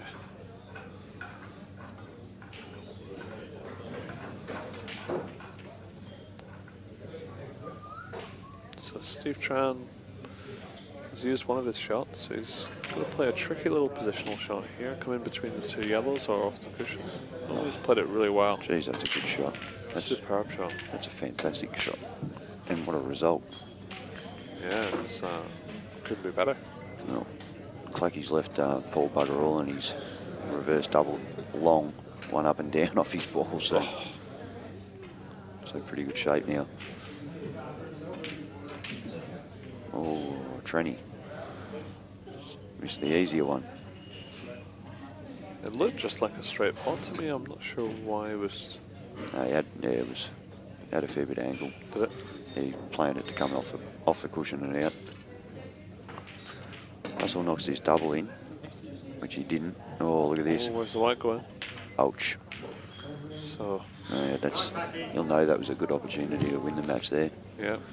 So could be a turning point, folks. Turning point. Just don't ask Michael Scary about turning points. I had 17 in a match apparently.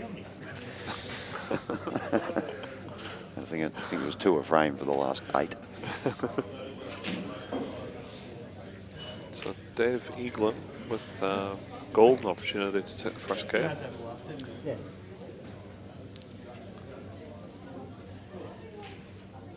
And he's going to be a fair way away from this black, you know. Good opportunity for Clacky to open his account. Yeah, just needs a nice little. Is he going to do a little extraction here? Get the black out, nudge into the yellow and black. Yep. That's great. Yeah, that'll do.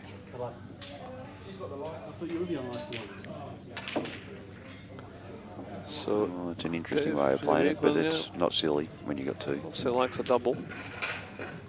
I would have been happy just rolling it out and running up the top cushion, but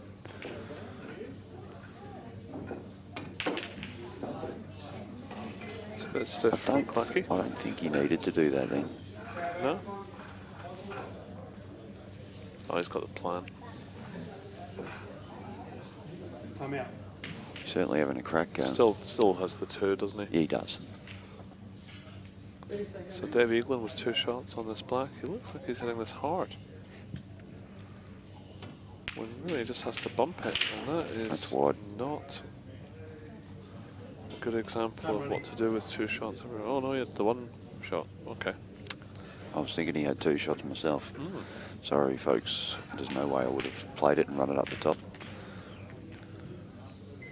It's a bit rough for Cluggy. He's still got 2 though.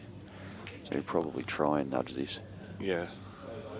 Just a trace of right hand side on the white.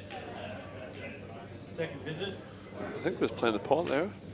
Yeah, he did. He's taken his eyes off the pot, but his main focus was the cannon, which he got. And he's the one with the 2 shots. That's probably where I got confused. So trying to play a little dink snooker. Or, yeah, dink snooker. He's short. I mean, the shot was short. I don't mean Tranny's short. Did he reach the pot, the No, cushion? I don't think so. It didn't rock. Oh dear.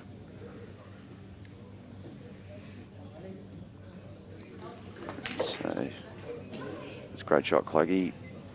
And he's on the board. And first blood to Dave Eaglin. All right, I will rejoin you presently.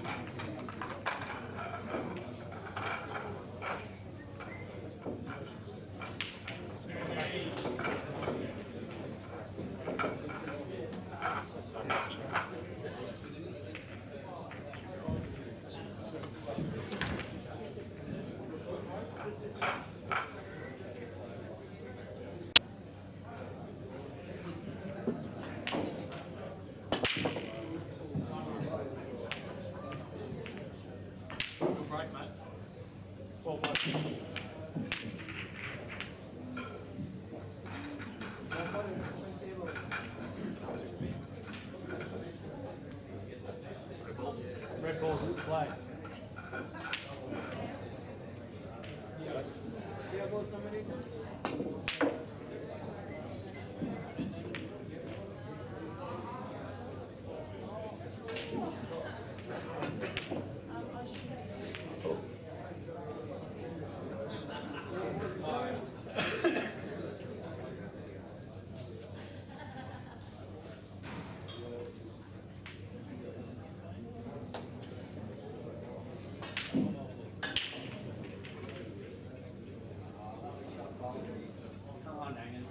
Seconds. Come, mate.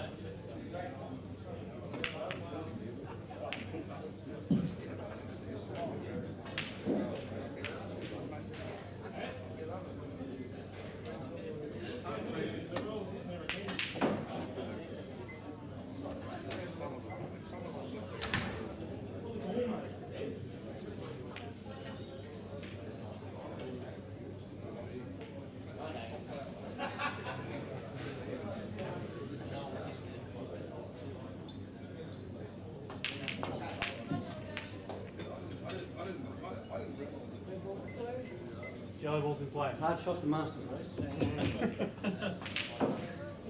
Learn from you, mate.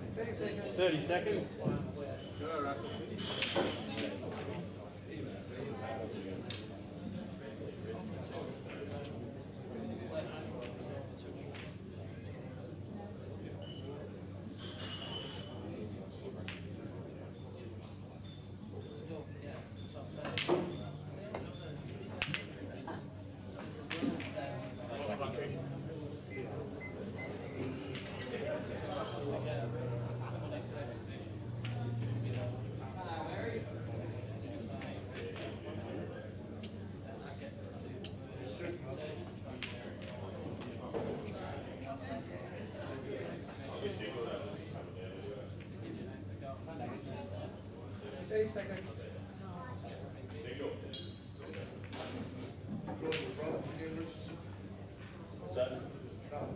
Where's that? Nothing. 30 seconds. All right.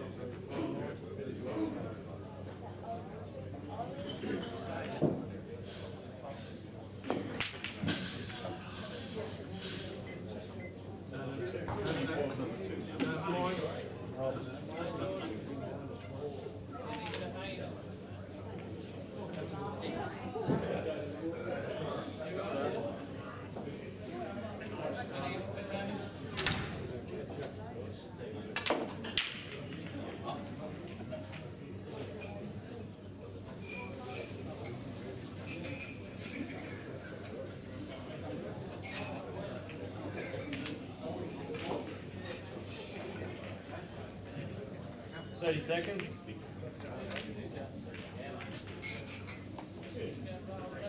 Blackie. That was the total.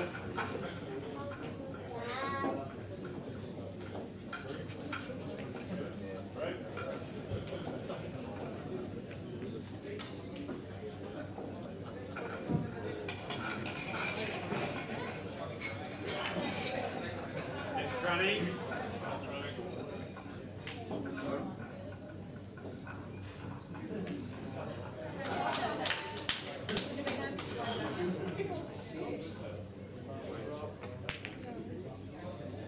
Nice putt, Paul. Shot, mate. Come on, Timmy. Come on,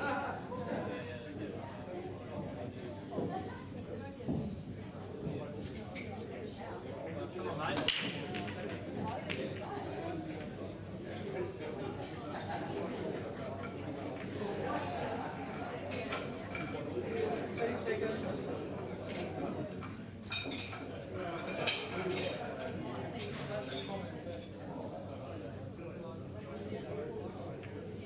30 seconds.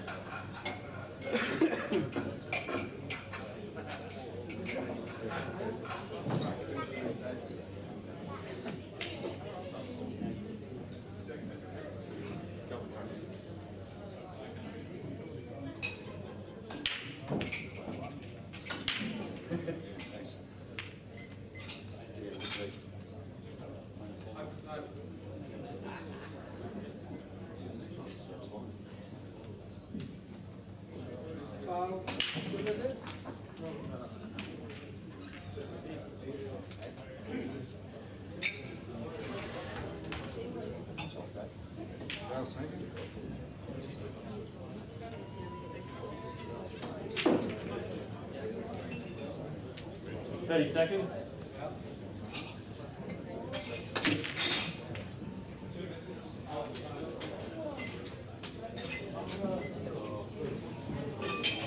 Oh no.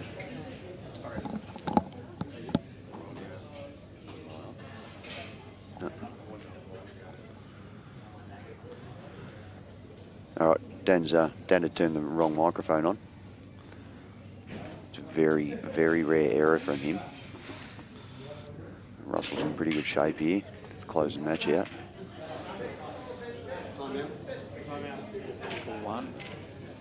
He's called timeout. Table 2. Waiting for Dave Eaglin to get out of his way. Steve Jamison, Victoria. David, your first practice. He should be going 2-0 up on Trenny here. Trenny's made a few uncharacteristic errors, as has Paul Clack on the next table. He's done this straight cross, come off the bottom rail. I think so. He's probably got a little bit of pocket to work with. It looks like he's going to run it. And he's done it. Not great, but well enough. Would have liked it in the middle. Probably still take it in the middle. Trenny won't be too bothered at the moment. He looks pretty relaxed. Very rarely looks stressed out. That's. I reckon he might have been trying to nudge that or something, because that's.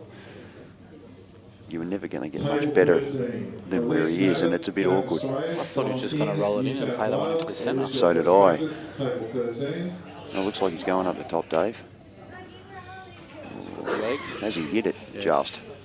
Good shot. Yeah. Good shot for the cameras. Keep everyone guessing for a few seconds. Trenny's just checking something out here. 30 seconds. Well, that's turned early too. Wow. I don't know who levelled these tables. All right, I do. It was me. And for the record, they're on carpet, so after a couple of days they do go out. Russell just missed. Just Paul's big chance to Well, stay in this match. Yeah, it was a bad position he left himself in. I didn't think he had to try and nudge that ball at all. No. I think Paul's going to want to get on the rail ball next, so he's either got to check it up. And he can screw straight down Or for the black. Yeah, or he can just stun off 2 cushions and get over there. I think he has to land on the rail one now. Yeah, definitely. 30 seconds. It's good to see Paul back. Yeah, a lot of people are saying it. And he's gone. That's the way he's gone. Would have liked it to go another foot or so, but that'll do.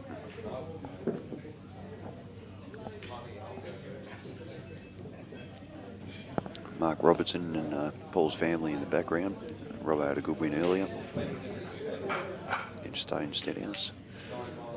Up and comer from WA. Oh. I don't know if he's got a kick or he's just hit that bad. But either way, it's no result. Which ball are you taking here?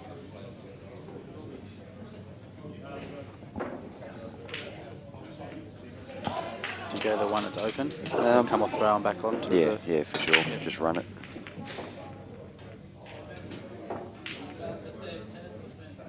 Try breaking it. No, it's not. You got a yellow in. Well, I would have checked it up a bit myself, but I have noticed there's been a lot of dry breaks. There has been, yeah. Our teams have not been getting great breaks results at all. And this is going straight up the top, so only a bad error is going to keep Paul Clack in the singles. So how did you go? Were you in the singles? No, mate. I get a bye through the first round. Yep. I was lucky enough to be seeded. Yep. Even though I'm not in the team. And it's a great win from Russell. Never really got going there, Paul. So I'm scheduled to play, well, the second round starts 7 o'clock tonight, and I'm down the bottom, and we're already behind, so, I don't know, somewhere around 11. Play when I'm called up, mate, and that's it. So it'd be nice to get involved in it on the table. Is it 1 or 2-0?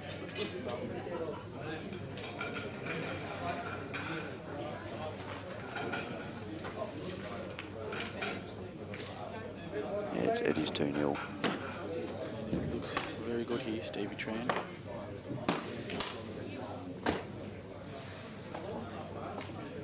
You reckon you can pot that red in the left centre? Come on, buddy. Dodgy, yeah, I think you can. I think you can definitely run it down. I don't know what he's doing. No, yeah, from the cushion you should be able to knock it in too.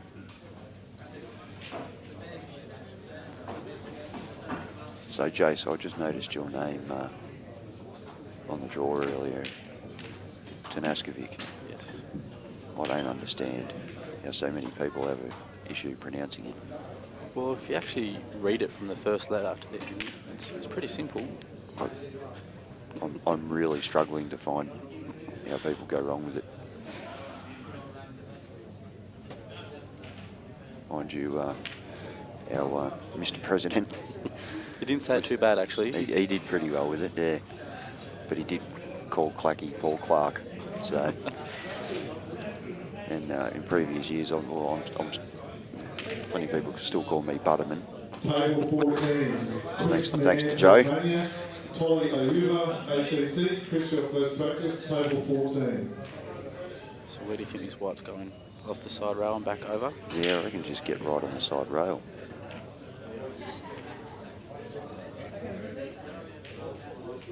Did he have 2? I didn't think he had 2. Can you come off that side rail and knock that red in? Yeah, definitely.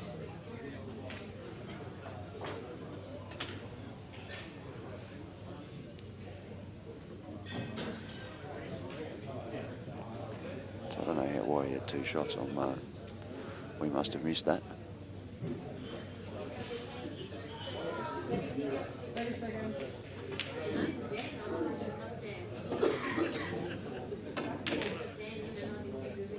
Well, he's car parked that in a big way.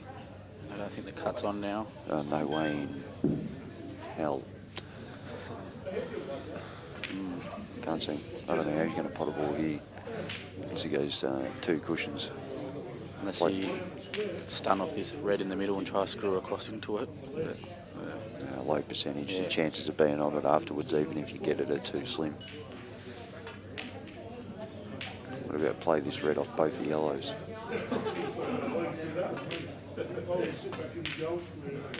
I just tell you what. Can't believe he's played that. That's a great shot. Good shot. You lunatic, Steve Tran. I love it.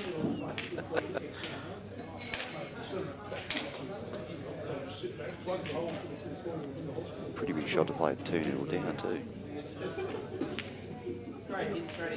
Oh, look at this. Now is this on? If it's on, he's planted absolutely the way he's fat. queuing, it must be on. Mate, well, Dave will be a touch disappointed there, I reckon. He would have smiled on his face. I reckon 3 times he would have thought I'm getting a shot here. That is huge. Look at this. And just the pace he's hit it to make sure he's on it. And he's played it with running side, so it checked up off the cushion. It didn't go in behind the yellow too. There's about 19 things could have gone wrong with that shot.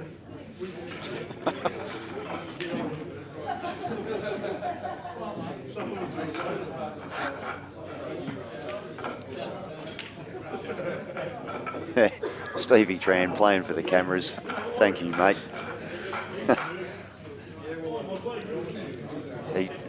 He does not get out of position like that, so he must have done it on purpose. There he is. He looks huge.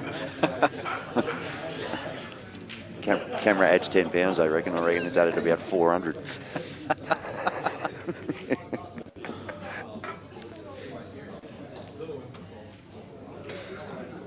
And that's how big he really is.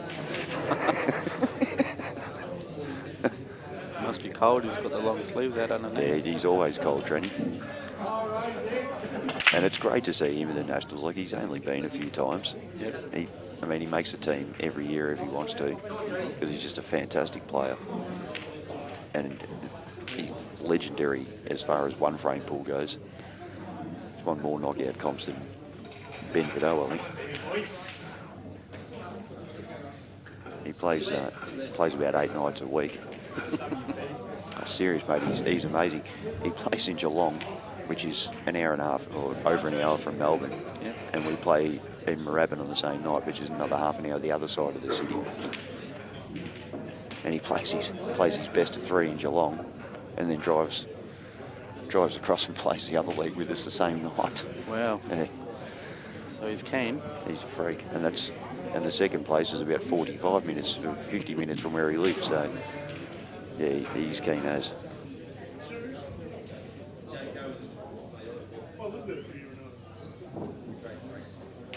So I reckon that last little out would have got him going a bit. Do you reckon that plant's on? Probably make it on. Yeah, you can make it.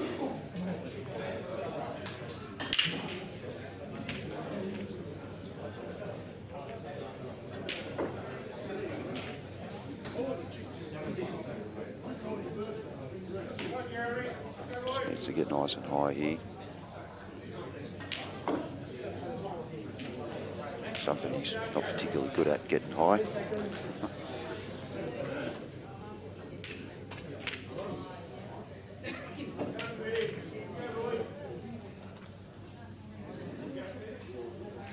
Well, the only way he's potting the ball here, if it's not touching, is to play straight through it, not touching.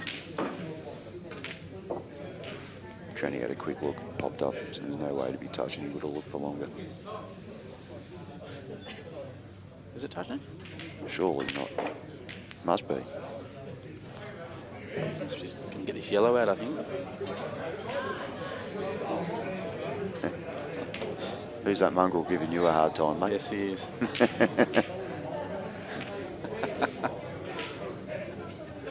It's Ian Will giving Jason a hard time. I think I knew him for about 5 years before I knew his name was Ian Will Mongrel. He loves social media. He's still got a Nokia 5110. Oh, I know, mate, yeah. We went to send him some pictures of pool tables, and he goes, no, you'll have to send them to my sister. So, mate, we'll take a photo and mail it to you.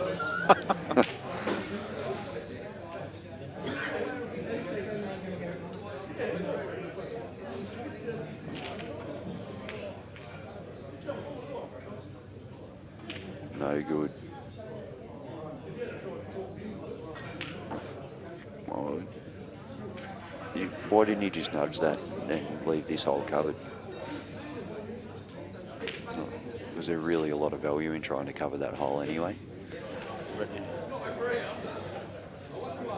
Should finish from here, Stevie. Yeah, well, if the plant's not on, he's going to move it now. Oh, he's got away with that. He's left a double, but he's getting the balls roll for him a little bit here, Stevie. Needs to take advantage of it. I heard that Benny won his match pretty quickly. Yeah, pretty quickly, mate. He missed 1 or 2 balls, but he was in a hurry. And I'm not sure Jeremy that he played. I don't know how many nationals he's been to, but it can't be more than probably one other. And yeah, so Welcome to the Australian Singles Cue Ball TV against Benny in full flight. We'll still be trying to work out what hit him. Yeah, it's not too bad, but you still... You haven't gained anything. You've just gained a little bit of time, and that's it. Yeah, you just open that red up even more, bring it out to the centre. Well, he can do what he Bring wants. the white down in this corner. You can leave him no shot in plenty of places, so... Yeah, that's a great shot. So you just, all you've done is just give Steve a chance to move his balls into a better position. Surely now he has to take this double on, if it's on. Yeah, as you said, if it's on. Unless you try and chop it back over this pocket.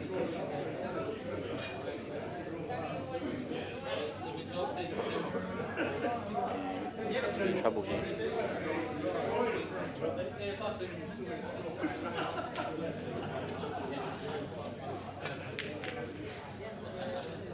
He's done that. I thought that was probably the most productive option for him, because there was really nothing else. He couldn't hide anywhere. He had to try and get coverage somewhere. He's had a fair crack at it, but come up short. So. Just to hope now that Stevie misses. Well, the plant from here. You've got to think now that plant's not on, because Steve did try and disturb him. But if they're touching, I'm pretty sure you can still nearly block that. Yeah, I'll tell you what I'll do. I'll get up and have a look, mate.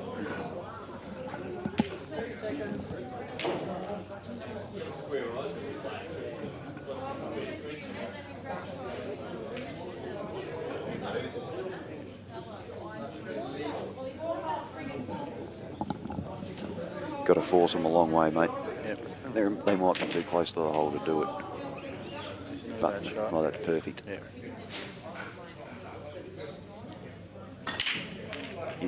You don't want to punch one. You don't want to knock one to the back rail or anything. You only just want to move them.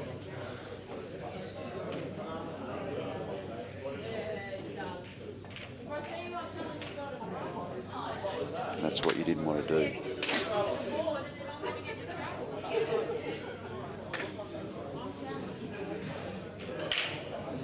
So Stevie in a bit of trouble now.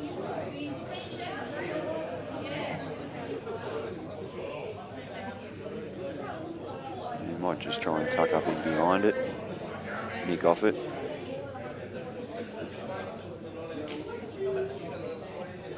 Tricky shot though. Dave's sitting over there thinking, well, he's screwed up again, surely this time, or what's he going to produce now? Play the plan off the push. Well, it wasn't a bad effort. Very tricky shot. But they're all there here for Dave. Good chance to go 3-1.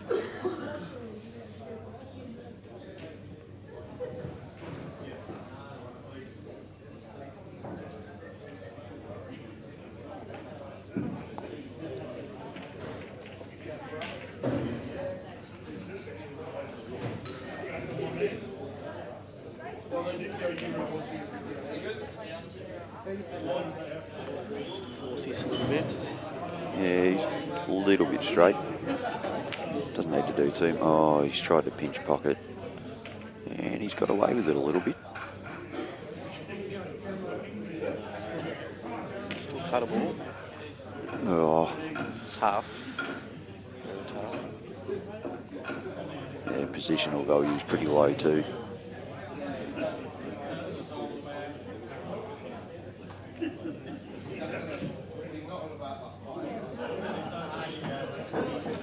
Might have to just play the snooker, which is really delicate.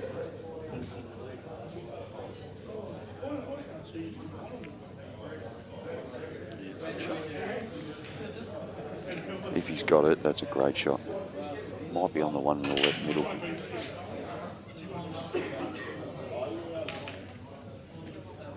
It's close. He's bending down to have a look. He's still down.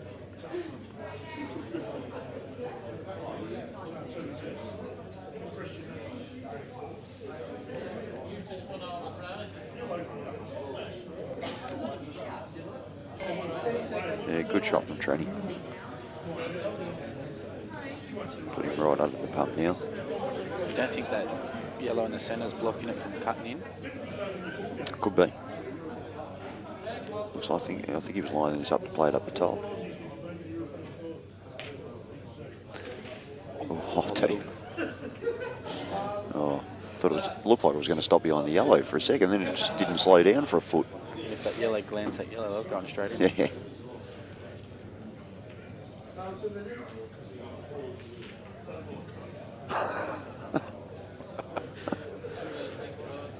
So how are Victoria travelling? Okay, mate. Okay. Yeah, a lot of guys that haven't played together before. Good shot training. Just trying to find the rhythm. So all playing well in patches. Yep. But it'll come good. There's too much class in the team for it not to come good. So.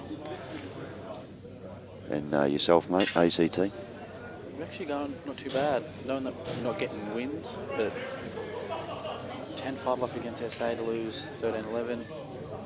12-8 down against Queensland to come back with a draw. We lost 14-10 to New South Wales. We had chances in the last two frames to get a draw. So there's good signs. 9-7 up against WA and then to lose. All right. So yeah, there's definitely good signs there for you. Tell you what, needs to catch this. He should be right. He needs to catch that yellow fat though.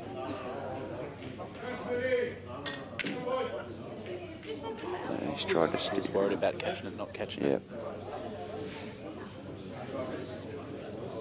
Surely he hasn't got away with it again.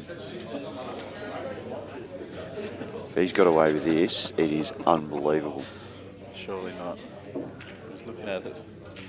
Touching? No. I don't think so. I think he's trying to cut the one closest to him. No, he reckons he's on it. Okay. Two minds here. Yeah, which never usually turns out well. No, he had plenty of it.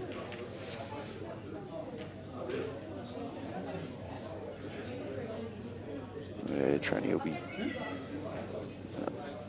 I'd say, pretty disappointed. He'll be filthy, 2 on the black.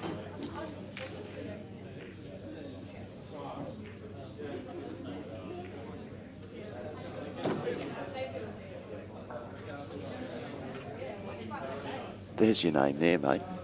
So if you read it, how it starts off with Tarnascovic. It's certainly not hieroglyphics, mate.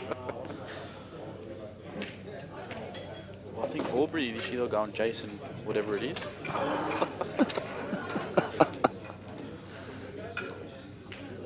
that might be El Presidente, mate. Donny.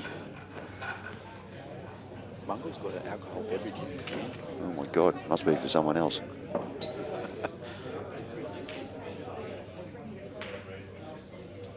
So it's going to be 3-1 to Dave here. This frame's gone back and forwards about 8 times.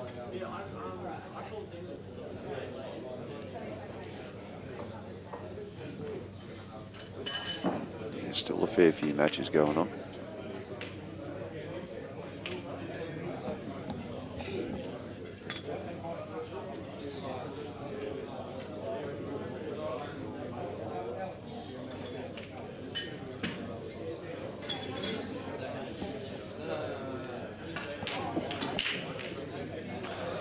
Happy to come away with my first win for the singles. You got through, mate? Yeah, after he knocked me out in the money comp pretty convincingly. Oh, you got in the paid. first round. Yeah. Paybacks in the main one, mate. The WA vice captain. Which is? Brett.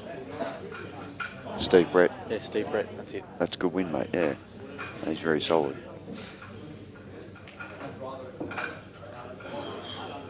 Well, I'll tell you what, mate, I hate to do this, but I might have to leave because I've got to be back here. Yeah, I've got to be back here at 7 o'clock, so, well, maybe 8. And I'm off too. Thanks for listening. See you later, viewers.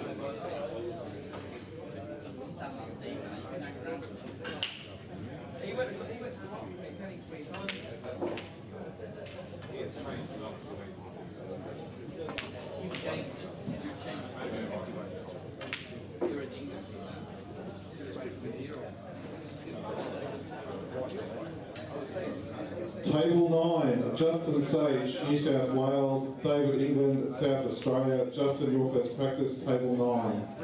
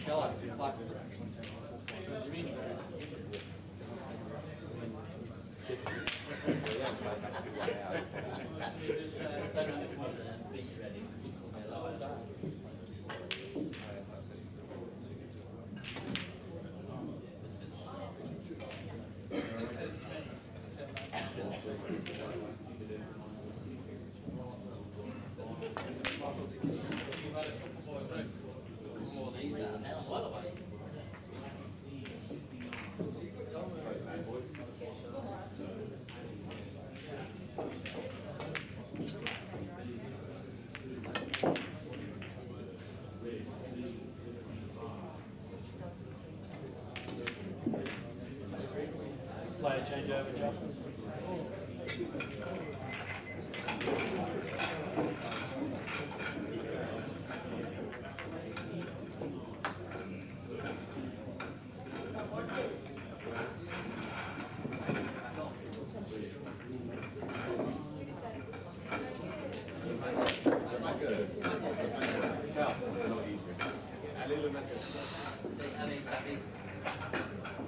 Two visits.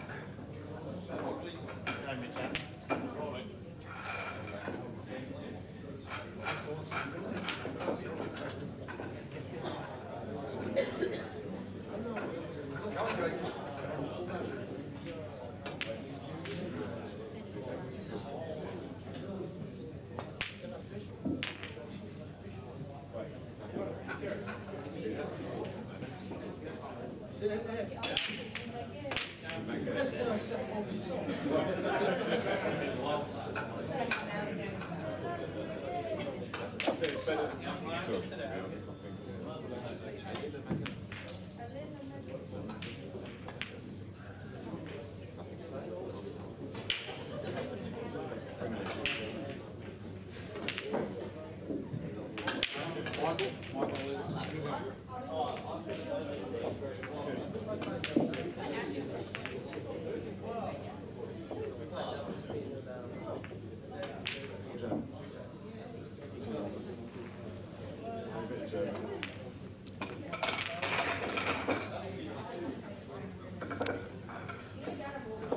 Good evening, everybody. This is Steve Jameson. I'm just jumping on the commentary for a bit. I'll be joined by Nick Young shortly. And we've got a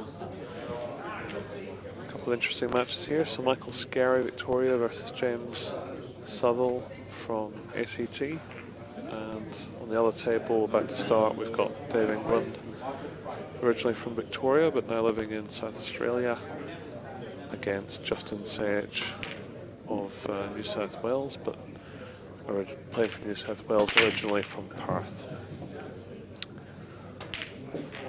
So Michael's had an excellent break off there. We'll probably choose yellows, I'm guessing.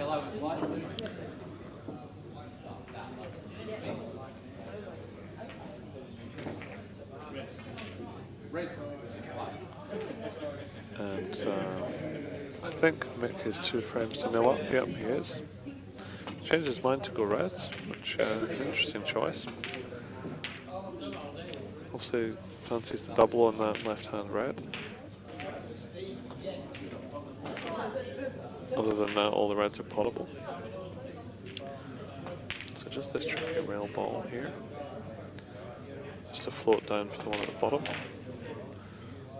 He's just found the black on the way through, so he's going to have to check out this one next to the black into the middle pocket.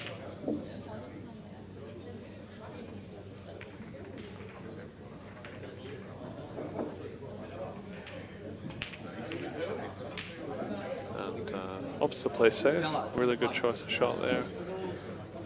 And leaving James very little to go for here.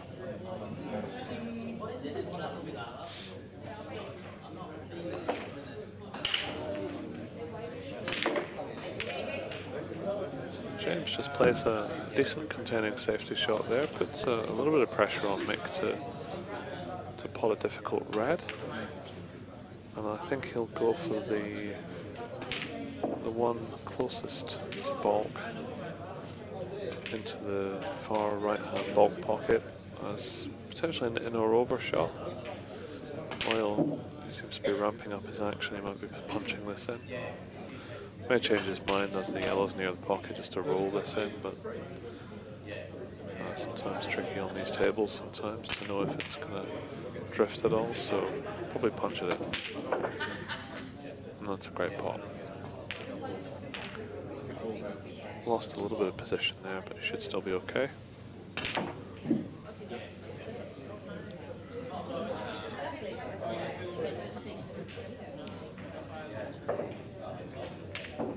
Probably plot this red and hoping to avoid the other yellow in bulk.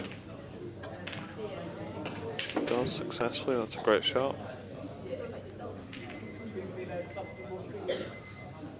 One good shot to get on the last red. Probably play this into the opposite centre pocket. Depends how he feels. He may have to pick the gap between the yellow and the red to get position on the right centre pocket. That's where I think he'll go. Or he may choose to cannon. He may choose to cannon into the yellow, when possible.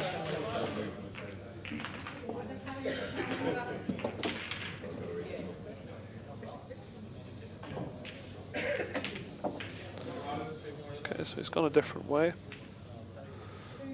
And he's overhit it, so a little bit of work to do here. But 2-0 up, so should be in cruise control.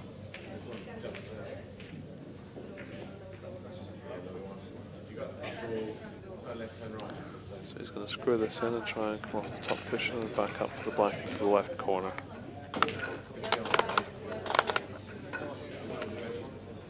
Okay, maybe not.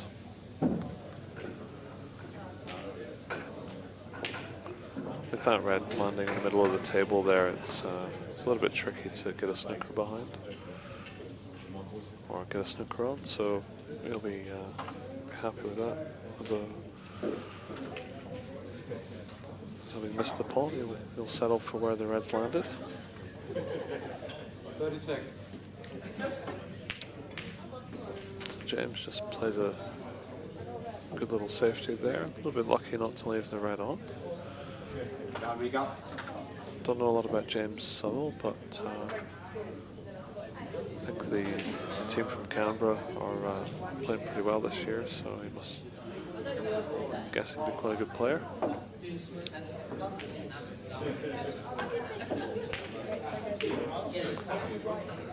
So Mick just plays a great shot, leaving his red over the hole. More options now for James to get a snooker. And so he'll just punch this out into the middle of the table, leave the white in the jaws. That's not ideal. I think he may have left an edge on this ball, and Mick will be all over that if he has. Tricky to tell from this angle.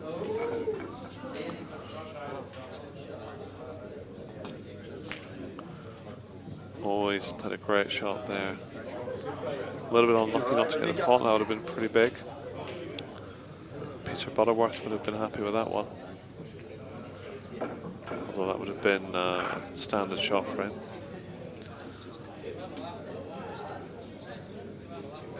So James still got a good chance here. The yellow on the right hand side is very much a double possibility. So the closer they are to the middle pocket, they tend to be a little bit easier. Just needs one good opener here, and that's not it. How's his luck? He's jagged the snooker, having missed the pot by a couple of inches, so lucky man.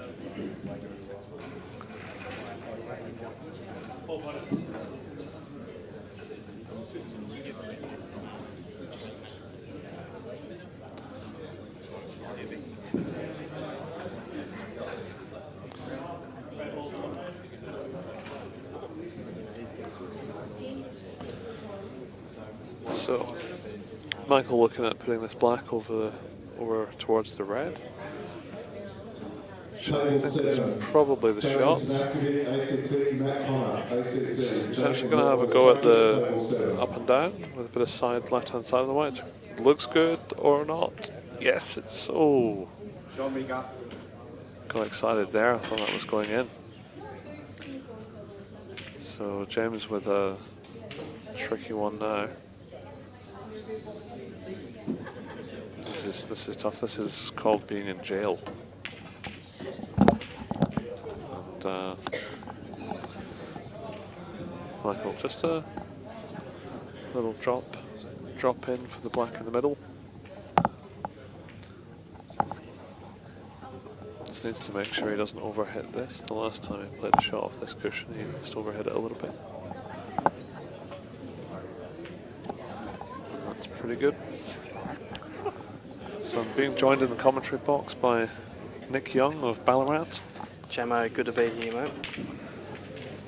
We've got the current Australian champion playing here right now.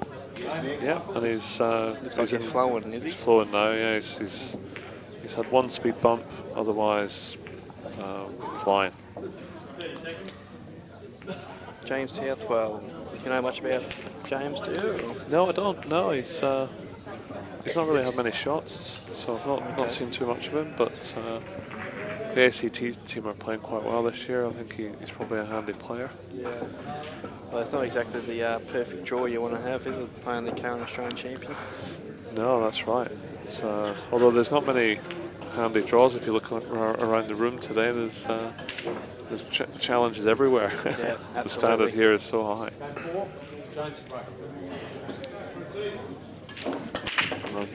This is going to be an interesting match on the other table. Sage against Dave England. Dave England, very flowing play. If he gets in the rhythm, he could run several racks. Can he? Is he like that? I thought he was more of a tactician, isn't he? Or is he a flyer? Every time I saw him in Victoria, he took every out on possible. Yeah. Okay. And makes most percentage of them too. Okay, I don't know the guy at all actually. Even though he's from Victoria, I've never seen him play.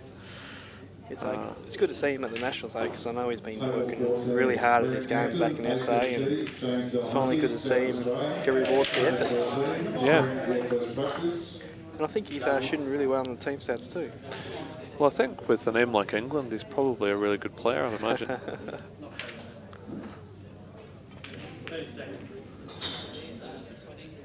Yeah, you can see he's scary. He must be flowing, but he's decided to pull up. He knows the right shot to play most of the time. Yeah.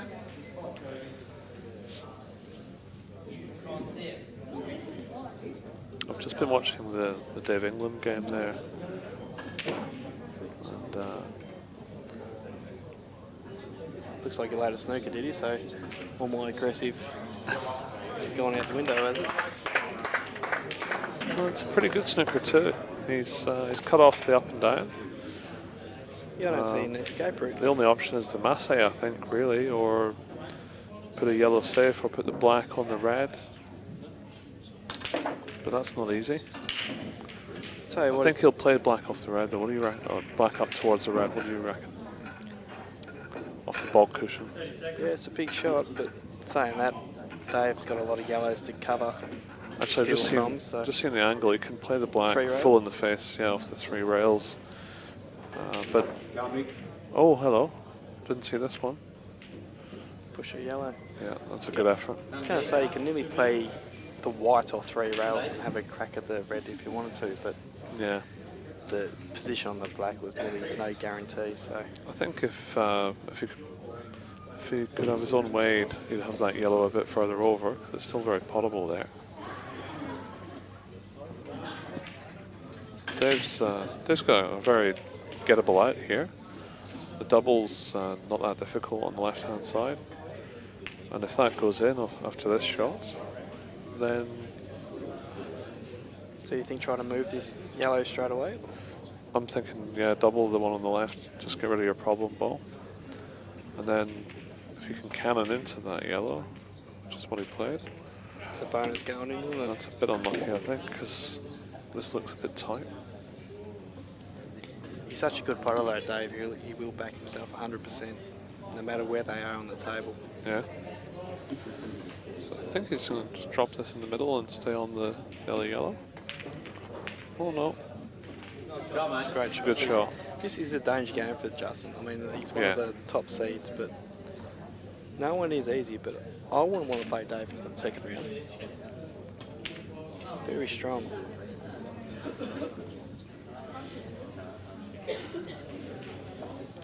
Yeah, he's high up in the stats so far this week. Early days, mind you. I'm sure Team Victoria's stats will improve as the week goes on, we hope. Well, we can only hope so. We've had actually not a bad start. We've got just high expectations of our team. But you know, hopefully we're warming up. You had a good win yourself, Jamo. You played a bloke from Queensland and really tore him a new one, didn't you? Oh, look, I wouldn't go that far, mate, but I was happy with the win. Nice to get some table time, and I'll be called up for another match soon, I think. So. Yep. Are you high up on the draw, are you? Or you? No, I'm quite low on the draw, so yeah. Well, you can enjoy Chamo's voice for a little bit longer then. There's this for a shot by Deej. It's great if it goes. Landed on it. He still carries 2 too, so. Oh, has he still got 2? Then he's laughing. I don't think it goes because he's kind of looking at this 2 or 3 times. If it doesn't go, though, you can it's still just play it gonna half ball. just drop it over the pocket. Yeah, not so much over the pocket, just like the way he's played. So this one still That's goes. a good ball. That's fine. Should be no problem. He's leaving himself a bit of distance. Yeah, the white's going to travel a little bit after the shot. But no dramas. Yeah, that should be fine. Like I said, he doesn't muck around. He gets on with it. Yeah. He's back in Victoria. He's nearly made a few stateside. He's got ahead on our last 20. Yeah. He was flying a lot of times, and he just fails to get over that line. He seems to go to water, if that's the word. Okay. Maybe he's a fisherman. Never know. But it is important for him to get a good start. Put Justin under the pump, because you know Justin will never go away. Yeah, Sage is one of the informed players in the country. He's won a few tournaments this year. Originally from WA, but plays for New South Wales, where he currently lives. That's a good finish there, in a frame which Justin had, kind of nearly in the bag. I'll tell you, Mick was trying to play the percentage shot again, but he has failed to do that, so it leaves James a chance. And against these type of players, you need to take every chance. What do you reckon? Just roll this in, give yourself angle, and then try to make the extraction after this shot? After yellow on the bottom rail, try to kick into the red and yellow cluster up the top. Yeah, just this one up to the bulk rail. It is a free shot. He's playing it with side though, I don't know why. I don't like that. Yeah, he's sort of... The white can go in or anything can happen. Just went down and rushed it a little bit, I think. Yeah. I think if he watches this again, which I think most people do, just drop that in and go up to the bulk rail and then extract off the easy pot down the bottom. Now he's that's a in class, the world isn't of it? pain. Beautiful shot. Two shots ago he had this frame in the bag, and he's just now he's Michael Scarry's a favourite. Yeah, correct. So I think James at this visit, he needs to get rid of that yellow, either pot the red with it, or even like the shot, playing the yellow in the middle and kicking the black to his bottom rail, and then potting the yellow onto the red and leave him hampered. So he hasn't got a first free shot. Yeah, that's what he's going to do, I think, Nick. Just got to be careful you don't leave the foul snooker. Yeah, that's good. Yeah, he's playing really well. Mick taps the table in acknowledgement. He's left the foul snooker there. No, I think he's alright. Can hit both sides of the left yellow. Mick's on red, yeah? Oh yeah, you're right. That's a foul snooker. I don't think he's picked up with him. I think that's because if you're a foul snooker, then you take the ball in hand. An anomaly? Yeah.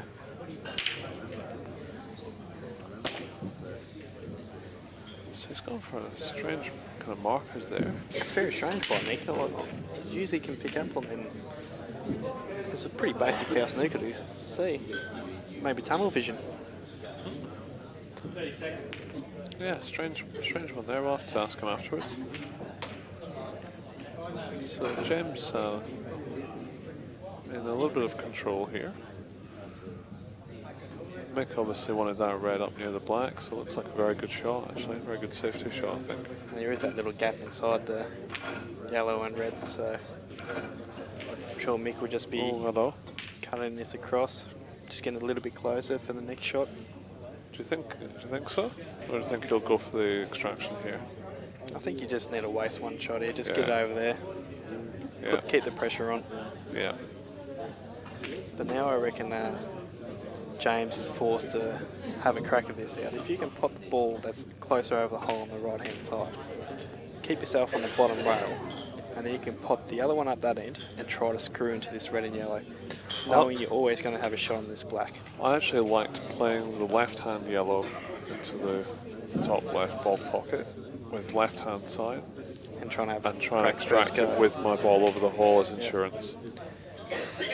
But a harder pot, but I thought the reward would be greater if you get it in, or if you get a bit unlucky, you've still got a shot. Well, the way he's played that, he's obviously thought that he could get to the potting angle from the yellow. So I'm just trying to put the black on the yellow here. It's a good effort. I like it. It's worked well, hasn't it?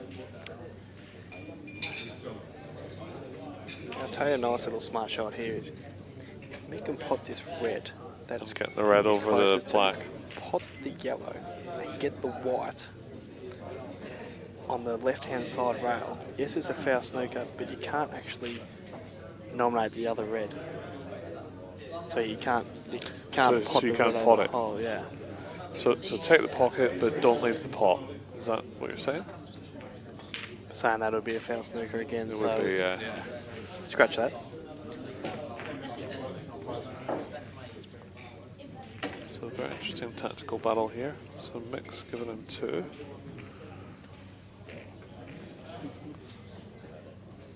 And it's a foul snooker. No, he hit these red. Oh. If this is James, you just pot this red and nearly screw it back down to this end, wouldn't you? Oh, I'm confused. I thought James was reds. Sorry, I thought James was yellows. It's quite of an interesting frame though, because I think both players want to force the hand of the opponent, but saying that, you want to be careful, you don't want to leave that foul snooker. Yeah, in that period of time, actually, Justin Sage has gone 1-all. He must have ran a quick rack there.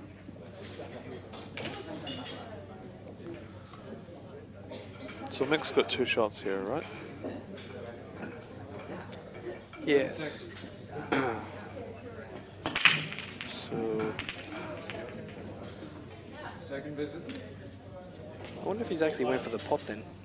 Yeah, I think if he's gone for the pot, then done, he can kick these out, can't he? Let's just look at this. Yeah, nice little shot. And he's now put that red in a little position where you can't kick both balls out in one shot. That's true, so it's not so good, is it? So if I'm James here, I'm just potting this red over the right-hand corner. Not going to leave a foul snooker. Yeah. Oh, and he has it. Oh, he has. Yeah. Does drop. So it's worked out really well now, so. I think Justin's broken on the other table and he's taking reds. They look pretty good. They're early on the open, aren't they? Yeah. Just back to Mick's and James' match. I think the only shot Mick has here is to actually pot the red onto the yellow and try to get it hard up on the black to make it a plant. Yeah. You're not going to leave a foul snooker, but you are forcing him to waste one shot to get the black out. But if you get the white right tight on that rail, this is it stops the... He's doing it. Just a little medium pacer. Oh no. Second visit. Oh, that could be better.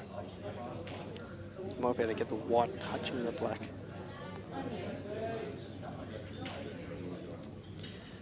See, I know what Mick's played here for.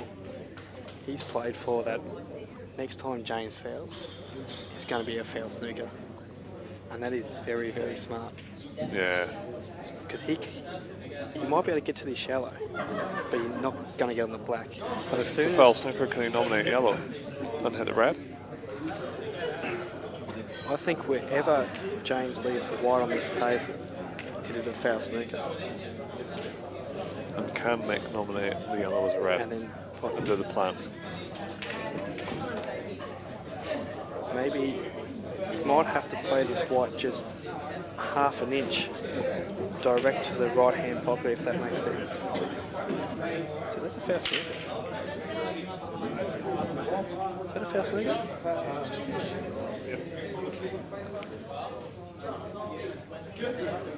And I don't think James has caught on to that. And that's very smart, probably. I was touching ball, so it can't be declared as a foul snooker.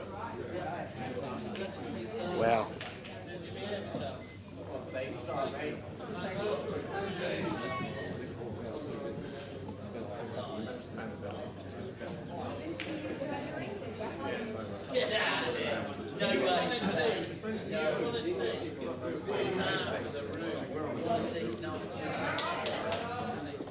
Second visit. So I think Mick's going to play a similar shot to what he did before. Try to play for that foul snooker. Yeah. Just don't pop the yellow and hit a rail.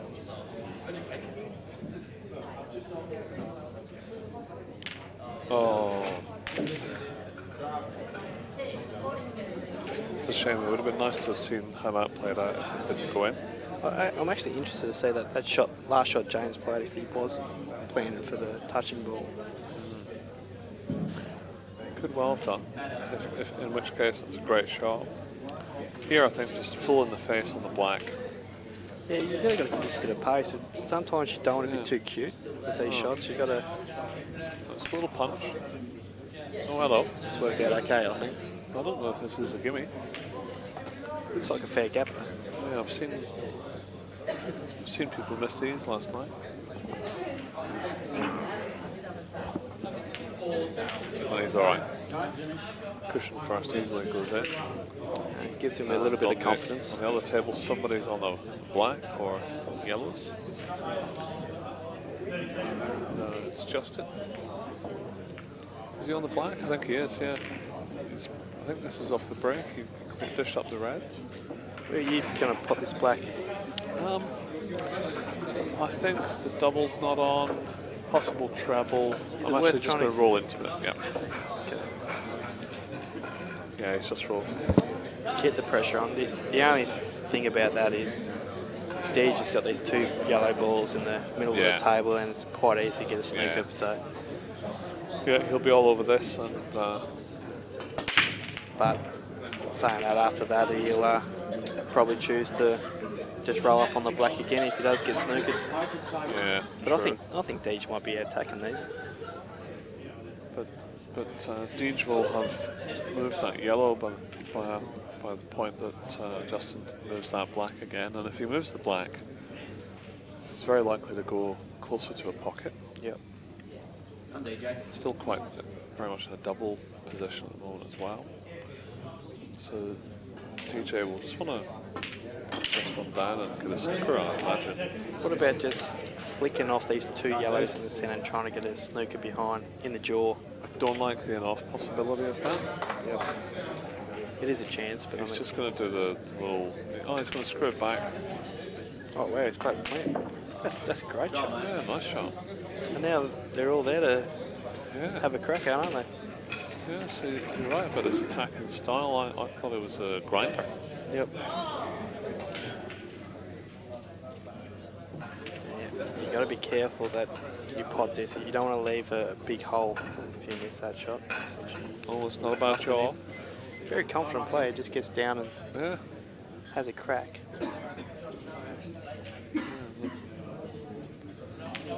They're very steady, very impressed with this game, actually. Very good cueist. Just got the wrong colour shirt on. Correct. We love him in blue.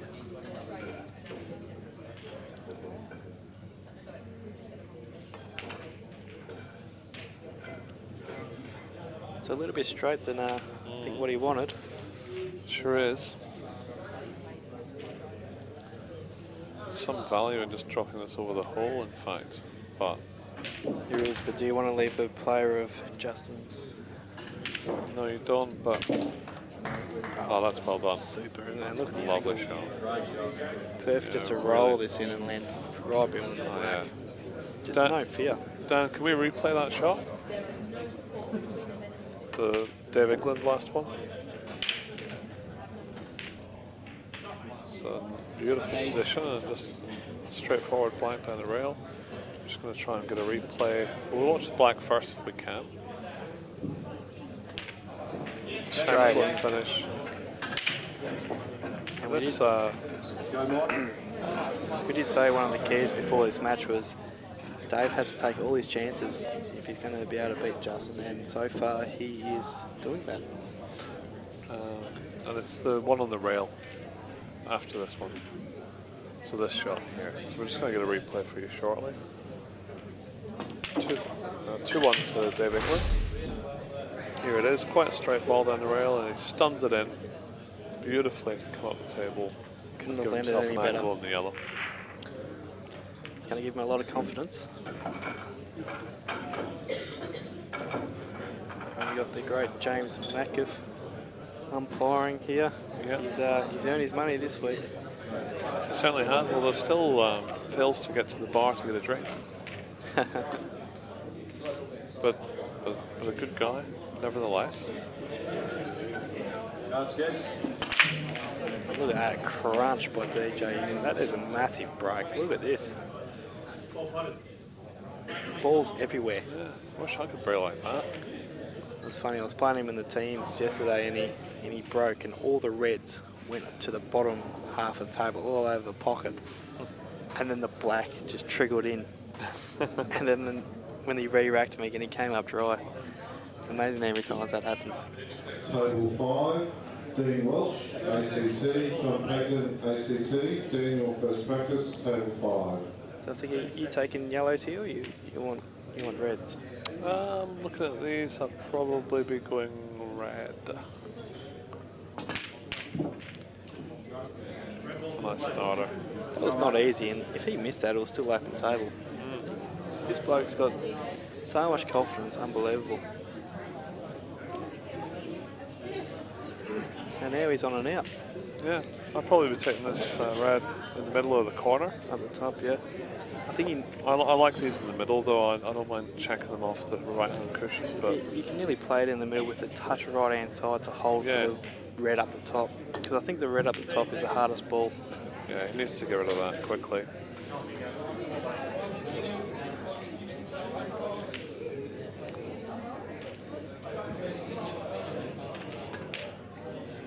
Just try to get up for it. It's perfect. Just don't want to be hampered. Oh. I think he's okay. I think he's got enough queuing room here, but he might be that touch straight. Yeah, he's got the advantage with the yellow over the hole. He might be able to pinch a little bit of jaw, millimetre of the jaw, yeah, to create the angle for himself. And what a chance to go 3-1 up on one of the tournament favourites.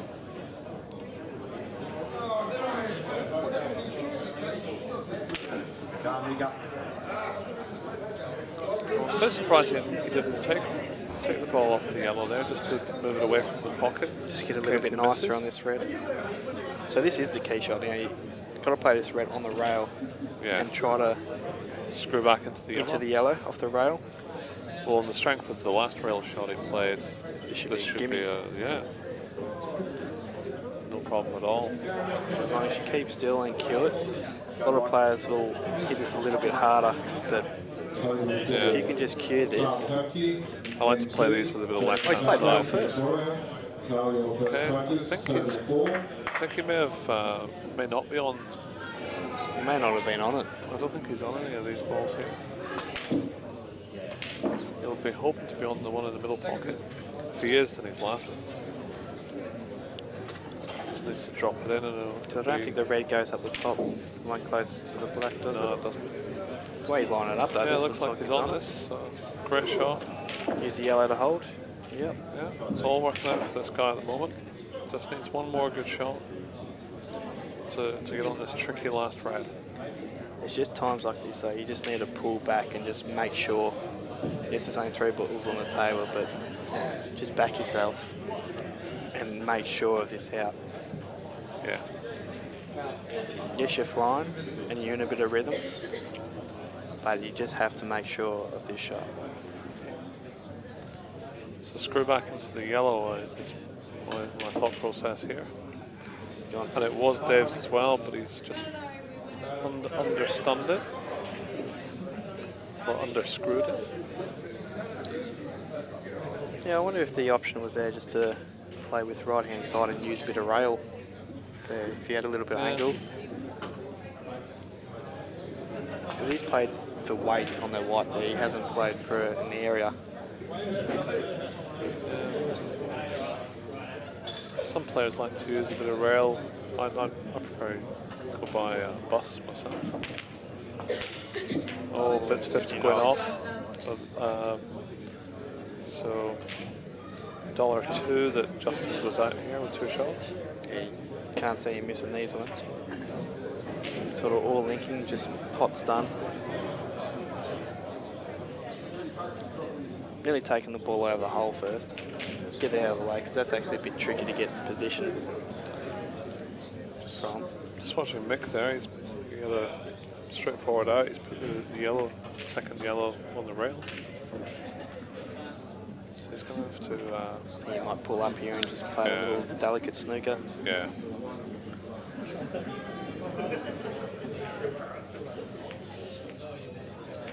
He's overhit it, but he's got 2, so it's not a problem.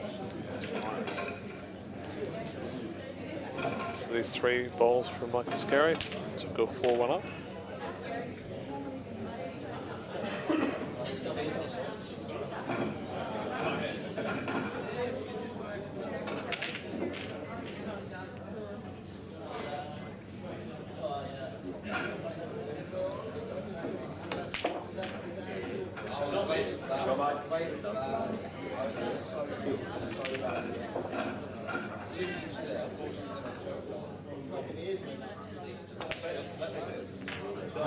Mick takes that 4-1 lead, and there's a big buffer now. Yeah. It's going to be hard work for James to come back. But Mick is playing a good percentage pool at the moment, isn't he? He's playing the right shot. Yeah, he is. And that actually won him the Australian title last year. He forced the opponent to take on a big out. Yeah. And it looks like it's working for him here again. So we're going 2-all here, so Dave England. Looked like he did all the hard work to look like he was going to take a 3-1 lead and then second himself. Yeah. Wonder how much that will come back to bite him later on. I think the way Deej plays is very fearless, so I don't think it will worry him. Okay. Plays the frame on its merits, so I don't think he cares who he plays. But you've got to take those half chances against a quality opponent of Justin. Whose break is it now? Should be Dave's break, I think. Unless he did a dry break in the last game and allowed Justin in the reds.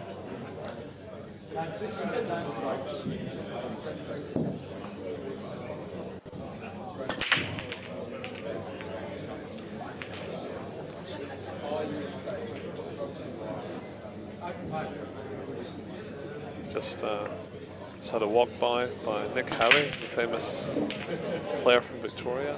Playing good pool at the moment. Nicknamed Merlin. Not known for his fashion prowess, but a good player. Where does Merlin come from? It comes from a place called Bendigo. And if you haven't been, it's the place where people go to die. Right. So, do we want to go to Bendigo?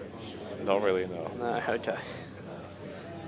We do have our Goldfields tournament in the snooker tournament in Bendigo, so... We do, and I have asked World Snooker to move that venue to the Crown Casino many times, and they've declined that. But no, in all seriousness, it's actually not a bad place. It's got some great architecture, some wonderful restaurants and parks and everything, but to me it doesn't have enough going on, so it's not a bad place. I'll take it back. Yeah.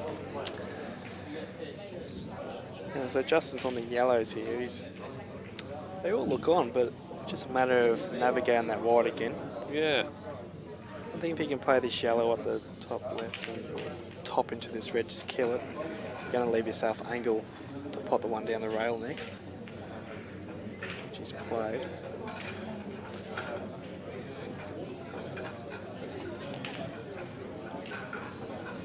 So I wonder if Justin will take this one down the rail and leave the yellow in the middle of the table long, or if we try to get back down for the centre of it.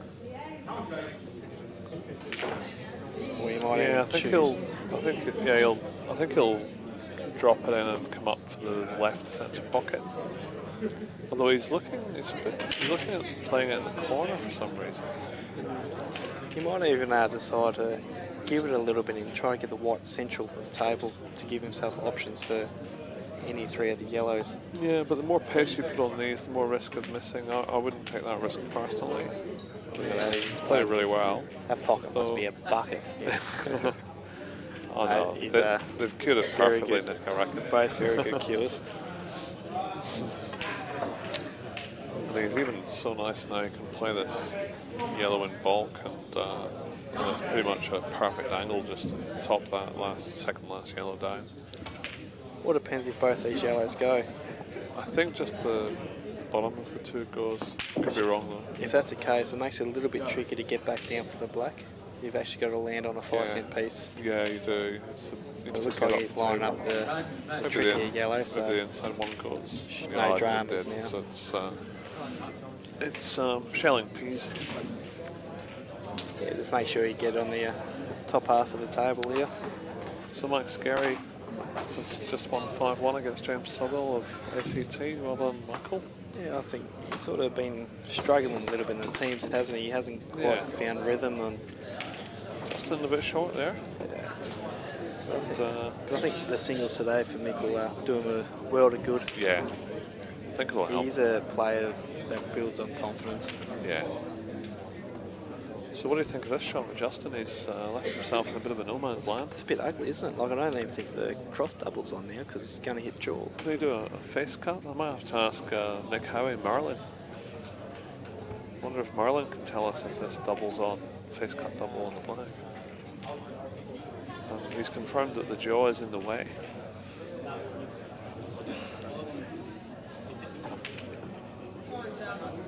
Yep, so Nick's just said he'll give me $100 if this jaw is in the way, and if he doubles it, then he's just going to play it safely. I was going to say it's nearly worth keeping that black over the hole while he's got a few dead reds. Yeah. Keep the pressure on. But in saying that, DJ England has a lot of coverage. Yeah. And try to get the two shots, but you also got to be careful too that you don't leave the up and down when you do lay a snooker.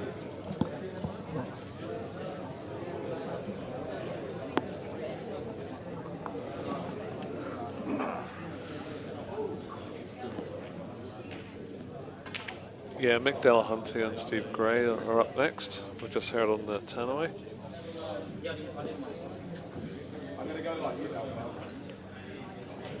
So we've got a couple good matches coming up next. We've got Mick Delahunty against Steve Gray, two of the old timers. It'll be an interesting battle. Yeah, that'll be a good one to watch, I reckon.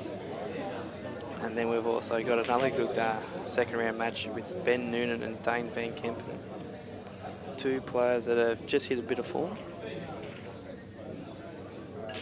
So we've got a good night for you viewers. So Justin's got this dodgy black.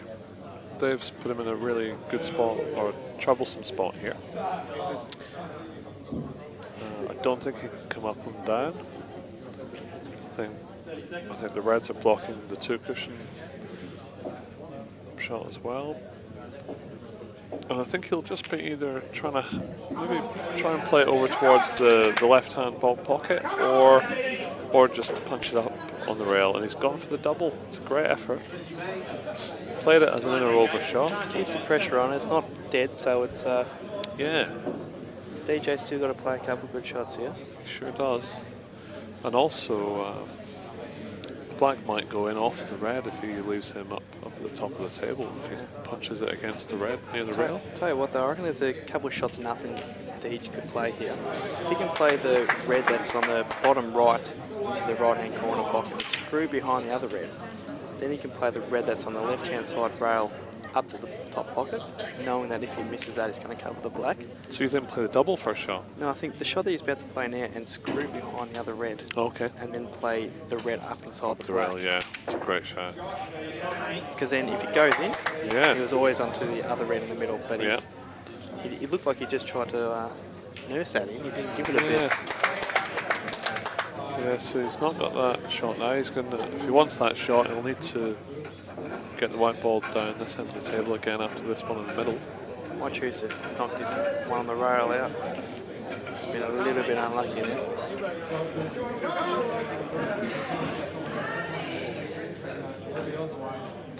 What about just nurse this red towards the pocket and leave the white on the black? You give him no shot? Kind of, yeah. Yeah, I don't mind that. Because you're covering the hole and The only problem is he could put the black in a position to pot at the next shot, and DJ's still got 3 dead reds. Yeah. Oh, so he's kind of done a similar thing. Yeah, so I actually don't mind the shot now for Justin, just to pot the black onto the red. Put it on the red. And give him 2 shots, because he's got 3 dead reds. And it's very tricky to go out. Although he's only then got to pot this ball down the rail into the proverbial bucket, as you describe it, and then double a ball, and he's got 2 shots with the other 2 balls. If the double goes in, yeah, correct. But if the double doesn't go in and he plays it light, he can have a connecting shot to. Oh wow! Nearly to Garvey. Yeah, he tried to actually move it. Yeah. Not too bad a leave though. Like I said, he's still got those 3 dead reds. But if he can pot 1 with 1 shot, then he can use one of them reds to put inside the black. I'm just going to go and shake hands with the Poole. I'll be right back. So this shot is the key for Deej. If this can go in, I expect him to go game or take total control of the frame.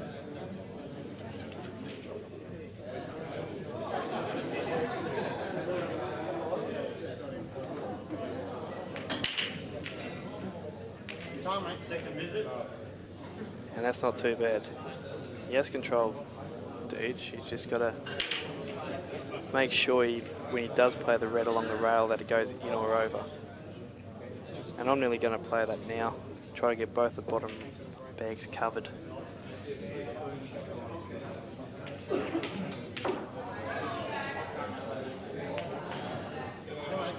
But he's deciding to back himself to knock both of these in.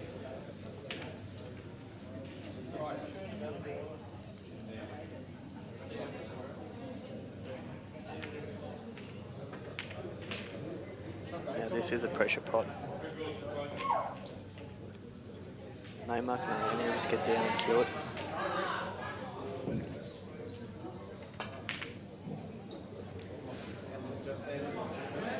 Yeah, he has really got close then.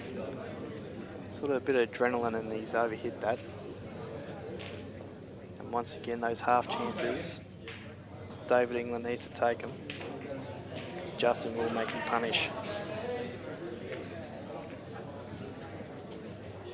Justin takes a 3-2 lead. And this frame is very important. He can't make that a 2-frame buffer.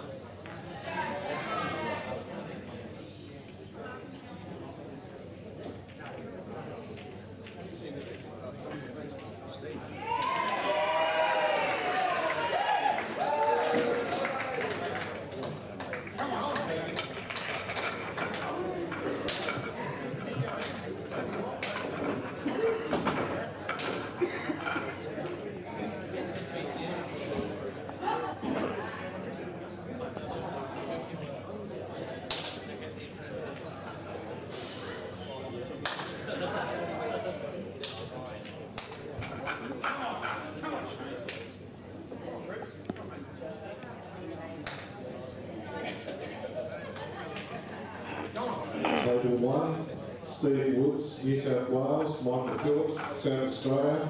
Steve, your first practice, table 1.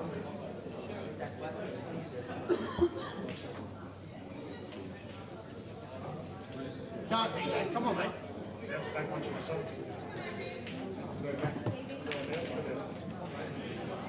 So we've just had confirmation of a little upset here in the tournament. One of the tournament favourites, Marc Robertson, has just been defeated by Dax Wasley. That would have been a good match to have live streamed, but Robbo is hitting a good ball, but Dax must have just went bonkers, I'd imagine. Well, I only watched the first couple of games. Robbo ran the first rack, I think. Dax broken ran the second. So I think it would have been a high standard game.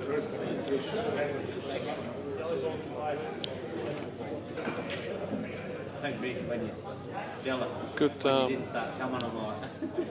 or 9 WA guys though around the table there, Nick, supporting their That big is guy. one thing WA do have. They do get behind every player. Yeah. And in the team events, they're always dangerous because for some reason they're louder than everyone else, and that they actually strive on that. Yeah. And if they get on a roll, they're always dangerous. That's right. I mean, this time of the day, there's a lot of people maybe taking the opportunity to have their dinner or what have you. And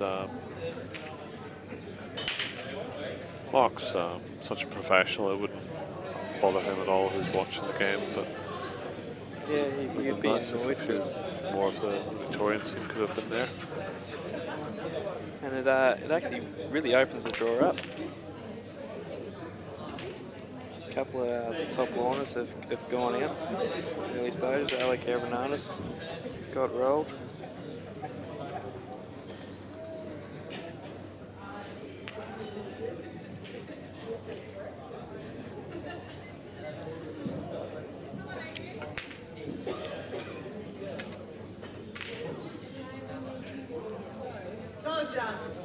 So I think Justin's going to take this on.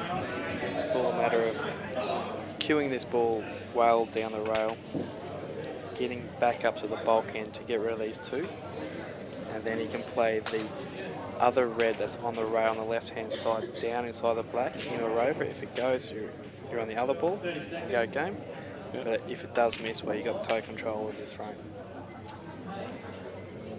But I think you might have underhit that just a little bit.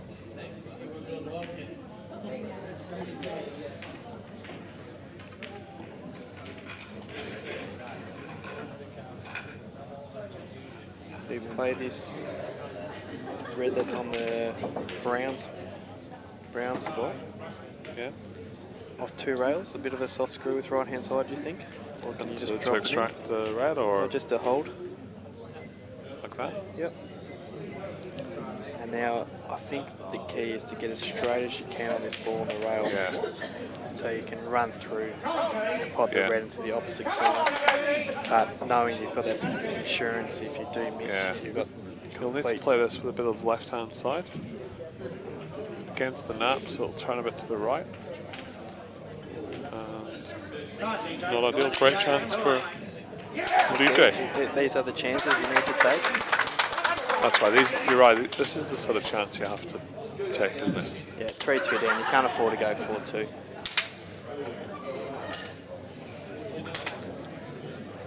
I think all these yellows are on. If you can top through the ball in the centre he's playing now, take the other yellow that's by itself, and then you can play the bottom one of the yellows, or to the right, sorry, and then screw into the other two. But he's had perfect angle to move straight away, which now they're all in the open. Yep, so I think I've called a lot of shots wrong this match. You're all right, mate. Once again, Deej just needs to take his time, make sure this out. Yes, it's an easy out, but the easiest outs are sometimes the hardest. I'd have taken that up for the furthest away yellow. I would have been playing up towards the blue spot on that pot. Because now he's going to use the yellow furthest away from the black to get on the black. Yeah. See how he's now left it a little bit complex, whereas it would have been Sure absolute no-brainer if he just went the other way. Wouldn't surprise me, just screws across to the rail and plays the yellow in the centre. No, he's going to stun up and down off the top cush. But see how that was a little bit harder than it should have been? You had to make sure you get on the right side of that yellow. Still no problem. He won't miss this in a month of Sundays, but that's good. So well poised at 3-all. Jake McCartney is playing a lad for Northern Territory over on one of the outside courts. Yeah. And it's 1-all over there. Yep, Don Kolbe is playing Adrian Lancaster. That'll be an interesting game. Yeah, two of the old fellas, been around for a while. Just like this feature match we got here, Nick Stella and Steve Gray, that's going to be a classic. Yeah, looking forward to that one. Going to be a lot of nitty-gritty frames. You've got Troy Rudling versus Shane Cripps at the moment on table 6. We've got Steve Woods practicing for his match on table 1. Michael Hayes is playing Wayne Stubbs down there on table 2. Yeah, that could go either way. That's a close match. Michael must have beaten John Burkett in the first round. I'm not sure they were playing that is a big win because John is a high quality player. Is he? I don't know much about him. Yeah, young fella from England. He's had a lot of success over in the junior levels. Okay. Over there. He's over here studying, so he's here for 12 months and he'll decide if he wants to stay after he finishes his degree. So. Okay. I think for a lot of pool players, we don't want him because he'll win all our tournaments. But another good, Steve Woods, he's playing Russell Hilton, and Russell Hilton, he was on the, I think he was on the stream table before he played Clacky. Yeah. He actually, I think he ran a few racks early on to put Clacky on the pump and went away with it. Yeah, he did. I was commentating that match. He's not an easy player to beat. No, he's not. No, he beat me in the competition in Bury a couple of years ago, and I never knew who he was. And, I kind of looked at him and thought, this guy's not going to be much chalk. And he's beat me 5-3. I'm like, oh, okay. Thanks very much. Well, there's a lesson for you, folks. Do not underestimate anyone. No.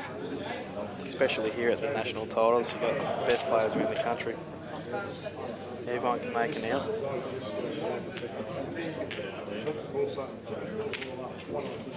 Been joined by Shannon Purcell. He had a good win today against Vijay, which I had the pleasure of commentating. You guys would have played a few times before, I'm guessing? Yeah? Who's got the wood on each other? Okay, yeah, good. Vijay showed up, did he? Yeah, he had some great outs, but Shannon's percentage play probably won the day, I think. He's played, yeah.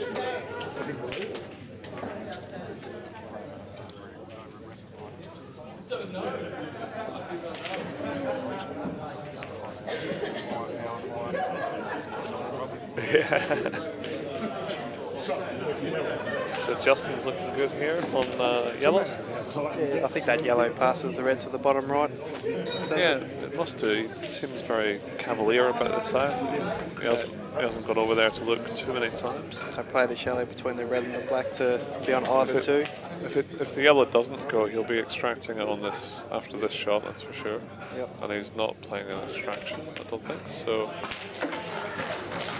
routine out to go 4-3 up. Yeah, it's just a matter of which ball you want to take here to get you nicer on the black. Yeah, and how close is this one? Is it just fit into half the pocket? In which case it's a little bit tricky.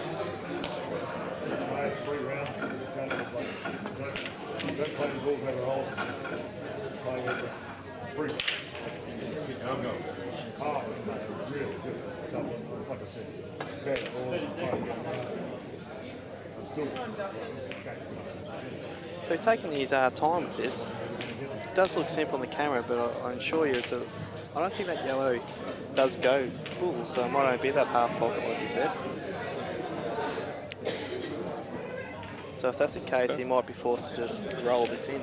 Well, he's gone top side of it, so the white is going to be going to the left. He literally has to hold this pretty much where it is. Went quite easily, didn't it? Fine. He did a bend on his Nunan. face, didn't he? You can't always land on the 5-cent face, Justin. Just composing himself for this black. Just the professional he is. Sometimes when there's a red near the pocket, it actually puts you off a little bit because you think to yourself, oh, can it go in off that ball or not? Whereas if it wasn't there, you would just pot it. It's a big black. Justin takes a 4-3 lead, and a bit of nerves might start creeping in here for both players. Justin on the hill and Deej to stay in the match. Yeah.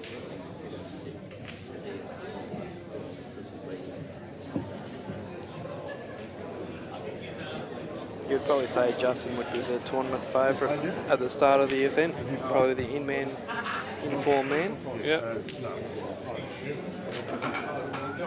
And we did say this was a danger match, and it's shown out that it is. I think for the viewers at home, we'd like to see David win this frame just to have that last frame tense battle. Yeah. Everyone likes a decider.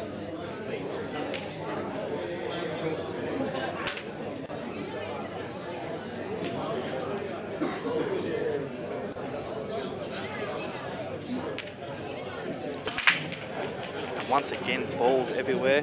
Red has dropped, and he's on a red. I think they will cut the one that the white's closest to. Yeah, they look pretty does, good. These reds are for the take, and then go game.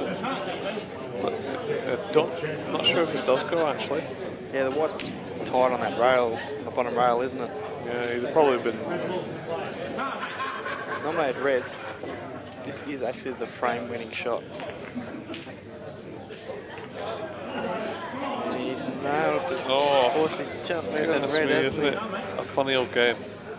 Yeah, you look like you're a dollar Such for a funny old game where frame-winning shot and then just that one little snick. Yeah, and it just makes it 10 times more difficult. Unfortunately, that was the only pot he had available, and he couldn't do anything with the white. So yeah, so he'll just roll this right-hand red in, leave himself a decent angle on the one to the bottom corner, and then extract it away from that position and leave himself on the should ball always hanging. be on another ball, shouldn't you?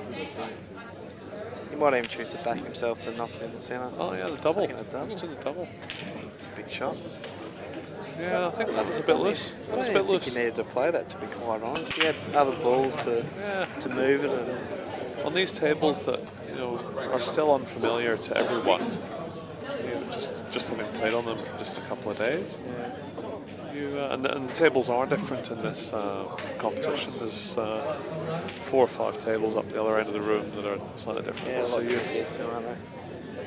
He has been a bit fortunate here though. DG's actually, where that red's landed, it's blocked the path for the yellow to go inside the red. Yeah. So I'm interested to see this shot because a lot of people talk about Justin's tactical capability. So I'm interested to see what he does here in a very difficult back against the wall spot. I would be going for the yellow in the right middle. Yellow in the and so he's that's a big pot under pressure, isn't it? Yeah. You can now use one of these yellows that he's closest to get back down to the bulk. You put the yellow inside that red and take control of the frame. Exactly right, that's what he's going to do. That was a massive shot. Just choosing which one to go for. Choose the more difficult one on the left or the easy one on the... Yeah, I think those two. The more difficult pot is probably going to give you a more prime position, isn't it? Yeah. Needs to load it up with a lot of screw and right hand side. The rail. Just wants to try not to overhead it, otherwise you're going off. He's played for the angle on the one in the middle there, I think, rather than... Or he's underhit it. Which do you think he did? I reckon he's overhit it. I reckon he's actually played for the one in the centre. Yeah, because it's too far underhit for it to be the other one.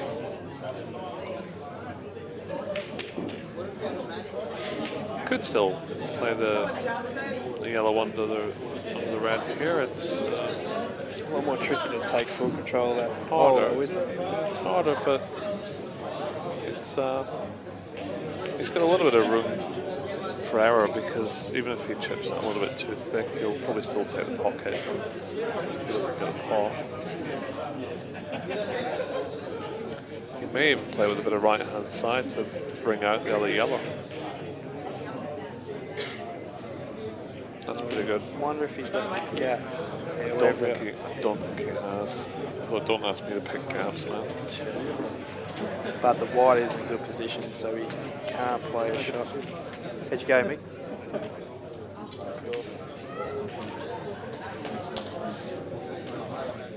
So Mick Hayes just got defeated by Wayne Stubbs 5-1.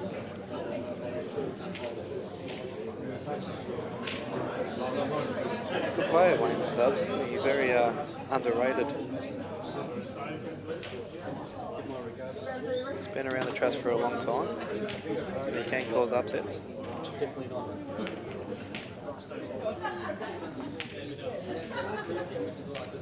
Another double DJ's missed.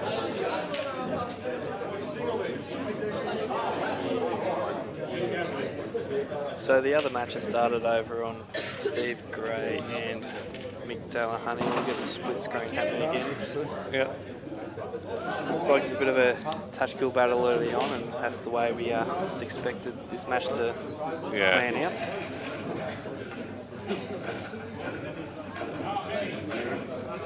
You have to make Steve Gray slight favourite. Yeah, I think he's more the informed player. But you can't write off Mick, his experience is second to none. Justin on the right table is going to play the double, and he's missed. So players missing doubles in this match. Yeah, but he has played that. Scott Matthews will verify that the double is the wrong shot. Must be a snooker player, isn't he? Yeah, he is actually. Yeah.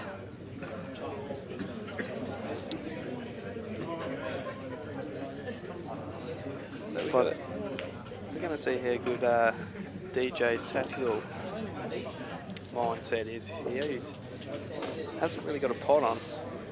Might have to tie Justin up. Opening this up is really going to not be a good thing. I don't think that was the right shot then. I don't think that double was never not going to double kiss then.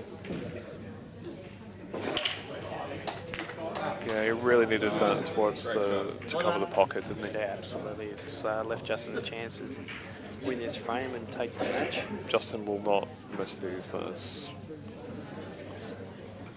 I put my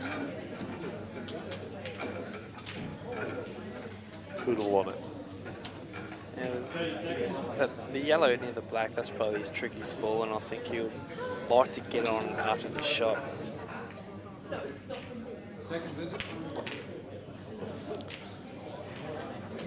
It's a good call. I was thinking that would be my last ball, so it's good learning for me. I just think when you're going for an out, you need to evaluate which is your hardest ball at the table and then eliminate it as quick as you can. Sometimes you can't do that first shot. But in this instance, if your hardest ball's next to the black and it's not difficult to get on it, I would have taken the option he's taken. Yep. If he takes it.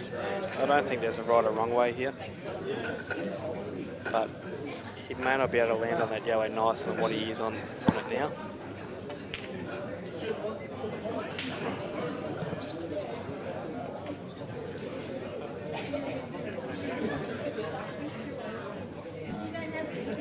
Just composing himself. Wants to land on a 5-cent piece. All right. So it looks like he's going to take it now, isn't it? Yeah. Oh, yeah. Yeah. 30 seconds. Yeah, he took your advice there, Nick, and didn't want to leave this till last. I would rather have that last though than this positional shot, to be honest with you. But yeah, it's obviously not difficult, but on these cushions, it's difficult to judge if you don't know the Could table go that wrong. well. Just got to make sure he gets middle pocket just before middle pocket. Needs to glide up. And the white's died a bit. See, this is why I didn't like it. But when you can pot like Justin, will see he'll be fine with this, I'm sure. I'm sure he knocks these 10 out of 10 most times. But yeah. There's a bit of pressure out there. 4-3 for the match.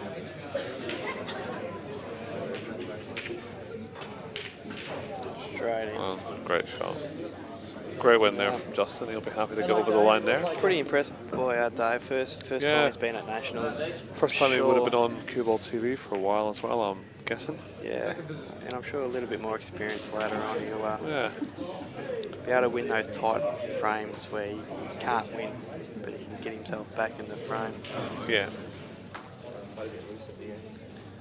But nonetheless, Justin, the tournament favourite, is still in the comp. So Stevie Gray on the other table is on, I'm guessing on reds.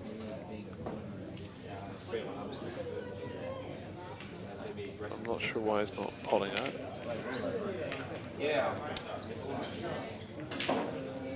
Do you know why he wouldn't have just chipped that and knocked the other red out? Yeah, I think it was a personal preference then.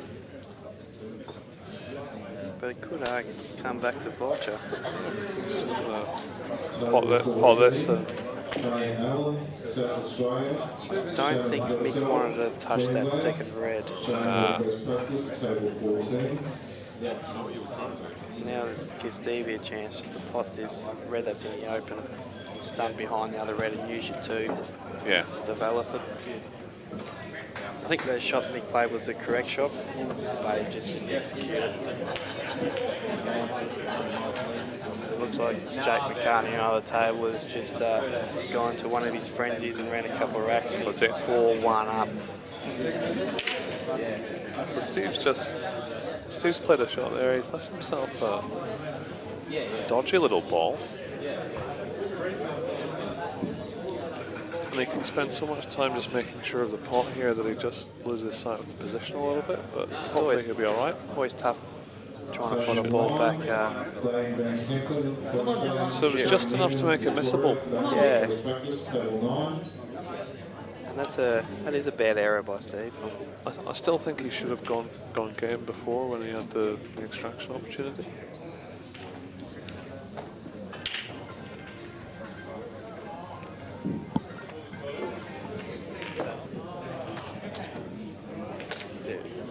Did you want to stay on?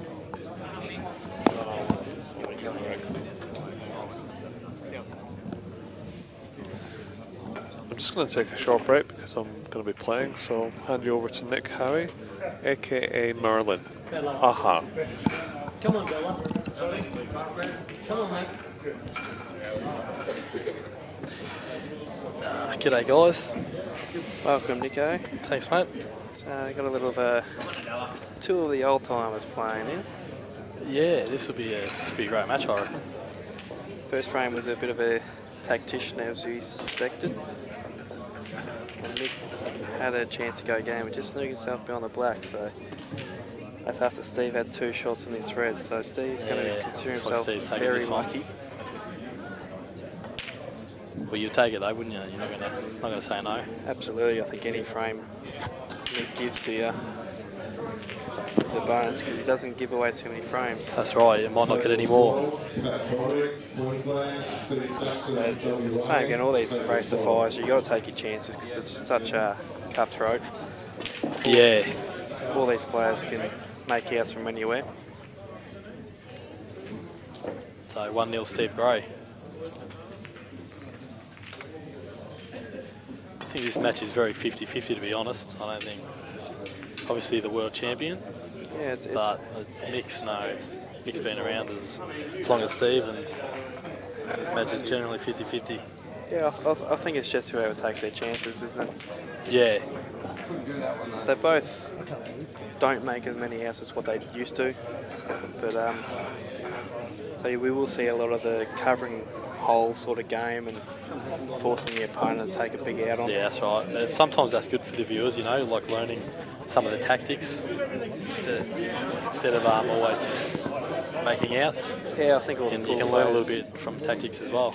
All the Poole players appreciate that sort of style of game, but I think for more of a outsider point of view, everyone wants to see break and pot outs. Yeah, definitely. I think if they get a decent spread and the balls are there, you're not going to see them. You're not going to see them roll up if they're there. That's for sure. Absolutely.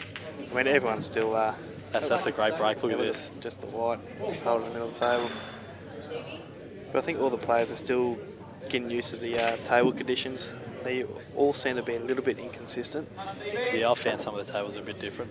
Yeah, but I think when we get closer to business end and second week, we'll see a lot more outs made because they are quite generous down the rail. Yeah. You can actually cue them in quite nicely, so it will make a lot more outs and more interesting for the viewers. Do you think that that red near the centre pocket goes? Because I'm thinking I'll probably go yellows if that doesn't. It must go in. What do you reckon? I think I've actually caught a few shots that are tight like this that I think you can drop in dead weight, but the camera angle is very deceiving and it's hard to tell. But I think we'll soon find out because he's either going to move it after this or land on it. Yeah. After this shot. Come on, Jay. Thank you, Christen. Oh, he's tried to move it, sort of, I guess. And that's made the pot harder and hasn't even hit the jaw. So how'd you go today, Nico? You played a singles match? Yeah, no good. Played alright. He just played a bit better. I lost 5-3. He played quite well in most of the frames. So who did you play? Shane Cripps. Yep. So well done to him. Another SA bloke. Yeah.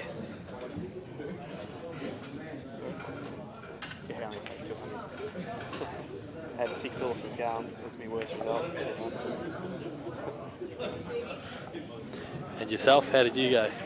I played Lee Thayre from WA. We were on the cue ball stream table and he got first in most of the frames, but when I had chances I didn't capitalise, so the better player did win.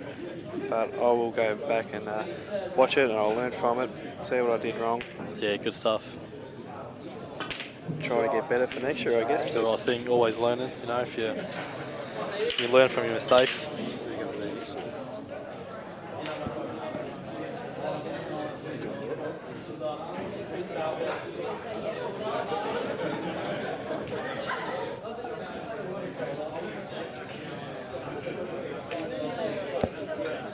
So we're about to start the next match.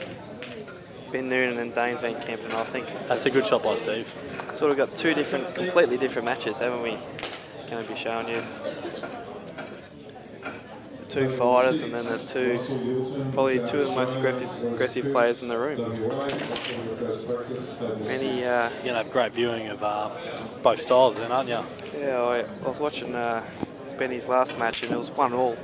And they were tip-tapping around for the first couple of frames, and then I walked out of the room and I walked back about 10 minutes later and Benny was walking out the room and he ran 4 racks. Yeah, I did hear that. He found a little bit of form and... Just a bit? As you know, once Benny gets on a roll, he's one of the unstoppable. Very hard to stop, very hard. Dane is up and coming. Dane's been playing very well in the teams too. I think he's only lost 2 frames for the whole tournament. Yeah, okay. So he's obviously hitting them well. I'm not sure how he went in his first match, but yeah, I'm not sure who he played, but he's only about 21 and he's actually got a lot of experience for 21, being overseas. I reckon half a dozen times now. Yeah. Well, there you go. He must be loaded. This match might be close. Back on this table and Mick's just out of position, just that tiny little bit. I think he wanted that white to run a little bit further to give him the option of playing the ball down the rail or the yellow on the centre to extract the other yellow on the rail. He's only got one, has he? Yeah, I think he's only got one. So what are you thinking? He might just try to lay a snooker behind these two, the black and the yellow. It's pretty tough.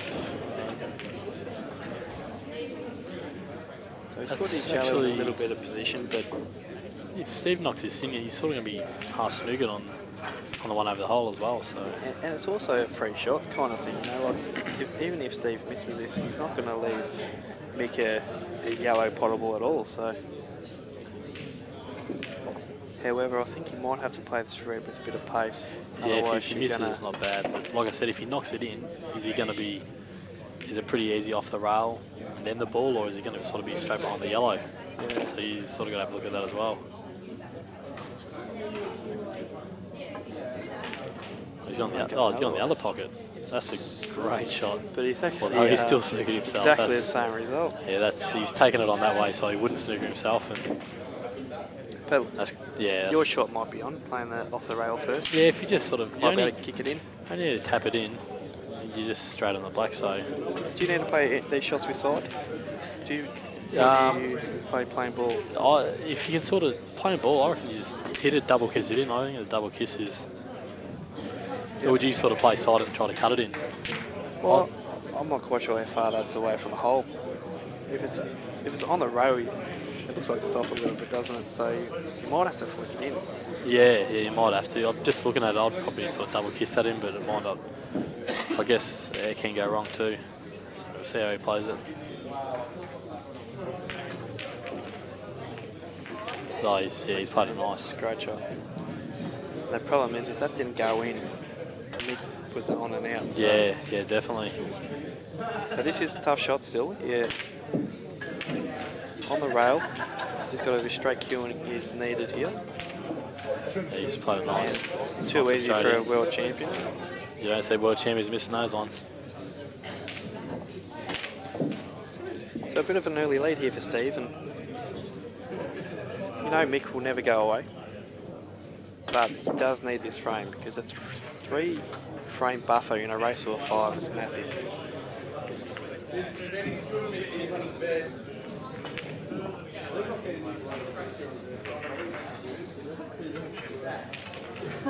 one of the best. So the Ducks man, he's very thrilled with himself for getting over the line of Marc Robertson. Yeah. Cracking a few jokes with everyone else. He's definitely got a strut on him now. He can just sort of strutting around the building. He can sniff the wind. I'm the man. He did play well. I did see a bit of that match, and yep. He definitely played well. So well done to him. Yeah, I'm surprised we didn't get it on the live stream. Yeah, that would have been a good match to watch. There was actually, I think there's 4 pot outs made in the race to 5, which is reasonable standard, very good standard, actually. Yeah, I would have thought it'd be one of the high quality matches to be able to watch.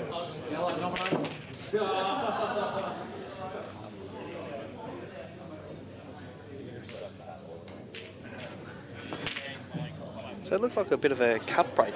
Mick just broke there. Sorry, I missed that one. Did he hit the front ball or hit the second ball? Well, it looked like he played the front ball, but he did hit it with a lot of side. With a bit of angle on it as well. I think he wants a tactical frame. I think he's decided that Steve is a better potter than him. So he just wants not so much better, just hitting them better at the moment anyway. Yeah. Like, the thing is, if he can get a framer to himself, he might feel that he can just take him on and knock him in all right. But couple down, it says 1-0. It's 2-0, isn't it? Yeah, 2-0 Steve. But I think I found that you do that a fair bit too, Nick. When you're down and you want to get into the match, you actually take a lot off the break. Do you do that on purpose, or is it? Yeah, I do. Like, if I'm playing well, I back my potting and just try to spread them and see how they land. But if I feel like I'm not hitting them that well and my opponent's hitting them a bit better, sometimes you have to. Sometimes you go the tactical game to sort of get a win or so on the board, and then once you're feeling a bit better about yourself, you can take on a bit more. Trying to get you in the match. Because if you keep trying to go game and not landing on your last or second last ball, you're just going to keep getting yourself in trouble. Yep. And that just all comes down to experience, isn't it? The more match practice you have, you'll learn when it is time to do that. And yeah, that's right. It hasn't come out too bad. I think he's all right, yeah. I think the yellow that's closest to the black will go to the right top pocket. I'm thinking play the rail ball and just come up into him, because you're going to be on this other yellow on the right side of the black, and you should nudge the black and yellow out a bit. Yeah. I'm thinking you'll land all right. I'm actually playing to land on this yellow up to the top. Oh, you just knock it in and yeah, land. And okay, play a little bit of the side, but he's played that shot. But he didn't land that great on it anyway, so I see what you're saying. I just gave Steve another chance, and it's very important when you do have a chance and you've got this little lead, not to take the foot off the pedal. You want to keep the pressure on and make sure of the out. You want to be no careless mistakes. Yeah, when you got the momentum, you want to keep it going your way because it can change very quickly. So like I said, a 3-game deficit in a race to 5 is you're going to go massive favourite, aren't you? So don't talk too much about that because I was 3-0 up today and lost. So, but yes, you are a massive favourite. We might make it 4. But that just shows that, you know, momentum can turn just like that. Absolutely. Yeah. I actually lost the next 5 straight, so it may not be just a missed ball from the player. It might be like a dry break or a little extraction that's gone a little bit wrong. Yeah, you got to take every chance you can get. Funny game, Poole. But I think Steve's landed a little bit straight on the shot, hasn't he? No, I think he's all right. I think he'll just be able to screw back. I think he'll just brush the red, but not move it really. Sort of just brush it and screw back. I think he would have if he hit that a bit full. But he has not left Mick an easy shot. What do you reckon?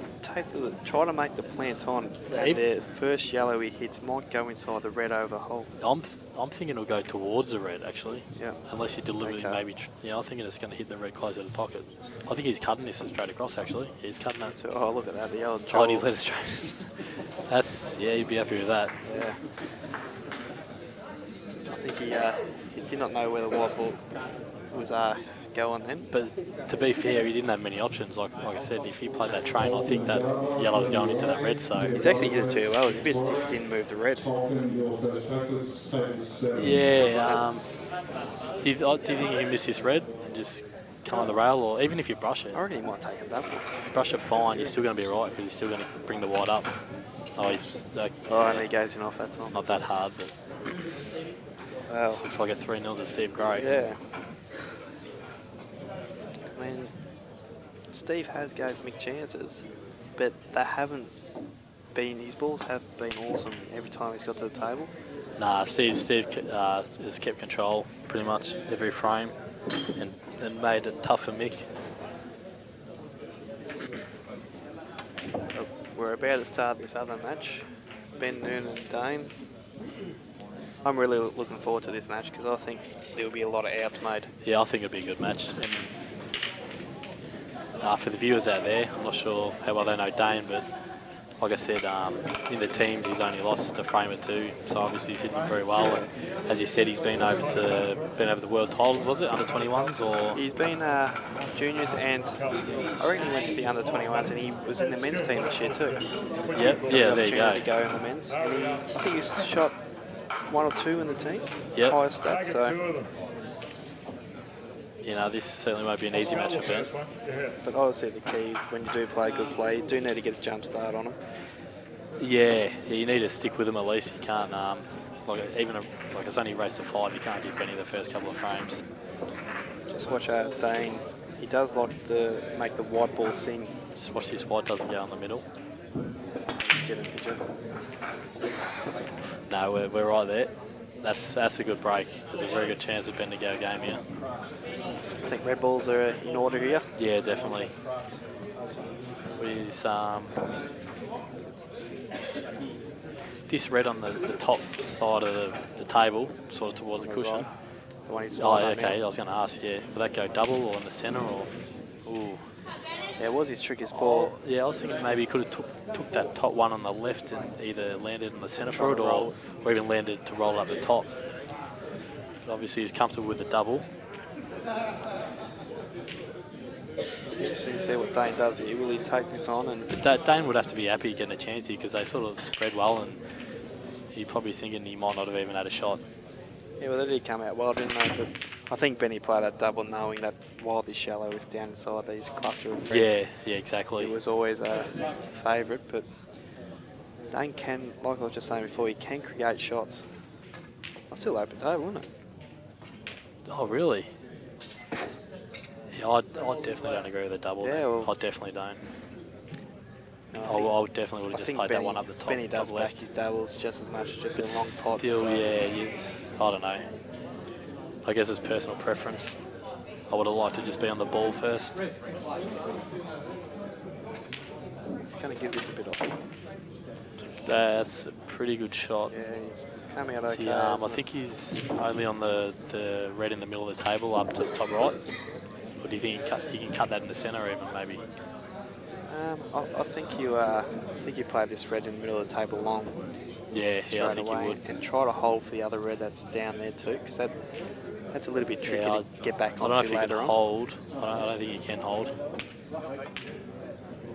He might have to go back up for it. He's on this bottom one now. You take that. He's on that. It's a good chance for him.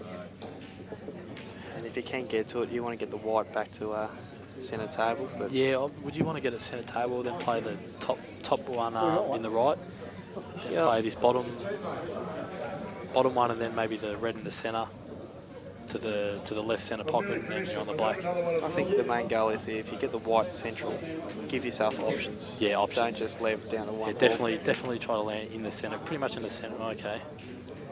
See, I don't like taking this bottom one after this. So even if he's on that, I think if he potted that bottom one, he would have come into the yellow. Yeah, that's a bit tricky to come in. I didn't like that one. It gives Benny another chance to try to go frame a match, and now he's Yeah, open I that red, think he will. These are all covering open that now. hard yellow early on in the piece. Yeah, from what I heard last match, he's potting them very well. And exquisite time too, so you'll start seeing Benny when he is flowing. He doesn't feather too much. He'll just get down and just line it up and knock it in.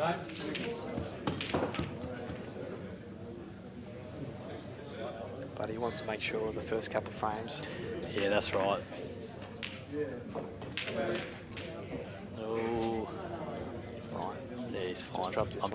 just adjusting to these angles on the TV screen. They do seem a bit different. Yep. See, I can't believe I said that. That was perfect. I'm allowed to make a mistake. So just done off this, I think. Just let the white stop. Yeah, just stop it dead, pretty much. Okay. It's that angle, I thought. Yeah, that's going the other way.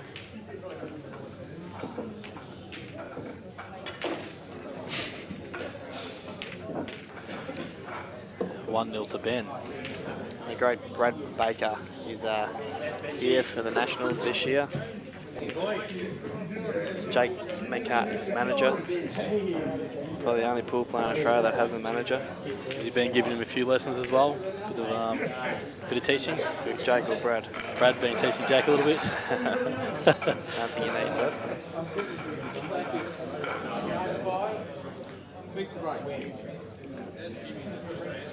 Dane does have a massive break on him. Yeah, the only problem is I don't think he has too much control of the white, so yeah, the white does run around. But he does like to give him a big whack. I think balls are explode everywhere here. All right, mate. Well, I'm going to get ready. It's a decent spread, nothing down though. Against these players, you sort of need to get a ball, and you want to be coming to the table second. Even if you don't get a good spread, you at least want to have first shot at the table and set the game up for yourself. Try to take control, that's right. So I think, where'd you take? Yellows or reds here? Probably go reds if that red on the right-hand rail goes underneath that yellow. I'm not sure if it does though. And it's once again, like you look at the table first shot, He's going yellows. You want to identify the hardest ball, don't you? Yeah. You want to see how you can kick it out, or can you pot it, or can you... Yeah, that's right. I'm just not sure about that yellow sort of just above the black. That might... No, that goes straight at the top, does it? Inside that other red. I think they all go. Yeah. It's just all that's probably your hardest ball though. They all look there. It's just all about navigating the white here, isn't it? Play the train now. One over the hole.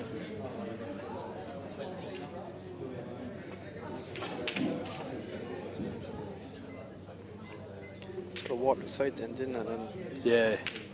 Sort of made him lose the white just that little bit. So I think he was planning to pop the one over the hole. I think you leave that now and just take that one straight in the centre, and I think the harder pot. I think you land straight on the other one in the bottom left. If Benny is on this ball of the hole, I'm sure he will take that to get better position. Do you think? It's just Yeah, the way okay. he plays. He backs himself 100. Yep, no, fair enough. Doesn't like to overthink two things. He more worries about how is he going to make this out in this visit. Yeah. You know, there's a few ways to go about it, but it just depends how confident you are or just come into it. I'm not sure about that shot. I think if he... Do you agree with that one? I didn't mind that shot. He's caught the black full ball. If he caught the ball, the black half ball either side, he would have been fine. Yeah, maybe the black was tough. I thought it went in the left centre, but maybe it didn't. I guess if it didn't, it's probably not a bad shot to play. I think he's a little bit unlucky. Yeah, that is unlucky still. Steve Garrett takes a 4-1 lead over on the other table. Starting to run away with this match. The current world champion.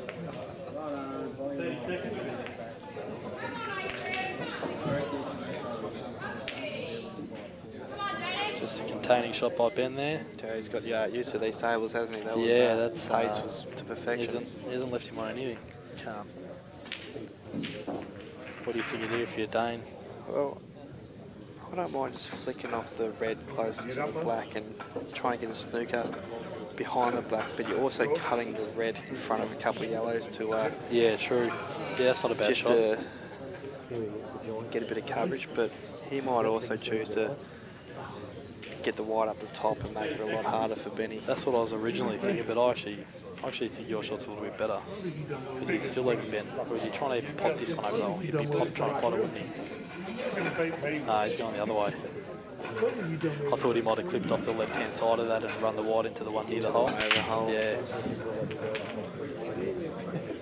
But it's no means easy. Nah. He's got to pull out one big shot. He's got to play a nice, good pot here. And if he does miss it, like Dane might have a chance to go game. So it's also, he's not afraid to force the hand.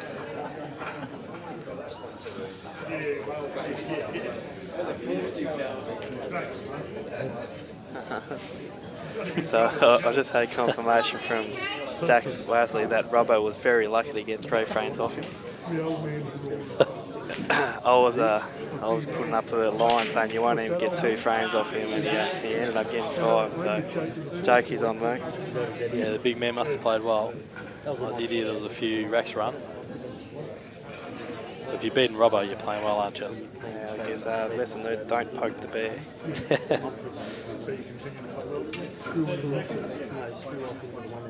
So, okay, this looks like he's actually got a good chance here. Oh, he's taking a double. I thought he was going to cut that straight in. He's tried to play. He had a fairly big pocket to come off the cushion in yellow. He's trying to play the wide in such a way that he could get a bit safe, but it looked like he overhit it a bit. Yeah, I think he's just trying to he might really have just punch it in. He got caught up in the moment, then trying to make a big out, knowing you are playing Ben Nunan. I honestly would have tried to cut that. Maybe it wasn't on. Like if it was, you'd think you'd play it, wouldn't you? Yeah. But then another chance here for Benny to pot out. He's got to play a good shot here. His hardest yellow is the one near the black, so... Well, I think this is a hard shot here, trying to make this plan. In land, all right, yeah. Yeah, no, you're right. It's gone a little bit ugly. I don't know if he can pot this shallow and land on his last one. You might even choose to bump this yellow is closest to and just stunt in behind those 2 reds and leave Dane no shot. Keep the pressure on. Yeah. Or you might even choose to cut the yellow is closest to and try and land. You might be playing that shot. Or just leave it on the rail. It's covered. Yeah, he hasn't got too much. I don't think there's a pot on, but he has got a safety. He can clip off these reds and try to get the white up in behind another red on the bulk. Or even just up towards the right-hand side of the table, I think. Just, see, I don't think you'll leave him a cut. I don't mind trying to cut one of these reds onto the black, smother in the black and get the white on the bulk rail. Yeah, right. Yeah, I think he's tried to leave it on the right-hand side of the table. That's fine. He's covered the other yellow now. It's going to take a good shot to get on this, but I think he can cut it.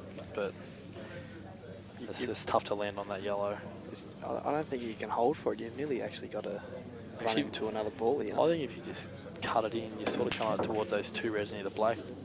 And I guess you sort of got to get a bit lucky to hit them and land on it, but I think you have a good chance to get on it if you just come into those two reds. Not really left with much more. Nah. He could also play a similar shot to he played last and get the wide on the bulk rail. Yeah, again. no, I think it's worth a crack just coming up towards those two reds and just sort of nudging them a bit. But yeah, he's played the safety though. I don't think he's got the wide further enough now because you can see the open red on the brown spot. He might choose to double that back and play a little beard shot, like similar. Towards where, sorry? To play the red on the brown spot, double it back inside the yellow. Yep. Use the white to try and pot that red over the hole. But he's happy just to contain Ben and keep letting him fill around with his open yellow. So as much as we said this is just going to be a pot fest, we're having a bit of a containing safety battle, trying to make the opponent make the first mistake.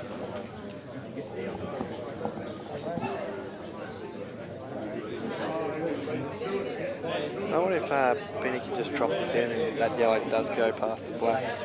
Yeah, no, I don't think it does. So he might think it does. I had sort of had a look at the table. I don't think it did.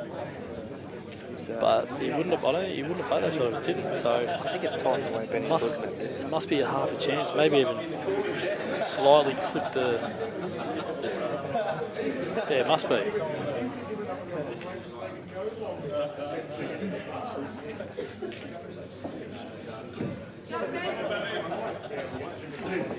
He's found a little bit of rhythm there, Benny. After that, he just got down and no feather. I'm just going to take a toilet break and I'll be back in a second.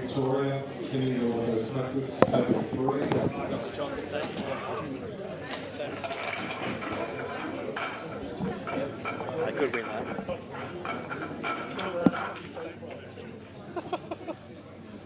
Lucky.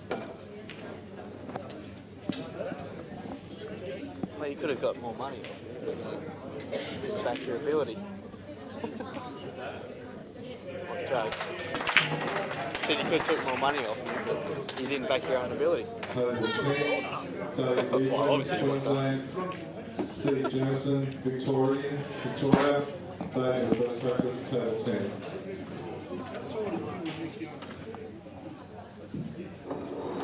So Dane's at the table now. I think you'll choose to take the reds. They're all on. It's just a matter of probably opening the black up early, I'd imagine. Not quite sure what he's played for then.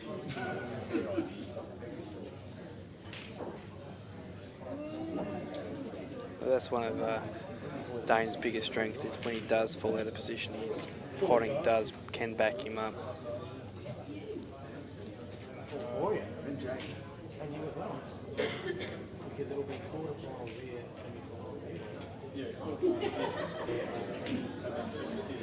So the next match on the live stream table is Steve Jamison is playing Dave Eaglin from Queensland. Dave Eaglin did beat another Victorian, Steve Tran, this morning. I think that match was pushed to the final frame. But Dave Eaglin, he's from Master Player, I believe. Steve Jamison did have a good win earlier. He won 5-0. When he gets in a flow, he's very dangerous. So that will be an interesting frame. And a good recovery shot there by Dane. What's happening is this off the break? I think Benny came up dry. Okay. So Danny's fallen out of position a couple of times, but he's managed to recover with his ability to pop balls. That black obviously goes in the left bottom pocket, does it? Well, I don't think it does. Because he seems to be just trying to knock him in. It must, because he had a chance to break it out early on in the out. That could be a costly miss, that one. Yeah, it's But just yeah, that, I think that black must have went, if he was taking it on from there, you'd think it would have went down the bottom left. a bit of scoreboard pressure made him twitch on that ball. Yeah, it wasn't the easiest shots to be fair, but yeah. Benny can play a little shot to nothing here with his first shot. Would you roll He takes the outside bottom yellow on the left-hand side and just roll it. This one he's going for now. And bring the white in between the yellow and black, knowing that if you miss that. Yeah, that's the shot I'll be looking at. He might. I don't, he's not trying for this pot, obviously. He's probably just going to clip off on the left-hand side. Oh, no. Oh, what a pot. Benny's feeling good. He'll just play I would have even out of an ordinary shot. considered taking that on, but that's a massive shot, actually. I'm not Ben Nunan, so He's that was a up great on the shot. rail then, and he's topped that. He's feeling good. You can just see the way he's queuing. That was a great shot. He's starting to become really dangerous now. Wasn't playing awesome pools up to today. Once he gets going, though, once he does get going, yeah, he's one of the best going around. He's for very sure. phenomenal. One of the best players in the world. And he does go game fast as well when he's feeling good. And I reckon it would be the first time Benny's come to a Nationals and not seeded in the singles event. And he's just showing us why he should be a seed. Yeah. Ben hasn't played for a couple of years now. But I know he's missed it, and he's eager to do really well. Oh, that's a bit lazy. It's a bit careless, isn't it? He's trying to get a rhythm going by the looks of it, but you've still got to be careful. You don't want to give your opponent a chance like that. Yeah. Could be costly, but I don't think he's left Dane an easy opening shot. I think he might be forced to... Dane would be happy just to be at the table now, let's be honest. So. And these are the half chances Dane needs to take. When Ben does make that rare error, he has to capitalise on it. And he's got the wits about him to know that it was not a time to make an out. Put Ben under the pump.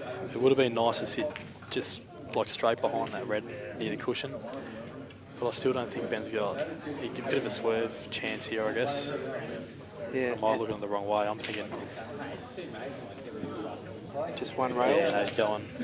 Yeah. Because the black is a little bit out of the pocket, if he just hits it, he might be right. Puts the pressure on. That's right. He'll just pot it. And I think Dane has played the right shot then. Yeah, he did play the right shot. Because his opening pot was hard, but he would be kicking himself because it was one of those 50-50. Do I go for it or do I play a snooker? Yeah, he definitely played the right shot. He just... The only thing he could have done is get a bit better on that red, just sort of sit on it so it cuts off the angles to go across table. But it does hurt though when you know that you could have had a chance to. Yeah, definitely. If Ben gives you a chance like that, missing a black, you want to take it. But we want to see what sort of character Dane's got now. He does want to just throw his head away and just give up.